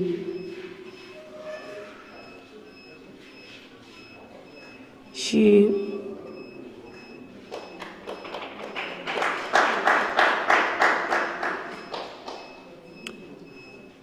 phone feed. Meanwhile, because of the crisis situation in Oko, her father has insisted she return immediately after the rehearsal, which should end at midday. By the time Amazing got to the venue of rehearsal, Mrs. Aduma was waiting for her and the other of the group. A short while later, the girls finished. Dad was already expecting me back home. The rhythm of the drum filled the hall and provided a rich background for the sonorous voices of the girls. Which of the girls is Amazing?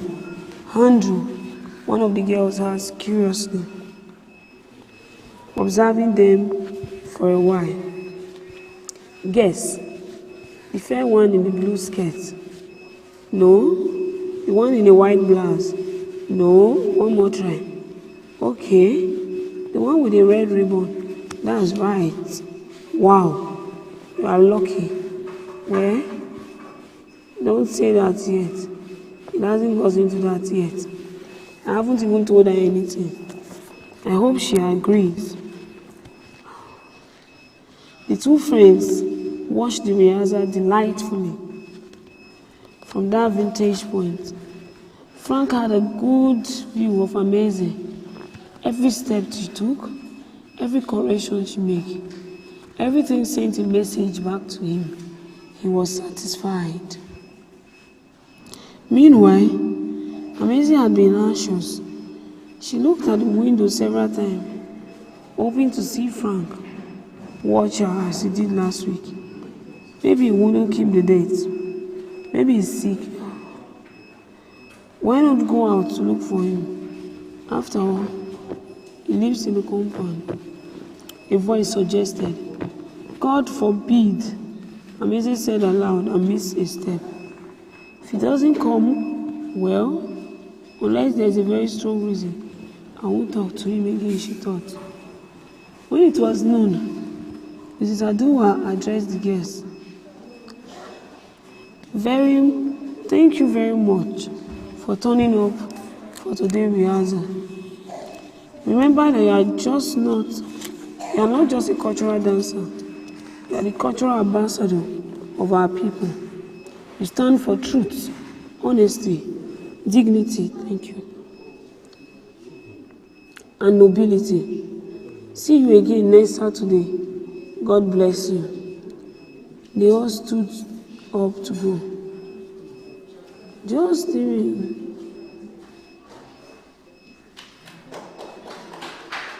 Amazing turned back and got shocked. Frank was right behind her. Frank was right behind her. Why are you just coming? Why are you just coming? You didn't watch our show today, did you? He was excited and relieved. Yeah, Frank said calmly, a bit shy. We saw everything you were up to there. We saw everything you were up to there. You scared me. Pointing to the gallery, meet my friend, Andrew Akume. Pleased to meet you, Andrew. I am amazing. They shook hands. Can we spend some 5 minutes together before you leave? Frank suggested. Okay. They moved away from the crowd. They moved away from the crowd and sat down on a bench. Agnes was on her way out now. She winked Amazing and waved her goodbye, smiling broadly. Frank was a fine, tall gentleman.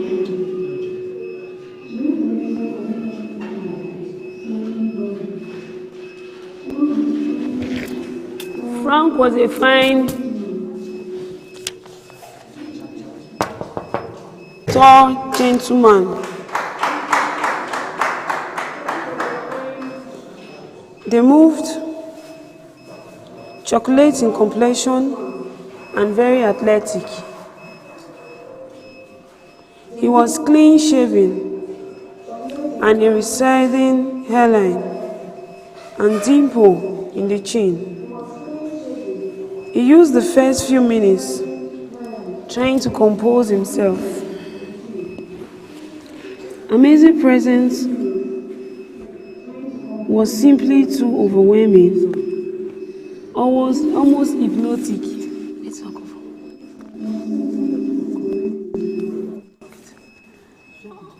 Always hypnotic.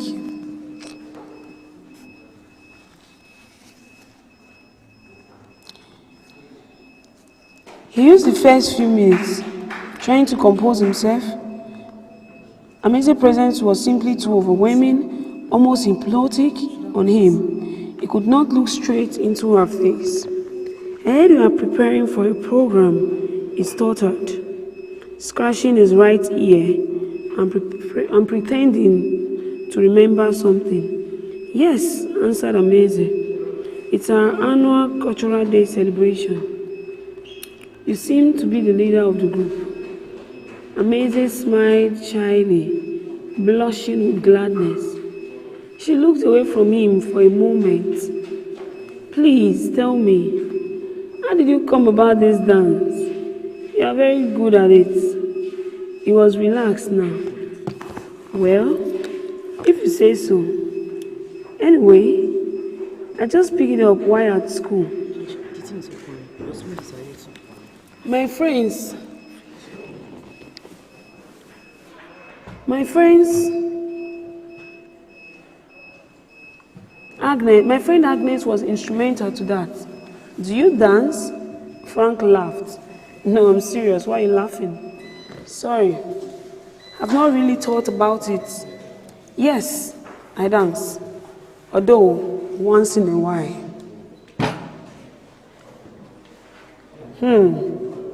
But I love music a lot. Perhaps not the type that everybody likes.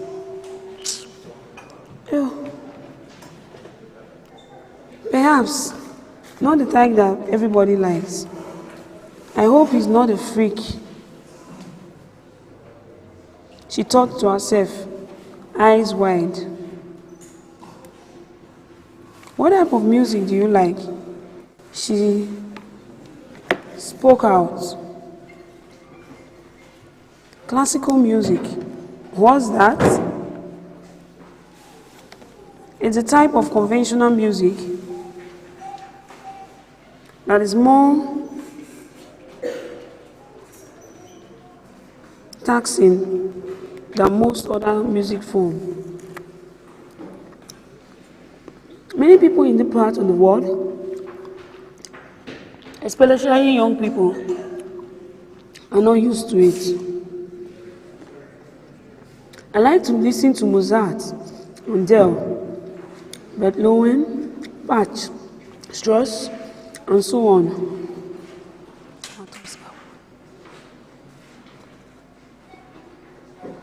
Wow, amazing was summer at sea out here.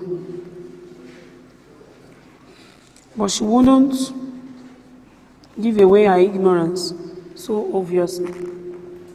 So she nodded continuously as Frank tried to explain to her. Can you sing any for me? Well, I'm not a good singer, but let me try. Frank was only being modest. He had a bewitching, rich male voice that had thrilled audience, even without instrumental accompaniment. He sat straight, raised his head a bit, took a deep breath, and began a line he could remember in Handel.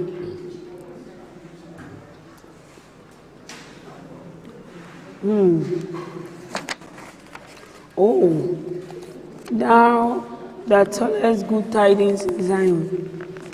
He was deep, his voice was deep and pleasant. The young lady could not hide her excitement. Now, wait a minute, Frank said, as he pulled out his Sony Walkman from his bed and plugged on the earphone. I'm sure you will enjoy this better. Amazing put it over her head, awkwardly.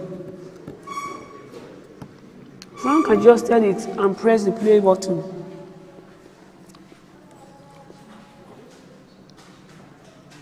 In a moment, she began to tree to the magic strain of the blue Danube was. She closed her eyes tightly and slowly drifted into the world of classical strains.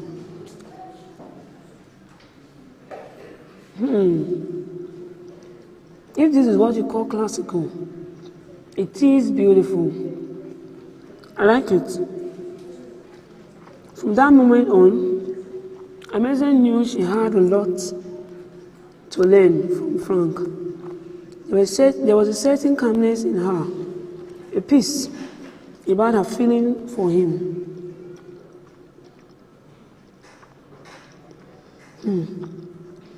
She wanted to know whether he liked cultural dances too. Yes, I do.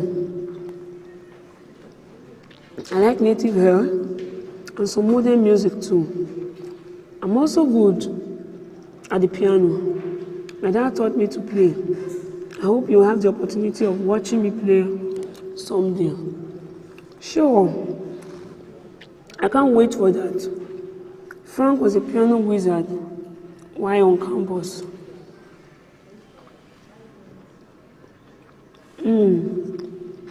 He played at concerts, convocations, and other occasions. His father was a disciplined Baptist, faithful, and seasoned organist. He insisted Frank played from the book, and he did, until it was difficult to say who was better on the black and white every keys.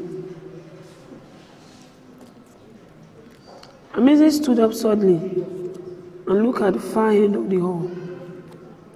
There's a piano here. Can you play me a tune? Of course, yes. Where is it? It's out. It's out before the piano.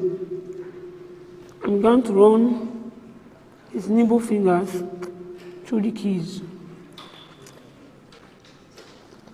To the admiration of Amazing, all notes fell into place. The harmony was thrilling. Wow. What are you playing? Frank smiled. This is Piano Sonata in CA545 by Mozart.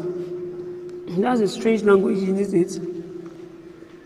Of course it is, she said, and laughed aloud. Now, sing a song, any song. She tried to remember a tune.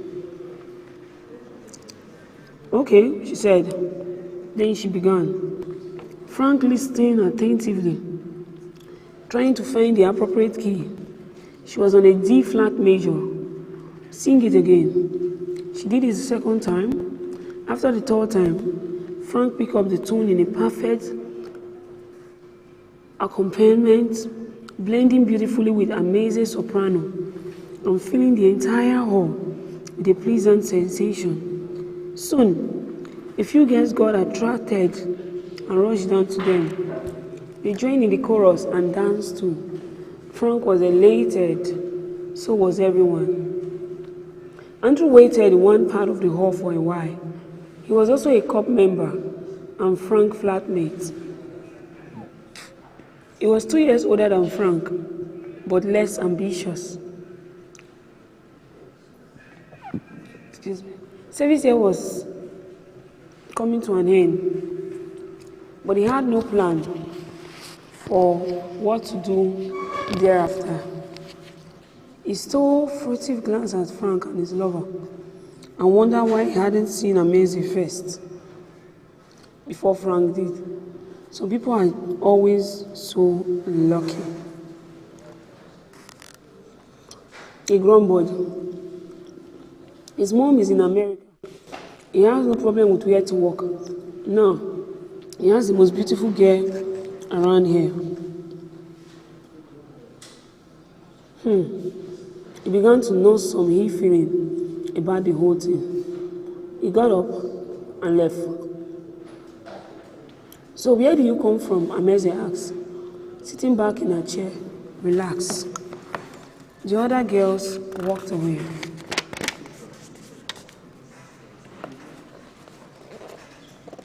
Enugu, the coal city.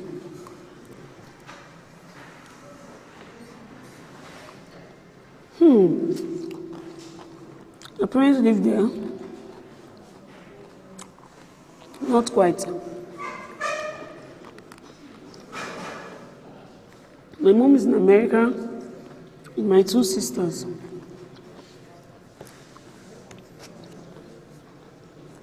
Uche and Shineye. We are just three. My uncle is in Enugu anyway. And your dad? My dad is late. Oh, I'm sorry to hear that. She replied, her face turning pale immediately. That's okay. He died 7 years ago. He had a company in Lagos with over 500 employees. One day, after meeting his directors, as he was returning to Enugu, he was involved in an auto crash. We still miss him.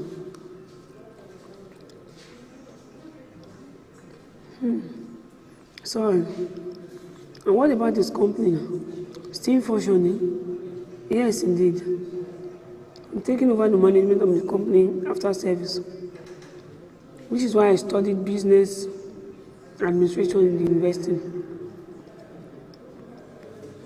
It was now 2 p.m. Amazing thought it was time to go. Aren't you telling me anything about yourself?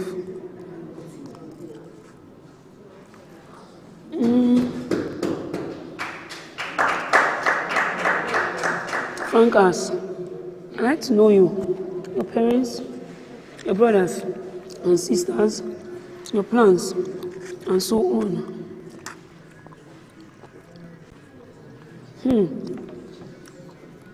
What was she going to tell this fine gentleman? About a father who is a carpenter, a mother that is a petty trader, about sisters who were out of school. Come on, Amazing, said Frank in a soft tone. Tell me something about yourself. It was shocked when Amazing eventually spoke up. There's nothing to talk about, Frank. I'm not good enough for you. She was on her feet, ready to leave. Thanks so much. We had a nice time together. I hope we see each other again soon. Please, sit down, Amazing. Frank pleaded, shocked. What is the matter? Did I say or do something wrong? No. Then what is the matter? I said I wasn't good enough for you. Good enough? Yes. No. You are beautiful, so natural, so real. I should worry about whether or not I deserve a beautiful queen like you.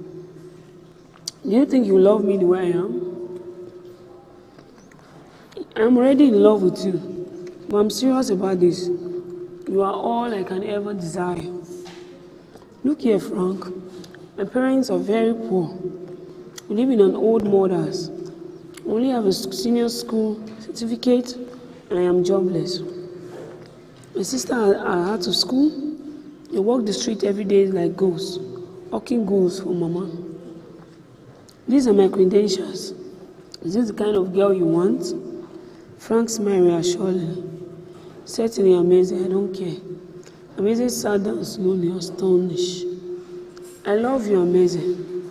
I'll be happy if you marry me. I was not good at using words, but you are exactly the girl I want. Amazing sat back, her ear perked up. Frank continued. You don't need rich parents to marry me. I already have enough. Moreover, our happiness does not depend on the things we possess. My family is wealthy, but I am not particularly about material wealth anyway. But people talk of round pegs in square holes. What if we are not compatible socially? Try to see what I see, Amazing. Your social standing doesn't matter at all. High social status doesn't fall from the sky. It is created. We can create our own status. What about your mom and your sisters? She asked skeptically. Will they accept me? Why not? Since my father died, I've always been in charge. My mother and sisters trust me. They respect my opinion. Moreover, this is the first time I will present anyone to my mom as a would-be wife. Throughout my university days, I never kept a girlfriend, though I expect a lot from people. My friend thought I was stupid, but I knew what I was doing. What exactly were you doing then?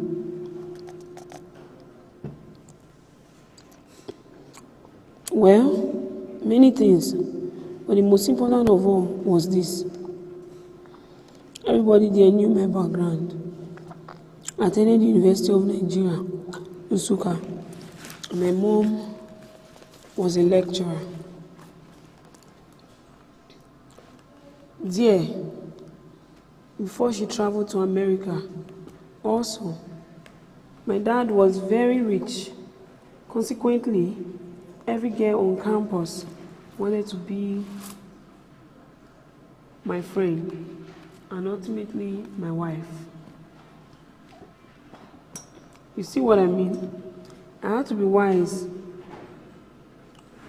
to avoid falling into the wrong hand.